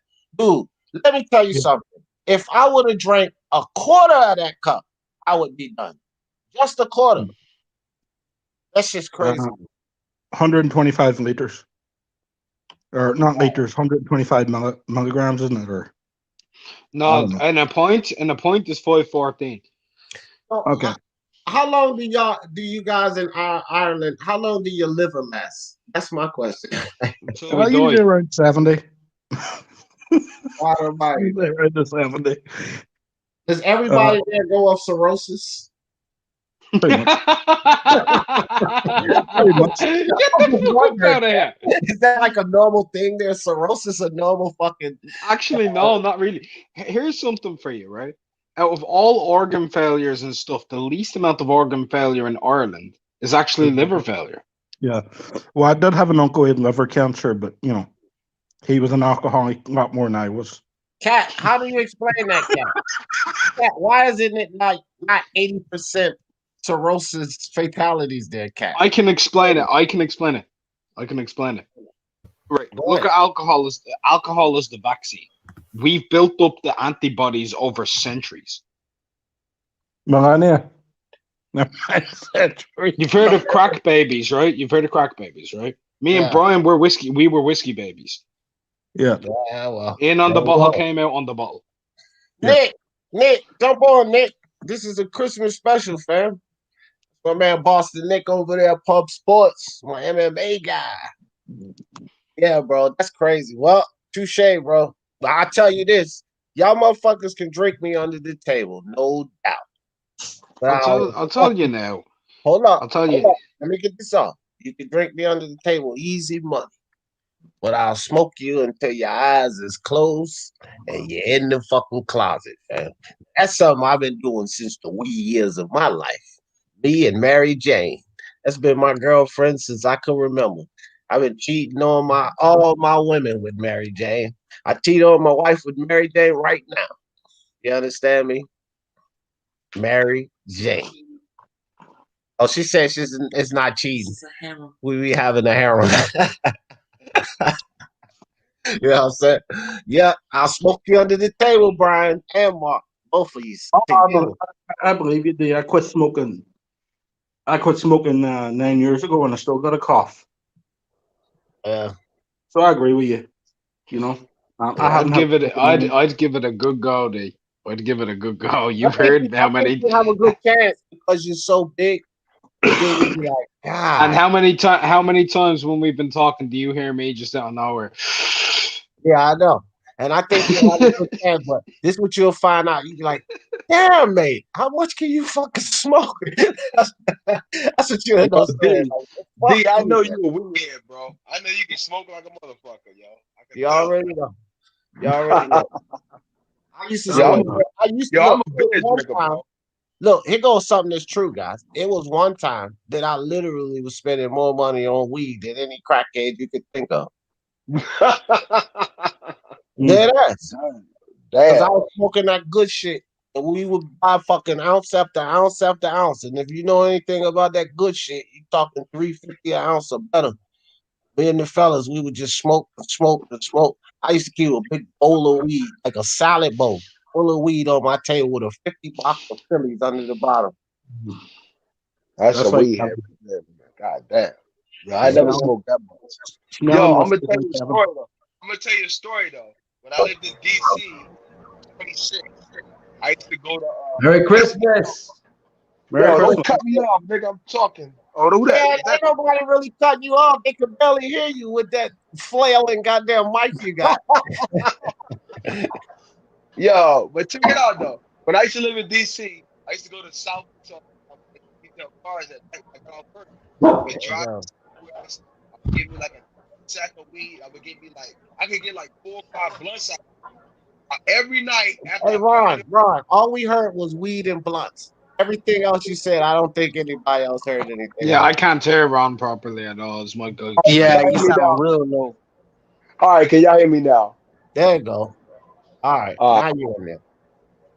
Every night when I used to smoke weed, after I got off work, I would get a 20 sack of weed, and I would smoke that 6 blunts. And every night I would end up in front of the house, bro. Can't hear him again, man. Hey, man, look. Yeah, you went out. Hey, for the new year, this is what everybody gonna do. For the New Year's, everybody send the cash app, send $1 to the cash app. A new goddamn phone. If that shit don't keep going out, man. Yo, real quick, Brian, are you about to down that one? Well, mate. No, I don't do Jesus. it, Brian. What's in it? Just Whiskey neat, yeah, 16 fluid ounces. He just down 16 fluid ounces already, whiskey neat. Get the fuck out of here. Oh, yeah, no, the whole thing in like 5 seconds, Nick. Our buddy on. So if you were to do it again, that'd be 32 fluid ounces and 4 ounces. Don't do it, Brian. We want you to be able to talk. Exactly. He's able to, bro. He did it before. He did 48 fluid ounces on my stream, and he got up and started shadow boxing. I remember that. I remember that. Y'all know what Southern Comfort is, right? Yeah. A buddy of mine, Brady, DFS by number, chugged over a half a bottle of SoCo on the stream because he lost a bet, and then within 20 minutes we saw him just swaying, and he hits the X button right before he just falls off his chair. He was done. I would have loved that. That would have been fun. What whiskey are you drinking, Brian? What whiskey are you drinking? That'll be Jameson. Jameson. Yeah. Picklebacks all day. Congratulations, Nick. You went to the most stereotypical Irish whiskey you could fucking find. That's what I drink, though. I'm Irish, so. Oh, me too, man. I had my daughter puking all over the place. She thought she could outdrink me. Wait, hold on. Are you a whiskey guy, Nick? You a whiskey guy? Yeah. I'll send you a link to my favorite whiskey. It's called Oberavant. It's called Oberavant. It's an amazing whiskey. You should definitely check it out, man. It's amazing. I'll order some right away. Oh, yeah, clean up. Yo, Mark, that's like some proper 12 or something. No, that ain't never stayed. No way, bro.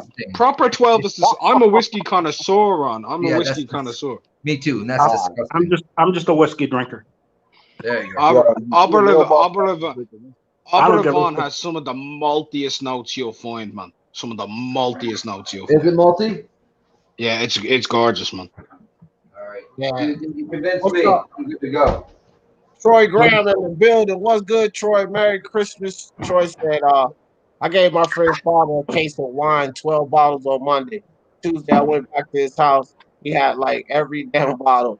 Was sipping on some Bud and Jack. He was incredible. I was like, God damn, you drinking it like that, son? This is how I'm drinking it for you. Put me on the solo. This is I'm gonna do a shoey on Christmas for you guys. Oh my gosh, here he goes, guys. Which shoe is this? Oh shit! Full screen him. I am. Yeah. Shoey. That's Corona Light right there. Corona Light. Oh. Why not? Yeah. Oh my gosh, Nick. I wonder how much.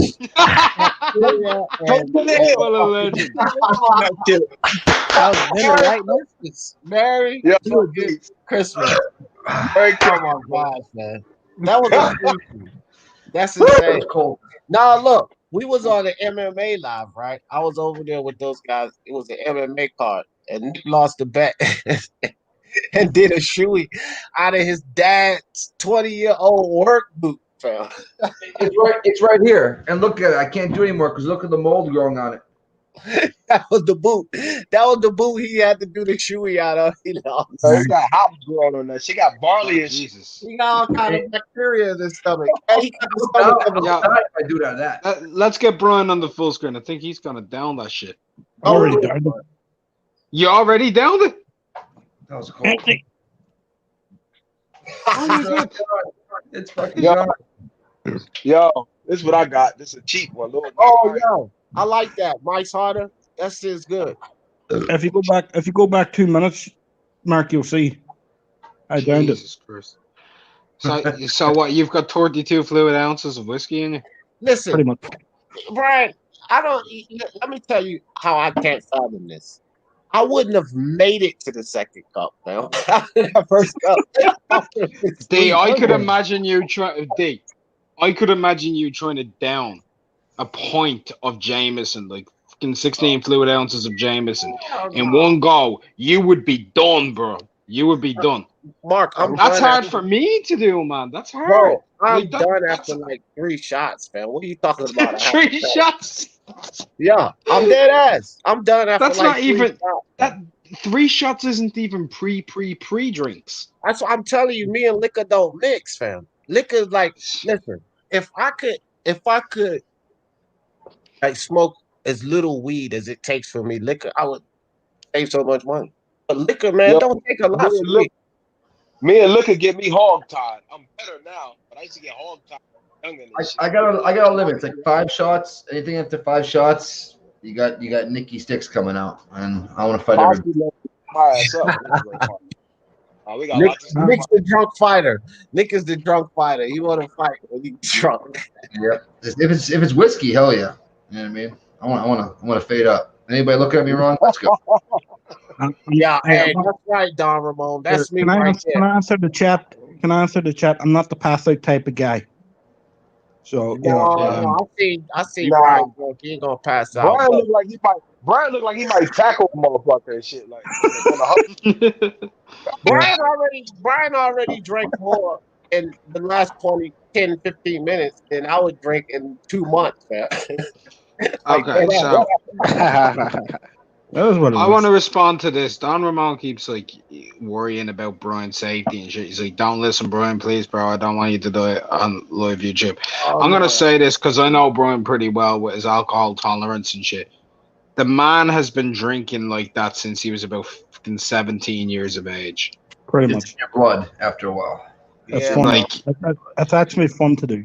I absolutely make sure you eat vegetables while you're doing all that drinking. That's all I got to say. I mean, I drink 12 to 13 pounds of beer usually a night. These are 16 ounces. These aren't 12s. You know what I mean? Yeah.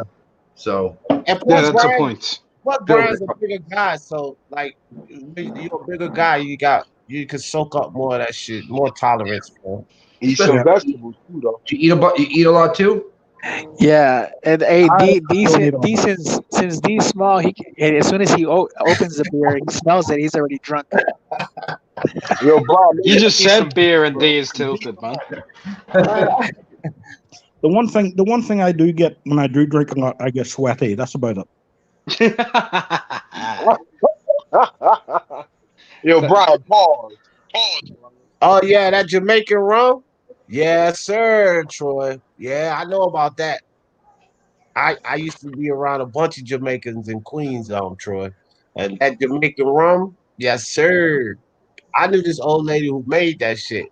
She ain't buy no fucking, like, we ain't going to no damn ABC store.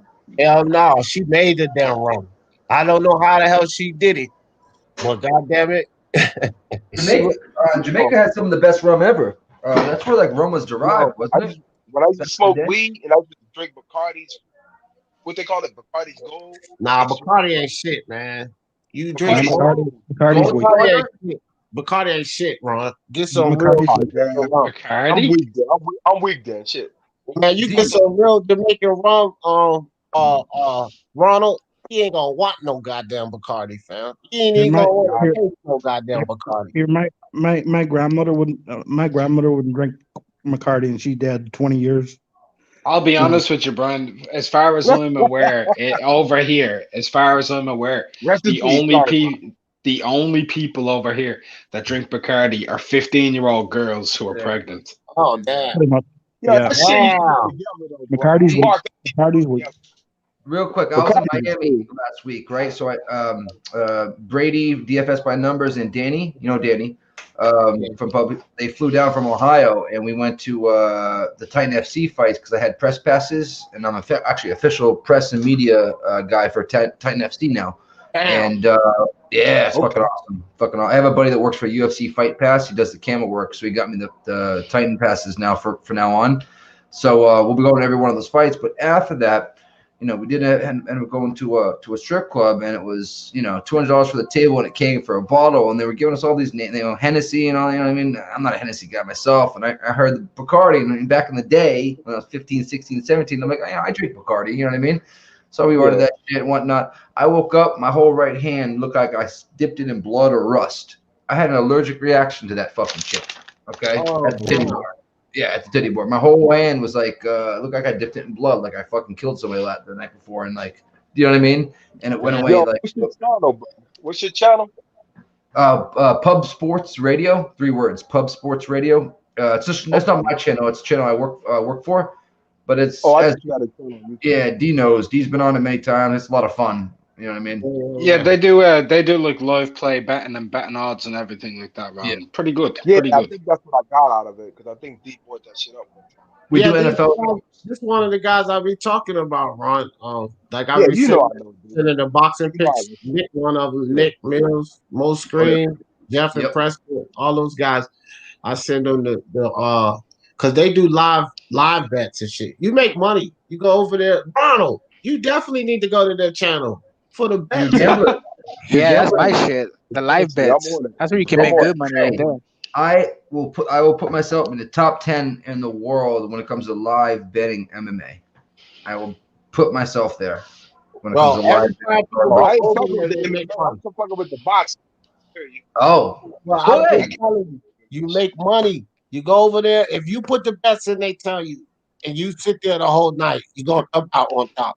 You might, especially if you do it every make the best money, but you're gonna come out on top. And if you can do that when you're gambling, that's the point. Like you're gonna come out on top. Those guys don't. I've never seen them go on. Everybody in the chat at the end of the shit be happy. One guy, remember the night we was on, Nick, and the dude took the prop bet. I think it was like plus 2,200, right, or something like that. Yeah, 10,000 though. He took the bet and he won 10,000 right on the show that night. I'm telling you, man. We're like a family over there, just like you guys are a family in the boxing community. We should try to work together and whatnot. To tell you the truth, D, we can bring bigger crowds to each other's streams and whatnot, and everybody that streams here. You know what I mean? That's working together, collaborating is the #1 way to get big. People that are beefing with each other nonstop, that shit throw out the window. You know what I mean? Yeah. Yeah, that's why I don't do it, bro. I don't do all the back and forth and all of that with these channels and shit. Fuck all that shit. I don't got time for it. Lady Chan said, half Jamaican over here. My father is. Okay, all right, Lady Chan. I hear you and Troy. Troy too, Lady Chan. Troy. I like doing live betting on basketball. Basketball and football, live betting. That's the shit right there. I just did. Troy, come up here. Hold on, guys. Troy, come up here on the panels. Come on the panel, Troy. I do a lot of in-play betting on tennis, man. A lot of people are sleeping on the tennis game when it comes to in-play. You're 100% correct, Mark. Let me find out, Mark. And win some good money. The favorite goes down the first set, right? Mark got a hobby. Mark got an extra hobby. Bro, I love gambling, man. Yeah, look, there goes Zabel said I can vouch for Pub Sports Radio. They have great bets. Yep, best thing I did. Oh, there's Zabel. What's up, Zabel? That's right. Yeah. There you go. I'm telling you. I'm on that. I'm gonna get it. I'm gonna look for it. If I was gambling, I would definitely be like, you know what I mean? But I don't gamble. Bring people on the panel too. You know what I mean? You gotta get your mic better. You know what I mean? You gotta get that mic better. I don't have one. That's the problem. No, not yo. Hold on. Mark's got a mic. Listen, I got a mic I can send your ass. This one right here. I don't use it really too much anymore. I gotta go get one, man. I just you know, I'm just sitting there. Is my sound sounding shit right now? Is it? No, hold on. I'll fix it. Hold on. I think you're talking about Ronald's mic. No, I'm gonna tell you what's the man's name? Yeah, do I sound better now? What Do I sound better now? Mark, I heard you loud and clear. Mark, I hear you loud and clear. Yeah, it's Ronald. It's Ronald he's talking about. Yeah, that's It's Ronald. Ronald. Nice to meet you, Ronald. I'm sorry, man. I've got fucking 2.3 gallons of fucking alcohol in my system today. It's me, Mark. My shit. No worries, man. That's grand. On the party. And hey, look, I don't know who was thinking what, but I know I was gonna be nice. I was gonna be nice on today. Listen, I had to be nice anyway because the marathon shit, man. I still got 6 hours to go. 6 more? You're going 6? You gonna do this? I started this morning, Nick. So it's a Christmas Day marathon. It's gonna end on December 26th. See, look, they're gonna thumbnail right here. They're gonna thumbnail right here. Happy Christmas! Let's go. There goes. One at a time, gents. There go right there, Nick. Live all Christmas to December 26th. So at 12:01 is when this live ends. Yeah, who's that big handsome Irishman above Deontay Wilder? Oh wow! He looks extreme. Look, let's be real. Canelo looks way more. Canelo looks more Irish than I do, mate. He looks more Irish than Brian. He's got the red hair, man. You're right. It's not even the red hair, man. It's a lot of facial features, the fucking freckles and shit, man. Like he looks Irish, man. I'm half Irish, half Italian, but my beard, if you really close into it, it's like more red than any type of dark. You know what I mean? My dad's 100%. But to talk about that, what you were saying, Mark, in Mexico, dude, not it's real stereotypical of a lot of, not you guys, but like a lot of people think Mexicans are like fucking short and dark. Yeah, there's a mixture. I'm talking about a big mixture. There's a lot of white fucking Mexicans that have green eyes, especially like in Guadalajara and Jalisco. Sinaloa. I mean, there's a lot of Mexicans who are light skinned. My wife's light skin is she's straight Mexican. That's cool. Yeah. I was gonna say something and I forgot what it was. And my boy Danny, he's I want to say Dominican. Teo, in Miami. He's light skinned as well. If it wasn't for Danny in Miami, when we went to certain places, I had no clue if people were talking shit to me or complimenting me because he speaks Spanish and understands it even more. But like we didn't have Danny in Miami. I live 45 minutes from Miami, but shit, I would have been fucked. I got pickpocketed by strippers, the whole nine. So that's my Gerard cat right there. Look at Raider. Hey, look at Raider picture. Raider. Oh, no cap. Yeah, does anybody just want to punch that fist? I don't know. You could punch that face, but you ain't gonna do nothing to him. He gonna punch you back. He gonna punch you. He gonna punch him. He gonna look at you. Hey, do you put my full screen real quick? All right. Hold on. Touchdown Saints. All right, I'm winning money tonight. I hope y'all put Canelo up here. Oh, she's a dog. Is that your baby? Yeah, that's my daughter, and I'm dark. My wife, she's light skinned, so even my daughter looks white, like light skin. She's adorable though. Yeah, she's that's when she was. She's older now. She's 9. That picture is like a while ago, Our kids are what we are though. Gee, do me a favor, man. Full screen me for a second. I got a question for everyone. Right? Hold on. Let me let somebody in right quick. Oh, Troy. All right, hold on. I got you. Oh, I turned 36. Merry Christmas, Troy. Merry Christmas. Right. With this Christmas hat, does my logo look like the Grinch? I was watching that today, yo. Oh, wait, now I see him in there. Oh, that little Irish guy. That's pretty good. I guess a little bit more. Boxing head story stole Christmas. I got a question for everybody. Where is Pigeon? Isn't this is right up his alley, isn't it? Anybody heard from Pigeon? He's in on lockdown. No, he was on here earlier. I don't know where he probably left, but he know it's going. He said he was going to be back, so he'll probably come back. But he was on here earlier. But look at that. What you got there, Troy? Yeah, that's what I'm trying to figure out. What is that? That's some orange rosemary air fryer chicken and some arugula. You said in the air fryer? Yeah. I have one. I haven't used it yet. All right. Yeah, I don't eat no yard burger. The air fryer supposedly is a shit. I didn't hear you. You can cook anything in that air fryer, supposedly. You can literally cook anything in that air fryer. I have one that's in a box still downstairs. I haven't opened it up yet. Yeah, I'm making an apple pie tomorrow in the air fryer. See? Anything right now. I'm still working on my pressure cooker. I can't even understand the air fryer. Yeah.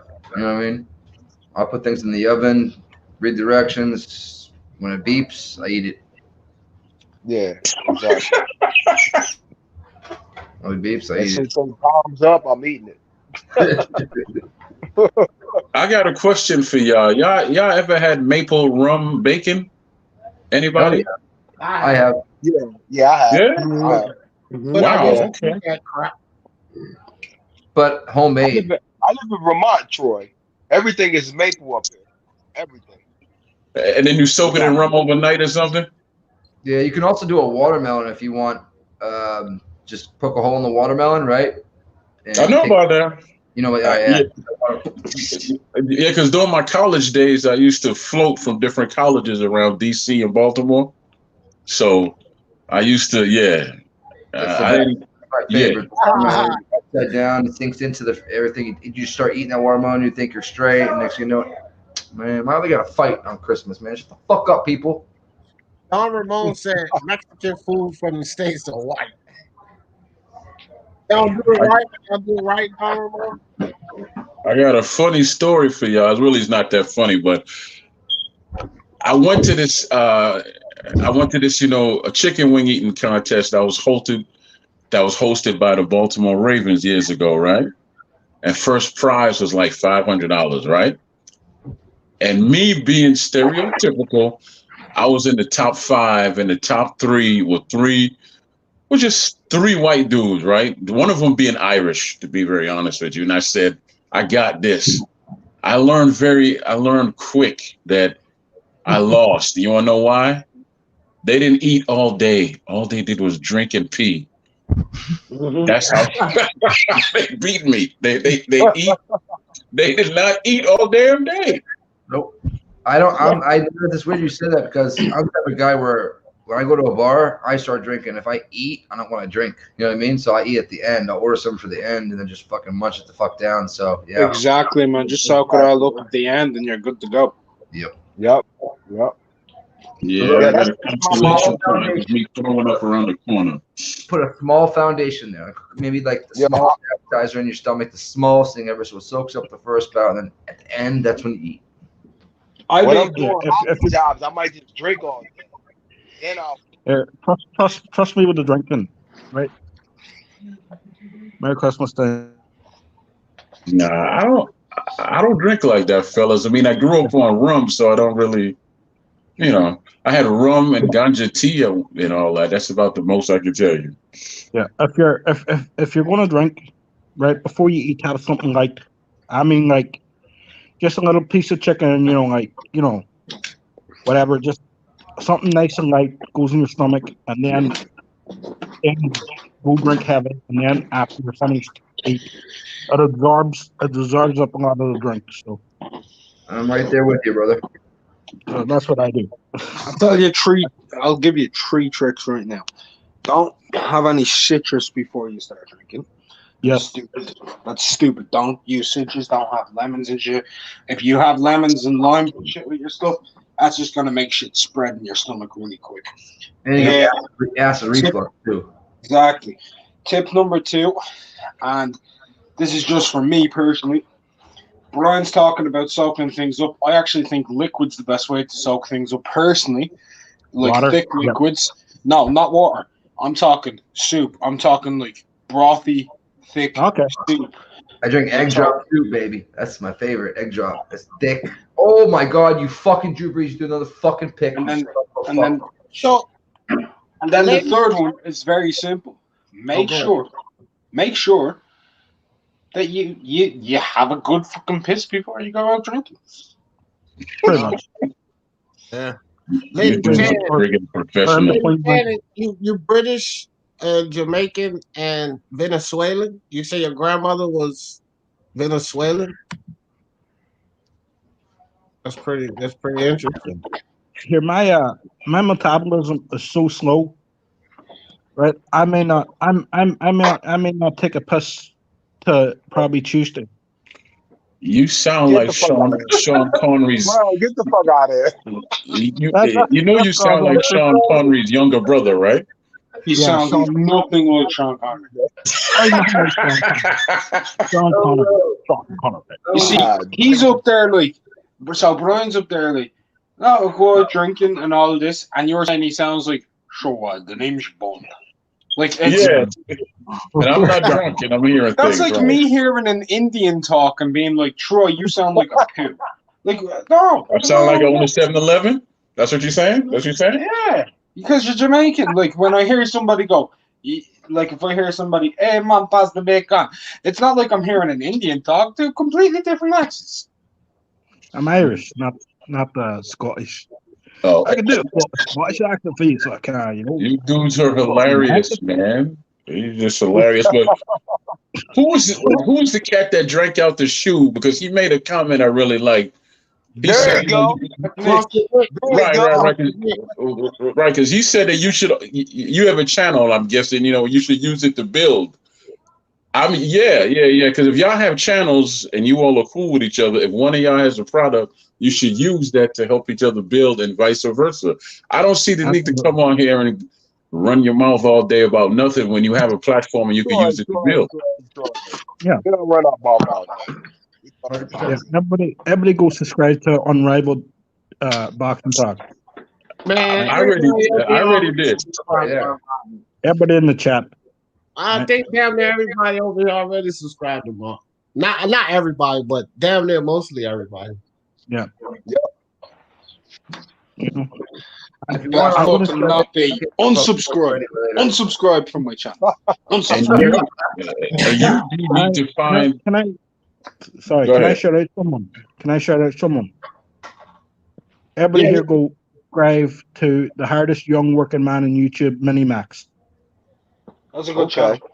That's a sharp channel, man. I like Max's channel. Yeah, that's a good. He's a great channel and he knows the stuff. Tell me that guy. Max need his own lane, bro. We adults over here. Yeah. Hey, have you heard that show, Blue Bloods or something like that? Blue Collar, is it? Blue Blood. No, there's two. There's two yeah. because there's Blue Collar and there's Blue Blood. Blue Blood. He has like 87,000 subscribers. That's Blue Blood. Yeah. Are you guys? Blue Blood Slick TV. Blue Blood Slick TV. That's what I literally Mo sent me a link to something, and I accidentally hit that link, right, and then clicked something else, and it brought me to his live stream, and I thought that's what Mo was like bringing me to, and I was just starting talking some MMA and stuff like that, and he showed up Pub Sports and whatnot, and he's like, yeah, I'm trying to get an MMA scene, so he asked me to DM him, so I DM'd him. I haven't actually checked my Instagram yet to see if he's DM'd me back or whatnot. I was just asking you, is he cool? Yeah. Yeah. No, Blue Blood's cool. Blue Blood's cool. Yo, that shit. Just don't believe everything he tell you. That shit biased. Roger that. Not about boxing. Just don't believe everything he tell you. Gotcha. And Nick, and do this too, Nick. Stick with me on the predictions, Nick, because that motherfucker is as biased as they come. Yeah, how you bet? You know what? You've already put him in my pocket. Yeah, let me say something real quick. Yeah? Shoey! Hold up, Shoey. Go ahead, Mark. You can say it while he talking to you. Right. When it comes to like some funky business right there. That's funky. Oh, Christ, man. Yeah. Let me get my all right, hold on. might get you. Go ahead, All Mark. right. Nick, when it comes to predictions and stuff, don't go to anyone like Blue Blood or anything like that. Unless I'm giving you predictions, just stick to what D tells you. He knows what he's doing. You know, D sends me them every single week. I put them in. Oh, I already told Nick all of those guys about you, Mark. I already told them. I said, me and Mark talk. If y'all go to somebody on the YouTube community, don't listen to none of the motherfuckers. If you let it unravel, you know, you can take what he. I told him, you, Mark, IBC. That was it. It was the most weirdest thing how I showed up to his channel. Like he was sending me like a Christmas carol, and I clicked it, and somehow it brought me to his live chat with he had like 400 and change in there. When I'm just like, hey, I'm an MMA guy. I don't know how I got here. I literally had no clue I got there. And afterwards, I'm like, Mo, why'd you send me to a boxing channel? He goes, what are you talking about? I sent you to a Christmas carol channel. I'm like, what? That's how that happened. Who are we talking about? We talking about Blue Blood. Yeah, Blue Blood guy. Okay. You know what? It's not really a boxing channel. It's like a bias channel. It's not talking about the sport in a whole. It's talking about oppression. No. I'm telling you the truth, bro. Let me tell you, Nick. This is the thing. This is the thing with Blue Blood Sport. I caught about 10 minutes of it. He's a boxing channel, but he's one-sided. Like he's on one side of the spectrum, right? This guy, let me tell you, I always say this about guys like Blue Blood, Fanon, and these guys. They do know boxing because to create these goddamn narratives that they create, they have to know boxing. I'm telling you, like I'm being serious here. You can't even finagle that kind of bullshit that they finagle if they don't know the truth. I guess that makes sense, right? I'm telling you, so they know boxing, but they finagle these goddamn narratives because they're trying to appease to a fan base, right? So I'm not going to say that they casual. That's not boxing. They know very well. They know very fucking well, man. Trust me. Hey, D, I thought you were going to hand it to Blue Blood, but you ran out of time, my boy. Nah, because I wasn't ready to give him the business, dog. But Teofimo and Junior Lopez came on, so that kind of took over the show. You already know. When I see you like right there chilling, just taking your time, I'm like, oh, he's gonna run out of time, man. Something's gonna happen, and then sure enough. Who's the cat with the big ass glass that's up on the top right? I have to salute you, sir. That's one big ass glass. That's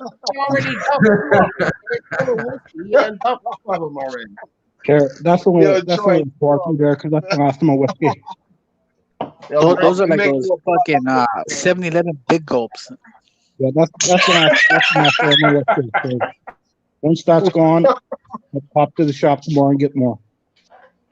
No, I was going back and forth with him based on a little something he said just irritated me, and I just went back. I can't remember what the man said, but he irritated the hell out of me. Yeah, real quick, Lady Chan, but yeah, like you said, just a little bit. And thank you. I am an interesting guy. A lot of people don't even know it because my last name is Jefferson, and yeah, it's kind of interesting. But I'm learning now.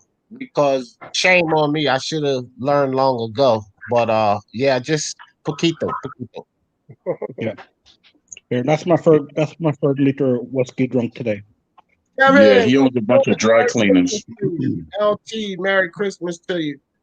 Tone, Merry Christmas if I didn't tell you already. Appreciate all y'all coming through. Jordan, Cipriani. Hey, my son in the building. What's up, son? Kimonte. That's my son in the building, everybody. What's up? Merry Christmas to you, son. What's up? He said, what's up? I love you too, son. What's up, Kimonte?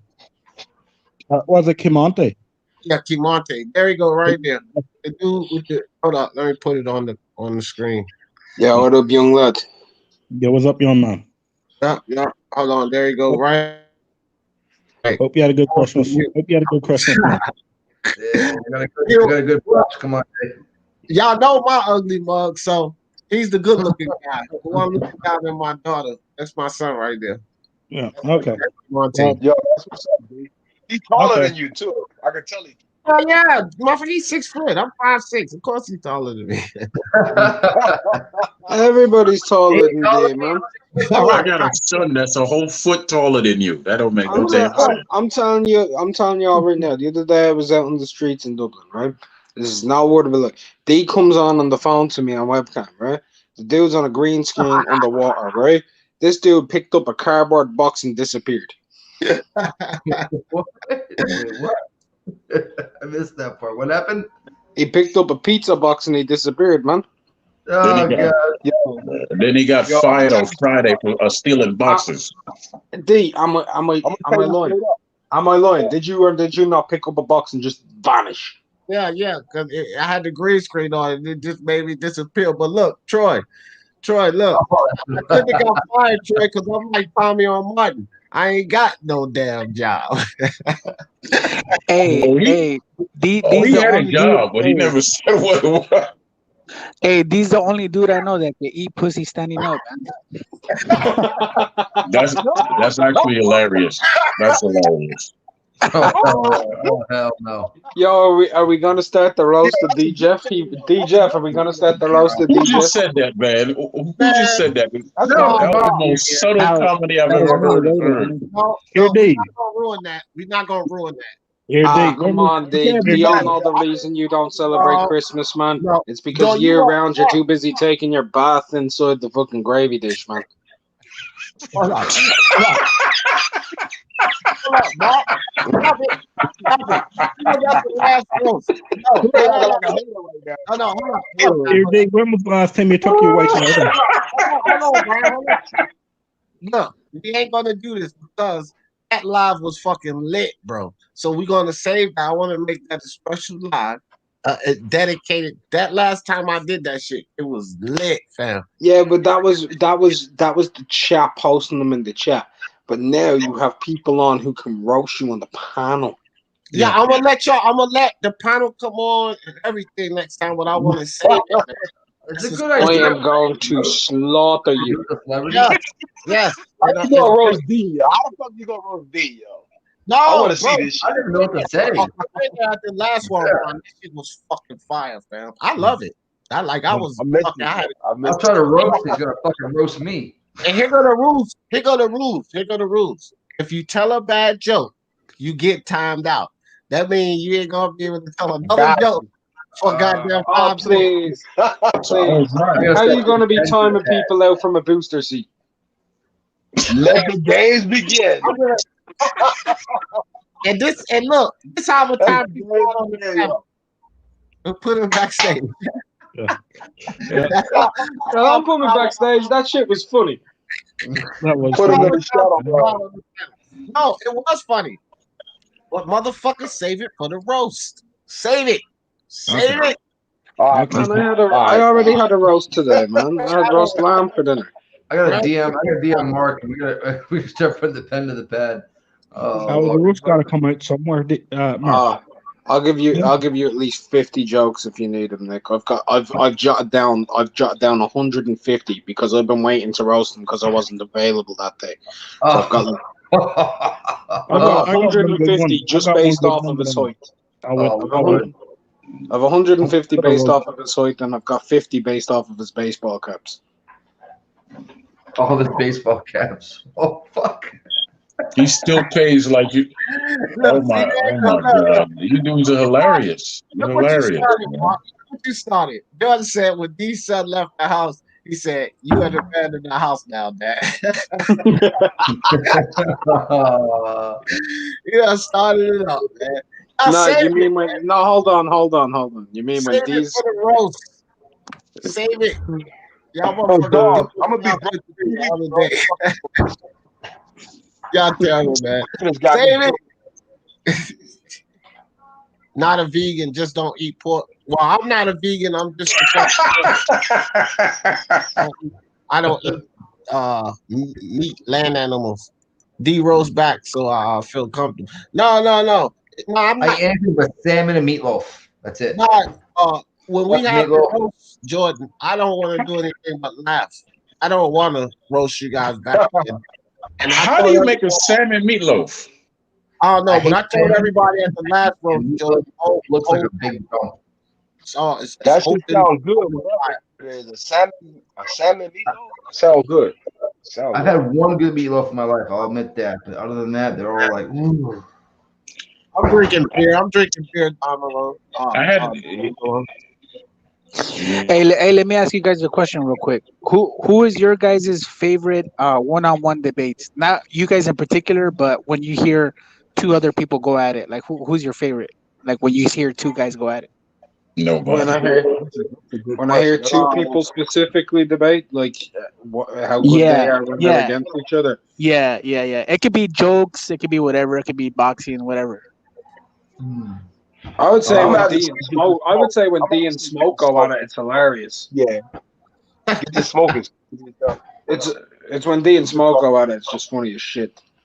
Yeah, I used to like when L Dog and Smoke used to go at it in the beginning, but now after hearing Troy and Smoke, that's my favorite now, man. I should. L Dog will run around. And Dean just telling them like, what the fuck is wrong with you? No, Troy. No, fuck that. Troy and Smoke. Yeah, they took. Troy be getting his ass whooped in the chat. No, Troy and Smoke took the crown for me and Smoke. He took the crown. Yeah, that shit's fire, dude. I missed that shit. Yeah, me and Smoke, we got old because we did that shit so many times. That's the old show. The new show is Troy and Smoke. That shit is fucking classic, man. Yeah, that shit's fire, dude. Yo, don't fuck with Troy killing the moment, though. I got you and Troy go at it. That would be interesting. You see that day Smoke came at me. You remember with the Devin Haney thing? Yeah. I wish I could have responded properly. Yeah, I gotta go at Troy on somebody else's channel. I can't go at Troy on my channel. It's got to be on somebody else's channel. Troy, you cut me off. He cut me off on somebody else's channel. I don't cut you off. You keep putting me on timeout and all that, man. I don't cut you off. Even though I did just cut you off right there. But overall, I don't cut you off. So no. What you say, Ron? You see my Twitter message I sent you? To Twitter? Nah, I'm gonna check it now. Let me check it. Yeah. That dude and you will probably be like the best for 2021, yo. Starting off 2021. No, I'm gonna tell y'all something. You know who the best person that, at least in my opinion, the best person to debate me, and this is just my opinion. The best person to debate me is on this panel right now. I think I know who it is. Who? Mark. Okay. Yeah, that's the best person to debate me. You know why? And I'm probably gonna sound like a dick about this, but whatever. Cause he's the only one I think got a chance to beat me for real. He's the only one I think could defeat me in a debate. And it's not, I'm not being arrogant or anything. It's just like I've debated the best of them. And I've not been challenged unless I debated Mark. I'm not good at debating because I'm too respectful. No, we've never done, not your channel, but an MMA debate like you guys do with the boxing debates. I've never even thought of that. That should Don't get them started, man. Don't get it started. Don't even go into it. It's more trouble than it's worth, Nick. Honestly, It is, Nick. That's the God's honest truth, though. I'd be hard at debating. I'm just too respectful. Yeah. You know what I think it is, bro? You know what? I'll tell you what I think it is. I think you take a long time to get to your point, and by the time you've gotten to your point, right, you'll forget everything they previously said, so they're able to change up the sentences on you. I've seen that a lot when I don't like high blood pressure. I'm not the most elegant when I speak. I never have been. You know. Let me straighten something up right quick. Vaults, you better can that bullshit. Let me explain something to you, buddy boy. It ain't nobody that screws me every time. You understand? He wasn't talking about you. He wasn't talking about you. Read up. Oh, okay, my bad. You just got bodied, bro. You just got bodied, bro. Yeah, both bodied me. Both bodied.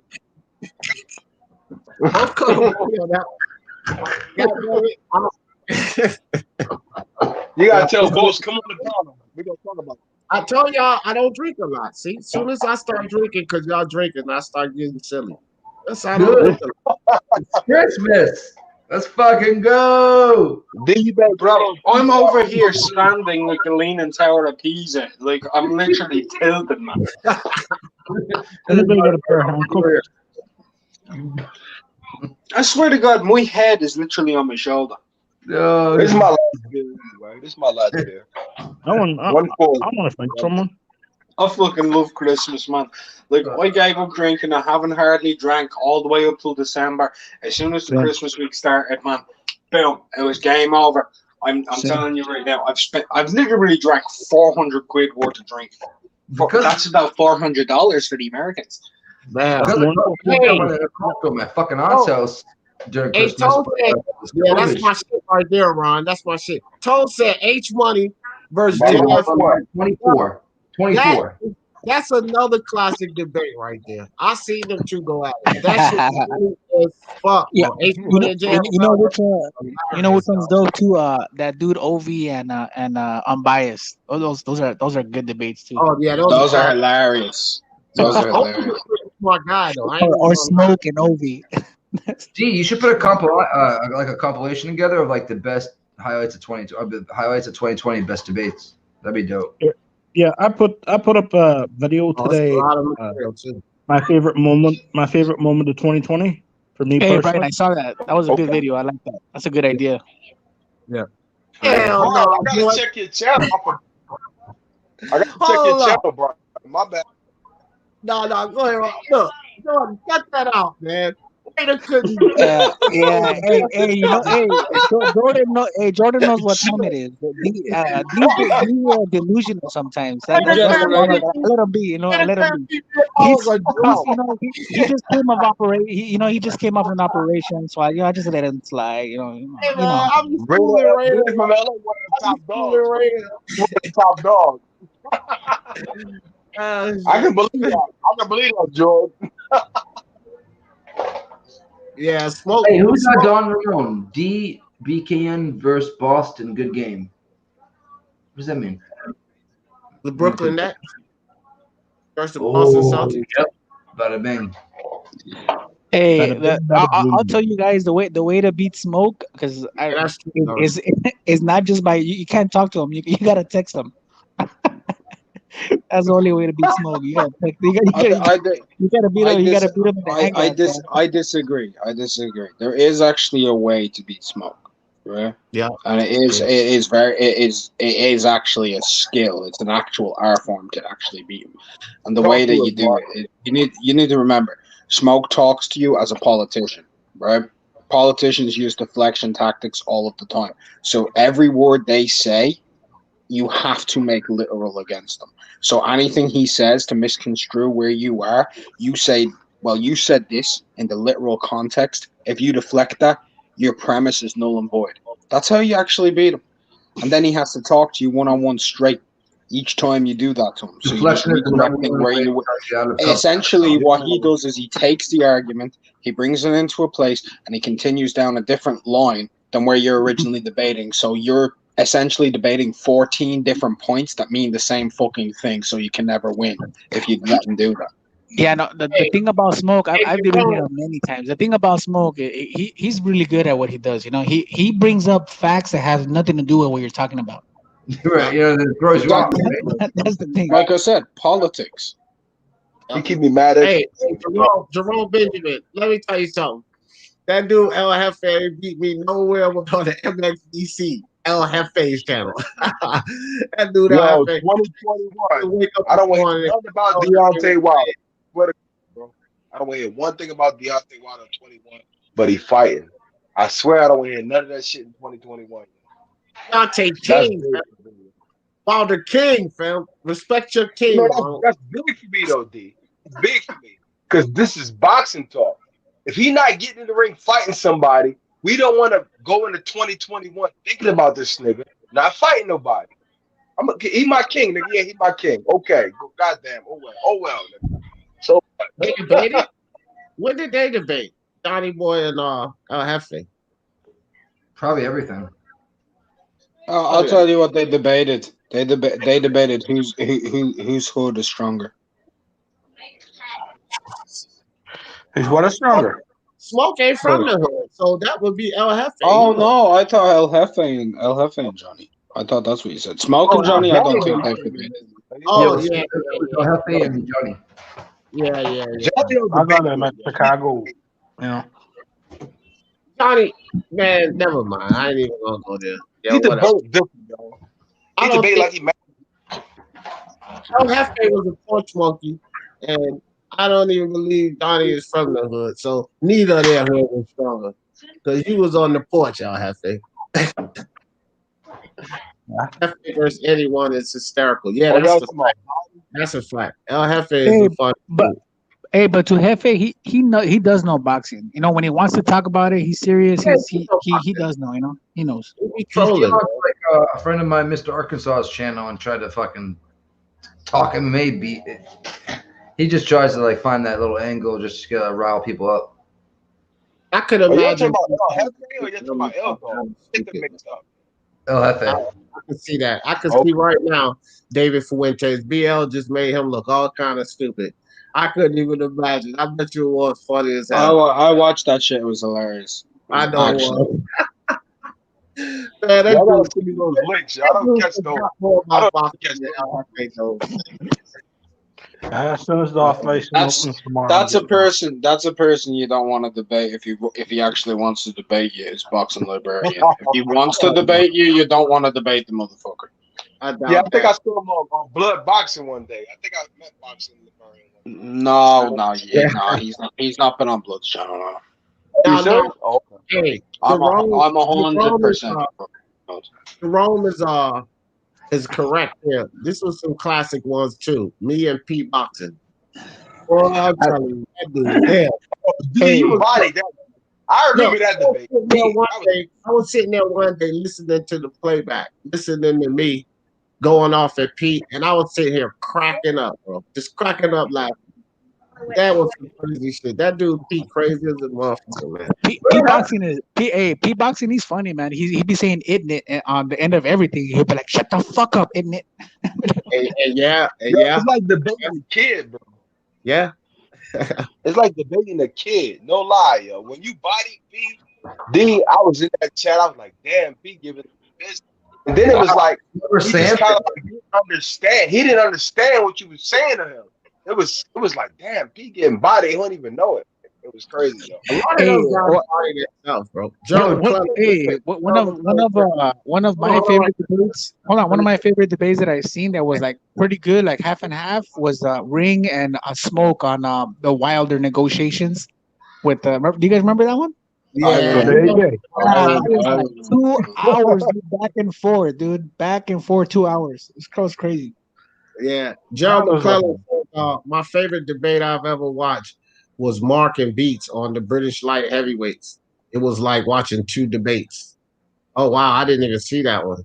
That was on Ring of Accused channel. That was I made the statement that I feel Joshua Buatsi is Eddie Hearn's Anthony Yarde, and then Beats brought up Callum Johnson, and we got into the resumes between them, and we were breaking everything down and arguing back and forth, and then I got Beats a little bit riled up because I brought up guys like Donovan fucking George on Shawnee Monahan's resume, and it went a little bit overboard, and it got really funny. You had I don't know, by the way. Hey, what's the best insult? The best. What's the best insult anybody ever got off a panel? Oh, I know what mine is. I don't know. I've had so many. I can't even tell you. It's 2020 for beginners. No. The best insult I probably ever received. The best insult I've ever received, in my opinion, was that my debating style it probably smells of autism. Oh wow! Nah, you know who throws a lot of insults? That's true. That dude over is. Oh yeah. Dude, nobody can do that dude. L-Dub, matter of fact, Jorge, L-Dub was on here earlier on the stream. Lawrence Williams came on here, and then Scrapbook. Yeah, he that dude, man. He's another one. Let me say this: Scrapbook's knowledge base is unbelievable, right? He has an immense knowledge base, but I've never seen him in a debate, and that's a different art form. But I do know Lawrence Williams can debate. Yeah, he can. I know Lawrence can debate. Lawrence has a lot of knowledge, and he goes very underrated. Like, he really knows a lot about boxing, man. I respect Lawrence as a channel, and I respect him as a contributor. You too. Slugger Sound. Appreciate you, Slugger Sound. He said, I failed fraud. Slugger Slam. I said Slugger Slam. Slugger Sound. Appreciate you with the super chat, man. Merry Christmas to you. Appreciate you contributing to the Speak With Mind Sports Talk family. And my man Boston Nick, MMA. Boop, boop, boop. Merry friggin' Christmas, boys. Appreciate you, my man Boston Nick. Appreciate that. Actually, no, Slugger Sam. Well, he's over on Mr. Arkansas stream a lot. Yeah, Slugger Sam everywhere. Yeah, in the summertime, I went on the large channel. I went on the large channel in the summertime, and I swear he was like, he remembered everything that you say in chat, and then he would like say, "Come on the channel and debate him about it." And I learned a lot on the large channel, on Lawrence Williams' channel. He's a good dude. That's a good dude. Is that right? Thomas Rojas was hit on the back of their head, and then he went convulsed. Now he's recovering in Mexico. Damn. L-Dog oh man, that's a slaughter. That's a complete slaughter. L-Dog versus Beats. Nah, jeez. I wouldn't even do that. I wouldn't even do that to Beats. That's a waste of his time. Oh, that ring IQ. Did y'all hear that rhyme? He took it down, bro. That shit was funny as hell. That rhyme he made on H Money. I should have recorded that shit before he took it down. L-Dog the man. That's the first boxing channel I ever was on, and for like 3 weeks, and I'm so ashamed of it. Unreal. Which one? That would be probably funny. They debated already? Oh damn! I didn't see that one. Wow. That probably was funny as hell. D-Style and L like 6 months ago. Hey, Mark, how long? When are you gonna announce the channel of the year? I know it's down to the last 4. I don't know if it's over already. Yeah, it's over at 8 a.m. tomorrow morning for me, so that's midnight for you, Red. Whoa! I tried to vote. Ring IQ gonna win that shit. I can only hear people one at a time, guys. One at a time. I couldn't find it myself, Mark, to vote. Yeah, it's on my community tab on Rival Boxing Talk. Yeah. Okay. Yeah, I saw it. Okay. I always watch the votes. I was watching them. That final vote poll has over 500 votes on it too. I would, yeah, a lot of people trying. Gerald McClellan, I would pick up Beats or BL and take a shot at them. Hey, and Mark, I think you got a good thing going on right there. I think you can add to stuff like that too, like debater of the year. YouTube debater of the. You got a good thing going right there. You could add a lot of shit to that. Yeah, I've been thinking. I've come up with a few categories. Like, I'm gonna be doing them over the next few days, and I'm gonna let people vote on Fight of the Year and all this. I'm not gonna allow anybody to do like the fucking knockout of the year and the fight of the year, because I know for a fact by how many fucking casuals watch my channel, they'll pick Wilder and Fury for Fight of the Year because they just saw Wilder lose. I'm picking it myself. It's a pay to Baranchik. I'm not allowing my channel to subject itself to that shit. Yeah, I would have picked. Don't even put it on the pen. Yeah, that's a good idea. You pick like 4 or whatever, and then you let them choose from those 4. Mark, who won the channel you have, Beats? The channel of the year isn't over yet. The channel of the year ends in 8 hours and 3 minutes. Right now, Ring IQ and Beats are both at the top of it, and I think it's very close, like 2%. Okay. Mark, yes. Is Baranchik the fight where there was like 3 or 4 knockdowns between both of them? I think. No. It was 8 knockdowns. That's 4 each. Man, that was a good fight. That was 4 a good fight. 4 apiece. Yeah, I gotta watch it tonight, yo. Yes, that might be fight of the year because I feel like Dylan White Povetkin was the fight of the year in a sense. Nah, here's my thing. Here's my thing, and Deal probably back this up, and I think Ryder will. There's very few fights that you watch in boxing, right? that make you say, I'm going to remember this forever. And this is a fight none of us can forget. Because it was so, like, we knew it was going to be a good fight.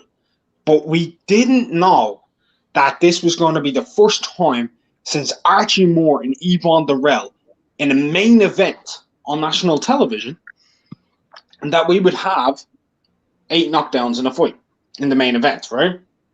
Secondly, we didn't know it was going to happen in 5 rounds, which was the first time in a top 10 clash in the United States since Dempsey versus Firpo 97 years previously. Nearly 100 years. Nearly 100 years in history for main event. Great. So it's a historical fight. It's actually historical, and they don't happen very often. Hey, and actually too, there could have been a 1 or 2 more knockdowns that were added to that, where they were held on to the ring. There could have been 3. Yeah, there was 3 slips in that fight. 2 of them were legit knockdowns. Oh wow! Hold up, Lawrence Intangible got into a debate. They did. Jorge says I remember an Intangible debate where Lawrence destroyed him.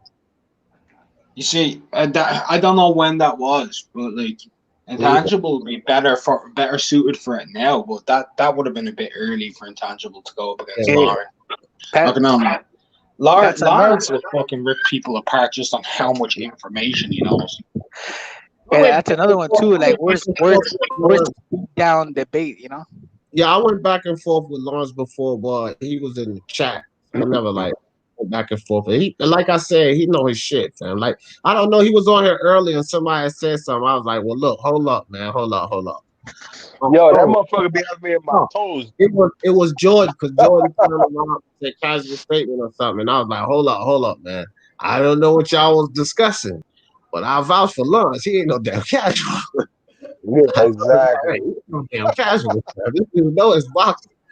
What's up, Sakib? Merry Christmas, man. I only enjoy the occasional debate.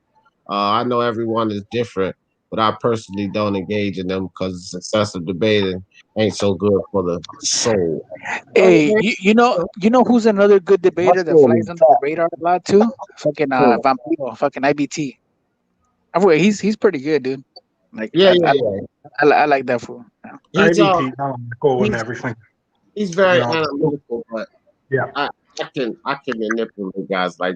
Yeah, and it's kind of hard. It's kind of hard, and it's kind of hard. It's kind of smart, It's kind of hard to argue with numbers. You know what I mean? It is, but again, trust me, I can manipulate guys like that. Numbers. It's an art to debating, fam. You could win a debate and be wrong. Yeah, trust me, I've done it. I was on True Skill Sports channel as Spuddy and El Spedito, and I debated with 2 separate people on the same night, 2 different sides of the same argument with both characters, and I won both debates. It's not hard.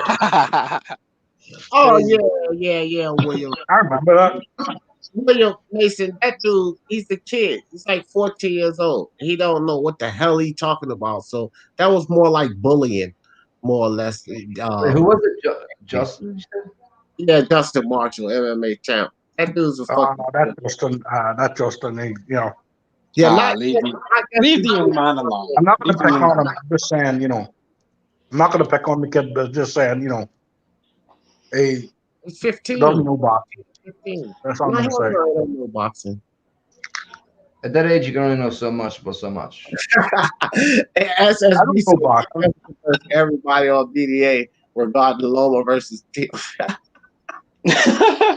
Yeah, I pretty much won that debate. We decided that day anyway. I said, okay, motherfucker, when Teofimo win this fight, I've bodied all of you.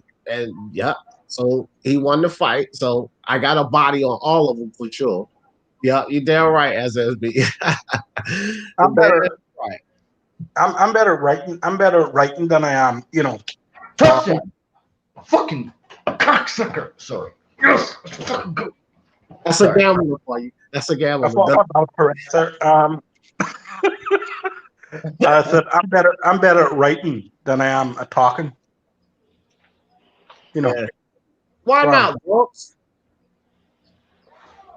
So Me too, Brian. I'm better at writing than I am at talking to you. Why not, folks? Ring IQ's a good channel. If he wins, I like either him or Beats. Either one of them. I'm cool with that. I've voted for them in multiple brackets because I like both of those channels. Yeah. Hey, D, but even to be on the final four is a big achievement. You know what I mean? Like, that's what the people see. You know what I mean? I personally think, yeah, like even into the last 16, because there was people with 16,000 subs, 20,000 subs. I think did Showbiz go out in round one? He might have. I'm not sure. I went out in round one. I He went got out 4 in the kills. second round. That's a huge channel, bro. Huge. Yeah. He got 73,000 subscribers. Yeah. The thing about Showbiz is that he knows boxing, but I don't know, dude. I think he's doing it more for views, for money, and I don't know. He's too commercial for me. He is For commercial, Showbiz. but Name, he- right? Show. Well, let me tell you something, right? Real quick, Mark, real quick. Showbiz, in my opinion, guys, is people say he ride the fence and try to please both sides. Sometimes I accuse him of that, but he just pretty much gives these videos where he just try to offer open perspectives for both sides. Yeah. What he does. That makes sense if you're being open. Let me give my opinion on Showbiz real quick. One, I appreciate that he tries to talk about history. Right? I really appreciate that he tries. I really appreciate it. Two, no, that's not an insult. He really does give it a good effort, man. He's come up with some good facts. Some things like here or there, yeah, he's off on, but you can't be right on everything to do with history, especially if it's not your main focus, right? But he does try to highlight those guys, and I respect that. Secondly, and most importantly, and this is where I love him and where he separates himself from everybody else, that man is a genuine entertainer. The actual entertainer, and he's not just talking about boxing. He's actually providing a damn show for his viewers, and I respect the fuck out of that because that's hard to do. An actual like full-on entertainment, all the gifts, all the gags, like all right, man, all this shit with his eyes popping out of his head like he's having an ejaculation on his leg. I fucking think it's fantastic. I find him thoroughly entertaining. He does the fence a little bit too much for me, but I understand where he's coming from because yes, he wants to maintain his viewing audience, and there's a reason why. Yeah, I'm right. You did touch on it, money, but he does also give an honest perspective on his own opinion when he's picking fights and shit like that for the most part, and I do respect that. But he rides the fence in terms of certain situations, but he does a good job. He does a good job. I think so. Jorge said, "Yeah, it was a while ago with that intangible. Yeah, intangible ready now, but I think it'll be a different. I don't know if it'll be a different story because Lawrence is a beast, but I don't think he'll destroy him. He'll have his hands full because intangible been studying, buddy. Let's say it like that. That kid knows his stuff. Wrong, intangible was young. Eldo was cherry picking. Come on, oh my gosh! Now you gonna bring the boxing narrative into it." Alexa, remind me to order 1 hour. Okay, I'll remind you in 1 hour. All right, thanks, Alexa. She's gonna remind me in 1 hour. Order my food. Great. Fight deserves. It's like a wife. There it is. Always a discussion about whether determined fights is competitive and what amount. Why do you not give it a number and percentage? Because I wonder if I check from here. Alexa, wake me up at 9 a.m. Oh, hold on, Brian. Go ahead, Mark. 9 a.m. tomorrow. Yes. Whoa! Who just did that? You just set an alarm for 9 a.m. tomorrow. Oh my God. Sorry.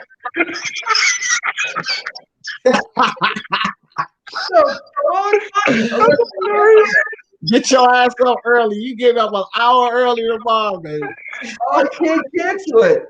Oh my God. Sorry, man. I'm sorry. I was only. That's on me. That was good, man. That was good. All right, man, let me get this. Let Mark answer this question. Go ahead, Mark. You got it. Right. Let me first of all read it out properly so I make sure I understand. What do you guys think about the moment of credit a fight deserves? I mean, there is always the discussion about whether determined fight is competitive and what amount. Why do you not give it a number in percentage? Predominantly because most fights, we base all of our like analysis off of feeling more so. And this is like, I know a lot of people break things down analytically, but when you're talking about how great a fight was, it tends to be a feeling, moments in time. It's not just like the skills. Like, most people don't remember the skills. They remember the knockout, the damaging moments. They remember the emotions of what they were going through during the fight. Any fight fan can tell you that. Any gambler can tell you that. Nick can tell you that. He's been going through emotions left and right between his shoes and people like fucking probably netting baskets for the last 10 minutes.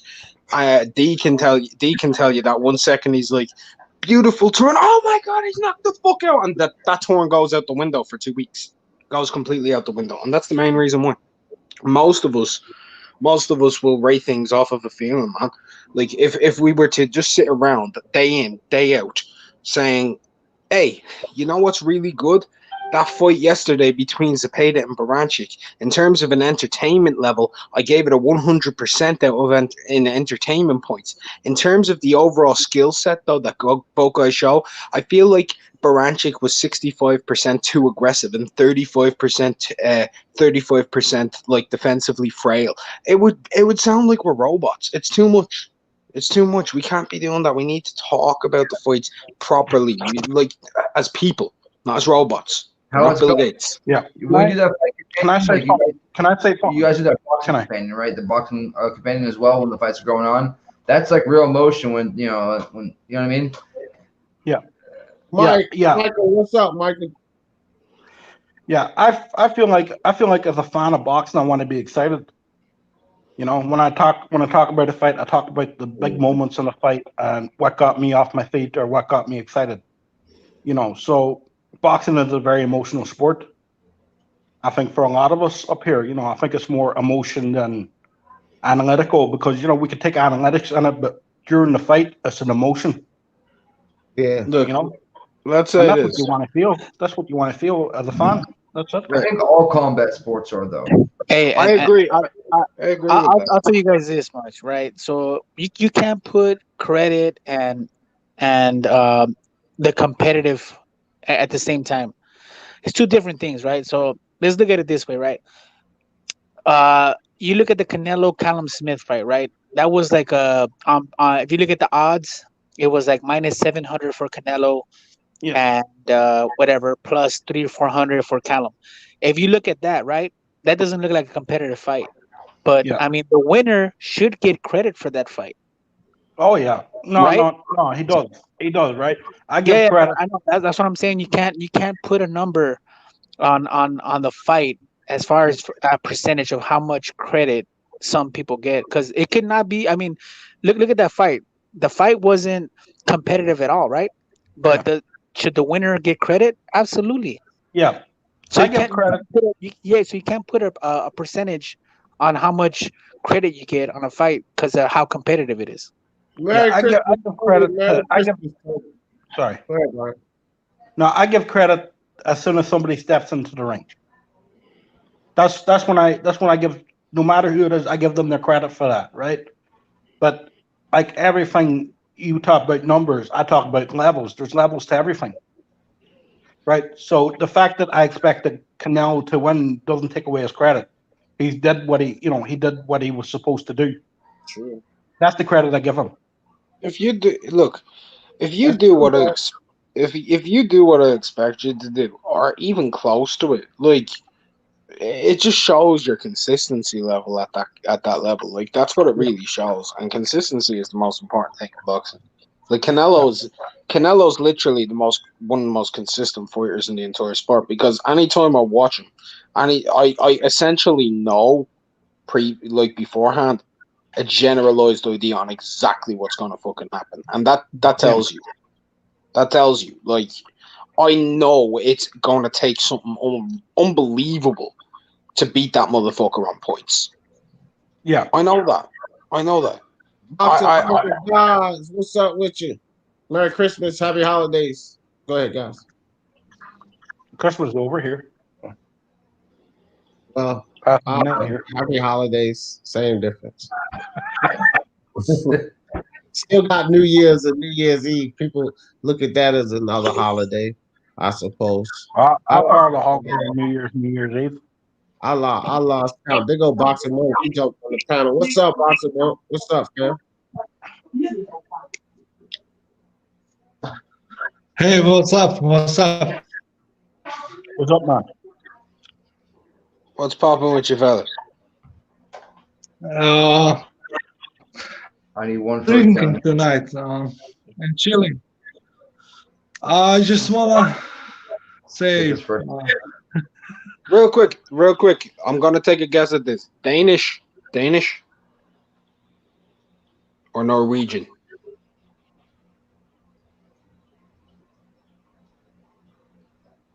Oh, are you Danish or Norwegian? I'm taking a guess. Danish Wait, I just come up in show, so I don't know what is subject. So I don't know what to say. Okay, he's drunk. French. No, he's not French. He's Danish or Norwegian, man. He's Scandal. You can tell that. I'm from Croatia. I'm not Danish. Oh, I'm shit. Croatian. Oh, fuck yeah. I should have known, man. I see it now. He sounds like a fisher. That was not a penalty to the Croatian. That's good shit. Look, happy holidays, man. No solo. Merry Christmas to you, fam. Appreciate you. Yeah, man. Look, we worldwide, fam. On Speaking My Sports Talk. Croatia, I got my Russian friends that be coming through. And look, I know they understand what I'm saying. They probably got the translator on, but when they write in the chat, I always tell them, well, I can't read that, but shout out to you. And they come through for all the fights. Japan, Thailand, Ireland, UK. We worldwide, fam. We see, we're everywhere. We all over the place, man. Yo, bro, until you touch down with 15 subscribers in Fiji, you ain't on my level, bro. I got Japan. I got a lot of Japan fighters. But I don't know Fiji or whatever, but because of the Japanese coverage I'll be doing. And they come in and they're like, oh man, nobody else is doing this fight and blah, blah, blah, blah. So yeah, I don't know where from Japan though. I do have You see, I know Fiji's not Japan. Fiji's an island, but the reason you got Japanese subscribers was when you did the Inoue Donaire fight day. Yeah, that one. Yeah, that did it. Like, I'll be honest with you, mate. I got 180 subscribers from Japan just off of that alone. First down, Shoey time. Shoe. Yeah, let's get the shoe. Let's get the shoe, babe. Come on, bro. Yeah, he's going on the shoe again. Yo, full screen him. Yeah. What we drinking there, Nick? I can't see the can. What we drinking? Miller Lite. Okay. Oh, that's light. Oh, shoot. Oh,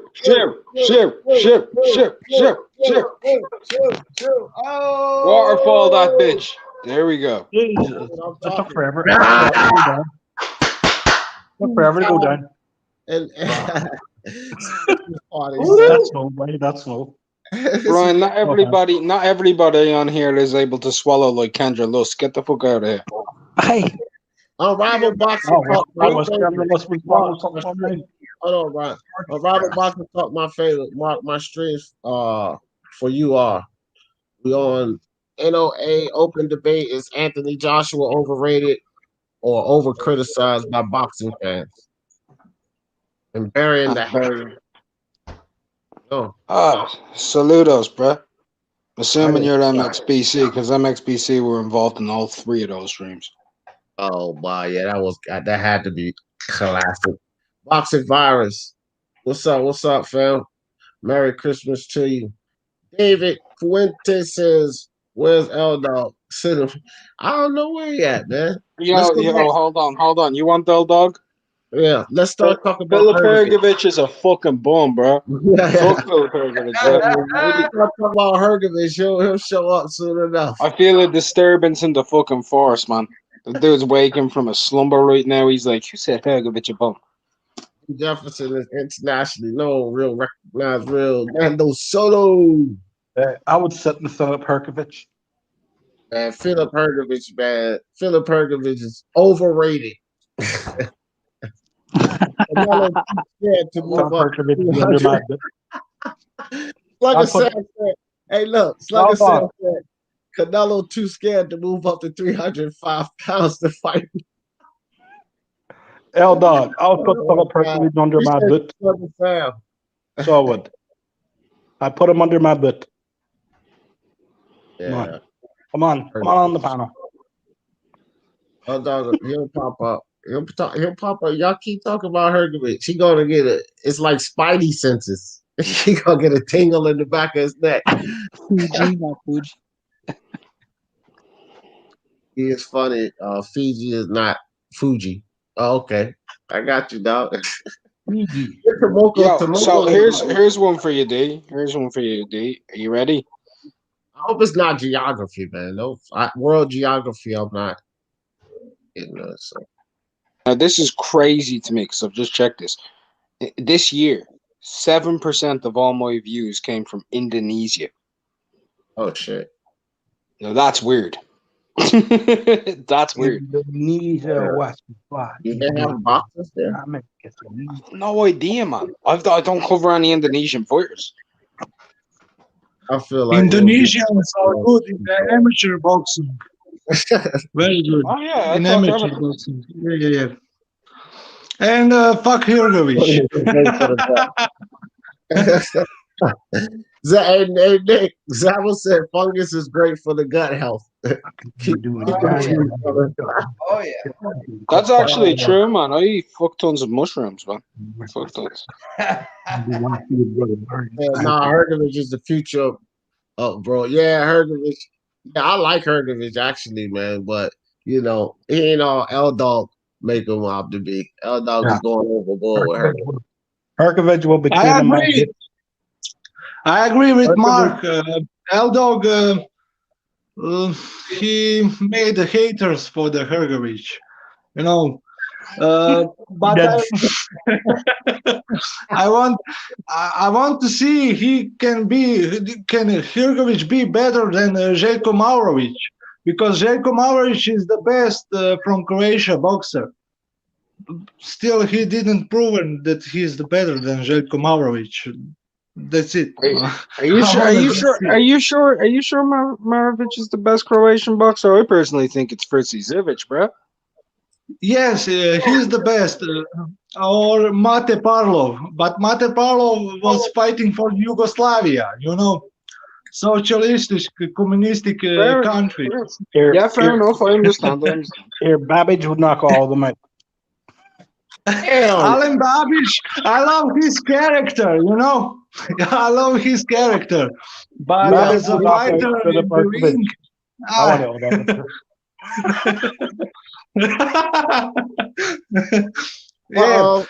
Jay Cooley say he wants smoke. Here go the link, Jay Cooley. Jay Cooley wants smoke, son. Oh, good. Get it. Nice. It's Christmas. You can do whatever you want. Click that link. Who you want smoke with, Jay Cooley? Click the link. Even Lennox Lewis says that the toughest white fighter was for him Željko Maurović, not Vitali Klitschko, but Željko Maurović. So Hergovich must prove that he's better than Željko. So we will see. Yeah. Douglas Allen. Yes, it is the same chat. The very same one I started early this morning. Yes, it is. And we're going until December 26th. Eastern time, anyway. So this stream still got some hours left. Hours. We just getting started. The party. I'm eating snacks and drinking alcohol, and I ain't drunk alcohol in literally months. I finished all mine. Sad. I want to drink. Why does this guy switch from vampire to Russian? Oh man, you guys. Melakuziev looked like, man. What if he goes in there and just absolutely demolishes Sergey Kovalev? He'll get credit. Simple as that. I mean, just absolutely blows Sergey Kovalev away. He gets credit. I think what will happen is people will be very fast to avoid Bektemir because he'll only be 7-0. They'll see that he was capable of annihilating Kovalev. And even now, Kovalev's still a good fighter. Like, yeah, just because he lost Canelo, cool. But he's fighting at 178 in Russia. He's going up 10 pounds to fight the man. Like, if he goes in there, destroys that dude, it's like, okay, that's a huge statement as a prospect, right? They'll be like, there's no risk. There's the risk to reward ratio is too much, and he'll turn himself into a boogeyman. I'm the last bunch of Russian fights, Mark. You let me know when that's on, all right? Yeah, I'll let you know, bro. Yeah, There was a fight, and it's easy. You can watch it. Like I posted earlier on my channel. If you just follow my instructions in the description. Yeah. Right. It was between a Tajikistan fighter and a Russian. Izmanov versus I can't think of his name. It was a 6-rounder. Honest to God, it's one of the best fights I've watched this year. Like a top five fight of the year. There you go. Gotta watch that. Season's greetings, Brian Harkin. Hope you have. Oh, thanks, Toby. Seriously, you too, man. You and your family. Have a good one.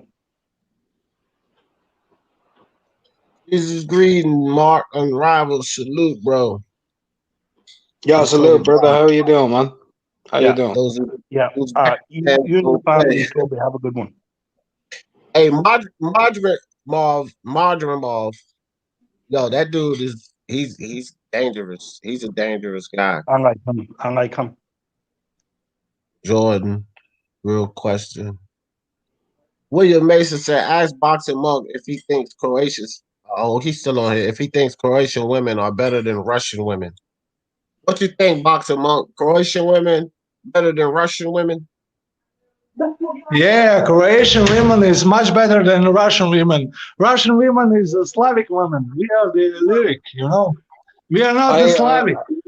I agree with him. I agree with him. All people think that we are the Slavic, but we are not the Slavic. We are not the Eastern European. Because of that, I want to Dog come on the chat and tell me how the Croatian people are Slavic, because we are not.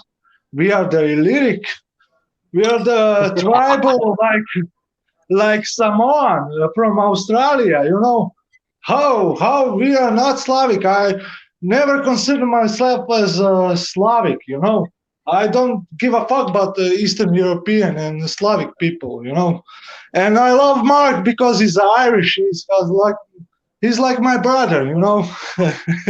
We Croatian people are crazy for the Irish people and Scotland people. So there you go, yeah, man, listen. Let me say this. Like, my girlfriend's pregnant. Real quick, D, I'll just say this. My girlfriend's pregnant, right? She's Croatian. Congratulations, Mark. She's Croatian, so my next children are gonna be like half Croatian. Yeah. I understand because. Hold on, Monk, right quick.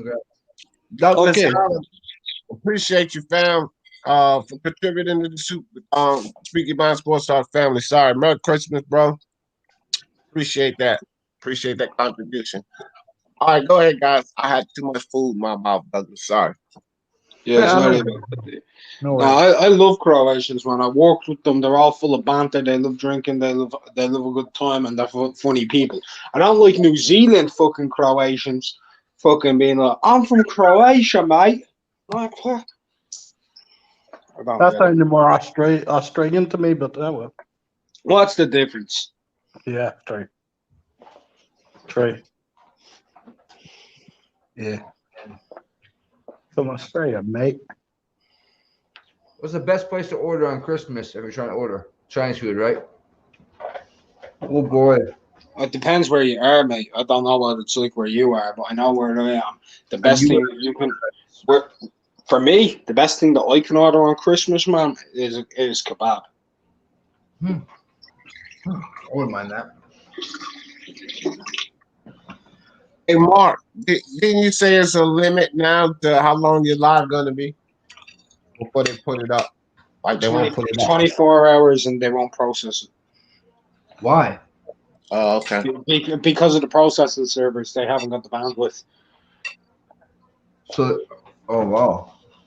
But this So one, I've done a 24-hour live stream, Nick. Like, hold on, Dave. I'm gonna do this real quick. Yeah, you're right. It's 12 hours. You're right. It is 12 hours. If you do it, No, you can do more than 12. You can do up to 18. Yeah, but it takes longer, right? Because my buddy, Mr. Arkansas, did like a 58-hour stream straight, like 58, and but it took like 24 hours at least for it to like actually upload into his channel. I did a 3-hour stream, or no, not a 2.5-hour stream there last week. It took like a day and a half for it to load up.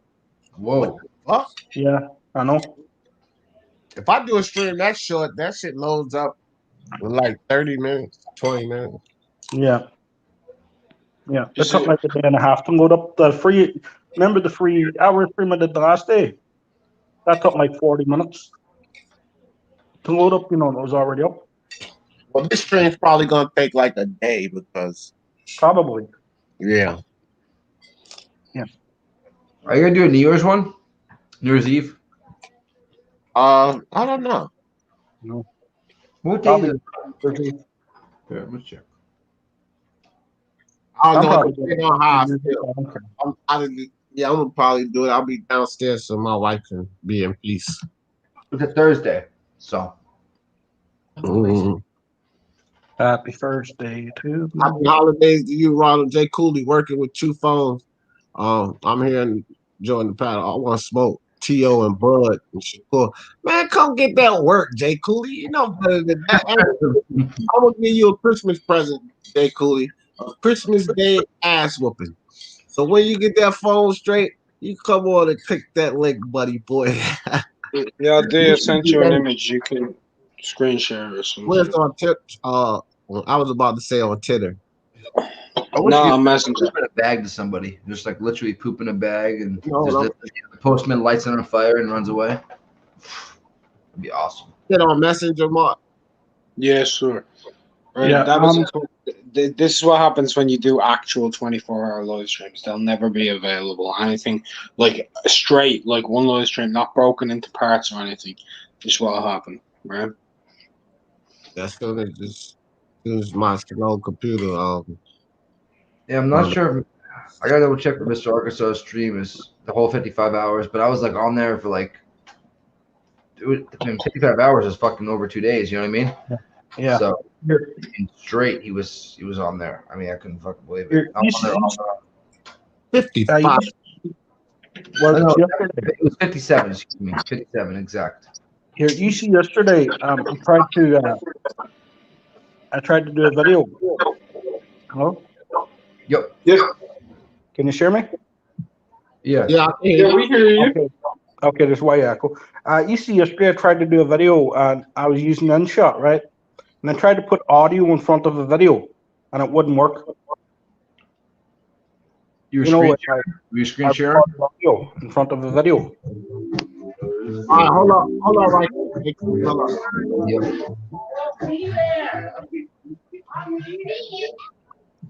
Merry Christmas. Yo, Merry Christmas. Yeah, Merry Christmas, Jake Cooley. All right, what we got here, Mark? Let me. So if you do 24 hours, YouTube will not process your live streams. They'll never be processed. They'll never be fully available for viewing after the live streams have taken place. Right. 24 hours or more. If you look there, it says this live stream recording is not available because they haven't got the processing materials. So that 24 hours went out the window. That's not the first time it happened with me. It's happened twice. The first one was when Hangouts closed down, so I just fucking deleted that shit. And the processing views there, 4,500 or 4,600, just will always stay the same. It'll never update the overall viewing count afterwards. Because you know the way you'll go live and you'll have 2,000 views, and then after 20 minutes it'll fully process and you've got like 9,000 or whatever. Yeah. That live stream in my analytics has 78,000 views, which is by far my most, and it's just gone because I went on for like 12 minutes longer. Oh, that's fucking bullshit. You should have done is cut it short and then start another one, right? I get that, but I promised a 24-hour live stream. You get what I mean? I didn't promise like a 22-hour plus 2. Like Mr. Arkansas did. He promised. Well, he said he's gonna go as long as he can go. He went 57 fucking hours straight. 57. You know what I mean? Yeah, that's a long time. Like, people don't realize how hard that is. Just after 24 hours alone, it's hard. I mean, I did 24 hours, and I was like. He took a 30-minute break here and there, like a 30-minute break here and there, because there was people on his phone, but that's it. Real quick, guys, let me catch this. Warp Speed, appreciate you contributing to the Speaking Mind Sports Talk family. He says, a very jaundiced and entertaining tradition. This dude did this. Read this for me, Mark, while I eat my food. You think I can read this shit, bro? I'm fucking teetotal. Warp Speed. Merry Christmas to you, brother, because everybody has been drinking and smoking and having a merry old time. And he's a very jocund and entertaining tradition. That of imbibing stupefying serum from the outer covering of the foot. I feel at home here on earth. Peace be with you, Spock. Peace be with you. And I'm pretty sure I mispronounced a couple of those words because I'm fucked. Yeah. When I see the words was right, I'm like, bro, I am not sober enough to read these type of words. These are not words I see every day. I can read them, but a lot of feet. Because at the end of the day, it will be like discussing this. So I'm saying Canelo is cherry picking. And some other. We know what we got to do. We got to do an analytical review of that comment. Oh nah, Wolf Street got problems like that every time. Yeah, that's cool. Oh, he put one up earlier on mine. Let me find this. Hold on. This was amazing. I was like, what is he speaking Swahili or something? All right, let's find this. It's a 50-50 fight, man. It's a 50-50 fight, folks, because I mean, Beck got the amateur pedigree and all of that shit, right? But Kovalev, how far past it is Kovalev? Does Kovalev got one good fight left in him? I don't know. We gotta see. I mean, I don't even know if I would edge Beck. Honestly, man, I don't know, man. Beck the Bully. He's younger, spry guy, so maybe you can edge him, but I'd say it's a 50-50 fight, folks. I found this comment, man. Right? I found this comment. He says, many accomplished and distinguished interlocutors of the gloved pugilism in this listing, each a luminary in their own right and cognizant of the sport of enclosed fists and punishment. Still, Speak Your Mind Sports Talk, Jefferson D's synchronic narration of a fight, play-by-play, and his notable success of fight prediction is uncanny. This Vulcan expresses his opinion in favor of this broadcaster. Live long and prosper, and enjoy healthy merriment during the Saturnalia. Yo, who's that going? I don't know, but put on the guy in the middle, right? I can put his name.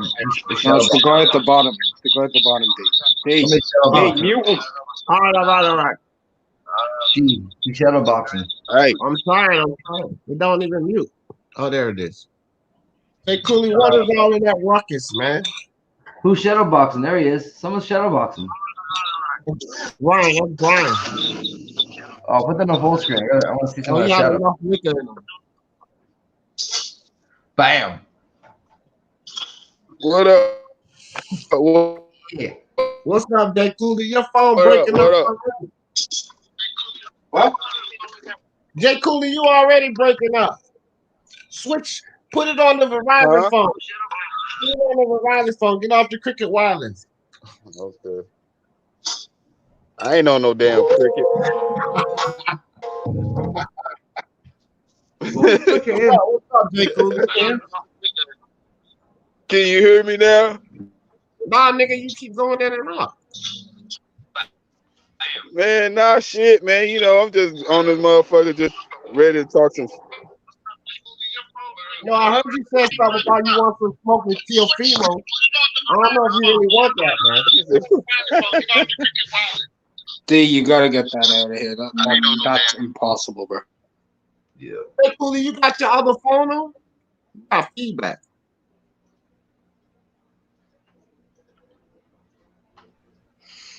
Yeah, see, that fell off.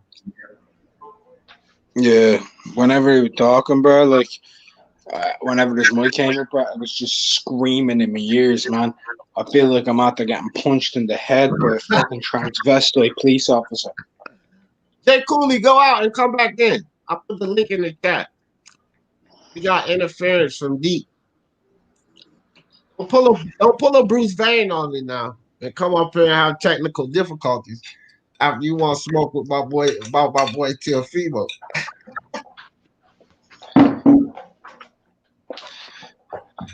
Jay Cooley just coming up here to fuck around. I know it. 51-33 saying cash it. Let's go. Who won, Nick? Saints 52-33 after they kicked this extra point. All right. I took the 5.5 minus 5.5, and I took the minus 11.5 live line. So it's like 250, 240. Bring back. Damn. Hey, yo, D. Yeah. D. Yes, sir. You know Jordan in the chat, he's talking that shit, right? So I need to say something. I need to ask you a question, right? Because he's talking all that shit. And I like Jordan. And you said he was good at predicting. But how come I can't see him in the prediction league, man? Where are they at? Oh, shit, we can't see Jordan? No, bro. Oh, hold up. I got to see this for myself. Jordan, you mean to tell me you out of sight? You out of sight, son? You told me he was good, D. I'm starting to doubt you, bro. Oh, no. Oh, Jordan, you got 2 weeks. You got 2 weeks, Jordan. You better get, because I can't see you. I can't see you. Yeah, Mark, he far out of sight. He way through the clouds, huh? He way down at the bottom. He down there, like Ron said, with the minions. Yeah. Right, you know the Boyle High Club? You know the Boyle High Club? He's joining the 2-yard club, man. Yeah. Brian, Myself. Brian, you got 2 weeks, man. You can do it, bro. He's trying to break through the door, fam. You got to break through. Got Toby Barlett. You just outside of you, too. I got to get up there, man. Got to get up there, top 20. If you don't get top 20, I'm telling you now, I'm going to talk shit to you. I'm doing shit, D. And the prediction league, I'm doing shit. You're doing better than Jordan is. Well, I had 2 very bad weeks to put me down, you know. That's all right, Brian. You got 2 weeks. You got 2 weeks. You only got a little bit of points to catch up. You got an easier job than Jordan got. Yeah. What got a long road, an uphill battle. Oh shit, man. Jay Cooley, why you gonna pull a Bruce Vane on me, dog? Huh? He said, "Damn, all right, I'll be back." Okay, Jay. All right, dog. You know what I mean? Technical difficulties, head ass, man. I got some. Toby said he got 21st. Yeah, I see, Toby. You trying to peek in through the door. They pushing you out. I'll take a glimpse at the people that are a couple places outside of 20. I'll take a little glimpse at them. I'm 23rd. Excuse me. Yeah, I saw a glimpse the other day. Saw a glimpse. I'm 23rd. Shakes. Yeah. Me and Mark in the same room eating shrimp and lobster, son. Oh. Yeah, you only get it. That's what they call VIP. You only get in there if you're in the top 5. So there's only people eating the shrimp and lobster. Y'all eating pork rinds and sausage. I prefer pork rind, not sausage, but you know. Oh, fuck that. I was drinking shrimp cocktail yesterday. Was my shit. I had probably 18 shrimp. 18. Fucking jumbo motherfuckers. Big ass ones. Okay, who's this coming in the building? I don't know. Hold on. Let me check this. Let's see. Andres Molina. This is authenticated. But something wrong with the camera. No problem. Cat. Yep, we still here, Cat. Rocking out. Yeah. Yo, Toby Bartlett, Die Hard Casual. Yeah, man. Breaking news. D. Spence might be on Fred's channel on Monday. Okay. Yeah, no doubt. I'll be over there. Yeah, give me a check when that's on too. I might watch it. I damn sure will be over there. I watch his channel all the time. He got some interesting people on there that come on his channel. Is that barbershop? Uh-huh. Oh no, I'm banned from his channel. Oh, shit, was Wilder was shit. Oh boy. Yeah. That was right after the Wilder fight. I don't even when I go over there, I rarely comment. Like I'll comment on the video after, but sometimes I'll put a comment in there. But so far, Fred ain't had them kick me off. He know I be talking shit about it. He ain't had nobody kick me off. Yeah. No, I'm banned from Fred's channel, so I won't be watching it. Somebody give me the plus notes after. I'll get kicked off if that hating ass Mr. Shelton is on there. That dude can't. He be coming in here with with burner accounts. D Jefferson didn't 78 kick you out of the LGBTC? I'm like, all right, Mr. Shelton, bye now. I already know that dude's funny as hell, man. Yeah. I'm waving up you, D. I hope you can see me. Yo, I think they're all funny. That's the thing. I think they're all funny. All them guys. Yeah. They are. What you got, Mark? What is that? Hard hat. Pads. Nice pads. Oh, okay. Got some pads going. Yeah. Eaters. Who you got? Who going working with you? Oh, that was Mark. That was boxing months. Yeah. All right. Yeah. Are you training? I was a trainer of some people who was a champion in amateur boxing of Croatia. You know, I have a gym in my garage. I was training with Billy Krgovic and I was training with Mario Preskar in Leonardo Pietra gym. Nice. So, yeah, thank you. So I know them. Croatia is a small country and the world is a small place. So you know everyone. Yeah, that's true. So I love boxing. The most interesting thing, when I was 5 years old, my brothers wake me up in the morning to watch Holyfield with Tyson. And I was cheering for Holyfield. And my mother always says Tyson is the better guy.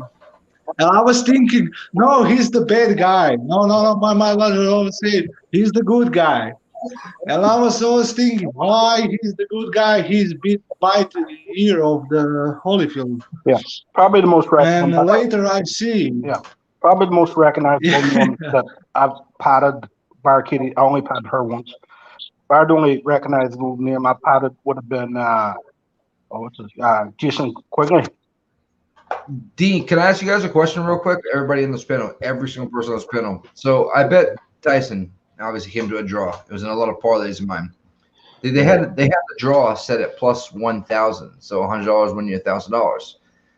I heard that fight was fixed to begin with. Is that true? Yes.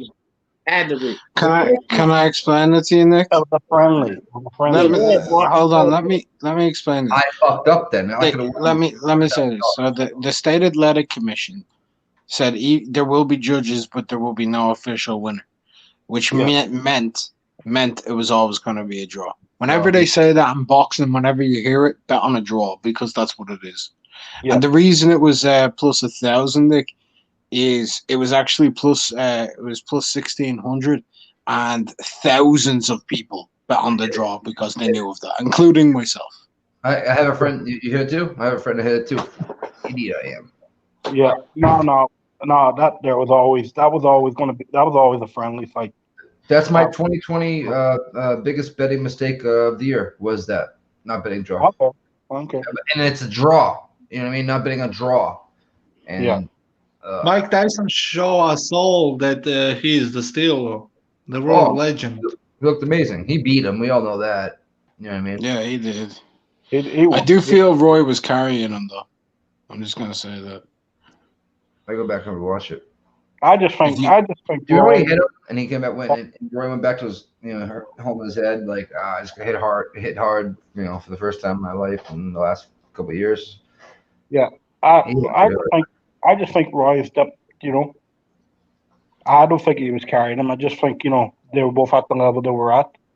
That's personally what I. The three-punch combination that lands for Gamboa, and that captured David's attention.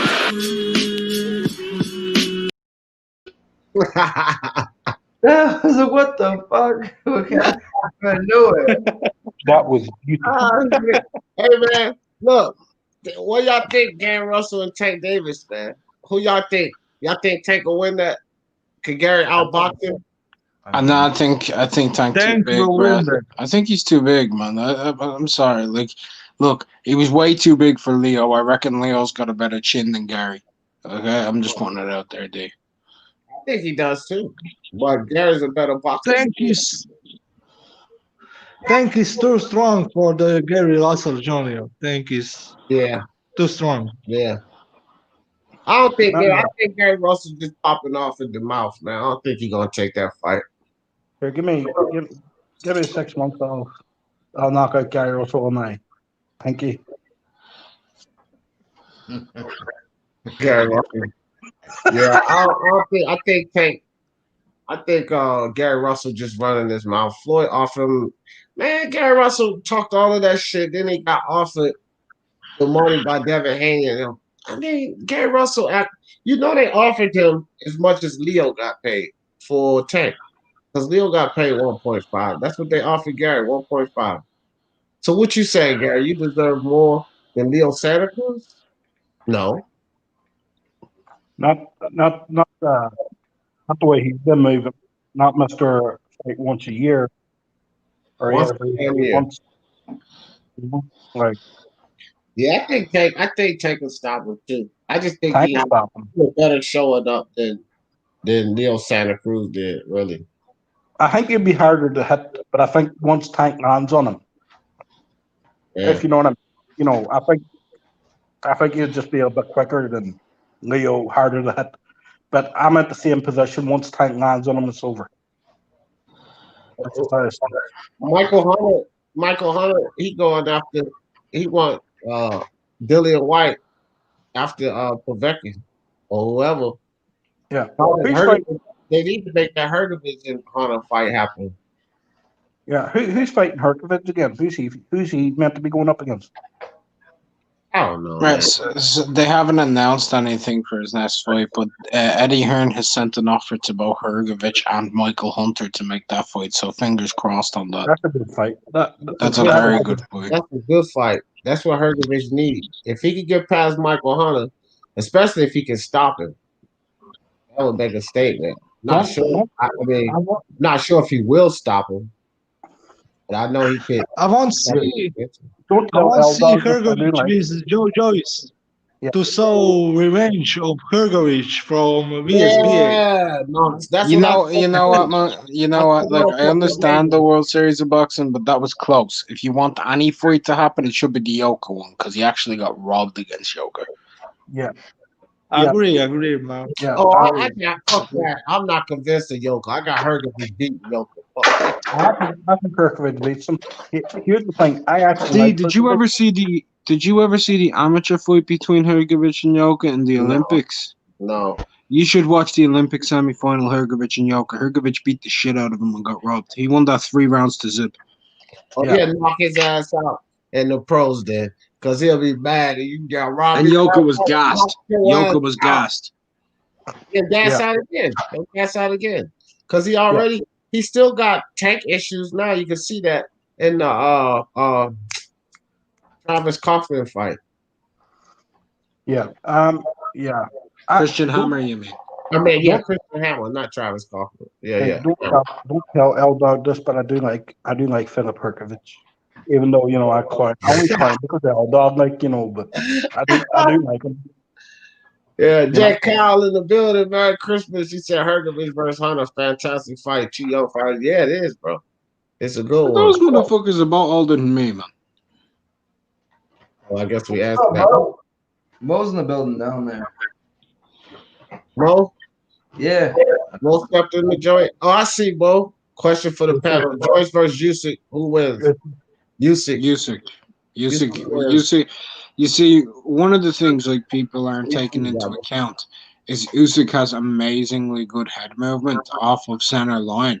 And how he fought in the World Series of Boxing is how he'll fight against Joe Joyce now. And Joe Joyce has gotten a bit slower since then. He is strong, but he's not going to land enough punches. Yeah, Usyk will outpoint him.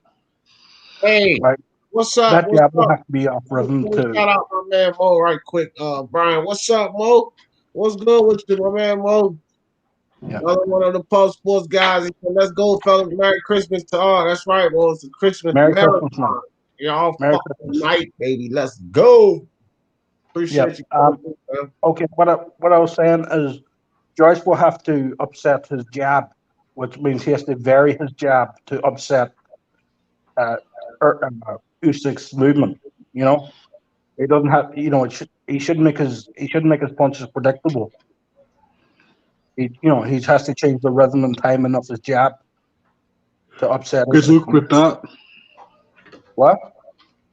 I'm saying good luck to him with that one because for him to change the rhythm of his jab, it's going to throw his balance off. That's where a lot of his jab power comes from, as you know, Brian, with his feet. No, I know. I'm just saying to upset Usyk, that's what he'll have to do. Yeah, but even that causes problems for him, If he did do that, like you say. Like if he were to do that, I think it'd go even worse for him just because that would mean Usyk could be completely in control of the rhythm. Yeah. That's bad. Yeah, but I'm talking about yeah. No, I know what you're talking about. Distorting the rhythm. That's what I'm saying. He has to change. He has to change up what he's doing. Yeah, to give Usyk problems, you need to either be able to just brutally just force through him, which isn't Joyce's game, or you need to be able to completely offset the rhythm and tempo of the fight totally. And you need to be in control of that. Like how Braid has fought against Usyk in certain spots in the fight, like he was doing a good job at that, or even how Chisora was, because Chisora is constantly changing his pace to where it's hard to read. It's very hard to read. Yeah. That's what I was saying. That's basically what I was saying. I don't know if Joyce can do that, but that's what they would have to do I just don't see him beat Usyk. That's where I'm going with that. Yeah, I don't think Usyk I think Usyk beats him. Yeah. Go ahead, Mo. Usyk is a very lucid fighter. He got a very good skill, and I think everybody has read him off from the heavyweight division. But everybody has read off Holyfield when he came from the cruiserweight to the heavyweight division. Everybody says he's small, he's this, he's that. but he's proved the Holyfield that everybody is wrong. So I hope Usyk he will do the same thing. But I think we will see. We will see. I think Usyk's one of them special fighters. You know, I think I don't think he beats the top guys. Maybe Joshua got a more chance of beating Joshua than Fury due to what Fury's skills has. But I do think he is a special fighter. I do think he's one of those guys. That can upset a lot of people in the heavyweight division. I like him a lot. I really do. I think he's a great fighter. Haney versus Ryan. Who wins? Hey, Ryan. Ryan, yeah. Ryan Garcia. Ryan. Luke Campbell wins. No. Haney versus Ryan Garcia. Devin Haney versus Ryan. Oh, I like Monk's answer. I think Haney wins. Haney. What you got? Devin Haney. Have I got between Haney and Ryan? Yeah. I have no idea. Me either. I can't. I have no idea how good either guy is yet. Yeah. It's a shot in the dark. It's a pure shot in the dark. I would honestly reckon, like, I don't think Ryan can cut the ring off, so I'd say probably Haney might outpoint him. But if Haney gets stupid and overcommits, which I don't think he will, because I think Haney's so safety conscious that he would stay away from Ryan. He'd probably be able to outpoint him, but Ryan can't really cut the ring off, man. That's my whole thing. I'll probably answer that after the Luke Campbell fight. That's a good. I will see. Yeah. I agree. I will see after Luke Campbell fight. If Ryan goes in there and looks good and beats Luke Campbell, like, I'd pick him to destroy Haney, man. To be honest with you. Yeah, pretty much. February, Kyle. February. Usyk gives AJ problems. What's up, Kevin the Carrot? Merry Christmas. Yeah, he does. He gives him some issues. I don't think he wins, but I think he does give him some issues. Joe DC, salute my brother. Happy to you. Happy holidays. Agree with Brian. Usually don't beat the top guys. He is a great fighter, but yeah, I don't know, man. I don't think he beats him either right now. I mean, that's just my assessment of him right now. But if you get there with the right guy and deuce him up pretty well, then that assessment could change. Deuce him up. I can't beat those guys. I thought you said juice him up. No, Yeah, food. I'm gonna order my Chinese food real quick. Eat this little appetizer I have right now, and I'll be in the chat though. All right. All right, brother. Appreciate you coming on, fam. Y'all make sure y'all get over there. Check out my man Boston Nick Pub Sports. Hey, you can drop your link in the chat if you want, Nick. Yeah. Pub Sports Radio on YouTube. But thank you for having me. Everybody, Merry freaking Christmas, holidays, whatever that is, New Year's, whatever it is for you. But yeah, thank you for having me on, Mark. Everybody, what's your first name? Easy, bro. All right. First name? Yeah, take it easy, man. Everybody, what's your first name? Brian Harkin, and Bachman. All right. Your name. All right, Brian. Have a happy holiday. D. Yeah, man. In the bottom panel. Happy holiday to you also. You know what? Hold on. Fuck it. Might as well. Why not? There we go. Go for the road. Shoot. Come on. Shoot.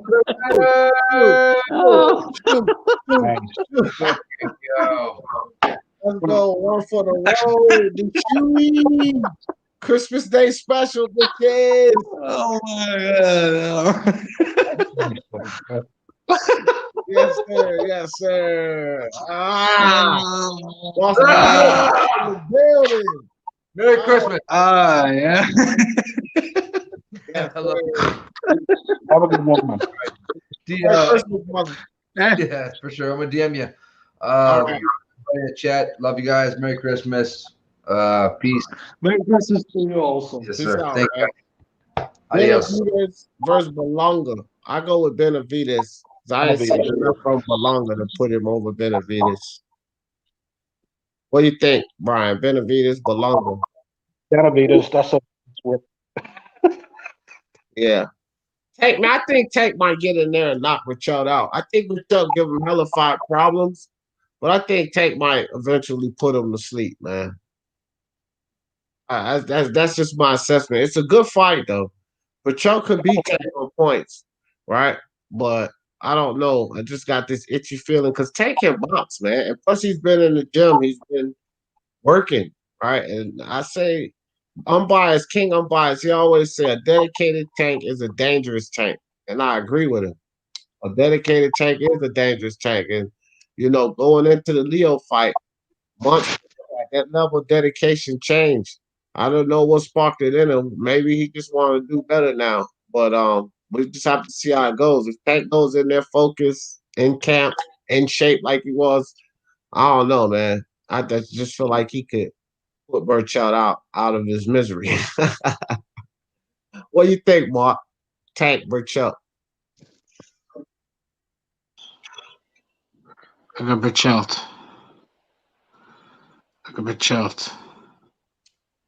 Yeah, I could see that. Hold on. I got Tank trying to counter uppercut Burchell, and Burchell literally goes full tilt, hits him with a 3-piece right uppercut, left hook, and down goes Tank. On the next punch. Because you see those arm punches Gamboa rocked them with? If that's Miguel Burchell, that's essentially like putting Lisa Ann underneath me, mate. She's fucked. The 3-punch combination that lands for Gamboa, and that captured David's attention. Now, if that is Miguel Burchell, he's out. He's out. I'm telling you, bro. You might as well put Lisa Ann underneath me. It's the same situation. Fuck. Oh, man. No, put her on top of me. I don't care where she is, man. She's getting fucked. Yeah, man. I don't know. Yeah. Kevin the Carrot said he thinks Benavidez is overrated. Well, could be. He could be overrated because he's not disciplined enough to be consistent enough. I'll be back. All right. Yeah, it could be overrated, man. Oh yeah. Who knows? These guys gotta stop fucking around, bro. Like, come on, bro. You lose your belt for cocaine. You lose your belt on the scales. How many times you know how hard it is for people to win a championship, to even get into contention in boxing. Yeah. You got to sift through all the politics and the bullshit to even get into contention. This dude had a belt twice and literally gave it away. One because of cocaine, and the second time because you can't get your fat ass in the gym. So he could be overrated, Kevin. I'm not even going to argue with that. He definitely could. Yeah. I still think he beats Belonga though, because I'm not pretty sure about him yet. I think it's too early. I agree with that. Yeah. He's also another. We were talking about Devin Haney and Ryan Garcia earlier. He's still in that camp. He's untested. So. Yeah. That's where I put Belonga at the moment. So. He's on. Check that out. That's a Speak Your Mind Sports Talk Christmas Day special. Nick just donated $54. I mean, hold on, 16, 20, $54. Because he said he usually charge $15.99. We got 3 of them for free. Shout out to my man Boston Nick. Oh, that Shoey shit. That shit is off the chain. I love it. Mr. Popo, you guys already beat Jamal James. William Mason Jr. Yeah, that's old news. See if you can do it again. Jamal James is an improved fighter since then, Mr. Popo. Yeah, it wasn't like he was a landslide. He beat him, but Jamal James gotten better since that fight. I think he could give you guys some issues in the next fight. Tank beats Burchell, who's overrated by the hardcore fans. Yeah, Jack Kyle, I don't know. Like I would Tank. I would Tank actually on that one. And I don't even like Tank, but I think that he might be able to get in there and slip the knockout. But But Jet Kyle, you can't deny this. A three-punch combination that lands for Gamboa, and that captured David's attention. You see right when he throws the third punch there, that's an arm punch. He should be stepping into it and bang. Yeah, Miguel Choke will be stepping into it. Yeah, that's what I'm saying. Bishop will step into it and put power behind that if he lands that combination on him. You know, so that's not going to be arm punches. So, you know, that's just where I see it. You know, there'll be malice and meanness behind him. That's why I like Bishop. Yeah, I definitely think Tank will knock him out. Yeah, he's a mean. He has to box, but I think Tank will knock him out. He got hit too much by Tevin Farmer. You can't take that amount of hit from Tank Davis, man. JoJo don't got the best defense. I think Tank will stop him. I can't even lie. But I don't know. But for you people that won't hear earlier, Tyson Fury predicted the future. Listen, guys, he predicted the future. He's nervous as hell. He don't know what to expect. He doesn't know what to expect, and he's getting knocked out. Your job is to stand up, man. That's what you knocked out. Vegas, bro. Knocked out. When I knock you out, go do stand-up comedy, bro. You got a career in that. You got a career in that. And when I knock you out, you're going to be doing nothing apart from begging me for a rematch. Just begging me for a rematch. Tyson Fury. They got a future. I want to say just this. Philip Hergovich said that he can compete with Anthony Joshua, that he can compete with Deontay Wilder, but he said that he can't compete with only one, and this is the Gypsy King, Tyson Fury. So he gives him the respect. Yeah. He's the awkward fighter of the heavyweight division, and he's the tall and man. He's something special. Yeah, that's my dude, bro. He know. Philippe know. Yeah, he's my dude. When I heard that interview on Matchroom, when he said when Hergovich said, I can compete with Anthony Joshua, when he said, I can compete with AJ, I can compete with Daytona Wilder, but I can't compete with Tyson Fury. Yeah, I give the Hergovich respect because he know what Tyson Fury it is in the ring. He is the something special, something what? Yeah. I mean. Rap Star, back to knowledge. Jump on the panel, Rap Star. What's good with you? Yeah. Can I say Rap Star? Yeah. He said that. Yo, D. Roll off, Philly. You only got like under 4 hours left, bro. Merry Christmas, Joe. You only got under 4 hours left. 4 hours? You got under 4 hours left. Yeah, man, we doing it. We doing it big. Christmas Day marathon, baby. You know how it go. Happy holidays, fam. Yo, I can't wait till 2020. Happy holidays, Ronald. There you go, Rap Star. There you go. Oh, there go Rap Star. Where is the Rap Star? Rap Star. Merry Christmas. Yeah. Merry Christmas, Rap Star. Rap Star's a little bit drunk. Rap Star's drunk, man. But listen, hey, man, I love it. You guys are fucking talking about boxing on Christmas Day. Yeah. Hey, Rap Star. This stream been going for over 10 hours already. I started this morning. I'm doing it all day until Rap Star's got the record. I got 12-hour record right now. That's about to get broke, Rap Star. Oh shit! We gonna quickly in the house. Hey, Brian, how you doing, Brian? I'm good, Rap Star. Very good, man. I'm eating all this turkey. I'm getting drunk, and I don't want to speak too much about the drink. We're talking about boxing, but I'm feeling really good, man. I'm feeling amazing today, bro. I know how you feel. Hey, Rap Star, look in the corner of the stream. Look at the time. Look up in the corner. What you want me to see, bro? You don't see the time running? You should be able to see it running. It's 10 hours. Oh, holy shit! You're gonna break the record, hey, today, D. Yeah. Oh, that's awesome, bro. But D, how you been feeling today, bro? Did you have a great Christmas? Well, yeah, I don't really celebrate, but I'm always in bed. I'm always in bed while I'm recovering right now. So I feel great, really. I just been laying down, smoked a lot of weed today, and I talked a whole lot. We've been going all day, dog. Hey, is anybody going live tomorrow? Because boxing's tomorrow, right? Yeah, I'm doing a fight.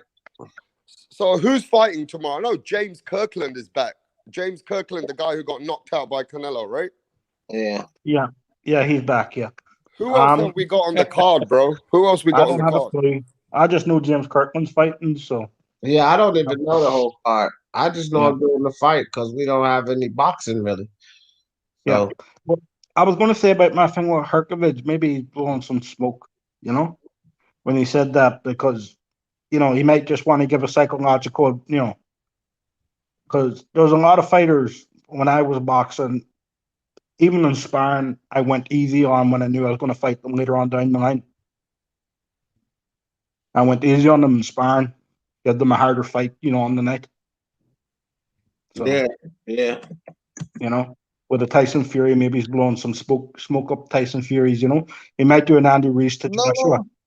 Nice, Mr. Nice. I think I know Hrgović personally, and I think Hrgović, when he says something, he's mean that. Okay. And he only gives the respect to the Tyson Fury. So okay. Well, no, that's cool. I know Hrgović. Well, you see, I don't know him as personally. I don't know him as personally as that. Because first time when I saw Hrgović, first time when I saw the Tyson Fury, everybody said Tyson Fury is boring. Tyson Fury beat Vladimir Klitschko, boring way. But I saw something in Tyson Fury, something special, and I think this guy has something. What we need in boxing is something. Charisma, skills, and I said, man, finally we got someone who gonna bring up a boxing heavyweight division back. Yeah, I saw. And because of that, I respect a lot of Tyson. But also, we need to recognize this: when Fury left the sport, we have to recognize Anthony Joshua and Wilder kept the heavyweight boxing exciting. It wasn't of Fury. Course, yeah. It was AJ. Wilder. No, let's get it true, bro, because I'm a big Fury fan, and I'm gonna have one big shot right now for Fury. But let me tell you, Fury did not help us when he left us, and he left us in the lurch. Anthony Joshua and Wilder kept the sport alive for the heavyweight. Did that? I agree. I agree with that. Right. Here's my. I agree that AJ gave us the spectacle against Vladimir Klitschko, but Tyson Fury lived because his personal life, he didn't know what to do. What have I told you? What have I told you? Hold on, Brian. I know you've been trying to jump in there, Brian, but Queen Lisa on the panel, y'all already know. Lisa, Merry Christmas, Lisa. Hey guys. Lisa. Hey, I want to wish everybody happy holidays and everything. How's everybody doing? Happy Christmas. Everybody's drunk. Christmas to you too. I've been in and out, D. I've been listening to you in and out. Yeah, everybody fucked up by now, Lisa. Well, I don't drink, D. I don't drink no more. I don't drink no more. I haven't had a drink in 23 years. Well, so, I hope you had a big blunt today, Lisa. Congratulations, Lisa. Congratulations. No, I don't do anything. I don't do anything. Well, God bless you. Congratulations. Life. Trust me. I want to just say let me just say this. I got a pass, so it's best I don't do that. Of course. Yeah. No. Just say Because I'm one of the biggest hell raisers you know, okay, when I do that. Yeah. Here's my thing, Lisa, right? If I was still smoking today, I'd probably be dead. Well, if I was still smoking, I would have been dead a long time ago. I can deal with a drink. Normal cigarettes and cigarettes and weed and all that that fucks me up. Hey, bro, we don't smoke cigarettes. We only smoke medical. Tell him, D. Smoke cigarettes. I ain't gonna lie. I smoke Nah, cigarettes now. I ain't we gonna lie. smoke. Well, you need to put those down and pick you up some herbal refreshment system. No, I don't. Yeah. I don't do. We, D, I can't smoke weed. I can't do it. Yeah. I probably I do can, that now. I'm telling you. Lisa, I can understand you. I can also smoke. I Nope. can't also smoke weed because I have the actions, Right. the reaction. I can't. Yeah. I can't mess with that stuff, I can man. understand. I don't Yeah. knock nobody who do it, But I done been there, I done can that. I'm understand. telling you Y'all are the for a kind of reason people, that if I you can't smoke do it. weed, you'll think It's Santa Claus is it's Yeah, coming. well, another I know. reason, but I just choose not to get into it. Okay. Yeah, That's no, I fine. feel you. I feel you. I I just know a don't. few people. I I know a can't. few I people can't smoke go weed. without it. I've been doing it since I was 11, and I'm going to keep doing it. Yeah. Right. Yeah. Yeah, I learned how to just be, I'm myself, and I learned how to have fun, with just, being Congrats. myself, and Natural. You have a natural Yeah. But vibe, I do natural no, but I high. still smoke cigarettes. If I could get away from them cigarettes, that'd even be better. You know what I'm saying? Yeah. Because cigarettes is it's a physical dependency after a while. You know what I'm saying? But Yeah. Well, Lisa, you have to isn't that like the go through the reason why they withdrawal bring? of It's cigarettes. like heroin. Yeah, but isn't that the reason Yeah, why they bring out like vape? fentanyl. Isn't that the reason why they bring out vape to help you get off of cigarettes, Lisa? The Yeah. vapes. Vape is just as bad. Oh, I don't Yeah. listen. That shit ain't no good either. Probably. No, No, I don't trust it. I wouldn't. But They you tell see, you in the beginning. They tell you, everything is in the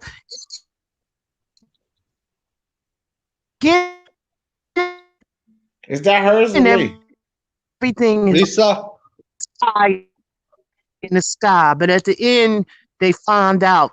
All these studies find out is all. Is she breaking up or is that me? Yeah, no, she's She's breaking up. breaking up. no. She's It's breaking up, her. bro. Okay. I'm breaking up. Yeah, It's me. Yeah. Okay.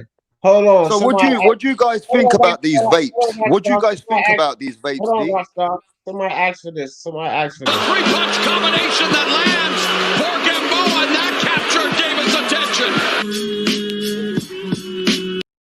The fuck? Can you hear me now? Yeah, we can hear you, Lisa. Man, you can hear No, you, Lisa. I had went away. I had went outside, and I was away from the Wi-Fi box. That's what happened. Okay. No, that's great. Yeah. Okay.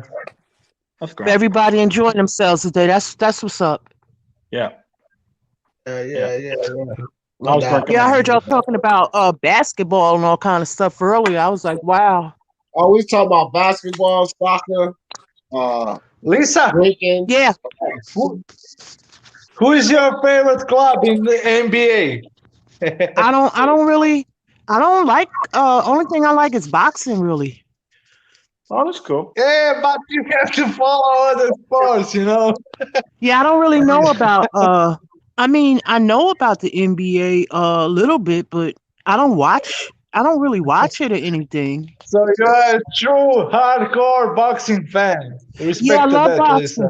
Lisa. I was just watching you know what? It was amazing. I watched Blood Boxing's documentary on Salvador Sanchez. That was amazing. Great channel. That was Yeah, he's amazing. a great channel. You know what I was watching, Yeah. Lisa? I was watching Edwin Valero and how that he was in ties with the Venezuela government and how people don't Yeah. talk about how he got killed. And they say that he hanged himself. I was watching that last night. Get out of here. Edwin Valero could beat Manny Pacquiao. He was the next in line to beat Manny Pacquiao, but he had ties with the Of government. course, He had- Barbstar. It's some stuff he knew about the Yep. government or something. I don't know what happened. Yep. Edwin Valero is one of my top 5 pound fighter. Edwin Valero. One of the most ferocious featherweights and lightweights is Edwin Valero. Man, he was. Yeah, he was. Like He was. new era Robert Duran. he's dead for me. Yeah. Do you guys think Edwin could have beat Manny Pacquiao? Yeah, of course. Yeah. He have the chance. I think it would have been. I think it would have been a hell of a fight. He had I all. think Manny Didn't he have Pacquiao all at that time knockouts? as well, Brian. He was very, very, very good at that time, Manny Pacquiao. Oh yeah. Hey, Brian. Yeah. Then I would have Brian, been. didn't Valero have all knockouts? Valero had all knockouts. He knocked out everybody. Yeah, he was a strong dude. He was powerful, quick, explosive, grip fighter. They asked him to come and spar for Oscar De La Hoya, and Oscar De La Hoya asked him to leave the camp because he was hurting Oscar De La Hoya in the sparring. Wow. And they asked him to leave because he was hurting Oscar De La Hoya bad. And it's a true story. So did Manny though. Wow. And they asked him to leave for Eric Morales because he was hurting Eric Morales. And this is true as well. Yeah. Yeah. Wow. No, I believe that. He was a monster. He was a monster, yeah. Kevin the Carrot said, when I watched that documentary, was just like, you know what? When I was watching that documentary and I watched the whole thing yesterday, some of the cleanest work that I ever saw was when Salvador Sanchez fought Danny Lopez, I think. Danny Red Lopez. I think it was the first fight. And they were showing all them clean right hands. I was like, ooh, that was like some of the cleanest work I ever seen. Great fighter. Yeah, that's right, Jed Cole. Valero did beat Morales in sparring. I want to ask you this, Lisa. Do you know that fighter, Agrulo? Do you know a fight called Agrulo? Yes. Yeah, Gulo, yeah. Angulo? Yeah. Is that how you pronounce him? The one that fought Laura? He had the big hematoma? The one who had a fight with Aaron talking about Pryor, and they said that Aaron Pryor. Oh, Alexis Anguilla, yeah. Anguilla. Yeah, he was good. So what Aguero, about his mystery death? How come they said that he had ties with the government as well, and he didn't choose a side, and they killed him? Oh, he was from the same place Chocolatito is from. Nicaragua. Nicaragua. Yeah. Nicaragua. You know, I didn't know about his death. Yeah, I didn't know anything. He got shot in the heart. Wow. What? Hey, guys, crazy. we got Jalik the leader, Mo Boxing. Merry Christmas, fellas. What's up? Well, this P second time back on here. Yeah, Merry Christmas. Merry Happy Christmas. holidays. Merry Merry Christmas, Mo. Merry Christmas. Happy holidays. Merry Christmas, Lisa Bell. Happy holiday to Merry Rapstar. Happy Christmas. holiday to Brian. Is it Jalik? I can't see the other lad.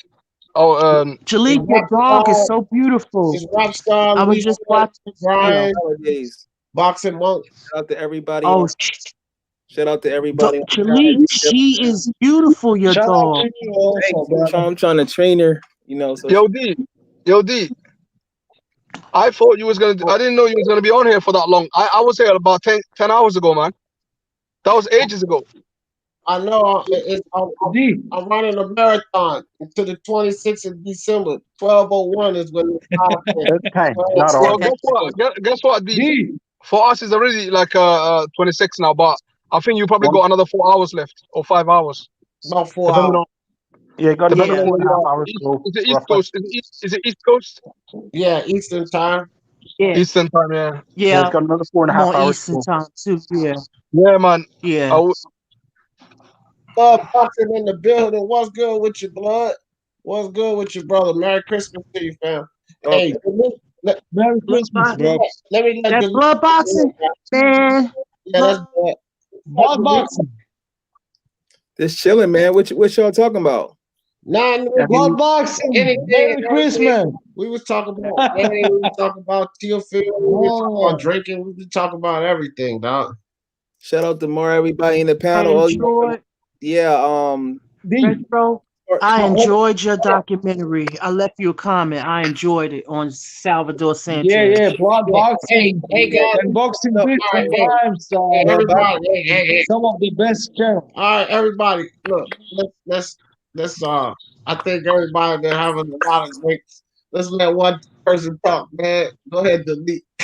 No, I was saying, she's right. Yeah, he be coming up with some fire documentaries that take you back to the, inner workings of the other boxers, like from the 80s and 70s and stuff like that. So I'll be peeping that stuff out too, Yeah. But shout out to you, bro. You doing an all-nighter, bro. You got stamina, bro. Yeah. 12:01. They was talking about this earlier. What was your biggest moment of boxing in 2020? Mine was Teofimo dominating Loma 9-3. Wow, you got it. My one was Bronchick against Cepeda. That's probably the fight of the year. That's my favorite fight, but it's not Mine my was favorite moment. Dillian White, Alexander Povetkin, when Alexander Povetkin knocked out Dillian White. Yeah, that was impressive. That was classic. Yeah, that was my classic as well. That was a good fight. Everybody go to my channel. You'll see my reaction to that live. I've seen it, Brian. I've seen it, Brian. That was hilarious. That was your reaction was good, man. You know what I mean? My second favorite fight of the season. You guys be surprised. It was AJ against Pulev. AJ one punch knockout. That was beautiful to see that knockout, man. One punch knockout. I love AJ. Yeah, that was a good one. AJ was a beautiful character. My second one, of course, is Tyson Fury. Teofimo. Tyson Fury. Yeah. That was good. That was fun, though. He beat one. For me personally, that was fun because I was going around telling everybody he'd won. I was going around telling everybody he'd won. It's my two guys. Teofimo beat Lower. Tyson Fury beat Wilder. That's my two favorite points of this. Damn, year, bro. Fair enough, man. Fair enough. Damn. Hey, D. Yeah. I got a suggestion for you idiot video. What's up? That fucking Kovalev. He streamed Kovalev streamed the Canelo fight on Instagram Live. And DAZN is talking about DAZN is talking about suing him. Suing him for it. That's the dumbest. Why you gonna do that shit, man? Yeah. You're a famous boxer. You're gonna stream. And he streamed it on Instagram Live. That's a you idiot moment. Yeah, I'm definitely gonna get it. I'm gonna get it. That's the it's dumbest. Something that you don't think oh my god. I know they probably glad because they owed him that. I think they owed him about almost $3 million. They probably get out of that. Yeah, they're gonna call that a wash. They're gonna call that a wash. Yeah, I know they glad they done it. Like, okay, now we don't gotta pay you. Maybe he's still back to drinking or something. That's not normal. That's probably what he had too much that night. Yeah, that's I'm gonna give him and he a famous boxer. He know it was gonna come back to him. That's crazy. Here, D. That's an argument. I know some Russian people. You said what, Brian? I said that's an argument that can't drink the Irish. Oh yeah, that's a fact. That's a fact. Hey. Yo, are y'all talking about more than boxing? Y'all talking about other stuff? We were talking about everything. What's up? All right, I got a question for y'all. Who better, James Bond or Jason Bourne? Oh my god! Wow. Oh no, man. See, that's a good question. Because I'm gonna be honest, Jason Bourne is on some next level, but James Bond got the gadgets. Yeah, that's why I said that's a good one. Yeah. Bourne got the gadgets. Yeah. He got the gadgets off this world, dog. Jason Bourne got like special powers. He can sense stuff like a dog or something, bro. Bourne is like, yeah. I tell you one thing, without the that's a good one. That's a good one, Jalik. Yeah, without the gadgets in the that's a good one. Beat the shit out of James Bond. Who? That without those gadgets and guns, he would. I'm tough on James. But for me, more bras though. He got the bras though. I don't know. You got the girls, bro. I don't know about that, bro. That'd be interesting right there. Wow. Money. The gadget, and the gadget. I'm just waiting for Jared Anderson to prove in heavy division. But man, I want to see American. He's young. Yeah, he's Man. developing. Yeah. Yeah, Man. He's only Yeah, 19, listen. bro. He's only 19. Man. So Yeah, Of he a course, baby. Oh wow, yeah. fighting a heavyweight. Wow. No, he's I no, want no, to see he's funny, man. He's funny. Americans in heavy division because they are inspiration to me. Mike Tyson, Holyfield, George Foreman, and now Jared Anderson. I just want to see American in heavy division. Right. Man, I'm looking for a good heavyweight American fight. Someone yeah, who can dude, you dominate. I gotta love check him American. out, fam. You're not gonna take that. He top ranked fighter. That kid got promise. He got a lot of promise. Monty Brown TV in the building. What's up, Monty Brown? What's good to you, fam? Happy holidays to you too, brother. Happy holidays. Yeah, he coming up. I mean, he's up under the Wilder. I mean, as far as American, but he's much younger. But he's developing. What about this Frank Sanchez? He's Cuban. Was he born in America? Or? Nice. No, he's Cuban, man. He's Cuban, and you know what? Frank Sanchez is trash, man.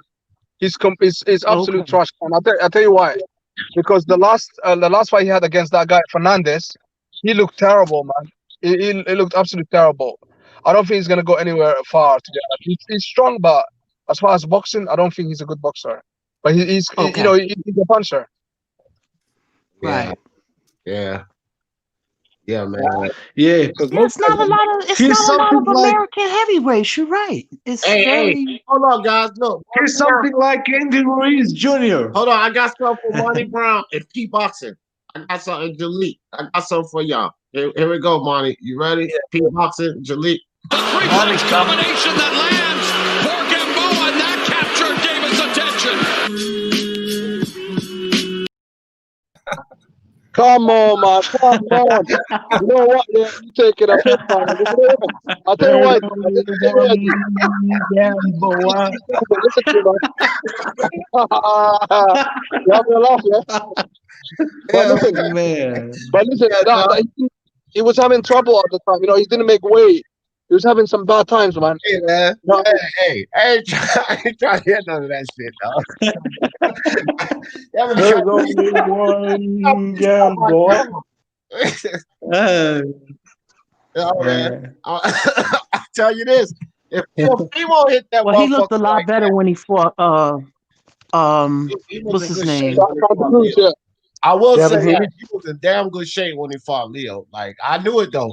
I was Yeah. telling everybody, I was like, bro, I keep talking about tank weight. And I was saying this before the fight. Y'all crazy, man. This dude gonna be in phenomenal shape. He came in that ring in great shape. Those body punches he was putting on Leo Santa Cruz, I knew it was a matter of time. I knew it. Man, he was tearing that dude body up. Boom, boom. I said, man, that shit adding up. That shit is adding up. You know, Yeah, that's he's how a great fighter. he was Yeah, able I was to throw that screaming. punch because Leo was ready to fuck those elbows, and Tank came right with the elbow. Dang. I was screaming from day one, fifth round. I agree. Fifth round knockout. That's what I said from day one about that fight. Yeah. You know? You know what I said? I agree. And You I was know pretty what close. I hit that bitch right on the head. This Yeah. how Tank look. I If have- Tank fight Teofimo, look guys. If Tank fight Teofimo, this how he gonna look on the ropes. Watch this, hold on. Here it come. Here it come. This how But Tank gonna be. Look, this how Tank gonna be. that ain't gonna happen though. Look. That's not gonna happen though. Watch, Because watch. Here you go. it's going to my fault, man. Philip, That ain't gonna happen. patient, bro. Wow. Tank this. I've been Slip off. favorite. I tell you, dog. He don't want it. He don't Well, want he it. might have Tank may got a good chin. You never know. You know what I'm saying? Yeah, well, But I think it will be fireworks because Tank is a big dog too. So you got two dogs in there, and that would be a firefight. But Tank's Tank's dimensions is smaller than Teo's, right? Far as his length and all of that. What do you call it? Reach? I think the reach is about the same. Hell no, okay. no, it's not, man. Tank reaches way shorter than What's his richest reach? Hell no, Monty Brown. Ain't no damn way, dog. You gotta No be way. big, bro. You Now, got what's his reach? I think it's about the same, bro. Well then, Devin Haney, or not Devin Haney, Tank Davis doesn't utilize, if it is about the same, his reach the way if utilize his reach the same way as Teofimo does. So if it's anywhere close, Tank does a lot of short and crisp and side punches. Yeah, that's Yeah, he good with that. Yeah, Yeah, he's very good with that. But that Yeah, would man. be fireworks. He's not getting that side on Teofimo Lopez. He's gonna rock that nigga knot, bro. Yeah, no, this was his best work on them side, believe it or not. He's getting inside, dog. But to do that there against Teofimo Lopez, that's a dangerous, very dangerous place for him to be. Take. So do you? Theo have the skills and the knockout power. And People take it. complete fighter. Who is Tank fought? Theo is the complete fighter. Yes. Theo is the complete Yes, fighter. he is. Who is Tank fought that was bigger than him? Give me an answer to that. Who is Tank fought that was bigger than him? Theo Santa Cruz, came up 2 weight divisions. Jaleel, you got an answer for that, Jaleel? Who did Tank fight that was bigger than him, Jaleel? Monty, you can answer that too. A lot of guys is taller, but as far Monty, you can come up here, bro. Merry Christmas. he usually the bigger guy. Right. If he- What do you mean, taller or the Tank is thick? Bigger. Yeah, He's short but size, thick. different. Yeah. bigger. Tank has always been the bigger guy. This is my thing. He ain't with Teofimo Lopez. He's not. He's just simply not.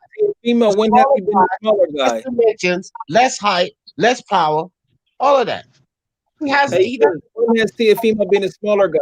Theo, what? Theo did do what Tank was scared to do.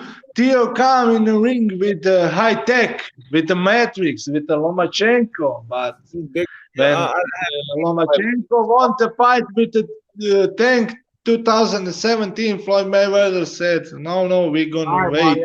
But Theo is the beast. Theo is I do agree on that, right? He proved. I thought Momo was going to win, but he proved me wrong. So I hold up my hands. He did win. So he is a beast. I do give him that. Davis has been calling out Loma for 3 years and he ain't fought him. Why y'all think it is? Now look, I keep telling everybody this.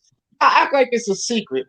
And this is the thing. The Tank Davis fans know that this is the truth. I've even heard real Tank Davis fans say, yeah, that is true about Floyd and Ellaby. So here's the thing. Y'all know that Floyd and Ellaby is only putting Tank in fights they know he's going to win. Even his fans know this. They know that's all that they're putting Tank in. So if he could beat Lomachenko up, they would have been put him in that fight. All he been doing is clout chasing Lomo for 3 years, man. He won't never plan on fight him. How Teofimo come in after he started boxing pro and swoop Lomachenko up before him. Because Teofimo really wanted to fight Loma. Tank just wanted to call his name out. Floyd and Ellaby only put Tank in fights they know he can win. They know he couldn't beat Loma. They know it. D, I got a question for you. If you was in Tank's corner, if Calvin Ford wanted to hire you, what game plan would you come up with to beat Teofimo? Tell him to quit. Don't even box no more. You got a game plan for him?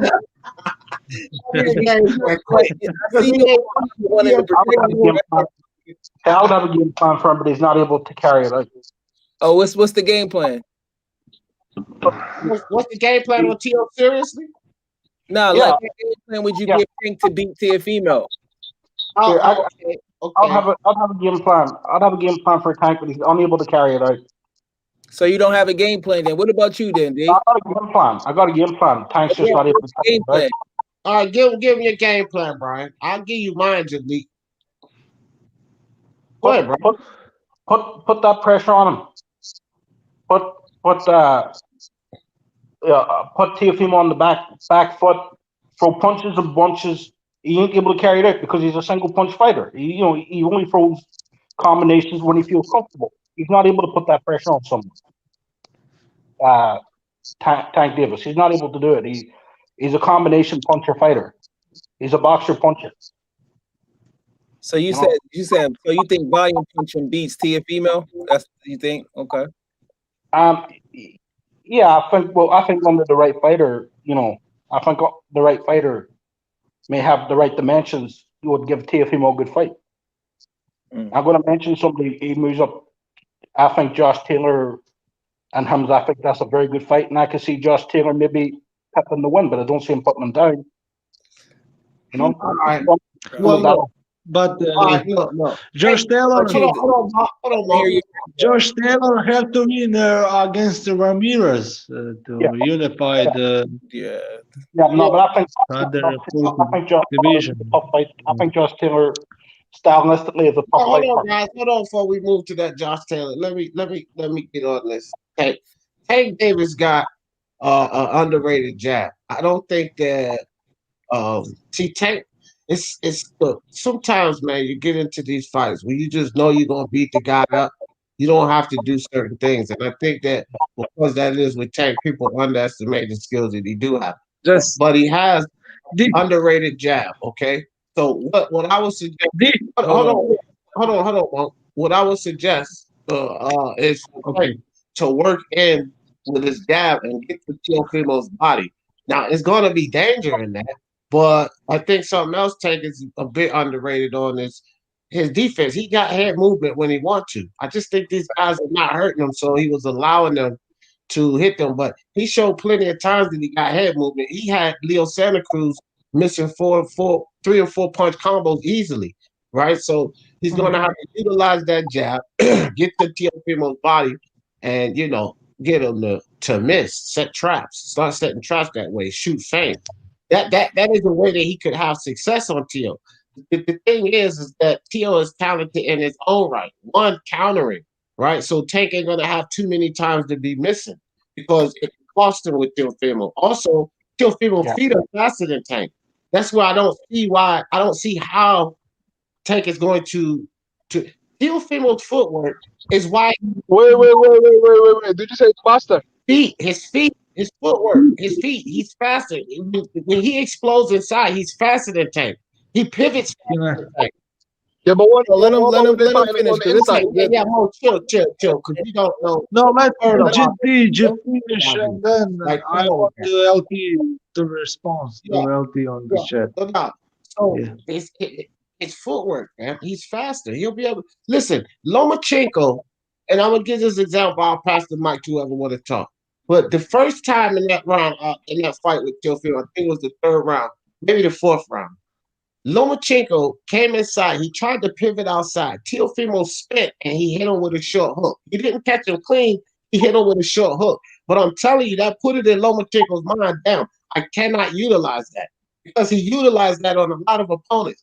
Teo spent with him on the drop of a hat. Bro, his feet are better than Tank's. That's the thing. So you got a guy with shorter dimensions, shorter reach. And his feet not better than Teofimo's. That's a problem. That's a disaster waiting to happen, fam. Teofimo knocks Tank Davis out. I'm telling you, knocks him out. False. True. I don't think he's gonna knock him out. Just let me answer to the LT. Go ahead, Boxer. Go ahead, Boxer. Let me answer to the LT. I'm not the Russian spy. First of all, I'm not the Slavic people. I'm the lyric people. I'm the tribal people. I don't give a fuck about the Eastern European. And second of all, Teofimo win that match. When I saw that match, Teofimo win first 6 rounds. And like Jeff Mayweather says, win the first 5 rounds, you would win the match. And that's what I agree with the Jeff Mayweather. When you win the first 5 rounds or 6 rounds, match is yours. And that's it. Teofimo Lopez showed the skills and showed that he have the knockout power. And he showed that he have the condition to fight 12 rounds. And that's it.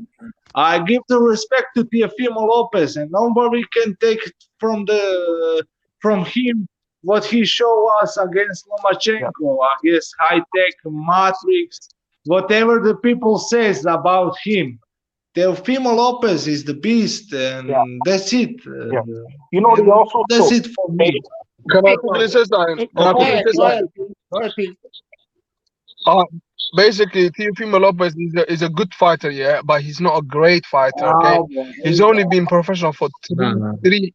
Listen. He's only been professional for 3 years. Okay, the Lomachenko that he beat was a Lomachenko that was, he was already kind of finished. Really, his time was kind of up. Remember, the guy had a soldier injury. Listen, he had a soldier injury. Yeah? You know what I mean? He even said it. So let's be fair.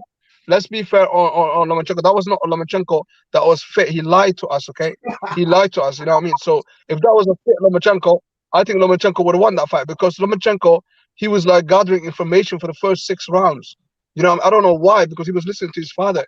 But if he did not listen to his father and he did his own thing, I think he would have outboxed, Theo.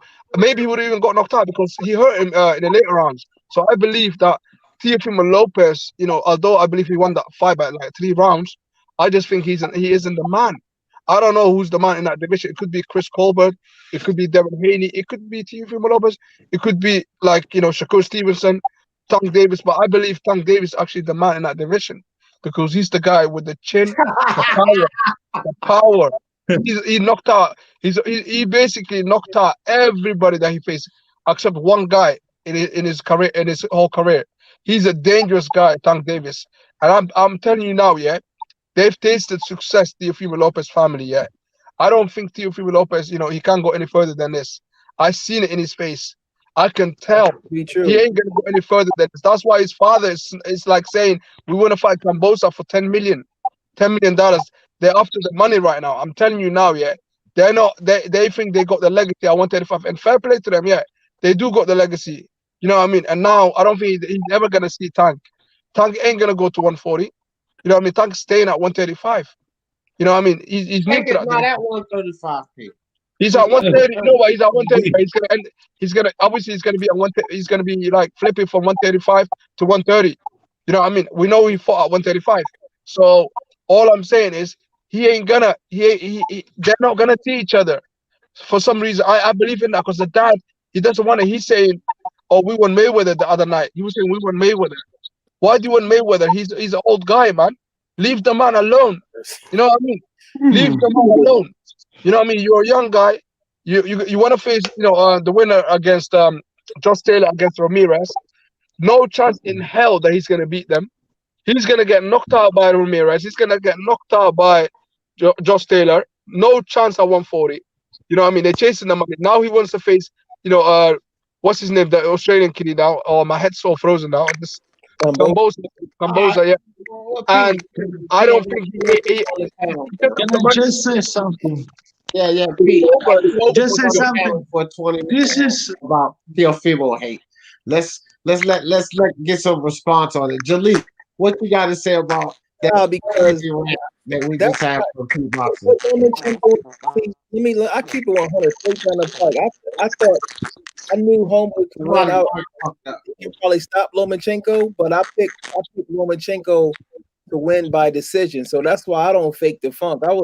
I actually, if Lomachenko would have won the fight, I would have made him pound for pound number 1. I was high on Lomachenko. So to come out and say it's over an injury, how is an injury so bad? But yet, if you look in the press a few days ago, they said they coming back to fight in like March or something. So you got a major injury, you're gonna come back less than 5 months. That's propaganda. Also, you got to take in consideration these guys don't just want to be getting knocked out like that. So they did fear his power, and he was also offsetting them by turning them. And he used basic boxing. He had a jab, and the thing I like about Teofimo, he was never in awe of Lomachenko. So it's a mental game. Lomachenko had this aura about him, and everybody get in the ring, they're defeated. Teofimo never had that. That's why when certain fights happen, you got to look at this guy as being human. Just like with Mike Tyson, everybody was in all of them. They would lose before the fight. Teofimo, you got to give the boy credit. He offset whatever Lomachenko came to the game with. He didn't win because of no injury, bro. He beat him off. He just used basic boxing. He didn't even go in. If he had more tools, he didn't even really need to go. So I can't agree with that, bro. He beat him 9-3, easy work. And Lomachenko, I still like him, but I don't like them excuses, bro. That's like to take away things, bro. Come on. Can I say something? Teofimo Lopez beat Comey, Nakatani, and Lomachenko. He beat the best in the 133 division. Yeah. So Teofimo for me is the best in 133 division. I agree. So when somebody said they have the chance against Teofimo Lopez, I don't believe, because Teofimo show he have the skills, he have the condition, he have the chin, and he have the power of the knockout. He have the punch power. Teofimo for me, when I see against the Lomachenko, Teofimo for me is the complete fighter, and he gonna prove that. And we have to see. Everybody gonna say he gonna lose against Ramirez or Josh Taylor. We gonna see, but I love Teofimo, to be honest, because he have the balls to go in the ring against the best and beat the best. And beat the man to be the man, and that's it. Can I one thing? Just one very quick, and then I'm gonna talk. Right, one thing Teofimo Lopez showed me in that fight, he showed me he had patience. He didn't get flustered. He wasn't overawed. So I do give him a lot of respect for that. Right, that's something I thought maybe he might get impatient at times, but he didn't, and I was very impressed with his performance on the night. That's all I can say. Hey, Punch Thompson in the building. What's up, Punch? Punch drunk. Merry Christmas, everybody, my friends. Everybody, ¿qué pasa? Merry Christmas, everybody, my friends. Hope everybody's drinking your coquito, drinking very good and eat with the family. Of course. God bless each and every one of y'all. D Jefferson in the building. What's good, man? Mr. Moonshine, baby. I got a lot of moonshine in the system, baby. Yeah, man. Man, and I was just, passing by and listening to the preacher, D Jefferson, the preacher.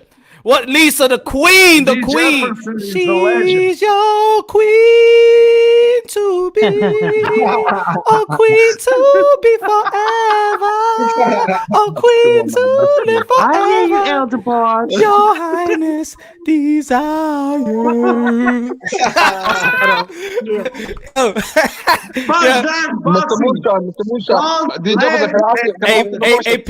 AP, your New Year's resolution.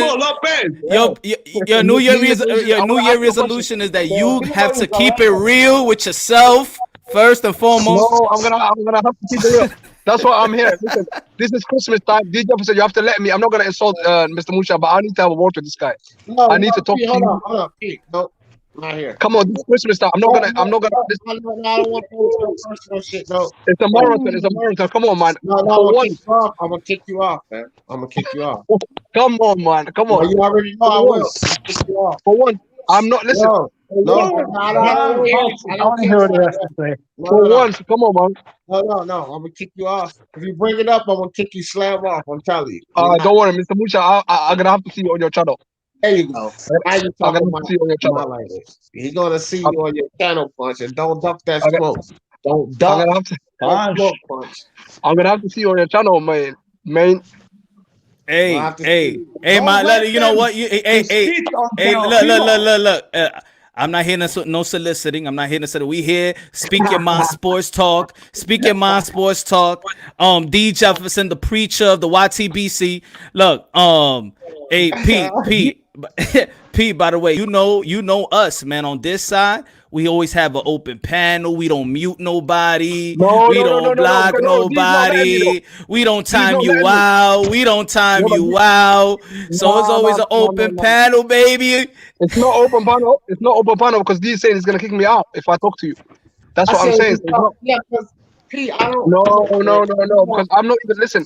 I'm trying to be polite. I'm not on some. Listen, I'm not on some fuck shit. I'm just gonna. Just want y'all to realize it's not a negotiation, motherfucker. You cannot bring up your personal business. This is non-negotiable. This is not like it's not like okay, All right, okay. D. Come on, man. You got like what? Another 5 hours. Come on, I man. don't want to hear it. I'm not. Listen. Let him, D. You just gotta be concise, man. Go straight to the point, man. Don't. Let's go, Pasha. There's people. You got 2 minutes. You got 2 minutes to get it out. And Pasha, I'm not gonna listen. I'm not on some insulting stuff. I just want to talk to everybody be Punch. quiet. 2 minutes. My blood. Quiet. Listen, my black brother from Dominican Republic. I just My want to Latino brother. Hey, I'm from the world, man. I'm God's child, man.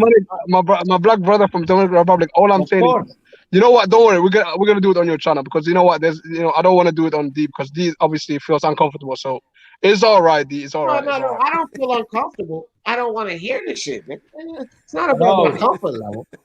We have the right. You know, okay. All I'm saying, okay, all right. If you don't want to hear it, you don't want to hear it. That's what I mean. Even though it is what it is. It is what it is. We're just Listen, gonna man, you want 2 minutes or not? What you ain't gonna do is keep stuttering about it. You gonna take the 2 minutes or you ain't gonna take it. All right, give me 3 minutes. Okay, give me 2 minutes. No, see, now you're trying to negotiate the For time. me, No, Theo is the man. All right, Theo beat the man. Lomachenko. Hi, Marcus. Give me 2 minutes. Give me 2 minutes. Give me 2 minutes. Start now. 2 minutos. Yo, punch. You know, I made a video about you. You know that as well. I don't know if you know, but the stuff that you've been saying, the stuff that you've been saying lately, like it's going out of hand. Like I don't know why you comparing like the struggle that between the Latinos and the African Americans. I think you was out of order on that because the African Americans, you know, people like D. Jefferson, like they can never go back to Africa because they don't know where they're from. But you know where you're from. You're from Dominican Republic. You know what I mean? So even though I'm from Somalia as well, I'm a black person, but you know what I mean, we've been through struggles, but at the same time, I can go back to Somalia. You know what I mean? Regardless of how bad the struggle is, but African Americans, they got that tattoo. You know what I mean? Like they can never ever go back. So I don't know why you want to compare that, you know, the struggles between Latinos and the African Americans. So speak on that. That's my 2 minutes. Can I have my 2 minutes, Mr. D? See, I never compare the struggle. I want people to acknowledge everybody else's struggle as well. It's not only one race that struggles. You just mentioned Somalia, right? Where you at? Where you live at right now? I live in the UK. Okay, so put it this way: did your family struggle in Somalia? Of course, everybody gets killed every day, man. Okay, so if you go to you Somalian, you go to another country like the UK, as a black man, now you actually have two type of struggles: the struggle that you have back home in Somalia, and now you adopted the struggle that they may have happened in the UK, right? So so if somebody tells you in the UK, well, it's about what happened in the UK and the struggle we have in the UK, blah, blah, who cares about Somalia? How are you going to react? I mean, it depends because at the end of the day, if you have to compare it, you have to weigh it. You acknowledge that there's a struggle in Somalia too. Yeah, but somebody like Jalik on the panel and D. Jefferson, like they're both African Americans. Like they got that scar. They can never go back to Africa because they don't know where to start if they go to Africa. You know, whether it's Nigeria, Senegal, Somalia, they don't know where they're from. You know what I mean? That's the thing. Yo, nobody knows. If my son, if I tell my son to go, if I go to China right now, Cantonese, my grandfather's Cantonese. So if I go to China, I don't know where to go either. If you ask my son right now that was born and raised here, I was born and raised here. I don't know where to go to in DR. I gotta ask some family members or somebody to take me for a tour. Yeah, but at least so what you mean if I go back? If everybody knows how to go back, but you can identify yourself with the Dominican Republic, just like I can identify myself as a Somalian. I can go back to Somalia, even though I don't know where to start. If I go to Somalia right now, it's going to be a struggle. But at the same time, I know where I'm from. Like you could root for the Dominican kid, Elvis Rodriguez. You know what I mean, passionately. And I can root if there was the Somalian boxer. There's a Somalian girl that boxes, Rama Ali. You know, I root for her because she's Somalian. All right. And African Americans, you know what I mean? So you don't want me. So let me ask you a question. You don't want me to acknowledge other struggles. You think there's no Latino struggle either? That's what you're trying to say? Yeah, but in America, we're talking about America. So I'm asking you, in America, is there a Latino struggle? Yes or no?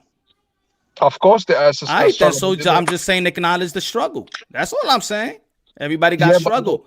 Everybody got a struggle. If you don't want to acknowledge the others, if you don't want to acknowledge everybody else's struggle, you guess you know what's gonna happen after that. The person gonna want to acknowledge your struggle. And that's I also what I'm saying. I also want to say, Punch, like obviously, like I've been coming to your platform before Teofimo Lopez won the fight, but you've changed since Teofimo Lopez won. I don't know why. Like you put your ex in one Shut up! You already know that you're talking at your ass. Hey, Nah, I'm gonna tell you. I'm gonna tell you like this. Y'all changed when he beat Lomachenko. Y'all was going for Tio, and then all of a sudden now he's a ducker. He needs to fight him. No, he's not undisputed. No, get the fuck out of here, man. You want Teofimo Lopez to do the dirty work. Y'all, we beat supporting him. I need to ask Yeah, hold on, guys. All right, yeah, because that 2 minutes way long. What's up, baby? Hi, D. Just a question to your Latino fellow over there. What could you, Mr. Moonshine, baby? I may not be clued up, but what we do actually acknowledge that different ethnic minorities and groups have struggles. But I'm just wondering, what struggles do you face as a Latino in the United States, and what struggles do you see that Black Americans struggle with in the United States, please? I think with the struggle, I think that we're, for example, okay, Latinos, we're in America, in most hoods or unfortunate or inner cities, Black and Latinos are actually neighbors. You know, we share the same community and things of that nature. In the end of the day, we're Latino. I know that. Yeah, I grew up in America. I was just wondering what the struggles, don't combine now. You've decided to separate it and talk about people should acknowledge other people's struggles. So don't now, when I've asked you the question, then say to me that Black and Latinos grew up together. I'm fully aware that I grew up in Staten Island, New York. So let's just keep moving it along. What are your struggles as a Latinos in the United States? Do not I don't know. They're breaking up. It's breaking up. What are your struggles? Yeah, look, I'm gonna tell you like this. Hold on, I'm gonna step in here, Lady Chan, because can you not hear my cousin. Hold on, yeah, I've had hold on. technicalities. Maybe I have to do it on my laptop. We talked about this earlier too. It's the same goddamn struggle. Because when me and my cousins was growing up and the police would run up on us, they see us no fucking difference. It's the same goddamn struggles. The same struggles you might sit here and spit out, that's exactly how those fucking cops used to see us in the streets. All the goddamn same. You can't tell me no different because I spent 17 years in them fucking streets. They used to look at us no different. No fucking different. So I'm not. That's what I did. Hold on, guys. Hold on. Because this one thing that like I get a little touchy with too, because when I grew up on both sides of the spectrum. You understand? I grew up on both sides of the spectrum. And when we grew up, I don't know about where nobody else grew up, and those police pulled up on us, it was the exact same. They ain't see no fucking difference. One. I got a question, if you don't mind. Is as a Latino, is there a difference between how the darker skinned Latinos get treated than the lighter skinned? Sorry guys, I've been doing it from my phone. Let me hook back up on my laptop. All right. Yeah, sorry, I'm having technicalities. It's just because I'm doing it on my phone. So what I'm gonna do, I'm gonna upload my laptop and then I'm gonna jump back in could we just start the conversation after again? Like you guys can continue to converse, obviously, but I'm just going to jump on the laptop because this phone's not handling that. Okay. Listen. This the answers. All right. This what I want to say. This what I want to say. That in the community, they both look at us. That we have the same struggle, but then also in the community,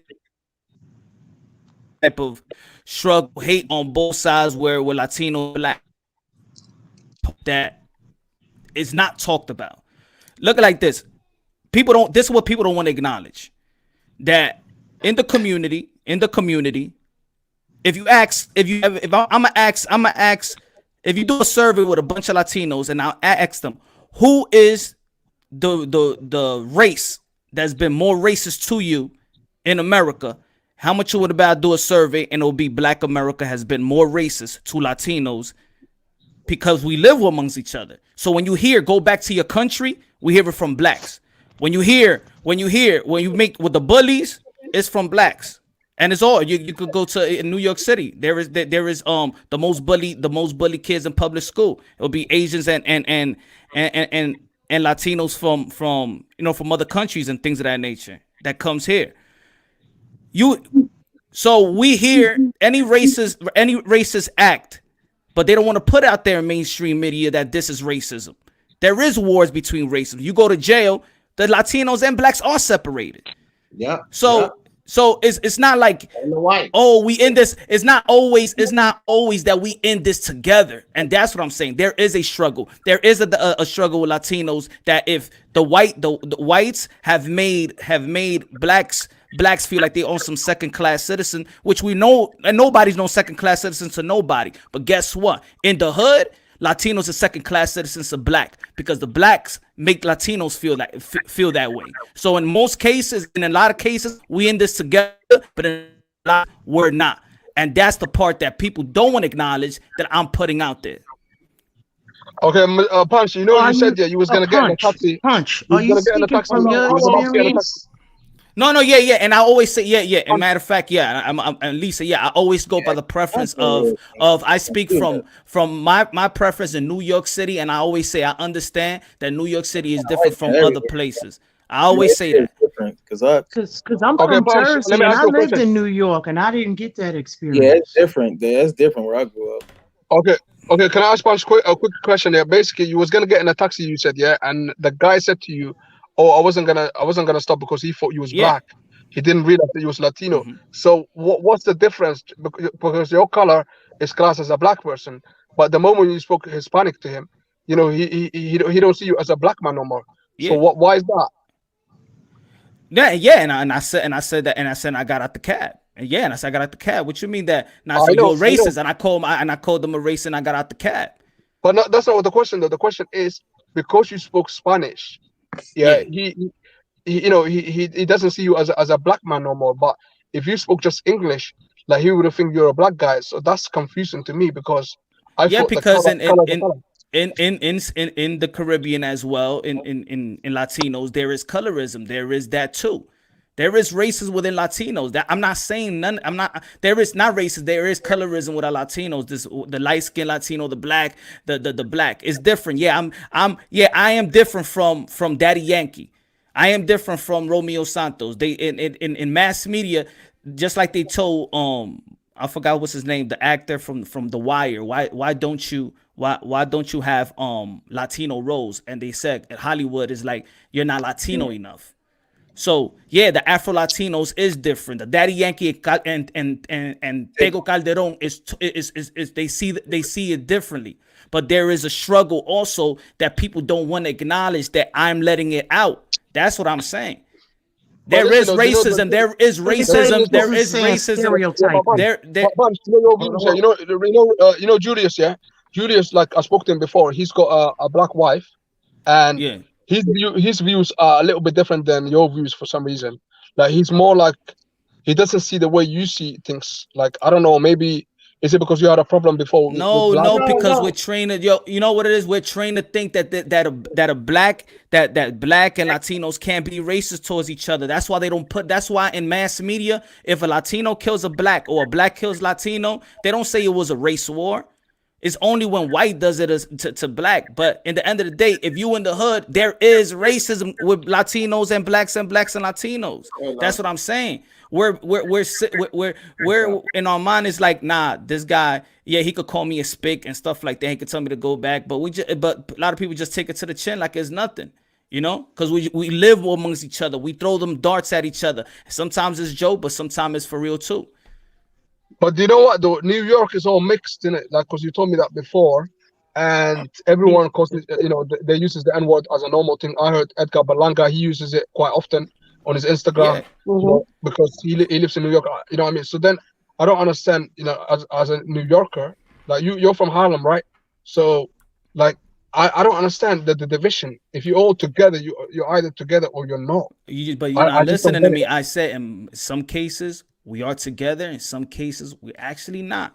That's what I'm saying. It's a little, America's a little different than the UK P-boxing. It's a little bit more. I know it is. I know, of course, Johnny. But at the end of the day, everyone in the South is telling me like, oh, it's no one else. Here. Yeah, you can carry heat, bro. It's not the same as the UK. You can carry. No, but people are telling me. No, I know it's not the same. People keep telling me, but listen.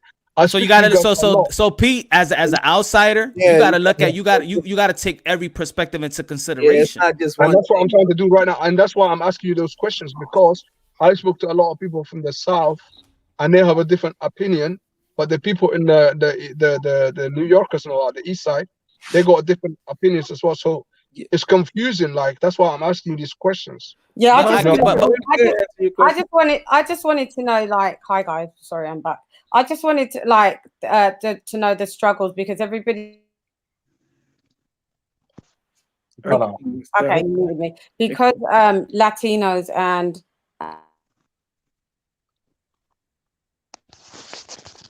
her connection is up, bro. Her connection is up. Yeah, I see what you mean, because where I'm from, we got, you know, the Puerto Ricans. We all kind of live close to each other, so it wasn't really no gangs like that, you know what I'm saying? And of course, usually based on your culture, you're going to naturally hang around people that's like you, so that doesn't mean that you're being racist if you naturally hang around people that share the same taste as you as far as music, but then at the same time you also can intermingle with other people that may be like, if you're black and you see a Puerto Rican person, you know, you might mess with the Puerto Rican, so it's a little, it's integrated. You know what I mean? So, but it wasn't. Puerto Rican is a nationality. It's not an ethnicity. So what I'm trying to say is that white Latinos will probably still have white privilege as alongside other white Americans. If you would have specified and said Afro Latinos and Afro Latinos share the same tragedies and the same woes as Black Americans, then I could wholeheartedly agree. But there's two different races. So no, it's not the same struggle for all Latinos versus Black UK and versus Black Americans. It's just not. That's a good point, but that's a good point. But I can tell you this.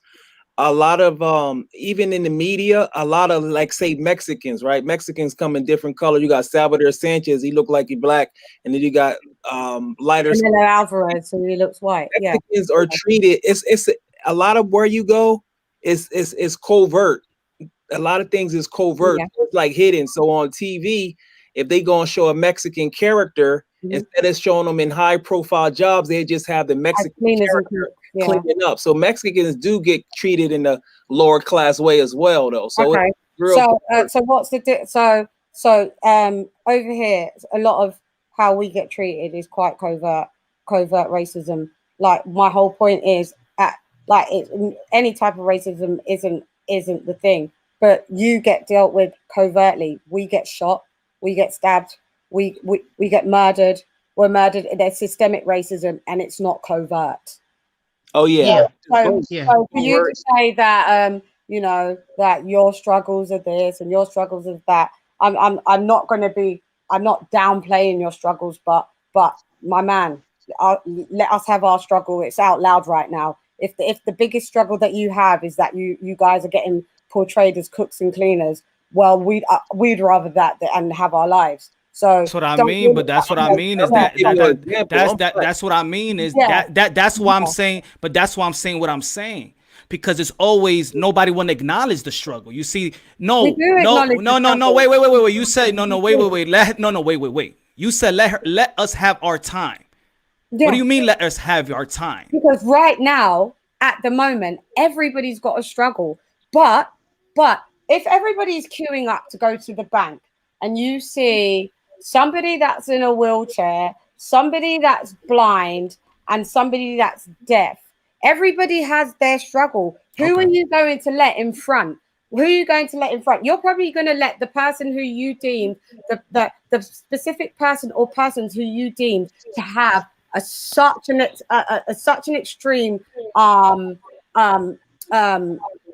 what's the word? Such an extreme disability or struggle than yourself, that you'd probably let them in the front. It doesn't mean that you, as the person that can see, walk, and hear, no longer has any struggles, but you do identify there are people that are facing right now at the forefront, in front of you, at the bank, that you should let in front of you. So their struggle can just be a little diminished, and you've helped to diminish, even if it's for 10 minutes of their day, to diminish their struggle. So when I say, my man, we're not diminishing your struggles, but I'm saying let us have ours at the minute, because ours is fucking out of order.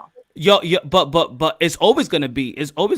Well, always. So all right. It's always gonna be in America. It's always gonna be in America. It's always gonna be the black struggle. So Latino struggle. We just gonna sit back and sit back and because that's what. So you got okay. Hold on. Chan, Lady Chan, you gotta let him talk. But he doesn't know that. It's a fact though. What was the origin of the video? It was about Canelo and Tio, right? Yeah, I said right. Because I was there, and then eventually I left because the chat was so toxic, you know what I'm saying? Talking about black people, and I'm black, you know what I'm saying? So I felt very offended in the chat as far as the things that was said, because as a black person, so I just bounced, you know what I'm saying? No, but you know what it is. You know what I'm saying? Because I don't roll like that. At the end of the day, I'm a mature person. But just let me say this. Just let me say this right quick. You understand why people felt it was toxic, and if you go and you read the comments, it's because there is a struggle that nobody cares about. So when you see how Latinos in the comment box was talking in my videos, there is a voice out there that nobody wants to acknowledge. That's why nobody wants to acknowledge that. In the hood, there's racism too. And guess what's the racism? It is black and Latinos. It is. Latinos are treated second class citizens. Latinos, hold on. Latinos, let me say this. Because they asked me the question. Latinos is treated second class citizens to blacks. Latinos is treated second class citizens to blacks. And I'm gonna keep on saying that. And this is why in the comment box, in the comment box, Latinos was speaking out, but nobody want to acknowledge it. That's what it is, and that's the problem. That's the problem. Okay, I'm not quite sure. Okay. Finish like asking. Yeah, I started this. Can I finish? No, P. Chill. I'm the one that started it, though. Yeah. Time, bro. Okay, hold on. I just put all of them on mute. Here's the problem. I got everybody yelling out, trying to get their piece in. Smoke dump on the panel yelling out. Listen, this is a touchy subject. So, I mean, seriously, bro. Only one person can talk at a time. Can I quickly say something? I'm gonna be quiet. Okay. This is what I'm gonna just say. Punch drunk boxing. Listen to this. We are the whites, and we love more the Latinos than East European boxing. Why will the Philip Hrgovic take his nickname as the El Animal. We love because we are feel connected to the Brazilians, to the Mexicans, as Christianity, Punch Drunk Boxing, first country in the world whose cut slavery was the Croatia. And I just want to say this, Lisa Bales also, first country who claimed the saints, who was the slavery, was the Vatican also. And I don't understand what is about the race. When I see the Lomachenko with Teofimo Lopez, I was cheering for Teofimo Lopez because he's my guy. He was the Latino, he was the Catholic, he was the Christianity. I say, go Teofimo. And this is just gonna say, we as the Catholics, we don't care about the race. We just care about the character. How is your personality? And that's it. Okay, listen. Let me put this on. I'd like to, hey Pete, can I just jump in? I haven't said a word yet. Oh, right? go on. Right. So I was there at this thing, and I've been on Punch's channel a lot, right? So I'm just going to tell you about my experience, right? As a person who comes to talk about boxing and not about any of this stuff, right? So I have been. I think it is a. I think it is a. It is a cop out to say that when people are being racist, it is because Latinos are second-class citizens. That has absolutely nothing to. The two things aren't related, right? I think this idea that we need to keep reframing whenever racism comes up, we need to keep reframing it as something else. Like, hey, yes, they were racist, but it's because Mexican or Latinos are second-class citizens. Okay, first off, Black people can be Latinos, right? So this idea that a culture is a race is also an issue.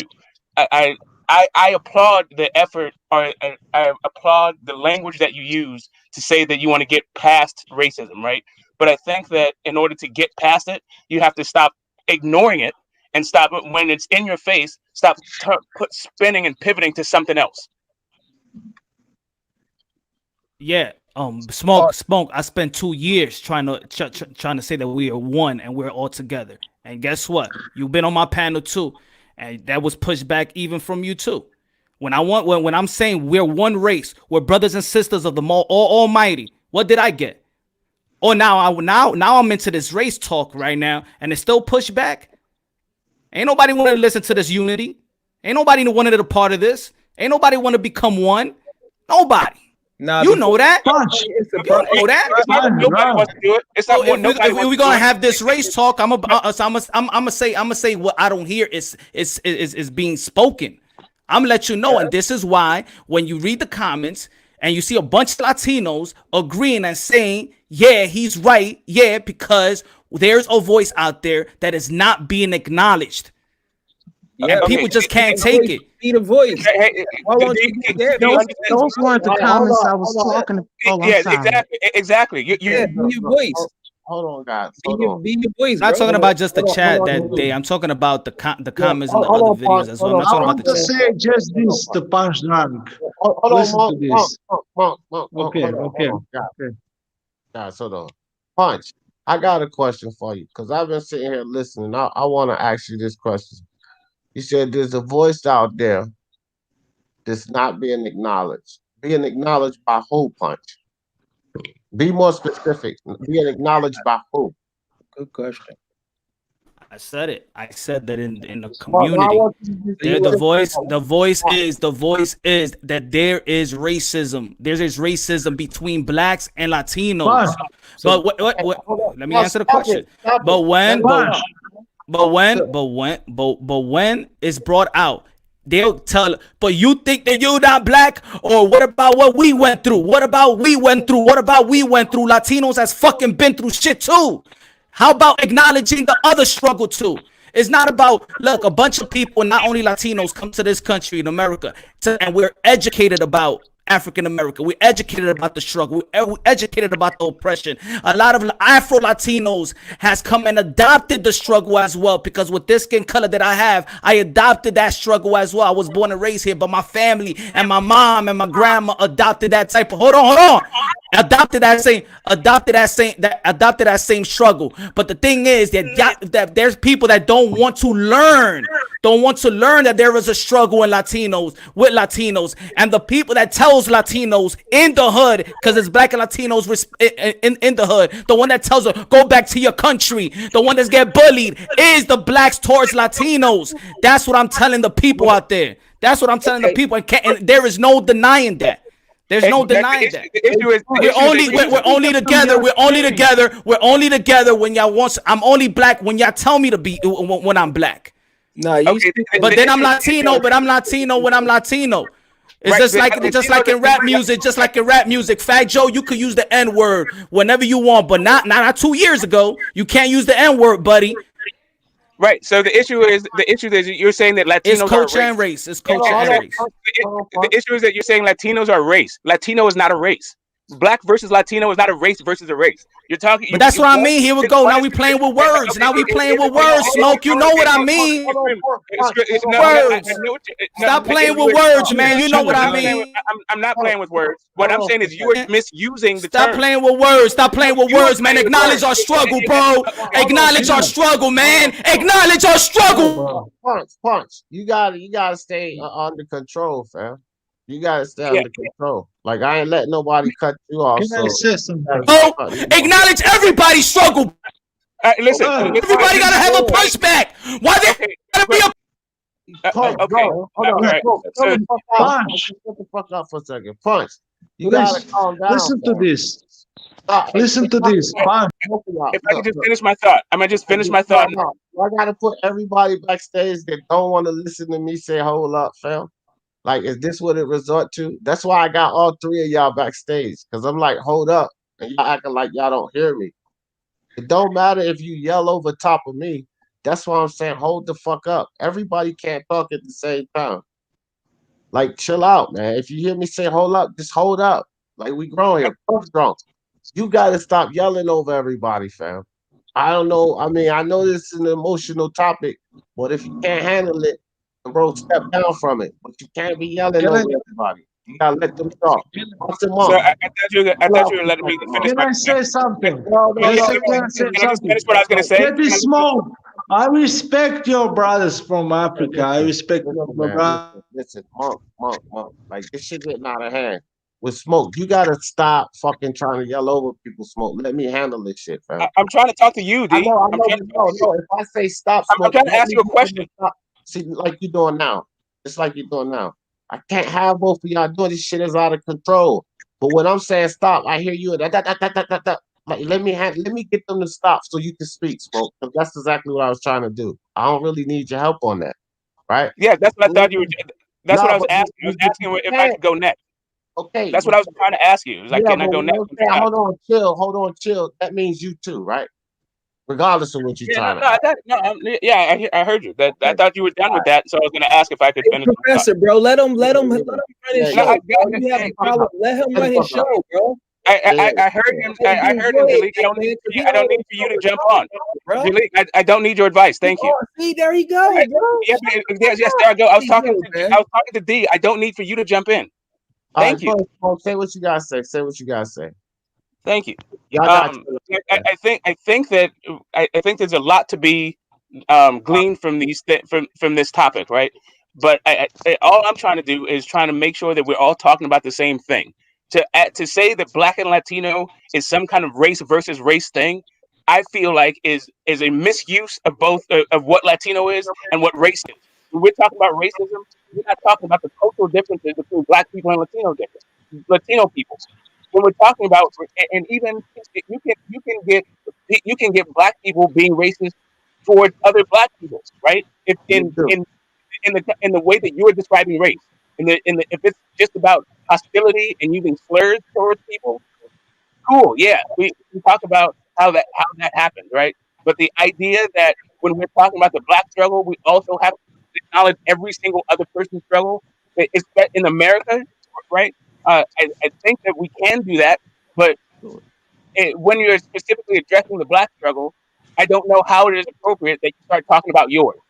Listen, all right. So let me get a crack at this because I'm just listening to both sides and what everybody's saying. So I'm going to tell you something that I have acknowledged growing up with my Latino family, Hispanic family. Okay, here's something that I noticed, and I get on this all the time, and people get on me about this shit. Black people get on me about all of this, but I noticed, like, here's something that Punch is saying, and I know that this is to be true, whether black people want to admit this or not. A lot of times when certain struggles in the Latino community is being mentioned, it gets tossed to the side by the African American community. Like it ain't that big. Like it's not that important because of what we've been going through. So yeah, get out of here with that. We're not trying to hear that because of what we've been going through. And that attitude is portrayed. Whether black people want to accept that or not, that's exactly what happens. I've witnessed it. I've been around it. Like your problem don't really mean that much because what I'm going through. Actually, their problems do mean that much. Like, why doesn't it? Because your problem may be greater, so theirs is not shit. And that attitude comes off.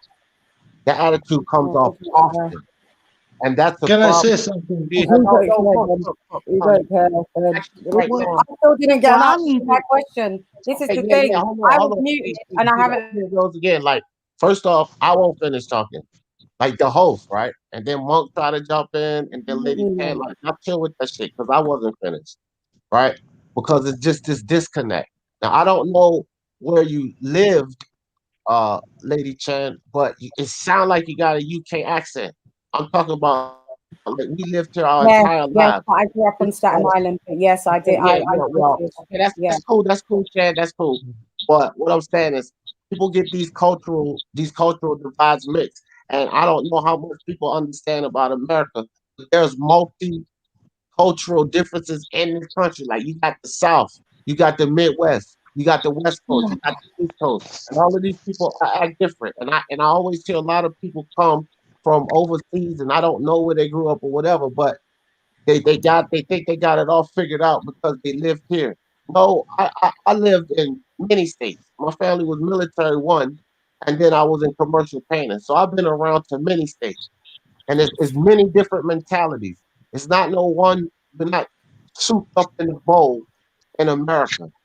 People act differently in New York between blacks and Mexicans as they act in New Mexico or in California or in Maine or in Connecticut. People act differently toward them. So you cannot stereotype it or soup it up in the bowl like you got it all figured out and you know what the fuck is going on. Because hold on, ma'am, I'm still talking.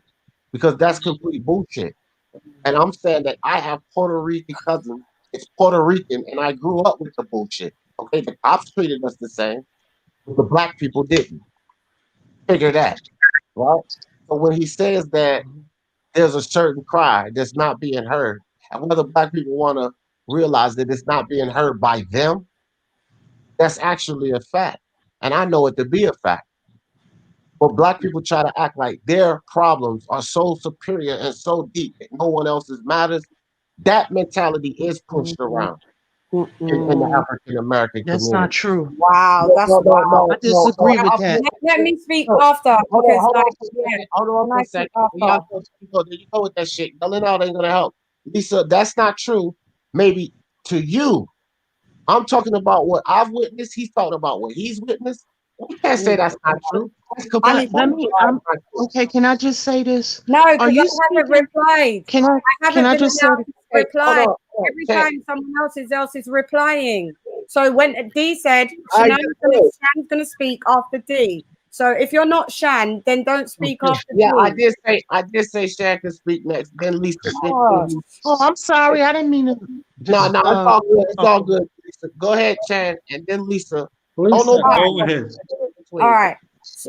So that guy, he could fall back because it was just amazing how he was allowed to shout down on all of us like he was some superior. All that, man. It was rude. It was rude. So the black struggle, I can see people talking about the black struggle and we don't know about it because we're in the UK. All right then. So next time there is a George Floyd incident and we all decide in the UK to stand firm and cry a million tears with you guys, then tell us that there isn't any black struggle in the UK. It fucking pisses me the fuck off when you Americans try to downplay that because we are in the UK, we are not black.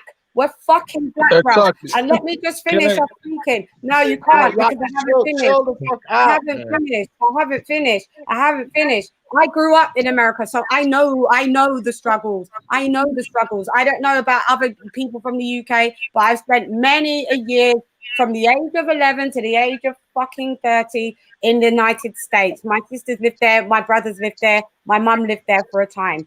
Okay, so when you guys try to downplay this, oh, I don't know what happens in the UK and that, but guys, when shit pops off in the US, just fucking know that us, your black brothers and sisters, that you guys try to downplay and that like we're fucking pricks, are shedding tears and standing side of you. And when you guys decide to take the knee in your NFL football games, which we don't have here, but we still take the knee for you guys. Yeah, you know what? This is why we can't get on. It's this fucking crabs in a barrel mentality. When you're going to be saying we don't know the struggle because we're not from the US. Sorry about that. Sorry that the slave ships took us somewhere fucking else. Sorry, not sorry. And I'm just going to say, Latinos, you guys can speak because you guys have the biggest amount of racism within your own culture. You guys think Spanish is first and foremost it is an ethnicity. No, my G's, it's a language. And you guys, the lighter you are, Look. Yeah, so Hispanics. So who goes into the bank? ¿Quién va primero al banco? Cuéntame, por favor, porque soy venezolana también. So I'm speaking on both sides. This is why you guys need to be careful who you speak to because you don't know who I am. So I am from both sides. I'm Latina, growing up in the UK, and I'm West Indian. So who are you letting in the bank? Because we're not saying that you don't have a struggle, but everybody has a struggle. But who are you letting in the bank? Tell me. Cuéntame por favor, muy pronto. Toditos están en banco, toditos están en banco. Y todito tiene su struggle también. Todito tiene tu struggle, and it's like how D and it's like D say. This is oh my go ahead. Listen to this punch. Yeah, Monk, your name ain't Lisa Bells, fam. Like we just established it for transport. So like Lisa, let Queen Lisa speak. Yeah, I was just gonna say. Sorry, sis. I didn't mean to interject. Because it was just chaotic or whatever. But yeah. But I said that I was responding to what you had said, D, because that's not necessarily always true. And the reason why I say that is because a lot of times because growing up they always put the Latino and the blacks together, as far as they will put blacks and Latinos with the crimes, and they will put blacks and Latinos with this and that struggle, whatever, this and that. But as far as like things that happen as far as different struggles and what people have been through, and even in their past, a lot of the things that went on with the Latinos wasn't always as publicized in the media, if you know what I'm saying. So it has been, but not as much. So sometimes maybe the information wasn't always there or available. Like when Punch was talking about the other day, and that was a horrible story, what he was talking about the young lady that was viciously murdered, and I felt your pain when you was talking about that. And like nobody was really talking about that really, or nobody, not that nobody was talking about it, but people in the Latino community was talking about it. But like he was saying, where was people, the black people on that side, like, out there protesting and stuff. So now I understand what you're saying and everything, but it was just like sometimes there's information that slips through that is, because the media is always out to pit this black and white thing. You know what I'm saying? That supersedes anything. So a lot of times, you know, when these situations happen, that seems to always be at the forefront of everything, and it's the constant going back and forth. But you know, as far as in the I grew up in the hood as well, and I've seen a lot of things, but and I grew up with Latinos as well, but I never experienced that. Never. Because my concern is I'm concerned about anybody in their you know, their struggles as well. I'm still learning about my struggles as a black woman. Lisa. And I'm still learning. Lisa. Huh? Lisa, can I tell you something? The white brothers, the Orthodox brothers from the Orthodox Church, kill and rape us women. Orthodox rabbis, the Serbian people, kill our women and rape us people, but they are same color as me, and they hate everybody who are not the Serbian, and that's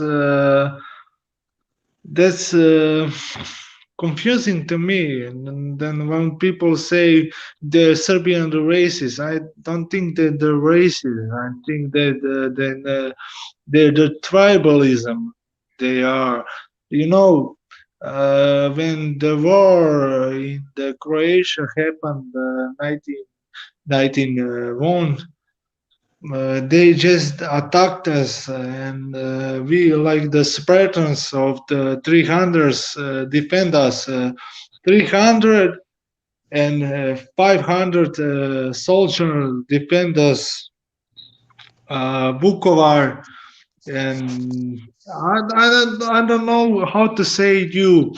I love my Latino brothers because Latino brothers are the Christian brothers. I love my black brothers because my black brothers are Christian brothers. And this is just I want to say that to you. The tribalism is the biggest problem in the world today. You know, I'm from Croatia. My dad was in war. My dad was coronavirus. He's in the hospital today. And this just want to say to you, Lisa, it's not about the colors of the skins. It's all about tribalism. You know, if you know the Serbian or Bulgarian, they don't give a fuck about you. I'm sorry, I have to express myself like that. But I cheered for the Teofimo Lopez that night because he's the Orthodox brother, and Teofimo Lopez, I know he's my Christian brothers, and I cheered for the Teofimo Lopez go beat the Lomachenko. You know, it's not about the race and but the color of the skin. It's more about tribalism and color of the skin. I don't know if Lisa was finished because Lisa was talking on. If you're finished, because I want to say something quickly. Go ahead. I don't know if you're finished, Lisa. No, I just want to say to Punch because I started this whole thing. Yeah, we was talking about boxing, and suddenly, like, you guys hijacked my thing. All I want to say to Punch here is like, we feel some type of way as black people. All I want you to do is just make a video, an apology. You know, because I believe like the way you said it was the wrong way. Apology for what? And I'm just asking you. Yo, we having a serious conversation. If you asking want to to make play an around, apology. then we can have a play around shit. Don't come with a subject. Don't come with a subject to play around. Don't come with a serious subject to play around. Yeah, You're losing your cool now. See, that's what I mean. You're losing your cool. Yeah, Pete, you playing games now, man. Like for real, you playing games. So cut that dumb shit out. This ain't the MSBC, so cut that shit out, man. Yo, can I say something, D? Can I say something? No, look. Can I say one thing? Okay. Hold on for a second. Brian and Hold on, guys. Okay. I don't know who got all that goddamn ruckus in their mic. Go on mute. Let me see. Somebody watching basketball or something. Oh no, but that shit, that's LT, man. That shit's loud. All right, go ahead, Jaleel. Go ahead, Yeah. Jaleel. What I wanted to say, you know, I'm black, right? So I mean that's obvious. You see me in the pictures. Well, Shit, dog. I get the perspective. Like me personally, I'm gonna use it as an example. Like I'm a male, right? And we all know that we live in a double standard world where females get treated in inferior ways than us guys do. Facts. Now, I'm not a woman, you know what I'm saying? I can never be a woman, don't want to be a woman, but I can extend some compassion towards a woman. Now we know as dudes that don't care nothing about the struggle of women. So I think that's what Punch Drunk is saying. Just have some compassion towards what their challenges are.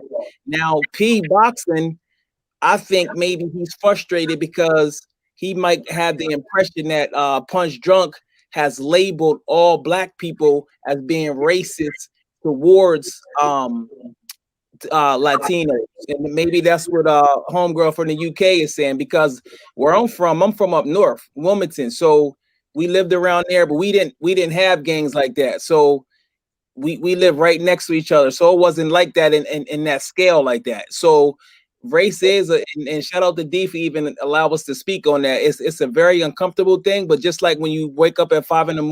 to work out, to build up, you got to talk about uncomfortable things if you really want solutions. Now a lot of people say they want solutions because that's the political thing to say, but when you really want solutions, you're gonna have these conversations that get real heated sometimes.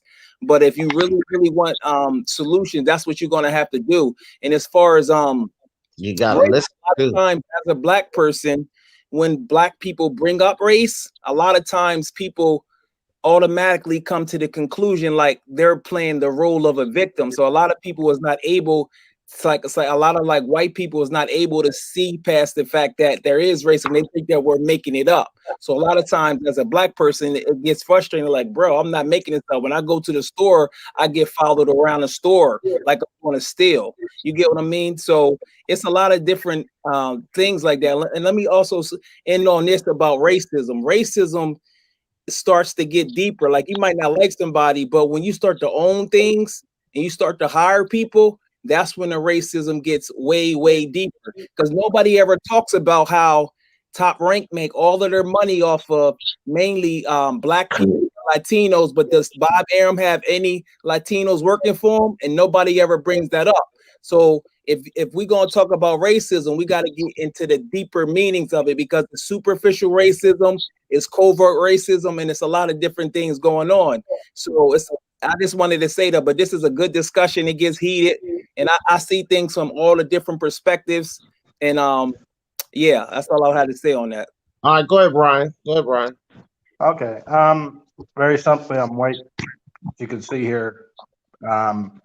Very simply, we all have stories. We've all had pasts that haven't been good. You know, history hasn't. You know, history. If you look back through Irish history, we've had tough times as well. So it is what it is. I think every culture, every race, has had problems.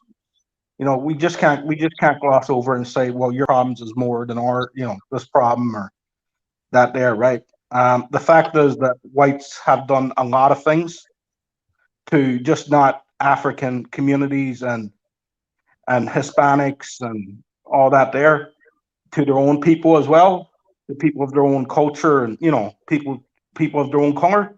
Hitler tried to kill everybody. Yeah, we can't gloss over it. Everyone has a history. Everyone has a past. We just can't gloss over it, right? So that's all basically I wanted to say. But we have to look at other people's struggle too and say, I love everyone, right? If you're a good person, you're down. If you're a good person, I can have a laugh with you. Like I love everyone. Right? I treat everyone the same. I try to annoy. If I can just jump in, right? So I don't think you can always acknowledge somebody else's struggle or somebody else's experience, whether it's a struggle or not. The issue is about time and place, right? So when you're talking about an issue that is actually disproportionately affecting one group and they're trying to get that issue fixed, that is actually not the appropriate time to start talking about everybody's problem, because they're not addressing everybody's problems in that moment, and everybody's problems, and also and when you bring up everybody else's problems, that doesn't equal to a solution to the specific problem that's being addressed. Okay, Smoke. I know the way you like to turn things around. No, hold on for a second. Can I say something? No, hold on, Mo. Let me say something. Okay. Here's something that I noticed within my community. Now, see, I said, because I really want people to start coming at me now, because look, I grew up, and when there were struggles, we had to pack lunches for people ready to take marches and shit. I know what this shit is about, right? The kids, we had our duties, we was doing our shit, right? So I'm gonna tell you like this. Here's one thing I know for sure.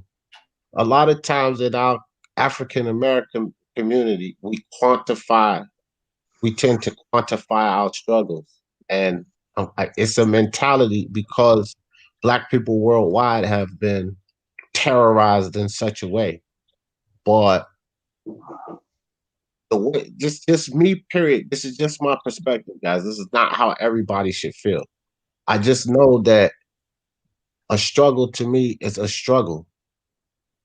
Somebody being done wrong is somebody being done wrong. Somebody being raped is somebody being raped, and so forth and so on. And sometimes when there's a struggle, no matter what ethnic background it may be, people try to quantify their struggle, basically saying that it's more important or it's worse. Or listen, man, struggle is a struggle, because who's ever going through that struggle, whatever struggle they may be going through, they ain't feeling good about it. You know, Black people go through certain struggles here in America, or go see how people live in Syria. And I don't think your struggle is so fucking bad, and I don't care what you make it up to be. And that's a damn fact. If you Black in America, go look at people how they live in Syria, where they dodging fucking shrapnel and shit like that on a daily basis. Got to go to underground hospitals because those shits will be blown the fuck up. Black people can go. Man, don't go that far, bro. Just cross the border, bro. Chill out. I'm still talking. Chill out with that bullshit. Because this is serious. It's a serious conversation. So all of these things need to be heard, right? Everybody tries to quantify their struggles. But if you relate this to other struggles, yours ain't that fucking bad. Because just like I said, it's a blessing to live in this fucking country. A lot of Black people in this country, they got it so fucking bad. They live in the projects, right? Where they can flip the light switch, turn on the motherfucking water, right? Go to the grocery store, get free food, get free medical care, and then there's people around this world living in fucking mud huts, right? So how bad is your struggle? But do we acknowledge or think about those type of struggles? No, we think about our own. So we try to quantify our own struggles as if they're more important. But I can guarantee if you utilize the law of relativity and relate your so-called struggles to other people around the world, because here's the reality of it, of all my African American people, there's only 13 to 17 countries that live like we can live in the world. And everybody else struggles as much more than yours. And that's a motherfucking fact.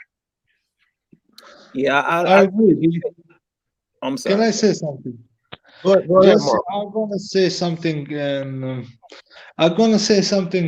I agree with the American flag, that belongs to you and the Latino brothers. You know why? Why?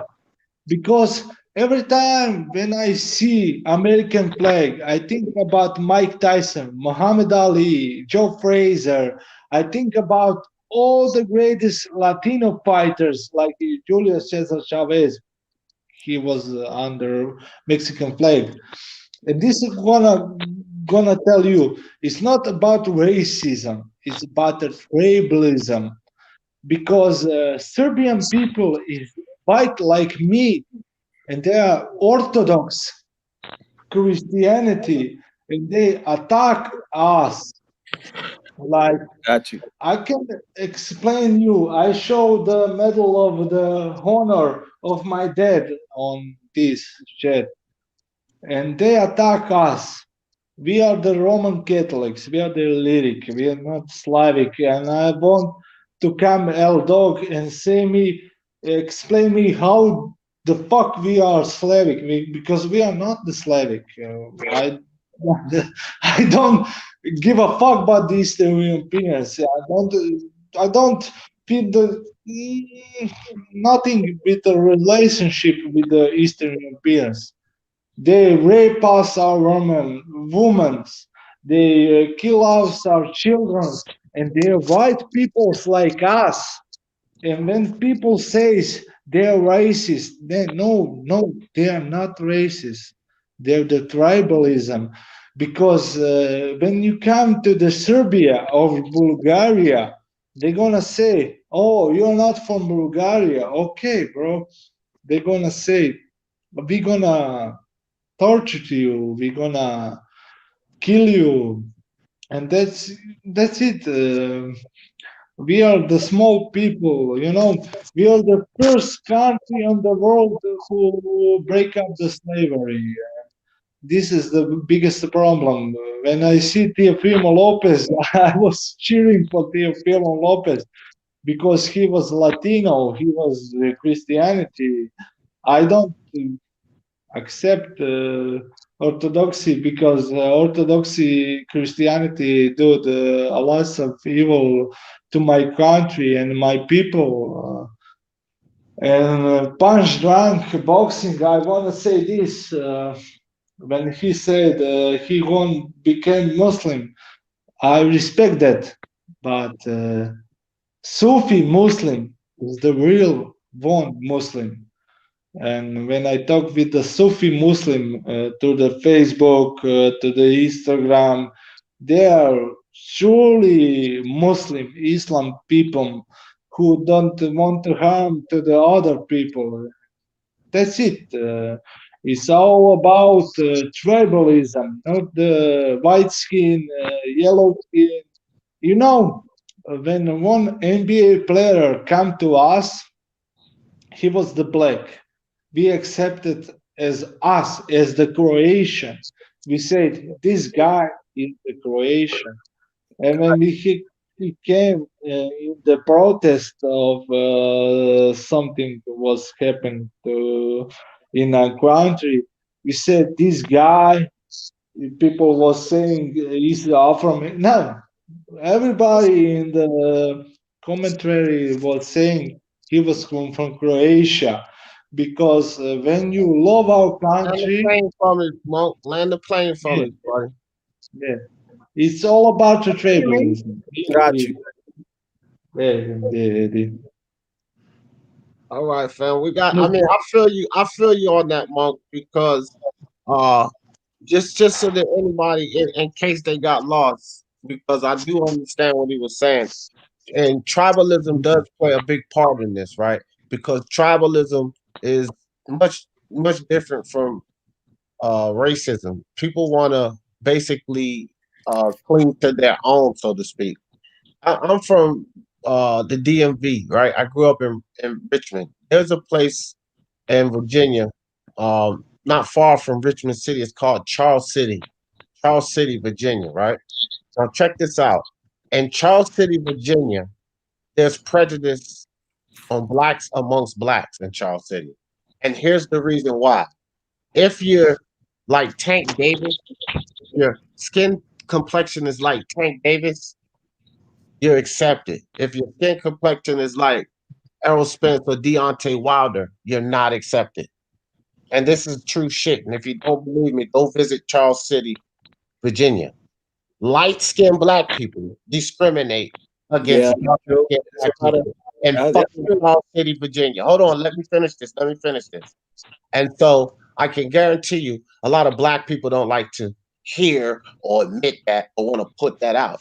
And this is where tribalism kicks in. And this is what Boxing Monk is talking about, where a lot of it has to do with tribalism. So for Punch Drunk Boxing, where he says the Latino community, that's a tribalism type thing. And if you think that in the Black community, what he's saying doesn't exist, it most certainly does. And then so with Black people, there's a tribalism. There's an idea of tribalism because look at African Americans.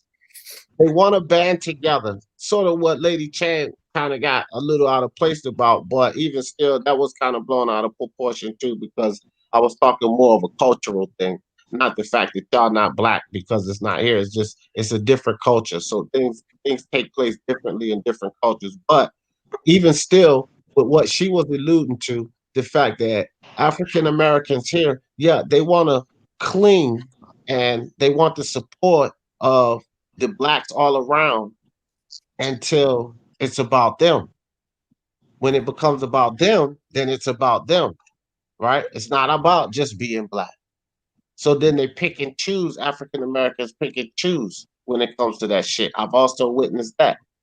Like, right, if we're all Black and we all love each other. I remember back when I was in school, the African kids come over. We tease and make fun of them. African booty scratcher, get your ass back to Africa. Yeah. But that's cool with Black people to do that shit though, right? So do you band together? It's not cool, hold on. Let me finish this. Because it goes to the tribalism that Monk was just talking about. That's what I'm trying to point out to this. Everybody has their fucking shit with them, fam. And you have to relate to everyone's struggle. You could say, yeah, my struggle is greater. Okay, it may be. Nobody's going to deny that. But does that mean this dude is not going through a struggle? Does that mean that his family can't eat the way they should eat because of their nationality or their ethnic background or their skin color? Just because you went through it for 300 years and he went through it for 75 years, was it supposed to be more important? Regardless of the fact, in 2020, y'all all going through a fucking struggle. You know, and half of the people that do bitch and moan and complain about what we went through as people, y'all motherfuckers didn't go through that shit. Y'all grew up in my era, in the 80s and the 90s. Y'all was being fed in cornbread. With cornbread. Shut the fuck up. Y'all didn't go through that shit. Y'all won't pick the no bells. Y'all didn't get whipped. Y'all didn't get dog sick on y'all. Let's keep it a bean. Y'all never faced those fucking struggles. No, D, don't cut me off right now, because I'm on a little bit of a roll here. Like I need to get this shit off because I see things in my community as well. So I'm Black and I'm gonna speak on this. And if Black people don't like it, y'all already know I don't give a fuck. Yeah, speak on the racism you get from other cultures too. Hold on. Just let me speak, okay? Because I know that there's a lot of things that go on in my community, and then our people just try to gloss over that bullshit, right? I think all of us grew up, especially most of you guys, Lisa, Smoke, y'all in my era, we all in the same era. So I know that y'all witnessed the African booty scratcher, take your ass back to Africa, right? This is Black on Black prejudice, right? Did that shit not happen? Right? But then when it's a Black thing, you want all Blacks to band together. That's the poison of the African American community. Let's not act like it's not. But then we gotta hold ourselves accountable as people, African people, African American people, and Hispanic people, because we all have our shit with us, right? But when somebody points out your shit, don't act like it don't exist, because it damn sure does. Can I say one thing? Yeah, I would want to go after you, Brian. Go ahead, if it's okay. Okay, go ahead. Just one quick thing. Probably out of everybody here, I've probably beaten up more white guys than the rest of you combined. Free boxing. So yeah, that's just the way you do. Go ahead, Smoke. Yeah, so there's a difference between. I think what you're talking about is the difference between culture, right, and race, and the idea that, you know, let's say the idea that as Americans living in the first world that we have comforts and we're living in a better situation than somebody in a war zone, definitely. And that's probably true for most people who are just living in poverty, who aren't living in a war zone, right? But let's say you're living in poverty and you're living in a war zone. Yeah,